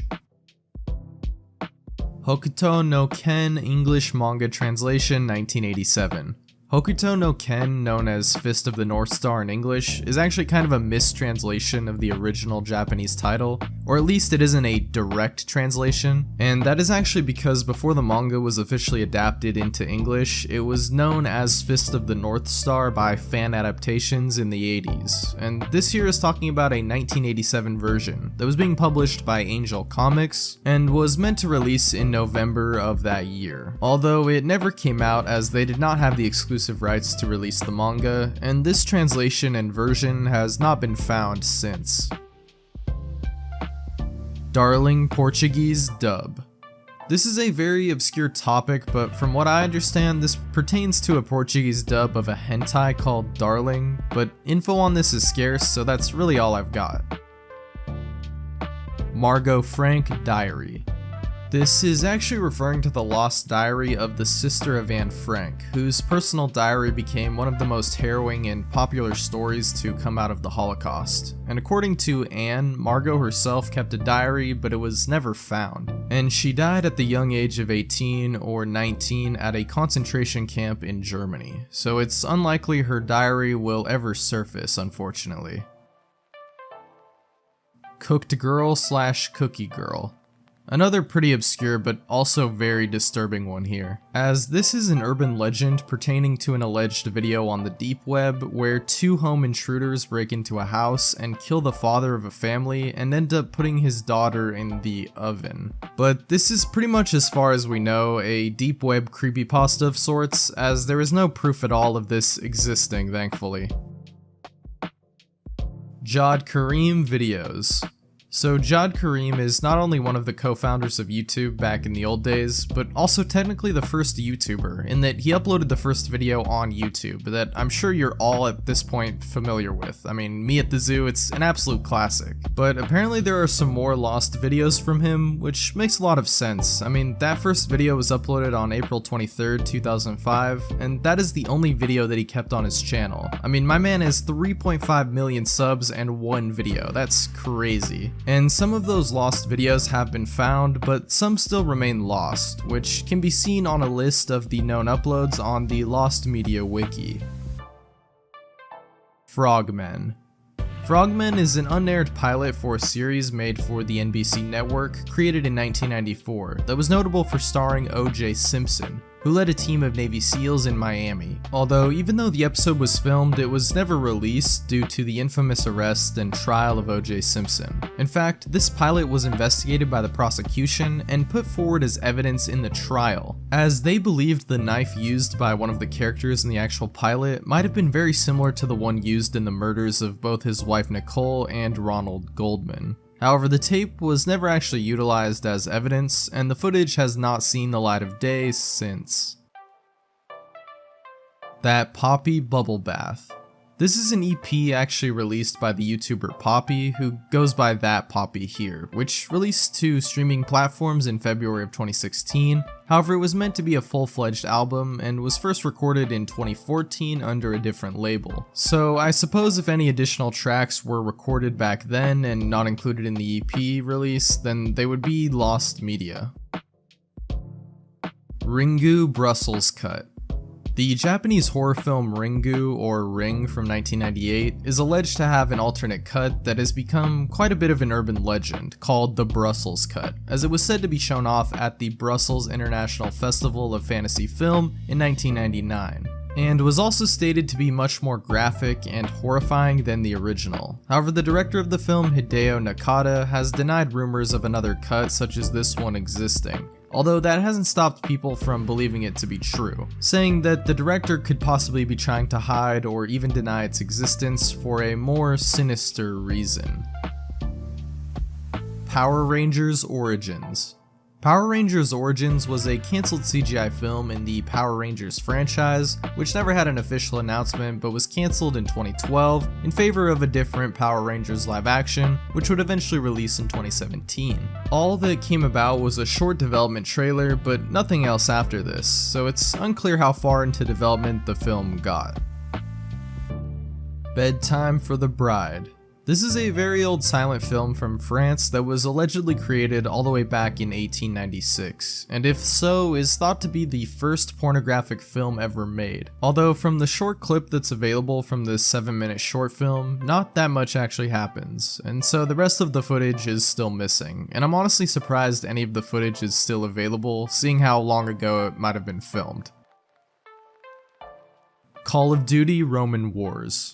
Here's something I've talked about countless times it feels like, but still something I find very interesting. Basically, it's a very strange cancelled entry in the Call of Duty series that was known internally as Fireteam, oddly enough, and was in development by Vicarious Visions in 2008, and not only would it have been a top-down game instead of first-person, which is already weird enough, but it also centered around ancient Rome, with the player taking the role of a soldier in Julius Caesar's Legion. Yeah, quite a crazy departure and a pretty wild concept. I mean, we got top-down gameplay with Dead Ops Arcade for zombies, and we got the Colosseum zombies level in Black Ops 4, but this just sounds pretty insane, I gotta say. And apparently it didn't get very far into development at all, so more so just a piece of cancelled media. Conker's Bad Fur Day alternate ending. Conker's Bad Fur Day is a game that had quite the development, going through an incredible amount of changes over its time, including going from a kid-friendly platformer to an adult-oriented classic. But probably the most shocking part was a rumored planned alternate ending, in which Conker actually ends himself. Although there isn't really any solid proof that this was even made as of now. Berserker. Apparently this here is a lesser known cancelled indie game that is described as such. Quote, "The game is called Berserker, and it is about killing, bare hands and blunt weapon plain raw killing. On the website you can check the main game outline and a video of Sigvater doing some vocal recordings of the game. I think you can get a feel of the game from there." And yeah, apparently at least one of the devs behind this had some controversial past, and I'm not sure if that contributed to this game never releasing or not, but yeah. Public Environment. And welcome back to the Obscure Lost Album Show. Today we've got yet another one featured on Discogs, titled Public Environment, by the something, I don't know, Dr. Giro. Anyway, it was an electronic Japanese album released in 1995 for a limited run on cassette, but that's really all we got. Comic Sacrifice Issue 1. So this is kind of an obscure one, a comic created by Justin Roiland in collaboration with a few others called Comic Sacrifice, which would eventually become a full-on production company. But the original comic book itself became rare, and issue 1 seems to be almost entirely lost. Fanfictions.com lost fanfictions. So with this one I'm a little unsure because the main fanfiction website appears to be fanfiction.net, not fanfictions.com, so I'm not sure if this is referring to that site or an entirely different one. But basically besides that, I think this whole thing is pretty self-explanatory because like any site, there's bound to be some deleted and lost content, although when looking into it a bit further, the most of what came out of it were just fanfictions of the actual show lost. Munir TPF document. So more conspiracy-related lost media here, in relation to the death and assassination of Indonesian activist Munir Said Talib, who was killed by arsenic poisoning on board a flight. The official report made on this assassination, called the Munir TPF document, has since gone missing according to the government, which has raised suspicion on this case yet again, even many years after the fact. The Temple at Thatch. Written by British author Evelyn Waugh, this is an unreleased and lost novel that he started work on back in 1924 as his first book, but after it was rejected for publication, he burned the manuscript, making it permanently lost. Although the author would go on to release his first novel in 1928 and would become very successful. All we really know about the book though is that it revolved around a college student learning about black magic at an inherited house out in the country. Luigi Russolo lost sheet music. Another case of lost sheet music from a famous composer and musician, with this being from the Italian painter and composer Luigi Russolo, who also developed some quite experimental instruments back in the 20s and 30s, and is recognized as one of the first noise composers. And a few of his pieces are still available, but it's likely a lot more are lost today still. Who is the Beauty? Here we have a lost and defunct shock site called Who is the Beauty, which was very simple and had the words "you are" in large text, as well as a few symbols that when clicked along with some of the letters led to other different shock pages. Lincoln lost speech. Here we have the very famous speech given by the President of the United States, Abraham Lincoln, on May 29, 1856 in Illinois. That likely was a condemnation on slavery that sadly nobody transcribed, leading his words to now be lost, with the legend being that this was the case because the speech was that engaging, with some who heard it even claiming it was his very best. And while there are some summaries that exist, the full transcription is likely gone for good at this point. Mapinguari audio. More cryptid lost media here, with this referring to a South American creature known as the Mapinguari, known as a Bigfoot-like primate with long hair, bad smell, claws, and even described like a giant sloth in some cases, sometimes even having one eye like a cyclops. And there are plenty of alleged sightings of this thing, even dating way back to the early 1900s, but much like the Deep Star creature, there is said to possibly be some audio recorded of this creature, most likely here referring to the famous case said to have been recorded by a man named David Oren. Scottish universities 1-1 English universities. This here is referring to a televised football or soccer match which was the first ever broadcast in Scotland and took place on December 20th, 1952, which had a Scottish university playing an English one. But like a lot of other broadcasts during and before this time, it was likely not recorded or archived, leaving it to become lost media. Undertaker vs. New Jack. This refers to an alleged match that took place possibly in 1995 between pro wrestlers New Jack and The Undertaker, which seems to be lost media, as no one can seem to locate the full match. However, there is some footage. Project Rex Kwon Do.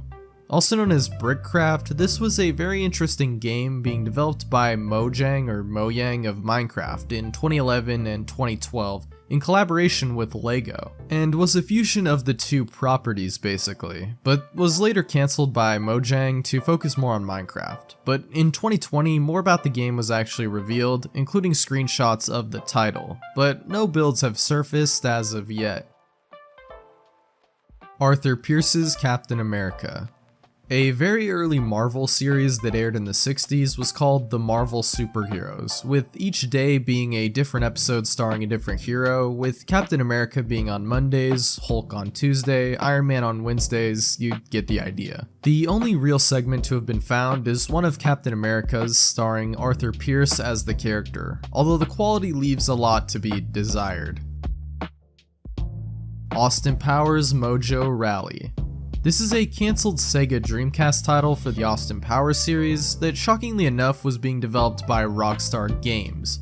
Yeah, and was going to be published by Take-Two Interactive, with the game itself being a kart racer that included various characters from the films. However, no builds of the game have ever surfaced, and it's unlikely it even got far enough into development to even reach that stage. But interestingly enough, for some reason, Rockstar has developed and published a few of these Austin Powers games back in the day. Guess they're big fans or something. Colossal Kaiju Combat.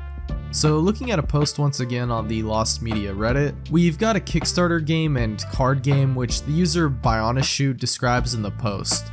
Quote, I'm sure a few people have heard of the Kickstarter game / ultimately a scam called Colossal Kaiju Combat. This isn't about the actual game itself, which most likely barely existed and would have been awful. This is about the card game that was created alongside it. On the Sunstone Games forums, they had a thing where people could submit their own monster designs, which people could vote on. Monsters that gained enough votes would get art by a professional artist, and these are still readily available on the artist's DeviantArt account. Monsters that didn't get as many votes instead got featured on cards for a rather ill-defined card game. These cards were hosted on the main website until Sunstone Games took everything related to it down sometime last year / the year before that. This is roughly 300 plus unique pieces of art designed by creative individuals who had no monetary gain from this, vanished from the internet with no regard for preservation. The only remnants of these cards are a few galleries on an abandoned wiki, and uploads of a select few pieces of art made by specific artists. I have roughly a third of the cards saved on an old hard drive though, but the remaining ones are just gone. I combed through the Internet Archive and they only have a handful of them, even though a lot of the site has been archived.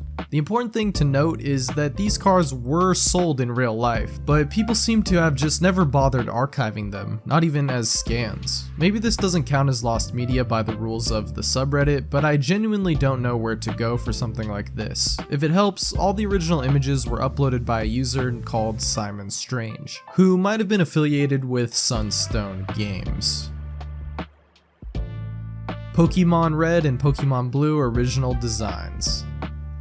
The original Pokemon games, Red and Blue, went through various changes in designs before they made it to the final games, and a Japanese TV show actually showed off some of the original sprite designs, some of which look a bit different from their actual final ones. Rap Attack. This here is an alleged lost SNES game that was listed in a GamePro magazine issue in 1992 along with other titles, but no other proof of its existence has really been found, so it's unclear if it really ever existed or not, although it was said to be some sort of shooter, but not much info can be found on this. Windows XP Famicom port. Here we have quite an interesting bootleg port of Windows XP for the Famicom, which was made sometime in the early 2000s, and is similar to an NES port of Windows 98. But as of today, this software is rare and obscure. Slowdive Slovaki demos. On Rate Your Music, we've got another lost album here, at least that's what it's listed as, the Slovaki Demos and Outtakes, although it's also categorized as an unauthorized bootleg. La Posida. Translated to The Possessed, is a Venezuelan horror film from 1991 that is quite obscure and only has a short trailer which has been found, but not much at all about this lost film is known, although that low budget feel does kind of add to the creepiness factor a bit. One OK Rock, Do You Know a Christmas? Again, on the Lost Music, we have an album from the Japanese rock band One OK Rock, a 2005 limited demo called Do You Know a Christmas, which I don't even know what that means, but anyway, it was created with only 3 tracks, with only about 200 copies being produced, and the only song available as of now is the track Do You Know a Christmas that the album is named after, but the other 2 are lost as of now. Evil Resident. Evil Resident is a very obscure series of RPG Maker fan games, obviously based on the Resident Evil games, that were kind of RPG remakes. However, like I said, they are very obscure, and as of now, it seems that all of these games are lost. El Eternata. This was a planned and eventually cancelled video game based on a comic book series of the same name, centered around an alien invasion that takes place in the 1950s in South America. It was revealed that this game was in development in 2012 and would be an open-world first-person shooter, following the story beats of the original comic, featuring 6 different known chapters or levels, and even was said to have 2-player co-op. However, the game was cancelled due to a potential lawsuit between the developers and the family of the original comic's author. However, fans hold out hope that one day this project can be finished. Lost Media Monday / Lost Media Friday. Good old Lost Media YouTuber Lost Media. This is a series of videos by an early Lost Media YouTuber known as ShroomTube, who has since quit making videos and even deleted his channel in 2017. And while a lot of them are lost, there are quite a few archives of these videos from the Lost Media Friday / Monday series, which can be found on YouTube. Meet Nick. So from what I could tell, this is a very old and obscure Japanese website that was basically a chat site which featured cartoon character avatars which you could choose from and then join chat rooms to talk with other people. But this site was taken down quite a while ago and it's pretty obscure with only a few videos of it online. Catalog of Women. This here is another lost Greek epic poem, with this one only being found in fragments, and telling the stories of different heroines of Greek mythology, with the work being contributed to the famous Greek poet Hesiod. Although there is debate to whether he actually wrote this or not, and of course it is technically lost for the most part, as only about 1/4 to 1/3 of it has actually survived, with there being about only 1,300 lines. Air Cruel Version. This is pretty interesting. So this concerns more so a rumor and urban legend from the early 2000s in Japan surrounding a visual novel game called Air. The legend goes that there exists a cruel version of Air that was created unofficially by a fan group and was distributed in stores throughout Japan, but the contents of the game was so disturbing that the original creators, Key, stepped in and removed all known copies of this version. There are even some alleged graphics and screenshots of it, but honestly to me this just seems more like a myth and a fun creepypasta, but not much else. Boredom's Boretronics. Boredoms is a Japanese rock band that released some obscure cassette tapes back in the 80s called Boretronics, which were noise albums consisting of live performances and rehearsals. They were released very limitedly, and even though there are said to be 6 in total, only 3 are actually confirmed to exist. Operation Argus footage and documents.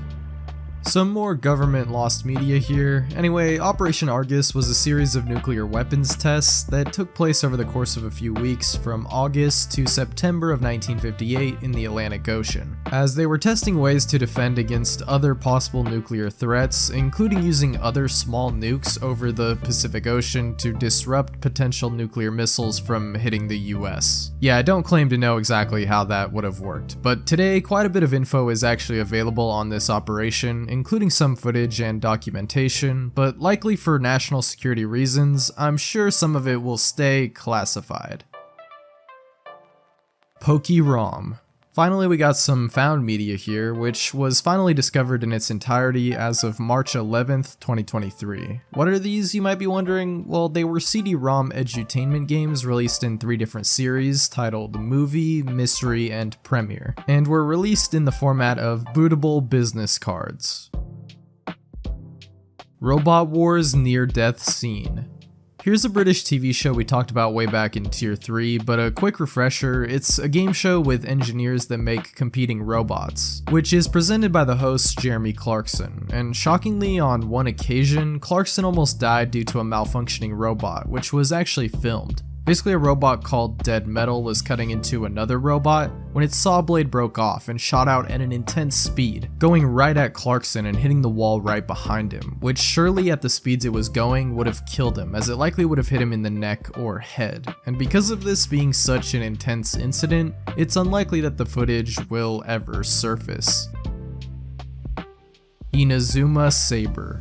This is another very obscure and cancelled game title that was slated for a release in 1994 by the company Technosoft, which was described as a different or revamped version of another game called Blastwind. However, it remains a little known piece of Technosoft history and not much else is known about it. Mighty Morphin Power Rangers. Another piece of found media here, we have the original unaired pilot episode of the 90s superhero show Mighty Morphin Power Rangers, which was created in 1993 but wasn't aired until 1999 as part of a special called Power Rangers: The Lost Episode. Rev Limit.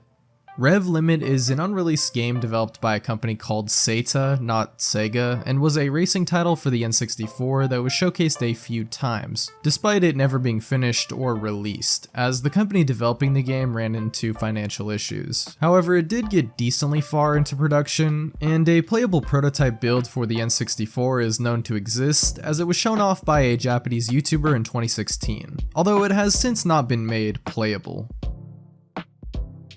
Sabermen Stampede.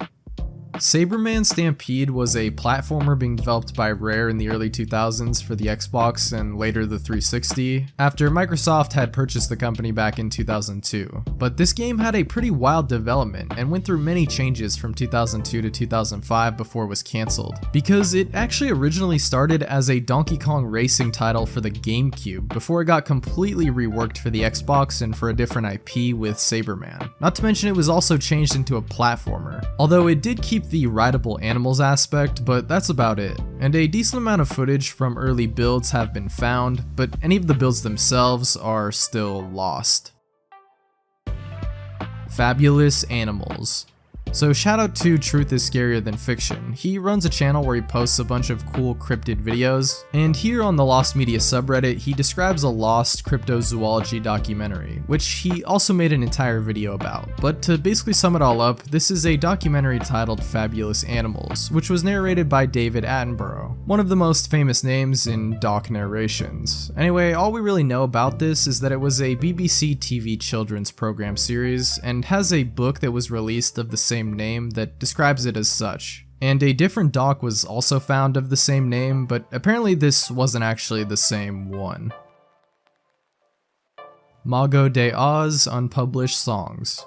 You know how this goes by now. Most bands that have been around for a while have unreleased and unpublished songs, yada yada yada. With this referring to a Spanish metal band called Mago de Oz, which was first formed in the 1980s. My Chemical Romance Unpublished Songs. Same scenario here, although info on this band is a little more easily accessible when it comes to a few select tracks that were never released by this American rock band. One of those being a track called the 9-Volt Heart, which is now lost, although it was listed on their website for a short time. There was also Sister to Sleep, Hell Hath No Fury as a piece of a movie soundtrack called The Man with the Iron Fists, and another rumored song called Fake Your Death. Protrepticus, also called That One Should Do Philosophy, was a philosophical text written by the Greek philosopher Aristotle that now only survives in fragments, but was likely a piece used to emphasize the importance of the study of philosophy, and was made to hopefully entice students to learn and actually study it. Detroit Sunday Journal, Volume 2, Edition 51. This is a very specific newspaper dated from November 19th to November 21st, 1995 from the city of Detroit, Michigan. Almost all of this publication is available except for these 3 pages which were not archived, although it's believed some of the news discussed was related to the newspaper workers' strike, as well as a Detroit housing project, and even financial problems with a local school district. FNAF 2 Fake APK. Back to the Lost Media subreddit, we have a post describing a strange piece of FNAF spyware which is now lost, and was a fake APK version of the game, and was also described in a Spanish YouTuber's video. But all we really know is that it was in fact the second FNAF game, and that it was released sometime in probably 2015. King Neferkare and General Sassanet. This is another ancient story, this time from Egypt, that also only survives through fragments, although it is believed to be proof of a homosexual relationship between a pharaoh and a general. The Cradle of Thorns. Released in May of 2014, this was a Japanese visual novel available on the App Store and Android in Japanese and English. However, the game stopped being available after the servers were taken down at an unknown date. But all 10 chapters of the game have since been found, and if you're wondering what this game entails, it's actually pretty creepy. Basically, 2 brothers live in a mansion secluded from the rest of society, and they end up meeting a girl who one of them falls in love with. So then the other brother basically kills the girl, cooks her, and then feeds her to his brother. Very strange sounding game from that synopsis. 911emergency.com Lost Calls. This concerns a now defunct website called 911emergency.com, which archived some real 911 calls. Which sounds quite disturbing, to be honest, but since the site is no longer up, it seems a lot of those calls have become lost media. MS Estonia Mayday Call. In a similar vein, I guess, this here refers to an incident that took place on September 28th, 1994, when a ship called the MS Estonia sank, becoming one of the worst maritime disasters in history, leaving a death toll of 852. This was due to a storm of heavy waves in the Baltic Sea as the ship was en route to Sweden from Estonia. The lost media comes in with the Mayday communication that was reported by the ship's crew, but to me it seems the call, or at least part of it, has been found and even subtitled, which can be viewed on YouTube at over 20 minutes long, and it's quite eerie to listen to, especially hearing how calm the crew sounded. Windows Islamic 2. So I'm pretty sure this right here is just a meme, but the image had to come from somewhere, right? So yeah, I guess there really could be an Islamic edition of Microsoft Windows out there. The second one, mind you, but to be honest, I kinda doubt it. Nita Negrita. This is a mostly found Filipino TV series from 2011 that is only missing a few episodes right now, with those being one released on April 1st, 2011 that only has a still available, and another one which is only partially lost. But basically the show premiered in February of that year and ended in June, with it focusing on the life of a girl named Nita, who was half black, which was controversial due to the actress using blackface for this. Ms. Z Okienka Deleted Take. Also known as Teddy Bear from the Window or just Window Teddy, is a Polish children's program that has a certain urban legend or Mandela effect associated with it, as it has been said that the host of the show said something along the lines of, "And now, dear children, kiss the teddy bear's ass," with some even claiming that the man was visibly drunk while recording the show. However, there is no video proof of this occurring. Meg at Kids. Here we have some interactive children's CD-ROMs released in Venezuela in the 2000s, which were published monthly with games and other such interactive elements. And while a few of these have been found, many still remain obscure today. MacLib EP. This is a partially found EP created by the rappers Madlib and Mac Miller in 2015 and 2016. However, due to Mac Miller's sudden passing in September of 2018, the album was never finished, although it was said that an entire EP's worth of material was created, but it has not since been released, and only a few segments have been found. Bigfoot vs. DB Cooper. Now, this movie isn't actually lost as far as I can tell, although maybe it should be. I'm just kidding, but look at the IMDb score. Yikes. Can't say I'm that surprised though, and I mean, that title alone is just crazy. It's said to be one of the worst movies of all time, so I gotta say I'm definitely curious. Bunny Messiah.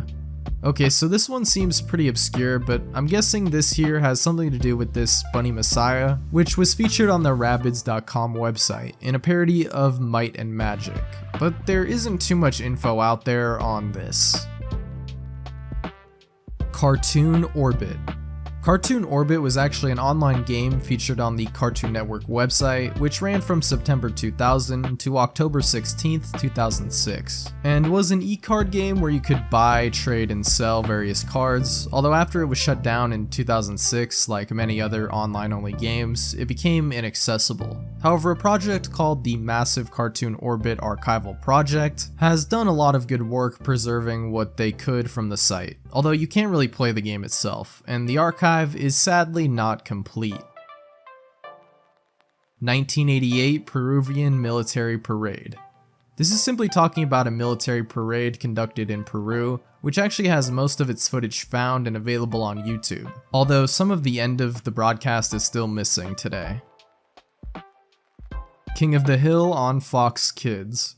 This here is an alleged piece of lost media concerning a version of King of the Hill that aired on the Fox Kids network, despite the show obviously not being made for kids, and it most likely doesn't exist at all and is merely a rumor, as there not only is no proof of this happening, but also some evidence to the contrary, as pointed out by user Lost in Space Lord on the Lost Media Wiki forums, such as with the schedule not including the show among a few other reasons. And basically he concluded that they could just be remembering promotional material or an ad for the show that was seen during a Fox Kids block. But I mean, something like this wouldn't be completely unheard of, so I'm not really sure here. Poppy.church.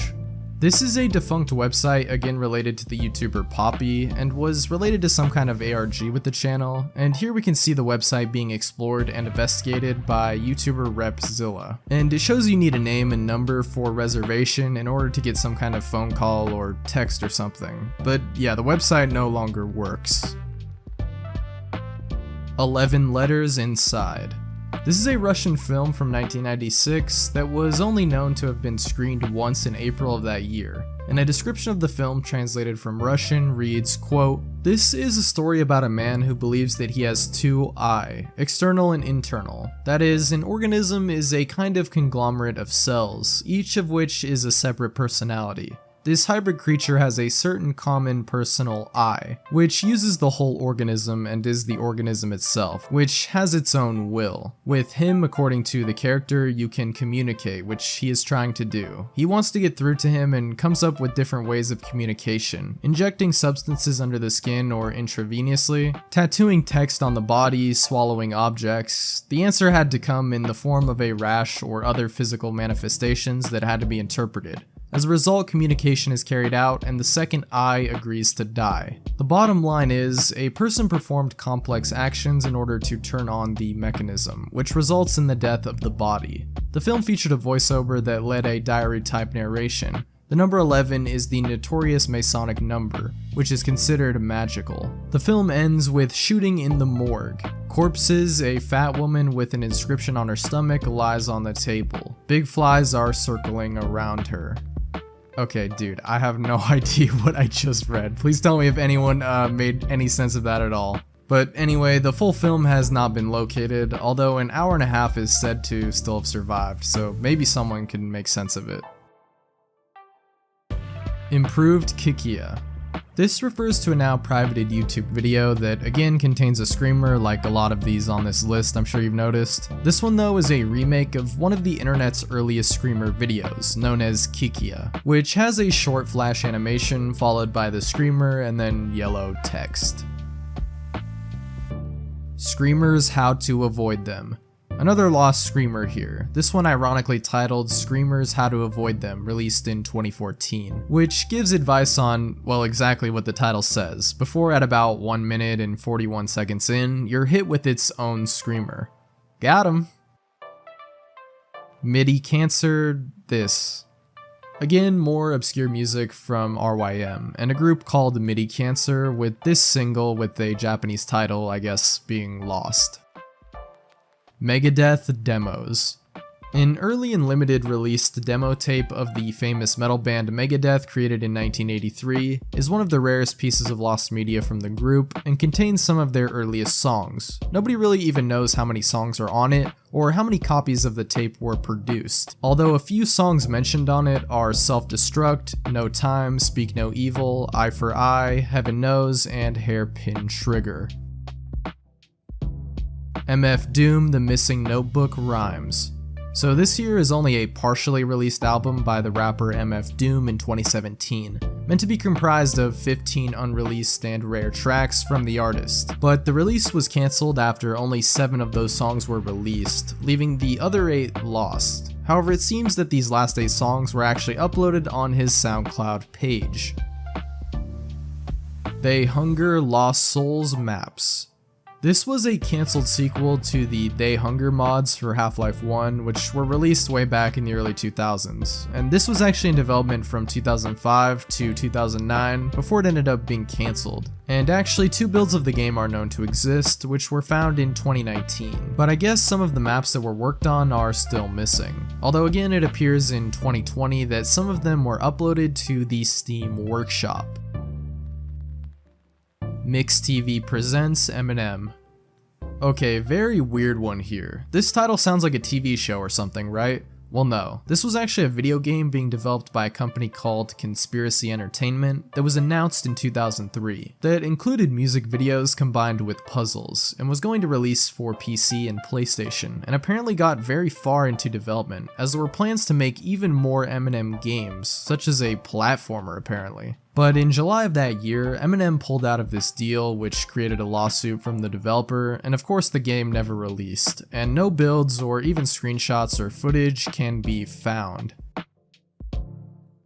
Halo Mega Bloks. This is super nostalgic for me. I had a bunch of these Halo Mega Block toys as a kid. They might even be somewhere still buried in storage at my parents' house. But this entry actually refers to a game, one that was being developed with the internal codename Hagar, and was in development for the 360 before it was cancelled in 2013. And it was also a project that was prototyped by 343. Why am I not surprised here? But the game itself was actually being developed by Headspace using the Unreal Engine 3, and in January of 2017, gameplay was leaked of a later build, and to be honest, it actually kinda looks fun. Probably better than Halo 5, to be honest. TVAM Mother and Boy at the Swimming Pool. This is a strange case brought up on the Lost Media Wiki forums of a certain clip they saw on TV as a child, and the clip has not yet been found, but I'll read from the post here to describe it to you. Quote, I wondered if anyone here may be able to help me identify and possibly locate a particularly strange clip that I saw on TVAM as a kid. I saw this in the mid-80s. I think it was 1986, but may possibly have been 85, and I was only about 3 or 4 at the time. It was shown as a clip during a feature on Good Morning Britain. I think it was during an interview, but I can't remember for certain. This clip seriously disturbed me as a child, and still does, so I will be extremely grateful for any help in identifying what it was. The clip showed an aerial view of a busy outdoor swimming pool on a hot summer's day. On the far left of the screen, there was a woman sitting on one of the chairs surrounding the edges of the pool area, and stood in front of her was a little boy, whose shirt buttons she was unfastening. The mother had very short black hair and was wearing a black top, black trousers, and shoes. The boy was a typical looking toddler with short light brown or blonde hair, wearing a shirt and shorts. The mother was talking to the boy as she unfastened his shirt buttons, and the boy didn't say a word throughout the clip. It was just a long monologue by the mother. I recall her having a gentle, high-pitched voice, but didn't take in a single word she actually said. So anyway, she was talking to the boy while unbuttoning his shirt, but after about a moment or so, the mother suddenly changed her voice mid-speech to a funny, comical voice. A sharp, silly voice right in the back of the throat. And she kept talking to the boy, only in a funny voice, though her tone was still serious, and the boy didn't react to this at all. Just stayed staring straight ahead at her. Then, after another moment or so, the mother was lifted by nothing out of her chair. Lifted diagonally forward into the air, hung suspended in midair for a few seconds, still in a sitting position, then fell into the swimming pool with a huge splash, and let out a bizarre scream as this happened, still in a funny voice, though she sounded terrified. Absolutely no one reacted to this at all. The camera hung on the scene for a few seconds after the mother had fallen in the pool, and the swimmers around the pool didn't acknowledge a thing, and even the boy didn't react, just stood staring straight ahead at the empty chair as if the mother was still there. I've been trying very hard to identify this clip for over 10 years now, but have had only minimal luck. A few people on various forums I have asked on say they remember it, and they recall it being an advert, but can't clearly remember what it was about. 3 separate people have said they think it was a public information film. One said she seems to recall the mother buttoning the shirt back up after unfastening it, and it was something about sun cancer and keeping covered up in the sun. While another said that they thought it was something to do with looking after their children responsibly at the swimming pool, because if a child drowns or has an accident, it is easy for no one to notice. This makes the most sense to me, as news stories about children drowning in pools while their own families fail to notice are common to this day, and it seems an obvious subject to make a PIF about. But the PIF enthusiasts I've spoken to have not managed to find it, and I even inquired with the BFI, but they had no knowledge of it. Although I find the PIF theory the most likely explanation, I can't rule out that it might have been a clip from a TV show or a short film or something, so I would be very grateful for any help from anyone with any recollection. One person said he thought it was an ad for something like Earn Brew or Jahzzar, but I find this very unlikely. I've looked at ads from the 80s for those drinks on YouTube, and none of them were anything like this clip.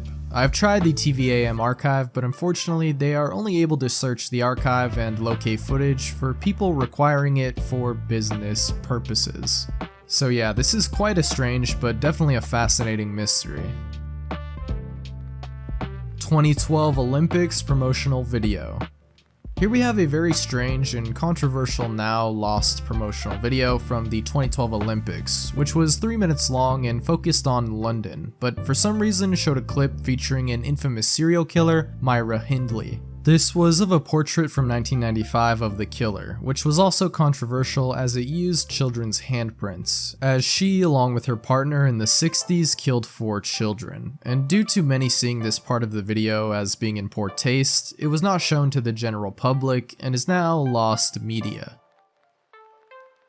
John Duncan's Untitled Character Exchange Event. John Duncan is a performance and experimental artist who has done a lot of work with music and video, with a lot of his art being quite controversial. And what this entry is referring to is an untitled character exchange event that was held in private, and whatever was recorded was immediately erased, so it's unknown what this really entails. Balloon Kid and Black Sticks Nicktoon. This right here refers to a rather obscure cartoon short that has been talked about before by LSSQ and was even talked about on forums in 2011, with some people remembering a short in which a kid holds balloons, and is then followed by stick monsters that start to pop the balloons without him noticing, before he eventually becomes a stick monster himself and pops the last balloon. It's a pretty strange sounding short, but definitely interesting. Bill Cosby sex ed video. If you can even believe it, yes, Bill Cosby apparently had a sex ed video, which is described once again on the Lost Media subreddit from a user called What Time Is Purple describing it, and it just sounds terrifying, with Cosby walking into some kid's room to explain wet dreams to him and help him change his bed sheets, saying the video he saw was from 2002 to 2003, and it's possible it could have been a different actor that looked similar, as it has not yet been found, although there are some theories as to what the video they saw could actually be. That Dane Lost Videos. That Dane is another YouTube creator who also focuses a lot on Iceberg topics, and I've definitely checked out a few of his videos. However, I'm not sure exactly which of those are supposed to be lost or deleted, but a lot of his earlier content was focused more on gaming videos, especially TF2 stuff, so maybe they could be related to that, but I really don't know. Sadao Yamanaka Lost Movies. Sadao Yamanaka is a Japanese filmmaker and director who sadly was only active for about 6 years, as he would die at only the age of 28. However, he remains a very important figure in Japanese cinema and is credited with directing at least 26 movies. However, this was during the 30s and film preservation practices were almost non-existent back then, so some of his films are lost today and possibly permanently. Sinister Six production material. Before Spider-Man was a part of the MCU, Sony planned their own cinematic universe using the IP, and wanted to make a film based on the Sinister Six, a group of villains from the Spider-Man comics, with the film being planned for a 2017 release. However, production on this was ceased when a deal was made between Marvel Studios and Sony Pictures to get Spidey into the MCU. But it's unclear how far the film even got, and any production materials have not surfaced as far as I've seen. Sucker Punch Director's Cut. Apparently another lost Snyder cut, because this film titled Sucker Punch, released in 2011 to not so great reviews, was actually directed by Zack Snyder, with the story being about a woman called Baby Doll who goes into some sort of fantasy world and fights with 4 other women for their freedom. And the director's cut existing was confirmed by Snyder himself. But will they actually release this like they did with Justice League? To be honest, pretty unlikely. Saturday Night explicit version by Ozzo Motley. This is talking about an explicit version of a song by the hip-hop group Ozzo Motley. One of their most famous songs, Saturday Night, featured in a few games and movies and such. However, this is the clean version of the song, which can easily be found online, but the explicit version was only available for a short time on the band's website in the mid-2000s, and is now since lost. Channel 15 La Costa. Canal 15 La Costa, or Channel 15 The Coast, was an obscure channel from Peru that since has had basically all of its content become lost, which is pretty crazy. I mean, you'd think at least something from the whole channel would show up, right? But some believe it just consisted of shots of the beach and interviews with people on said beach, but I guess for now we don't really know for sure. First 38 original version episodes of Pokemon. Of course, the 38th episode of the Pokemon anime is probably its most infamous, as it was the Porygon episode that caused various epileptic seizures in Japan when it was aired in December of 1997, and after this was never again commercially broadcast in any form. However, from what I can tell, the first 38 episodes are still available in their original Japanese format, but a few of these 38 episodes, including episode 38 itself and 35, were dubbed but never actually released in English. Malte Gay.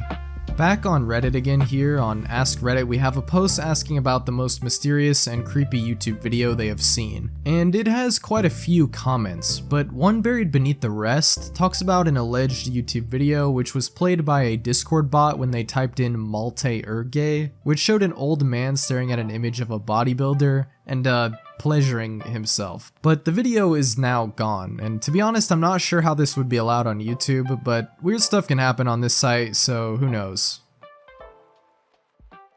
All Pleasantries Must Conclude. All Pleasantries Must Conclude is a 6-part music project created by Mason Weiberg that delves into how Alzheimer's degrades a person's brain, which he created in memory of his great-grandfather who suffered from the illness. Obviously, as the album goes on, the music gets more and more disturbing and degraded to the point where it is just harsh-sounding noise. At some point it ended up even being deleted, but all stages have since been archived and can be found on YouTube. GAY live streams.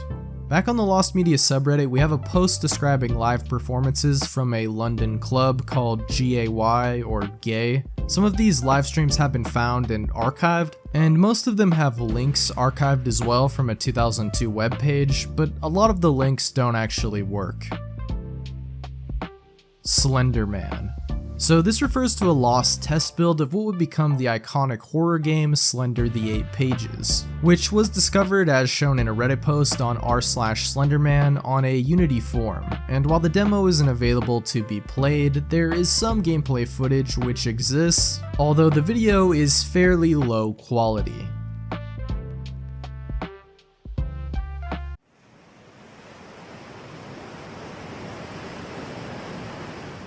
Secret Gospel of Mark. Also called the Mystic Gospel of Mark, is a longer lost version of the Gospel of Mark, which is referenced in a letter which was discovered in the library of Mar Saba and was written by Clement of Alexandria, and contains the only known references to this lost gospel, including some quoted excerpts from it. One of the quotes is very short and reads, quote, "And the sister of the youth whom Jesus loved, and his mother and Salome were there, and Jesus did not receive them." However, the other passage is much longer, and takes place during Jesus' journey to Jerusalem. However, because there are no other sources that prove the existence of this lost gospel, its authenticity is debated to this day. Nick. So this concerns an Argentine TV station that would broadcast pirated content from Nickelodeon as well as Disney before it was shut down. It was also said though to have some original content which is now obscure and lost to time. The channel ran from 1994 to 95, but other than a few promotional images, there isn't much on this lost channel and its original content. Pokemon Snap Station VHS tapes. Pokemon Snap stations were part of a Nintendo marketing campaign where they set up these stations at certain stores where they could print out stickers and such if they brought their game cartridge. Now, this is pretty obscure, but these stations when they went to stores came with a few VHS tapes that showed the stores how to actually set it up. Specifically, at least, that was the case with Blockbuster, and according to a Lost Media Forums post, one of these was even briefly available on Amazon, but is now missing. Fallout 3 Gnomes ARG images. Alright, so this here I think is referring to a kind of obscure Fallout 3 ARG that was posted about on the Creepy Gaming subreddit by user Mr. Pyramid Head 11 years ago. The post reads, quote, "If you've played Fallout 3, you've probably at some point seen one of those damaged garden gnomes. Lately, I've been seeing those at places where I never saw them in my previous playthroughs. A while ago I did some research on actual Scandinavian folklore on gnomes, and it got me really spooked about them. Seeing strange occurrences in Fallout 3 with them made me want to write something about it. Is it possible for NPC characters to randomly drop stuff on the ground? If not, I'm not sure how they got there. As I said, places where I'm absolutely sure there were no gnomes there before. Here are some screenshots of the recent locations I've found them at. Tenpenny Tower, Girder Shade, and Vault 106, or 108, don't remember for sure.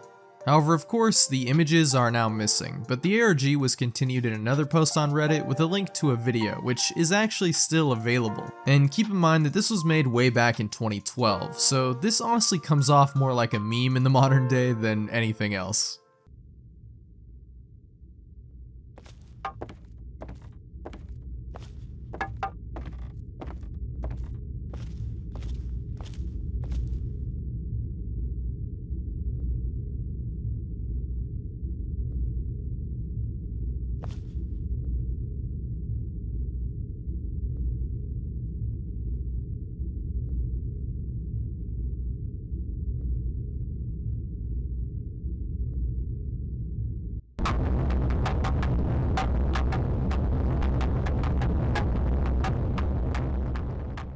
Airline Martinez accidental shooting. This one is just sad. Another case of a fake social media stunt turned deadly, where a young woman from Mexico was shot and killed accidentally while filming some sort of fake kidnapping video for TikTok of all things, who you wouldn't think would even allow something like this, but either way, a real gun was used in the video and went off during filming, shooting her in the head and killing her. The whole situation is just terrible, and thankfully the footage of this happening isn't available, although there is some footage of the scene leading up to that fatal shooting. Castle in the Sky alternate ending. The first ever Studio Ghibli film and directed by Hayao Miyazaki. Castle in the Sky is an absolute anime movie classic from 1986, and because it's such a popular film and piece of anime history, a few rumors have been spread about the film and its production, including a supposed alternate ending which was first talked about on Japanese forums in 2007, with images being shared of this ending, although they were very low quality, and despite speculation into this, Studio Ghibli has gone on to debunk this alternate cut existing, which some claim they saw in early broadcasts of the film from the 90s, but as of now it seems this might not be real, as there is no official proof of it that's been found. Half-Elf Tentacle Assault DS. Okay, so this is definitely a weird one. A cancelled Japanese game developed for the DS, which, Yeah, you can probably guess just by that title. It was planned for a 2008 release, but the game was an unlicensed product, unsurprisingly, and was made using a flash cartridge for the DS called an R4, which was able to load the ROM. The cancellation of the game might have had something to do with Nintendo cracking down on these unlicensed R4 cartridge releases, but that is uncertain. Purple Yoshi Demo. Now, in the video game hoaxes and rumors Iceberg, which, I mean, if you haven't seen this already, check it out, it's pretty cool Iceberg, but anyway, we talked about the myth of the unlockable purple Yoshi and Yoshi's story for the N64. However, another mystery surrounding the character is of an unconfirmed Game Boy Advance tech demo that was first seen in 2000 in a screenshot found on IGN's website. The exact origin of the image, though, has never surfaced, and not much else is known about it, suggesting it could very well have been faked, or it could just be from an unannounced and cancelled GBA project. Seriously, dude, I'm gay. This was a TV series that never aired on the Fox network, but was planned to premiere in 2004, before it went unaired due to complaints from LGBT groups, as the show revolved around two straight men who would pretend to be gay to their friends and family in a reality TV kind of setting, with actual homosexual men at the end of the week, I guess rating which guy acted more gay and he would like win money or something. Honestly, I have no idea what this concept is even trying to do, but the pilot was created and was described as offensive to those who saw it, and so subsequently it was never released. Wikipedia Hello World page.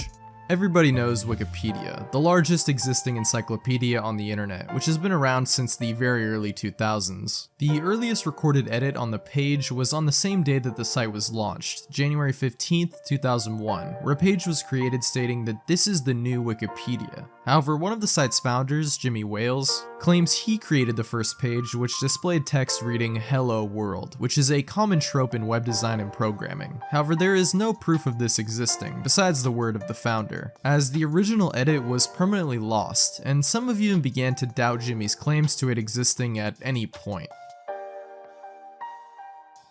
Yeah, that. Anyway, we got another Rate Your Music digital release, an EP by this Japanese artist released in November of 2017. And for a while it was lost, but I guess this one's been found, thanks to somebody managing to download it before it was deleted and posting the tracks online, although it's still fairly obscure. Nikola Tesla's Files. Nikola Tesla is one of the most famous and important American inventors of all time, innovating many fields as an electrical engineer and coming up with many unique concepts which would completely change the world. And even into his old age, he was always cooking up new ideas, even up until his death at the age of 86 in 1943, which led to many documents that he had on him being seized by the government to keep his research a secret, which led to a lot of conspiracy theories over which kind of inventions and projects that he was working on. And of course, with the US didn't want anyone finding out about. However, a number of these documents have since been declassified by the FBI and are available in their vault on the official FBI website, but it looks like the infamous alleged death ray invention was not part of it. 112 Dirtbag. 112 Dirtbag is a rather infamous YouTube channel and mystery that's been talked about numerous times over the years because of a very strange video posted on it in 2011 called Happy Anniversary, which showed an old man laughing eerily in a dimly lit room at the camera, which people found out was posted on the same day as the anniversary of the disappearance of a woman named Maura Murray back in 2004, disappearing off of New Hampshire Route 112, hence the name 112 Dirtbag, leading some people to think that this could potentially be her killer, which is likely why this channel was terminated, although they eventually did find the guy and it seems he wasn't responsible for her disappearance according to police. And this main video, Happy Anniversary, does have re-uploads on YouTube, but the channel itself is terminated. The Andrew Show, a show for white kids. Okay, so yeah, we've got a very strange racist kids show made by the KKK. Yes, this is a real thing. And it was an online web show hosted by a young kid named Andrew, and was actually hosted on the official KKK website. There were 21 episodes recorded from 2009 to 2014, although most of the episodes are now gone at this point, except for a few which have been archived. And just from looking at a few of these topics listed as being discussed in the episodes, it's probably for the best that most of these are lost. And yeah, some of these entries in these last tiers are quite dark, so prepare for more of this, I guess. Toy Story 2 Ultimate Toy Box Costco DVD manufacturing error.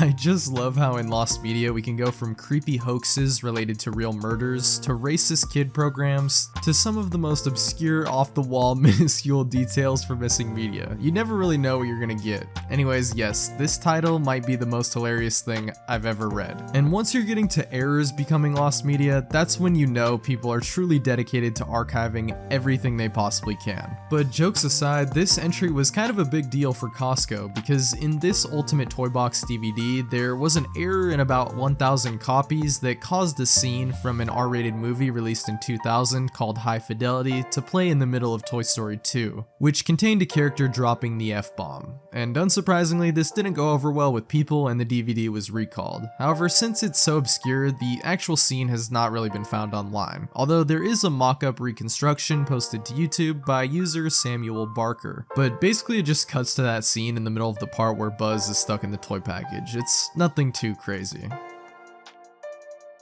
Self-Portrait. Self-Portrait is, to say the least, a very strange experimental film created by Beatles singer John Lennon and his wife Yoko Ono, and is apparently just a 42-minute shot of John Lennon's member.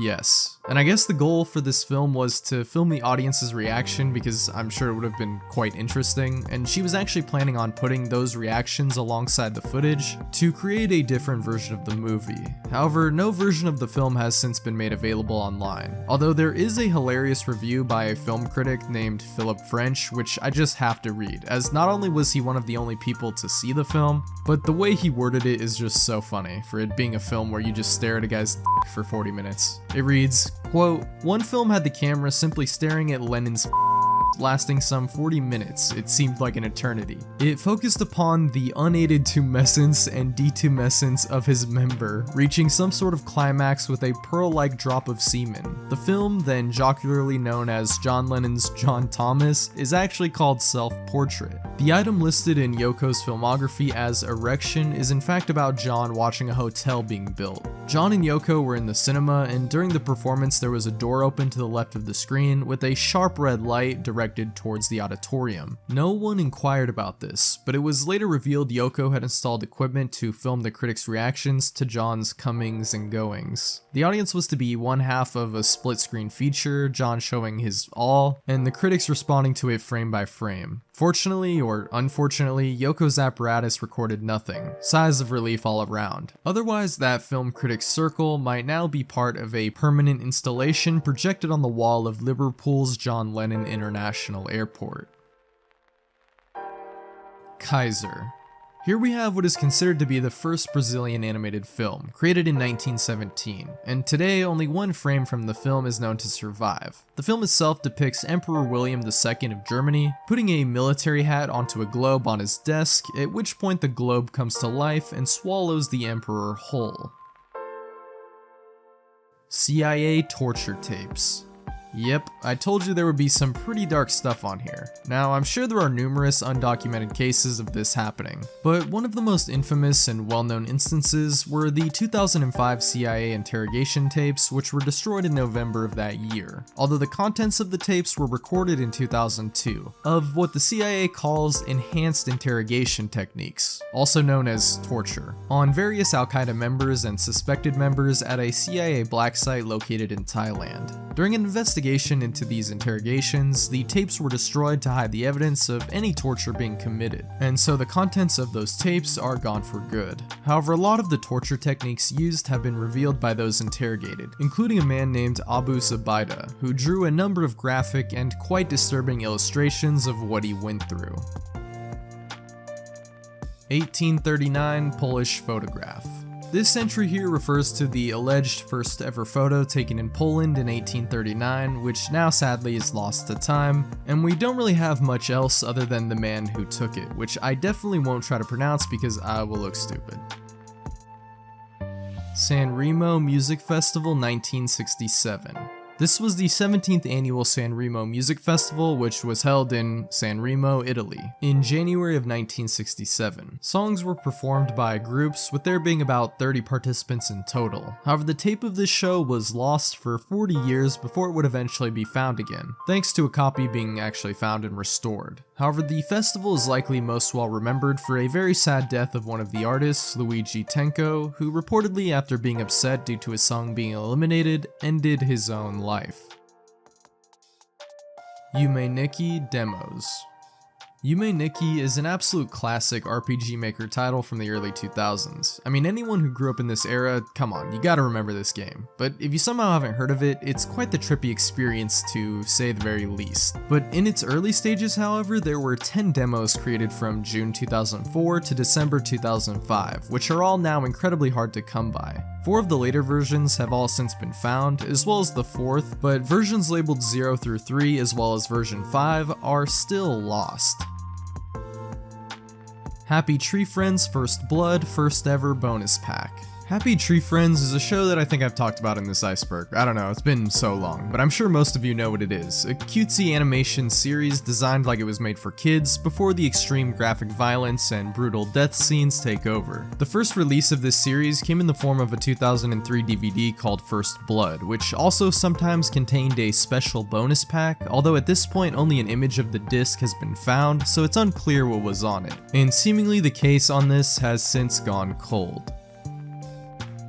Lisa, Love and Idleness. This is a now lost and defunct webcomic made by C. Shelby based on the video game Lisa the Joyful, and focused mainly on the character of Yado, with illustrations mimicking the art style of the games and even being in full color. However, it went on hiatus in December of 2017, before it was eventually cancelled completely in early 2019, and the comic has since fallen into obscurity, with all of the work of this artist being erased, including this comic itself. Lonely Girl 15 Audition Tape. Lonely Girl 15 is one of the earliest known web series to be featured on YouTube, being created in June of 2006 and running until August 2008, that was told through a series of vlogs featuring a young girl named Bree, whose parents were involved in some kind of strange religious cult called The Order. The main character, Bree, was portrayed by Jessica Lee Rose, and I guess this entry refers to a lost tape of someone auditioning for this role in the series, or maybe a different one, it's kind of unclear. But there is a video called Lonely Girl 15 Audition by Happy Slip from what says 2012 that's still available, and I say it like that because it seems like this clip is from much earlier, because there are comments that say they are 16 years old, making it look like this video was actually posted in 2006 or 2007, around the same time as the ARG. Davey and Goliath Vulgar Dub. So back in the early 60s, a claymation series was created targeted for a Christian audience, meant to explore themes and lessons from the Bible in each episode, with the main character Davey and his dog Goliath, also a reference to biblical figures. However, interestingly enough, in 1994, 14 dubbed episodes were found of the show, which appealed to a much more adult demographic with edgy jokes and crude humor. However, when a group of church members got their hands on the VHS tapes, they quite dramatically destroyed them in a fire due to them being offended by the material. However, 2 of the known 14 episodes have since been found and uploaded online. Pasolini's Trilogy of Death production material.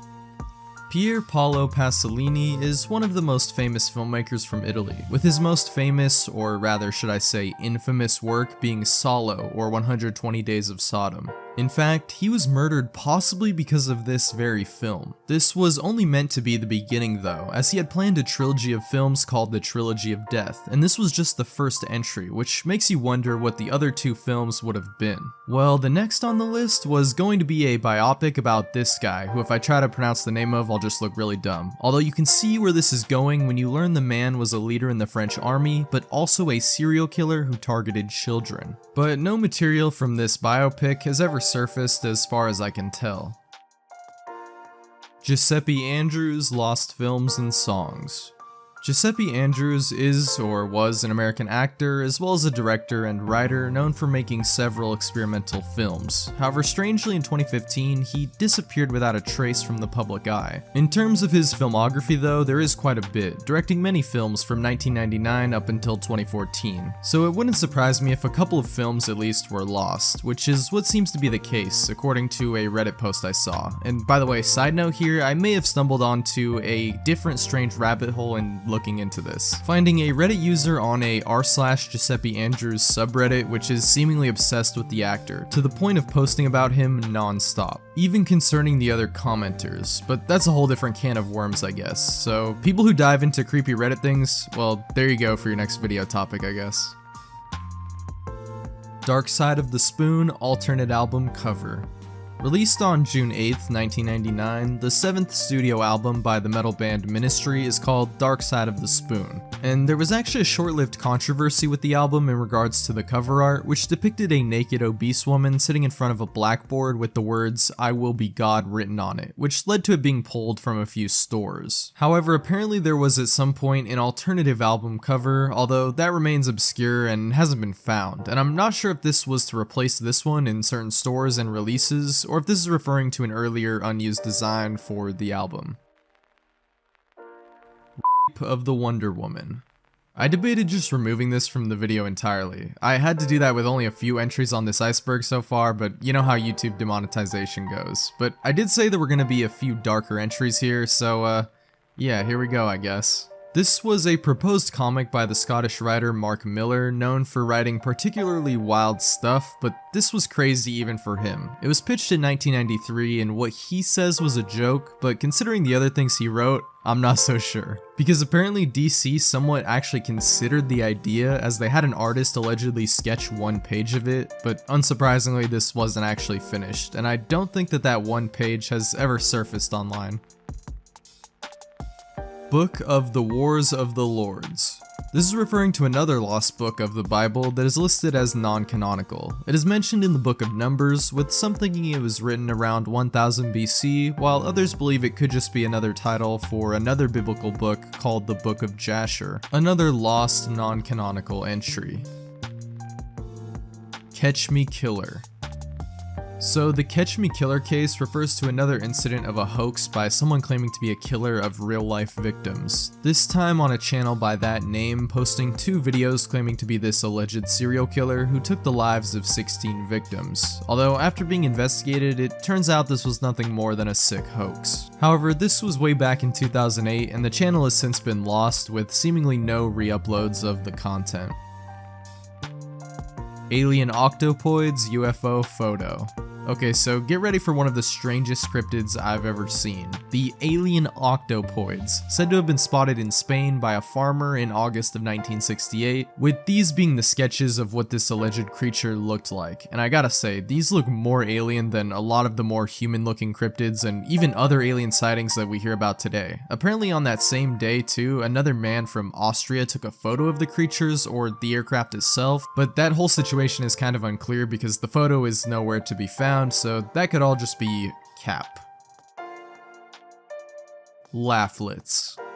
Here we have some very old pieces of Disney history and lost media, those being 30-second shorts created by Walt Disney himself back in 1922 and 1923. There were 8 of these shorts in total, all of which are now completely lost today, due to them apparently not performing very well, leading to them seemingly not being preserved at all.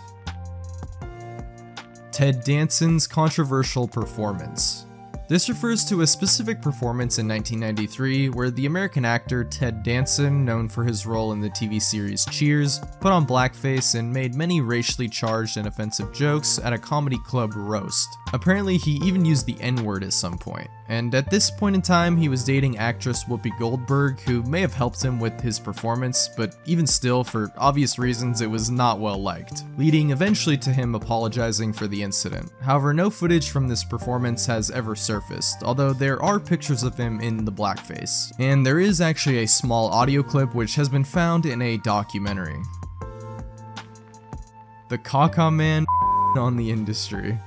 This is a parody music album by the rapper Communion, which was released in 2007, with music videos even being produced for the songs, releasing on MySpace and YouTube. However, a lot of these songs were taken down in 2008. And yeah, for some reason this guy is kind of obsessed with like, it appears in everything he does for some reason, including the record label. But anyway, according to a blog post on MySpace in 2008, he moved on with his life, becoming a Christian and giving up on his music career. This album is still for the most part lost, but a few snippets have been found, as well as some of the music videos. Kanye West, Black Skinhead, Animal Planet version.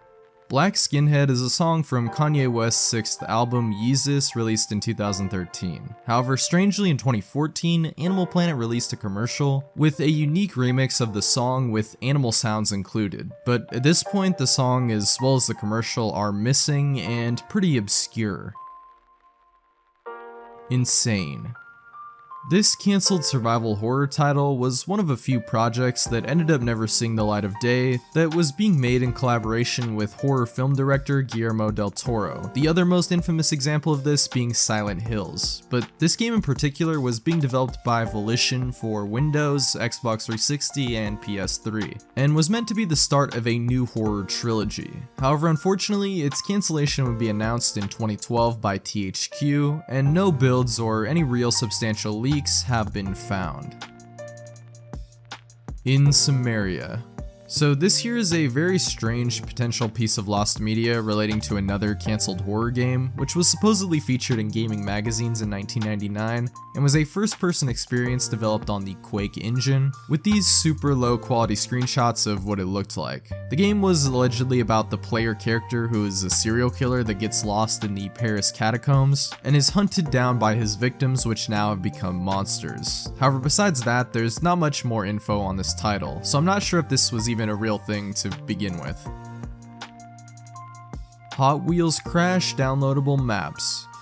Hot Wheels Crash, released in 1999 for Windows, is a rather obscure, forgotten game, which is surprisingly not a racing game as you'd might expect, but rather you just shoot out these Hot Wheel cars and try to just smash into stuff as the title kinda suggests, so points for originality, I guess. The game also had 6 downloadable extra maps by typing in the password 1234, but these maps became lost when the site used for this was shut down.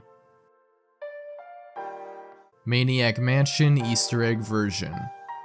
Maniac Mansion is an old point-and-click graphic adventure game from 1987 created by Lucasfilm Games. It's a game about a guy and his friends trying to rescue his girlfriend from a mad scientist while solving puzzles in a, surprisingly for the time, non-linear fashion. The game was also very well received, so not too shocking that it got a sequel in 1993 called Day of the Tentacle, which actually had a really interesting and ambitious Easter egg for the time, as the first game was actually playable in the second game through a PC that could be found. However, the first game inside of Day of the Tentacle is kind of bugged, but still works with certain setups for some reason as far as I can tell, and it can even be accessed directly from DOS using certain commands.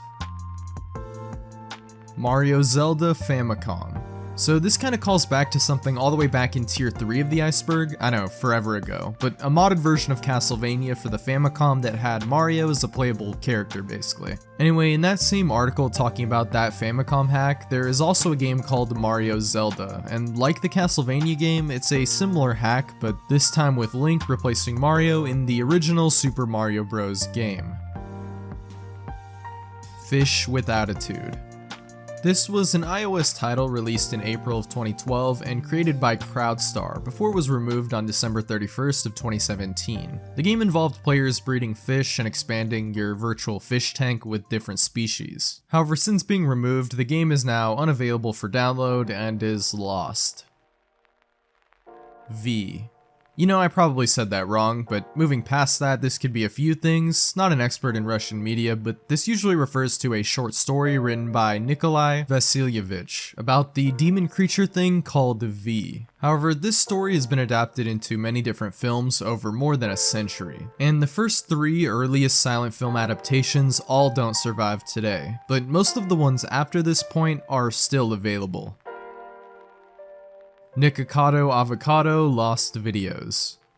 Nikocado Avocado is a rather infamous YouTuber known for his strange antics as well as his mukbang videos, but like most YouTubers, especially big creators like him, not pun intended, he's actually losing weight, which is great for him, but I mean YouTubers with lots of subscribers, they tend to have some unlisted or even deleted content, wanting to keep a cohesive brand image and maybe not have videos that don't mesh well with their current content, and I suppose Nick is the same. I remember there were even videos of him from I think a completely different channel when he was much skinnier, but yeah, I'm sure there's more missing content out there. Me at the Zoo 2. Me at the Zoo we already talked about on this Iceberg, but yes, everyone knows, or at least most people who have been on YouTube for a while know, of the first video ever posted to the site by one of its founders, Jahd Karim. However, over the many years since this video has been posted, there were hints at a part 2, typically in the video's description, either being posted by Jahd himself or by someone else hacking his channel, which has actually happened in the past, but no second part has ever been released. MK Ultra documents. MK Ultra probably needs no introduction at this point, but just to give a brief rundown, it's one of the most notorious government operations done by the CIA, known for looking into mind control, brainwashing, and psychological torture techniques, all of which had a very storied and infamous history, most of which was expunged by the CIA themselves when the project was being looked into more closely due to various crimes being committed during this operation, and leading to many conspiracy theories as to what else may have been hidden or even destroyed. Because in 1973, under the orders of CIA director at the time, Richard Helms, most of the documents related to this were permanently destroyed. Although in 1977, still over 20,000 documents were recovered, some of which have been made public and declassified as of 2001 due to the Freedom of Information Act.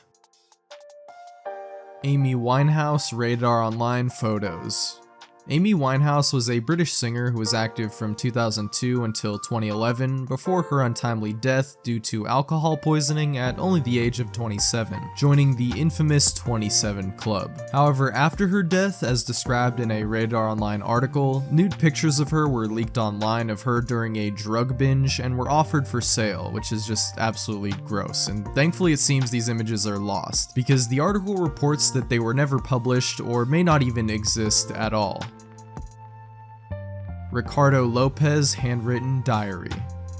Also known as the Bjork Stalker, this was a man who became obsessed with the Icelandic singer, and in 1996 sent a letter bomb to Bjork's house before ending his own life. Thankfully, police were able to intercept the package before it got to Bjork, but Ricardo was dead, and in his house there were not only many video diaries found addressing Bjork as well as his plans, which now have some footage that can be found online, including of his which is disturbing, but also there was a physical handwritten diary of over 800 pages, most of which was never made public.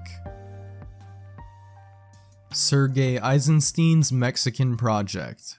This one was a little confusing, but in 1958 a documentary was made called Eisenstein's Mexican Project about a film he worked on in 1930 that was never finished, and I believe is the actual lost media here, with this film being called Que Viva Mexico or Long Live Mexico. It was said to be a pretty ambitious project covering quite a bit of Mexican politics and culture, even being called, quote, the greatest film plan and his greatest personal tragedy. And despite filming being quite hectic and the project seemingly being too ambitious for the time, a whopping 50 hours of film was actually produced, although most of it never saw the light of day. There was a cut down version of about 90 minutes released in 1979, and later some restored versions, but nothing close to the amount of footage that was recorded, and probably not anything like the director's original vision, with most of it seemingly being lost for good. David Murray Rose sightings. The Loch Ness Monster, a classic cryptid everyone talked about, including myself numerous times, both the real-life urban legend as well as the GTA version, because of course I did. And all that to say, I think this is referring to a specific sighting of the creature by a man named David Murray Rose back in 1934, in a letter he wrote to a newspaper where he describes the creature that he thought looked like a crocodile seen in Loch Ness, hence where the cryptid's name came from. But I'm not sure what this entry is referring to exactly in terms of lost media, possibly some sort of photographic evidence or something, because all we have is the letter. Svetlana Alexievich interviews. She is an investigative journalist from Belarus who was awarded the Nobel Peace Prize in Literature in 2015. She also authored quite a few books, with a lot of her works focusing on the Soviet Union. And in order to do this, she conducted many interviews with people involved in Soviet and post-Soviet conflicts for her books, as well as the accounts of others from different notable conflicts, such as the war in Afghanistan. And I guess these books are said to be like collages of these interviews, showing the struggles of real people, but the actual interviews themselves in their entirety, for I'm sure a few reasons, are not available. At least I think that's what this entry may be referring to. Free Radio Television of the Thousand Hills. An approximate translation of this Rwandan radio station that was broadcast from January 1993 to sometime in 1994. It's notable for taking place during one of the darkest times in recent human history, the Rwandan genocide. This station infamously played a role in dehumanizing the Tutsi people, the ethnic group which the Rwandan government was attempting to kill. Most of the audio recordings from the station have since been lost, all except for one brief message, although some transcripts do survive. And what was recorded and spread throughout the country is some of the most disgusting words you can hear, typically repeating the disturbing phrase translated into English as, "Kill all the cockroaches." Dwango9.wad. Dwango, or Dwango, also called Dial-Up Wide Area Network Games Operation, was a server and series of WADs that hosted multiplayer Doom deathmatches. One of these rumored entries in the series was Dwango9, with some files being found that suggested it existed, but it was never released, even though a Dwango 10 would be made, leaving a strange gap in the WAD releases. Although one of the creators later confirmed that the 9th one was not even complete by the time the 10th one was made, meaning it was likely never even finished. Yukiko Okada Lost Radio Broadcast. Yukiko Okada was a Japanese singer and actress who tragically had her life cut short at the age of just 18, as she ended her own life, most likely due to the stress associated with being an idol, singer, and TV actress. However, there are quite a few radio appearances which have been found and posted to YouTube, which are also all compiled in a Lost Media Wiki forums post from user Film Hunter. Although perhaps a few, or maybe even a specific instance of her being on the radio is missing, but I couldn't find any notable known instances of this. But again, this is a kind of a hard thing to look into, with most of it mostly having info in Japanese. Pre-release Raichu. Back in 1999, when Pokemon cards were first being brought over to the US and picking up steam, a few pre-release events were held at various bookstores and the like to hype up new future releases. And at some of these events, there would be exclusive pre-release cards such as the Clefable seen here, but one of the more mystical, I guess you could say, ones and sought after ones was the pre-release Raichu, which may only be a mere myth. Although the story goes that it was printed on complete accident. The pre-release text was never meant to appear on a Raichu card, and so only a few were ever even printed with this error. Some claim to own a legit copy, but others say that this card doesn't even exist legitly at all. Either way, it's still pretty interesting. The Vance Devil Diary. This refers to a diary that describes and tells the first known account of the cryptid known as the Jersey Devil. It was found in the diary of a local woodsman named Vance Larner. However, despite this known account being talked about in relation to the history of this famous American cryptid, the diary itself is unavailable except for a short passage. Although this might be the only part that is worth reading in regards to this legend. The entry itself is dated October 1790 and reads, quote, "It was neither beast nor man nor spirit, but a hellish brew of all three. It was beside a pond when I came upon it. I stopped and did not move. Nay, I could not move. It was dashing its tail to and fro in the pond and rubbing its horns against a tree trunk. It was as large as a moose with leather wings. It had cloven hooves as big around as an oak's trunk. After it was through with the tree, it yielded an awful scream as if it were a pained man, and then flew across the pond until I could see it no more." Black Calm. Here we have another application featured on the Screamer wiki of a computer virus known as Blackcom. The reason it's on this wiki is because after flooding your screen with fake virus alert messages, sometimes you will be met by some kind of screamer. Although in the videos online that I saw, it doesn't capture any screamer in this Trojan. Still, viruses being lost media, I'm gonna go ahead and say that that's a good thing. Although I am a little curious as to what the screamer actually is. White Youth Focus. Another lost program from the KKK, who would have guessed? Which actually still has a YouTube channel up right now as of making this, although there are publicly no uploads available. The description reads, quote, "Youth Focus is the top spot for racially aware young people to get their news. Whether it's entertainment news, school news, or world news, it will be of interest to proud white teens everywhere." The program is hosted by Billy Roper, a former high school history teacher and coordinator of the Knights Party Crusaders Youth Corps, and Shelby Wiki of the white nationalist band Heritage Connection. But other than that, there isn't much other info on this. Kid Cthulhu and the Janken Bunch. This is a lost and unreleased game from Newgrounds being developed for Flash in 2009 in collaboration with Ed Gold of Ed's World. It was meant to be a Mega Man style game where you fight a group called the Janken Bunch, a pun on Janken, the Japanese word for rock paper scissors, with the player character being a kid version of Cthulhu. However, sadly the game was never finished and remains unreleased in any state. Hearted.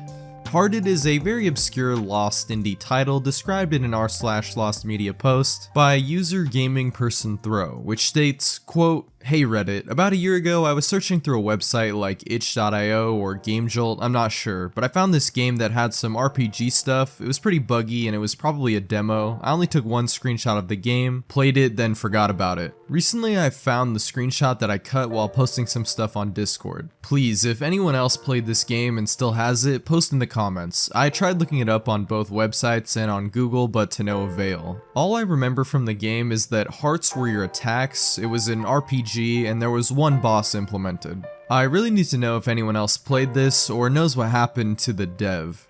And this image is the only thing that we really have on this lost game, which could just have all been made up. We're not too sure here. Maesta Missing Panels.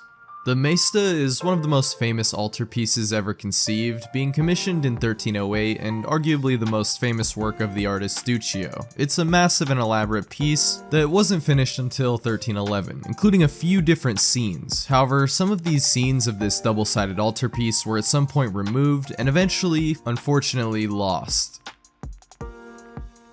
Lost books that appear in the Bible. Welp, we covered a few lost books already, but yeah, this just about covers everything else. Of course, there are many lost or considered non-canonical books. I mean, Windigoon, which is a much bigger authority on this than me, did a 2-hour video on the subject, so yeah, I'll just direct y'all to go watch that if you're interested. He makes amazing videos anyway. I mean, come on, if you're watching my videos, let's be real, you probably watch him, so yeah. Minder. So this is quite the strange case, I must say. It's apparently a lost Belgian anti-immigration game called Minder, or Less in English, where you had to swat different racial stereotypes for points. Most interesting though is the fact that this was actually endorsed by a real Belgian politician and journalist named Philip de Winter, although it has since been taken down and is lost. Shigeru Miyamoto's Minecraft-like project. Think I've referenced this before. Anyway, it's a project by Shigeru Miyamoto of Nintendo that he's referenced from back in the N64 days, a game similar to that of Minecraft, a craze no doubt he definitely wishes Nintendo didn't miss out on. Brocraft Herobrine live streams. Speaking of Minecraft, this here is talking about a lost livestream that is said to be one of the earliest sightings of Herobrine, an infamous Minecraft urban legend, which was captured live by the streamer Copeland in 2010. Although this video was of course a hoax, and while screenshots do survive from the encounter in the stream, the video itself is gone. Lost Book of Lehi. The Book of Lehi, also called the Lost 16 Pages, was a translation of the text according to the founder of the Latter-day Saints, Joseph Smith, which ended up being lost by his scribe Martin Harris in 1928, possibly because it was destroyed by his wife.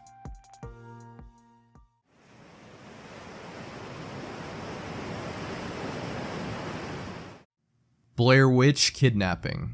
This concerns a topic that Blame It on Jorge did an entire video about, so go check that out if you're interested or haven't seen it yet, but the gist is, in 2002, and inspired by the Blair Witch Project film, a group of young men kidnapped a girl and filmed it, taking her out into the forest to a shallow grave, acting like they would kill her before actually letting her go, because according to them, they were trying to make the most realistic horror film ever made. Well, I guess they achieved their goal, kind of. Not really, actually, but they were arrested and tried for the incident, despite saying the woman in the video was in on it, suggesting that the film was actually way too real. And since then, footage from that day has been hard to come by, except for some clips which are featured in a documentary about the incident by MSNBC. Blowfly Girl blog and photos. This might just be the single most disgusting story ever to come out of the internet, that I've heard at least. And if that's not saying something, I don't know what is. But don't worry, I won't get too deep into the imagery here or the whole lore, just a brief rundown. But essentially, this is a story of a girl who, while doing things in a dumpster, use your imagination there, got some insects stuck in her... Yeah, alright, I think I said enough already. Basically, the whole thing has super elaborate descriptions and prose, making it seem like this is just a story of fiction, which hopefully it is, but even still, it's quite disturbing that someone could even come up with this. And thankfully there are no photos or anything like proof, so we don't have to look at that, but also probably because the whole thing is just made up. At least I hope so, for humanity's sake. Yucatan tape. This refers to a tape recorded in 1977 in Yucatan, Mexico that may have captured a strange cryptid, a pterodactyl-looking giant bird. The footage was even seen and analyzed by a famous cryptozoologist named Loren Coleman. However, he and a few others believe that it was simply just a large bird. But the footage has only really been mentioned in one book, Mystery in Acambaro, and no footage from this incident has been located.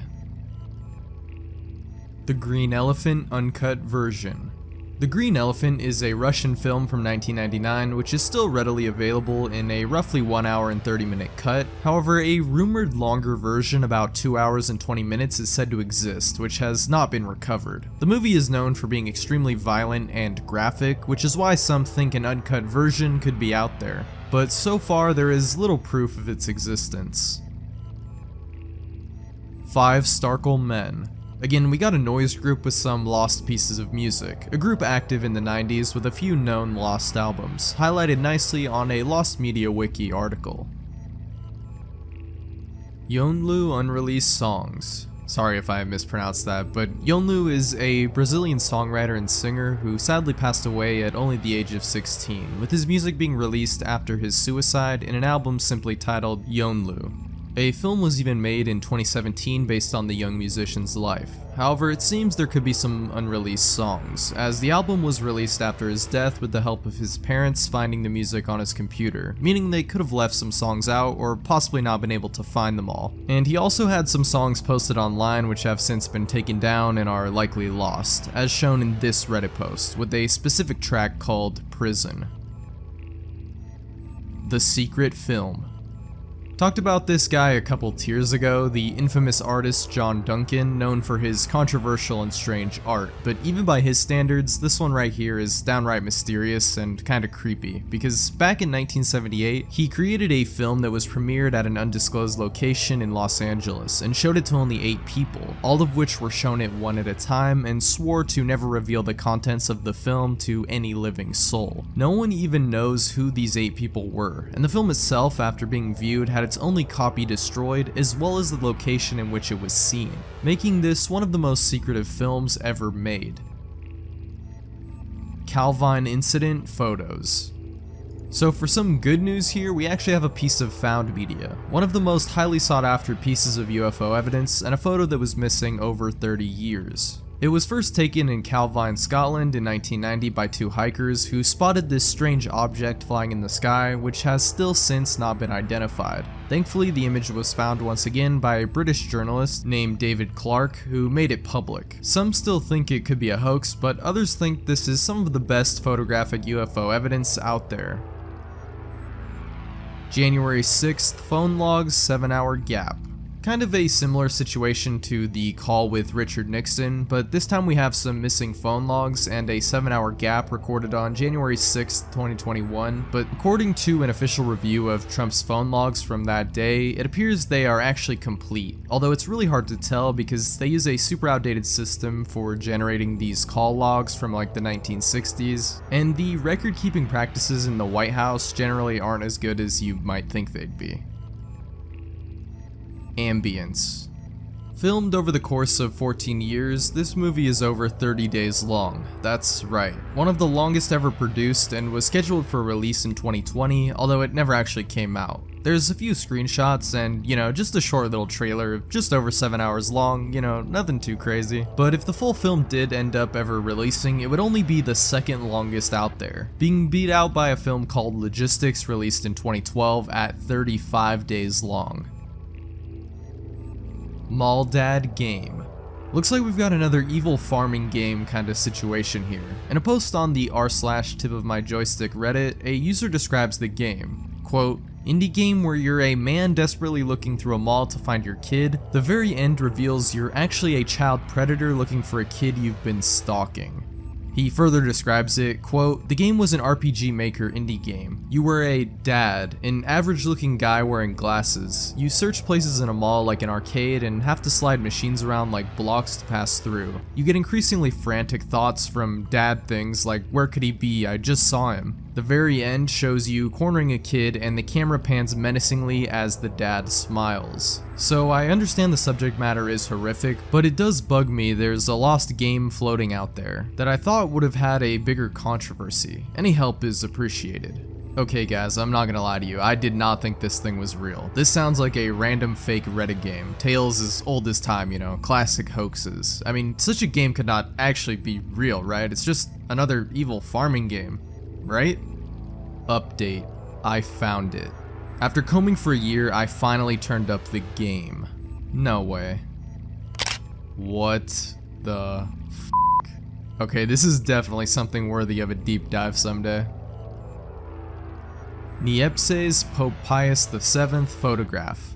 God, these names are killing me. Anyway, photography was technically first invented all the way back in 1822 by a Frenchman named Niepce, or however you'd say this name. Anyway, born in 1765, which I just have to highlight because it's crazy that someone born in the 1700s had a hand in developing photography. Like, is it just me or does that just sound wild? Anyway, side tangents aside, in 1822 he invented the first lithographs, which would engrave photos using the light of the sun, and allegedly the first photo engraving he ever made was of Pope Pius VII, which would be the first surviving photograph, had it not been destroyed when he actually tried to print it.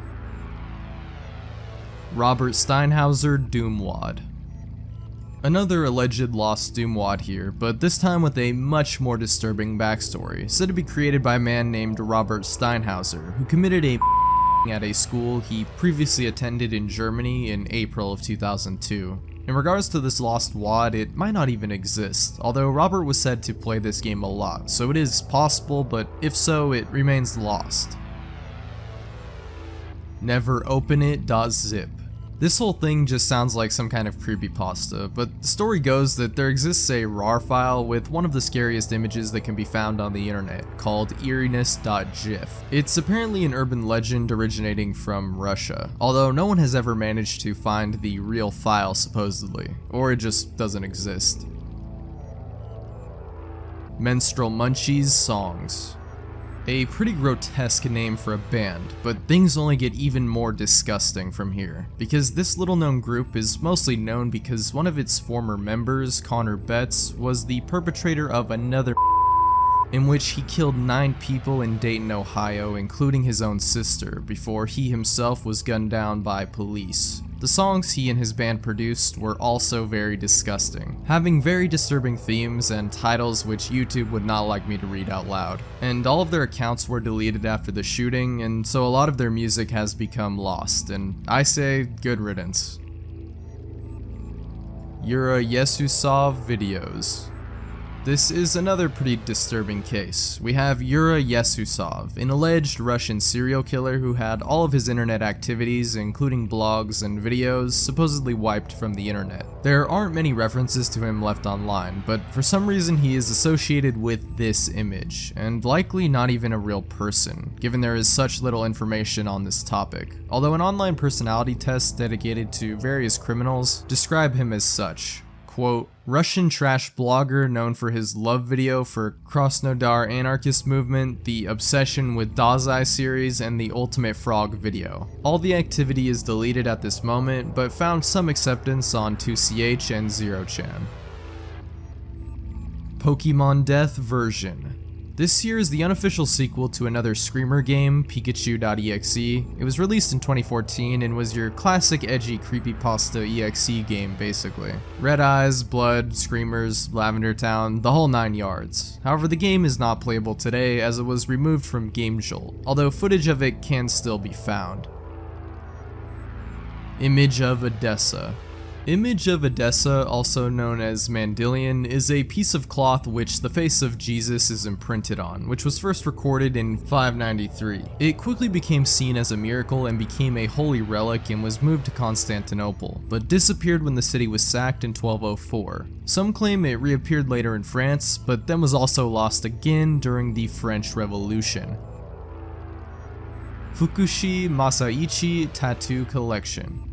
This Japanese doctor had a very strange hobby, I guess you could say, collecting human skin with tattoos. That's right. Throughout his career, Fukushi collected over 2,000 human tattoo pelts, which were even recorded through photographs, although most of his collection ended up being destroyed in bombings during World War II in 1945. However, over 100 pieces still survive today and are displayed in a museum in Tokyo.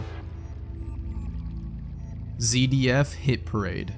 ZDF Hit Parade was a music show that was broadcast in Germany from 1969 to 2000 that hosted mostly German Schlager music, and has had over 300 episodes according to IMDb. However, episodes 2 through 25, which aired from 1969 to 1971, never got a home media release and have since become scarce and hard to come by, although some of the audio from these episodes have been recovered.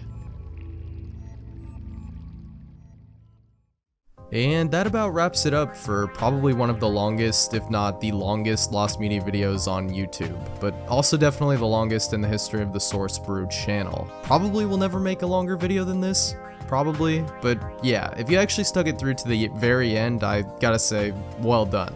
I can barely listen to myself while editing these videos, so it means the world to me, thank you. And if you're looking for more Iceberg content, I have quite a few you could dive into. We also got a playlist just for that. Also, if you made it this far, liking and subscribing, it never hurt anybody. Also, leave your favorite piece of Lost Media down below, and I will see you in the next video. It's been me, sourcebrew, and peace out.